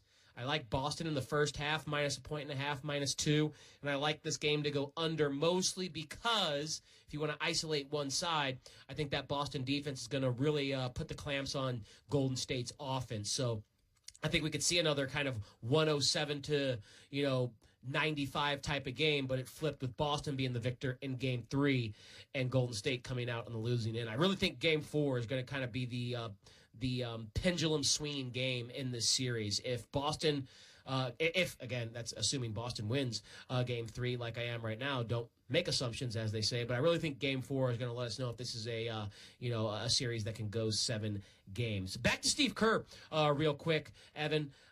Kerr discussing that third quarter where his team has always been good. They have always been a really good third quarter team in postseasons, and this particular postseason run has been no different. They dominated Game 1 in the third quarter. They dominated Game 2 in the third quarter. Difference was they were able to close it out. Here's Kerr on that third stanza, particularly their sharpshooting point guard, Steph Curry, and what the damage he did. Yeah, I mean, Steph was breathtaking in that quarter. Not just the shot making, but the defensive effort. He just doesn't get enough credit for his level of conditioning, physicality, and defense. People go at him to try to wear him down because they know how important he is to us offensively.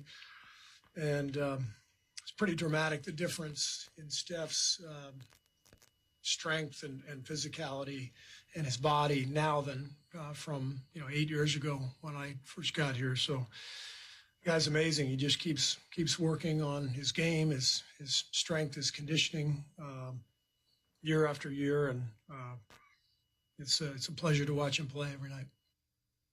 Steve Kerr waxing poetic on his superstar guard, Steph Curry, and the show he put on in Game 2, especially in that third quarter, hitting all kinds of threes and helping kind of blow the game open for the Warriors. One they were actually able to finish, unlike Game 1, which they dominated that third quarter. I think they won the third quarter in Game 1 by 14 points. They won the third quarter in Game 2 tonight by 21 points. So a trend worth noting, Evan, if you like to dabble at the gambling window or now on your apps. Third quarter has generally been good for the Warriors, but big difference is this series going back to Boston now instead of having those third quarters in front of their home crowd.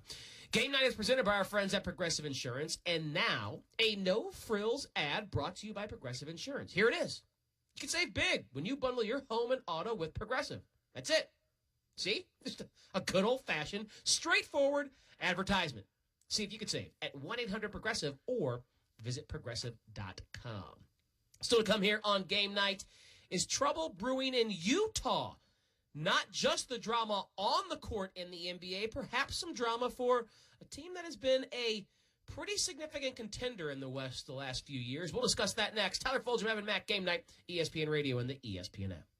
Strong opinions. A guy like this gives you all sorts of opportunities to be successful. The best analysis, plus the biggest names in sports. Travis Kelce, Kansas City Chiefs. Max, Keyshawn, Jay, what's going on, fellas? Keyshawn, J. Will, and Max starting at 6 Eastern, followed by Green. The only place to start today is with outstanding football conversation. Mornings on ESPN Radio.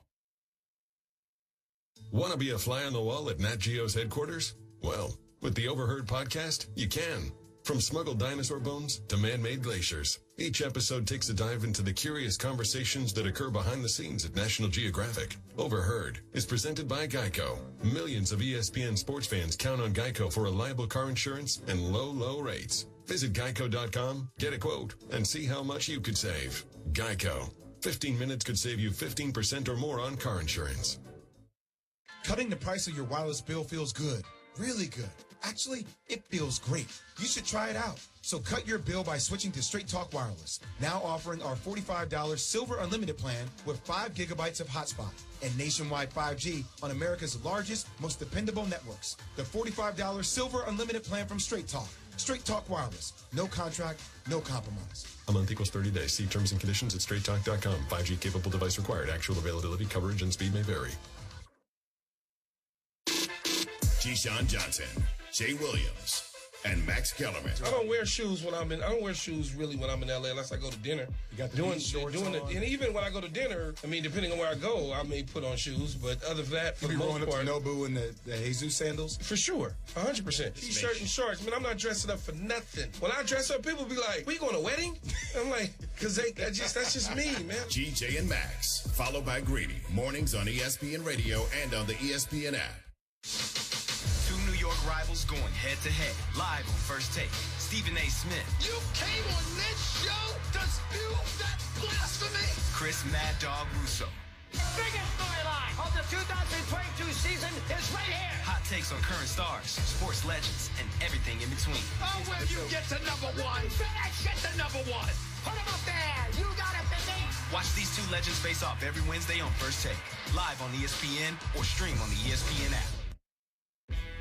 Sundays mean you're just one day away from the latest with First Take. Rest up, because I'm bringing it starting tomorrow at 10 a.m. Eastern, only on ESPN and the ESPN app. This Wednesday, Marvel Studios' next original series arrives. Have you ever wanted something so bad, and then it actually happens, but it's not as great as you imagined it? Streaming exclusively on Disney+. I don't know what's going on with you. Everything's just changing really fast. Witness the origin. What does it feel like? Like an idea come to life. Of a new Marvel hero. If you save one life, Kamala, you saved the world. I'm a superhero. Marvel Studios' Miss Marvel original series streaming Wednesday, only on Disney+. Monday on Barton Hahn, the Warriors pick up a huge win in Game 2 of the NBA Finals. We'll tell you which team has the edge as the series shifts to Boston. Barton Hahn, noon Eastern, ESPN Radio and ESPN+.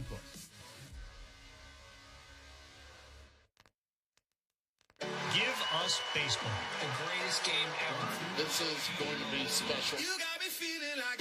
Give us Sunday night. That's gone in a big way.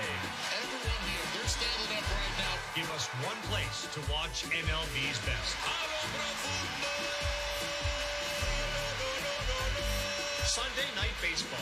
Mets, Angels, Sunday at 7 Eastern on ESPN. Telecast presented by Taco Bell. The Low Post Podcast with Zach Lowe. Kevin Arnovitz. I prefer debating influence to legacy. And I just think with Curry, the influence is incredible. The entire game is played differently. And they are also the defining team of their generation. That's influence. It's been one of the privileges of covering the game for 15 years, is the whole damn thing has changed. When you start charting the reasons why, he's at the top of the list. Check out the Low Post Podcast on the ESPN app or wherever you listen to podcasts.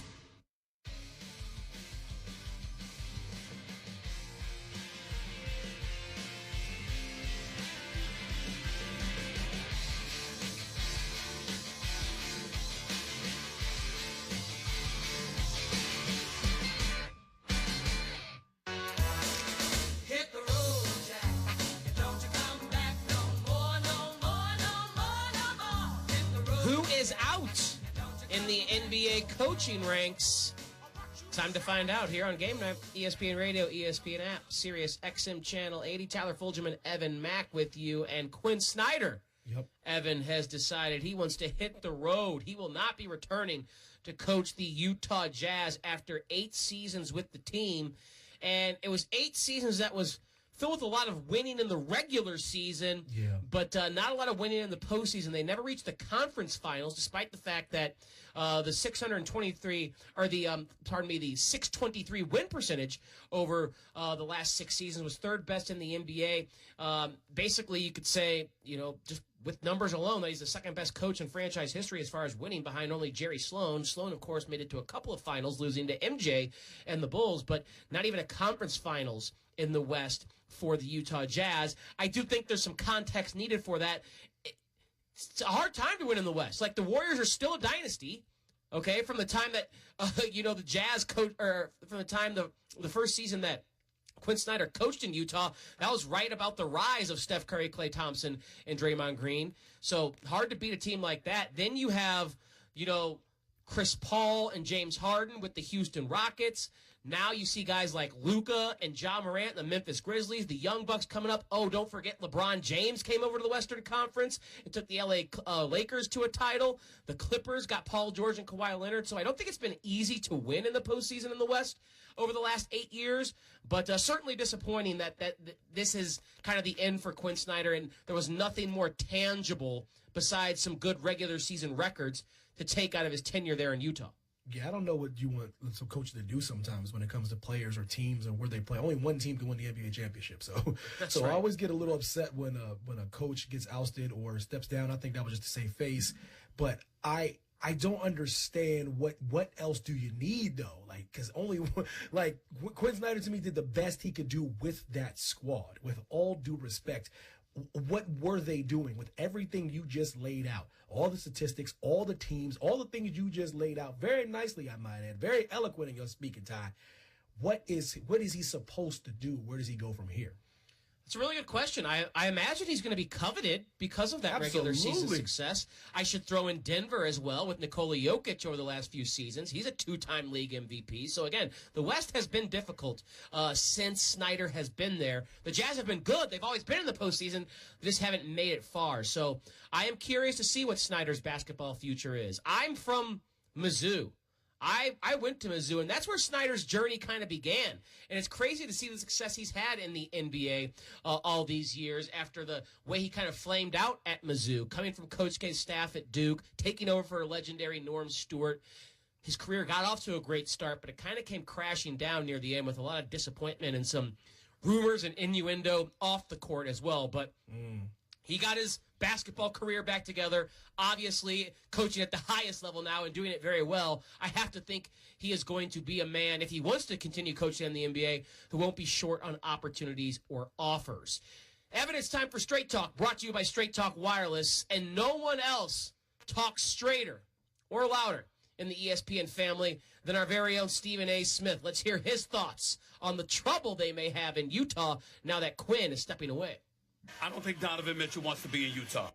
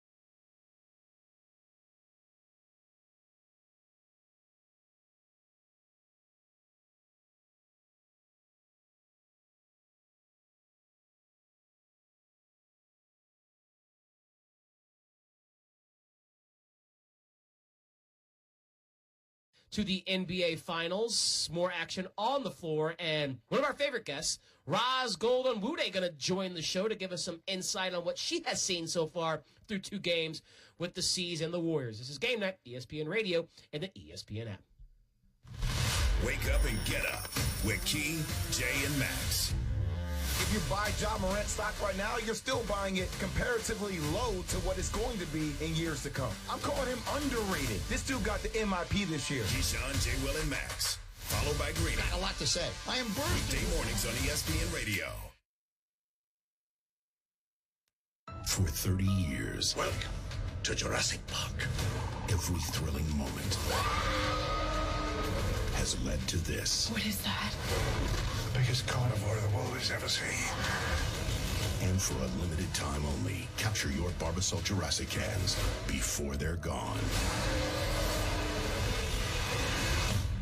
And don't miss Jurassic World Dominion in theaters June 10th. Rated PG-13. Some material may be inappropriate for children under 13. Friends, we all reach tipping points in life. The weight of a low-paying job, unpaid bills, a new family. You can't keep going. That's where My Computer Career can help. In just months, not years, they can help you start a new life as an IT pro, even without prior experience. Impossible? You learn online from home. And My Computer Career offers lifetime career services to help you find jobs with companies begging for IT pros. Go to mycomputercareer.edu and take the free career evaluation. It's not rocket science. It's mycomputercareer.edu. This is Bart and Hahn. What's the difference between Tim Duncan and Kobe Bryant? Yeah, let that marinate. No. No. I don't know where to begin. No, what do you mean? Points, defense, they're both two-way players. Timmy got one more. I'll give you the first thing that's different. I would spend money to watch Kobe Bryant play. That doesn't mean he's better. I am not drawn to the building to watch Tim Duncan play. That doesn't mean he's better. You can't just kick Tim out because you don't like playing cards. Bart and Hahn. Weekdays at noon Eastern on ESPN Radio and on ESPN Plus. Canty and Carlin. You attention-seeking fraud. I am so tired of Aaron Rodgers.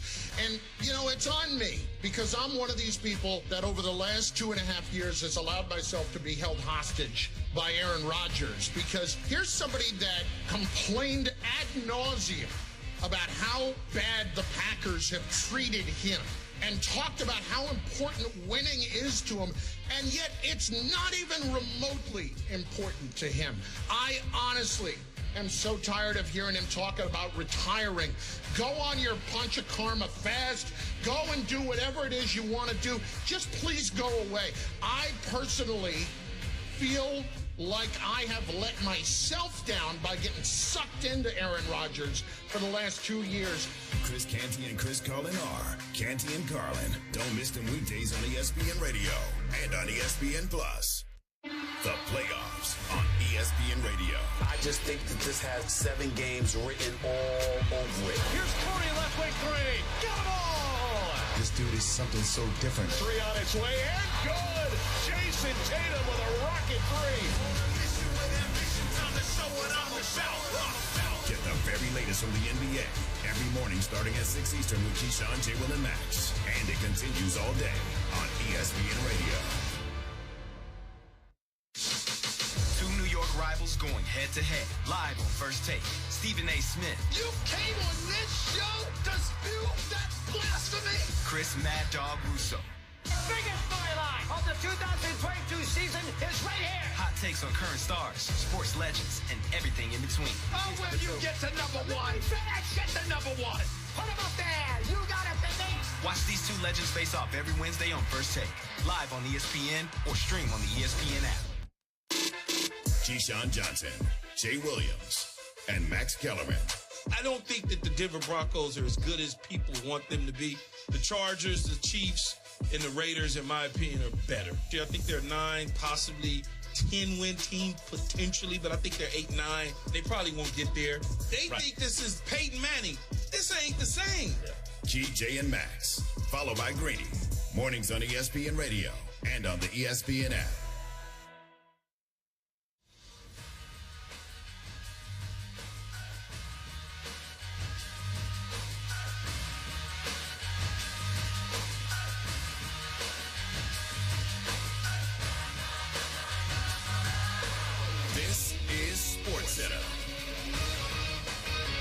I'm Dave Mager. Improved Golden State defense in a dominant third quarter. The NBA Finals are tied at 1 game each. 5 seconds to go in the quarter. Ahead to Poole at half with 2.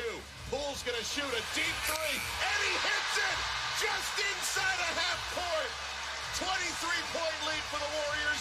End of 3 quarters. Broadcast this year, ESPN Radio. Poole nailed 5 three-pointers. So did Stephen Curry, who scored 29. Jayson Tatum scored 28 for Boston. The final, Golden State wins it 107-88. Now on SportsCenter, Draymond Green on a dust-up with Jaylen Brown that could have resulted in a second technical foul. That is, but it's the NBA Finals. And, like I said, I wear my badge of honor. It's not that I'm saying they necessarily treat me different. I've earned differential treatment, and I enjoy that. I embrace that. Jaylen Brown on Green, quote, "He tried to pull my pants down."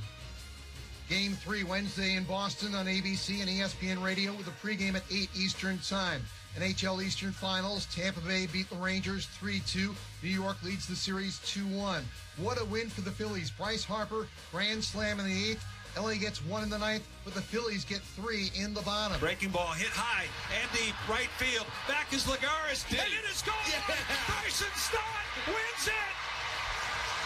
Bryson Stott with his second career home run, and it's his first ever walk-off in the big leagues. Scott Bransky on Sports Radio 94 WIP. Phillies beat the Angels 9-7. Sunday Night Baseball, ESPN. St. Louis 5, the Cubs 3 in 11 innings. Jason, J. Will, and Max. You cannot bit the shed at home in the finals in the fourth quarter. It seems to happen to this Steph Curry dynasty out of proportion. Get more from the guys Monday morning at 6 Eastern on ESPN Radio and on ESPN2. Here's Curry, a long 3 from the right. That one's good. 29 for Curry as the Warriors have built a 17-point lead late in the third. Steph's going to step right now. You might want to double team and get it out of his hands. Game 2 goes the way of the Warriors, 108-77. They knot up the NBA Finals at 1 game apiece. Boston stealing Game 1 at Chase Center, but Sunday evening, the Warriors, by virtue of a dominant third quarter, they won by 21 points that third quarter. They pull away, even up the series at 1 apiece. We're heading back to Boston for Game 3. This is Game Night, ESPN Radio, ESPN App, Sirius XM Channel 80. We are presented by our good friends at Progressive Insurance. It's Tyler Fulgham, Evan Mack, and we are now opening up the phone lines and bringing you, the listener, a great treat. Roz Gold Onwude joining us now here late this evening on Game Night. Roz, we appreciate you stopping by late to join us. I know it's been a busy night for you covering Game 2 of the NBA Finals. First and foremost, tell us what you saw in that third quarter that helped the Warriors pull away. Excuse me, could you repeat that? No problem. I hear it's a little busy, a little hectic behind you. But, Roz, we were just wondering. I am actually here sitting at the airport, and when you were talking, there were some Warriors fans here who said hello because familiar stomping grounds here, having once been their sideline reporter with the Warriors. I'm sitting at a diner waiting for my flight, and I'm here with Jimmy Goldstein, famous NBA fan. So there's a lot of commotion as people are, on the road heading from Game 2 to Game 3. Well, it sounds like the scene has been set for you. We absolutely appreciate you taking some time while you're at the airport to hop on with us. But the third quarter, of course, yeah. Roz, was the difference for the Warriors in this game. Yeah. And unlike Game 1 where they dominated the third quarter, they were actually able to close it out in the fourth. So what did you see from that Warriors team in this particular third quarter and this second half that they weren't able to do in Game 1? Well, first and foremost, Stephen Curry. He was phenomenal. And just continue to produce answers and production throughout the game and come through with scoring. There were moments, and I think there were a few people who really stepped up. 1 second. I'm sorry, thank you. There's so much going on here. I'm so sorry as soon as we get on the phone. But, Klay Thompson struggled with his shot. They were trying to find other ways of offense, but Stephen Curry continued to be an answer. I thought in that third quarter, too, a bright spot was that Jordan Poole was ready for his moment. He, up until the last minute or so of the third quarter, he had played about 9 minutes and was 1 for 5 from the field. really didn't get a lot of time. A young player of that might have gotten phased, considering he didn't have a great game one either. Instead, he stayed ready, no pity party, no pouting. And when he got subbed in, he was ready for his moment. And he came through and hit 2 huge threes that I think just, buckled the back of the Boston Celtics and didn't really give them a chance to even consider a fourth quarter comeback. So I thought Jordan Poole's contributions, just being ready for his role at the very end of the third, was important, and then continued into the fourth. And I thought that was positive for him heading into Game 3 to gain that confidence. But the number one thing I would point out is how Stephen Curry was the steady drumbeat on offense for the Warriors. And then in that third quarter, the awakening and the readiness of a young player who was mature enough not to get lost in his own self, but to be ready for the moment, and that was Jordan Poole. So, Ms. Roz, I hate to bring it up, but Tatum was talking about it a little bit, and he mentioned the officiating of this game. Do you believe that the refs left their mark on this game at all, or was it just a physical basketball game? I think it was a physical basketball game, and I think it was emotional and frustrating, especially for the Celtics. I noticed they were talking to everyone. They got lost in conversation with the refs. They were constantly talking to the refs. They were talking to each other. And one person they were doing a lot of talking to was Draymond Green. And, look, if you want to talk about having a physical game and mucking it up and getting into it emotionally, like, that's where Draymond is very comfortable. And I think he did his job in drawing Celtics players into emotional battles, into fouls, into texts. There are periods where you saw Draymond speaking and tussling with Jayson Tatum, Jaylen Brown, Grant Williams, even Ime Udoka. And, regardless if you like it or not, he achieved his goal of frustrating them. And there's an emotional aspect to the game that I think Draymond absolutely dominated tonight and set the tone for. I think he had his fingerprints all over the outcome of this game, and it had very little to do with stats. And he told me actually I had a sit-down interview with Draymond Green, and he told me coming into Game 2 that he was going to take it personal on himself to step up and be better for the Warriors. And this was his version of that. So I think also on the basketball court, he made great plays. He forced turnovers. He had great defense. He frustrated star players defensively during points where if they scored, it could have shifted momentum. He made the right decisions. He made great assists. There were times where he attacked the basket and got fouls on key players. So Draymond, I thought, was fantastic tonight. And he was a big part of that storyline of bickering and physicality and emotional. And there's a gamesmanship that's a part of the game, too. Roz Gold-Onwude with us here on game night from a busy San Francisco airport, kind enough to hop on with us here late as there's a lot of commotion happening around her. Roz, you've seen a lot of Klay Thompson basketball over his career. Even though they got the win in Game 2, he still kind of struggled shooting the ball. Didn't have that lift on his jump shot, kind of flat. What are you seeing from Klay, and how do you expect him to perform the rest of the series? From Klay, one thing that's great about Klay, he is not fazed, really, by a missed shot or a number of missed shots piling up.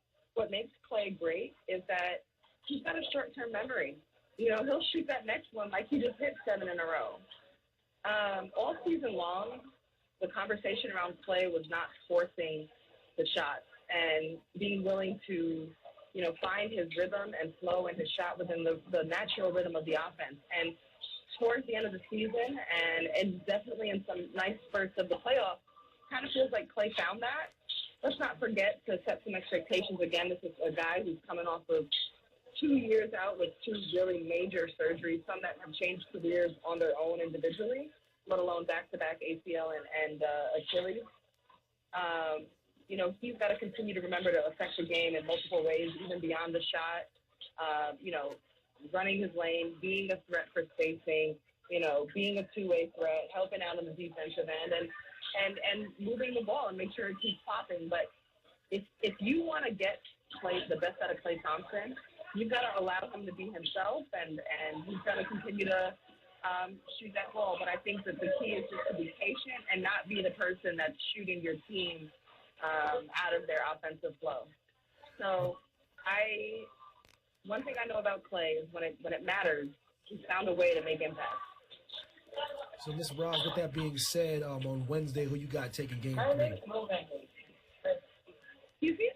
I said, with that being said, Wednesday on game 3, who you got? Ooh, that is tough. I expect it to be a split in Boston. Can I say it that way? Yeah. Would you take that from me? I'll take it. I think these are two heavyweights, and I hope this goes 7.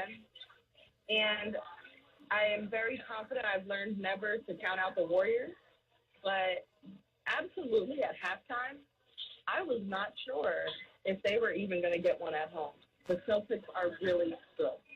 And the real key to what happened tonight is the Celtics had 19 turnovers. You cannot win at a high level giving up 19 turnovers and 33 points off of it. Point blank, period. Celtics take care of the ball, and they can win the championship. They are a great team. And I actually was, I spoke with a couple of, great basketball minds who felt the same way at halftime. But that's the real key for the Celtics. Possession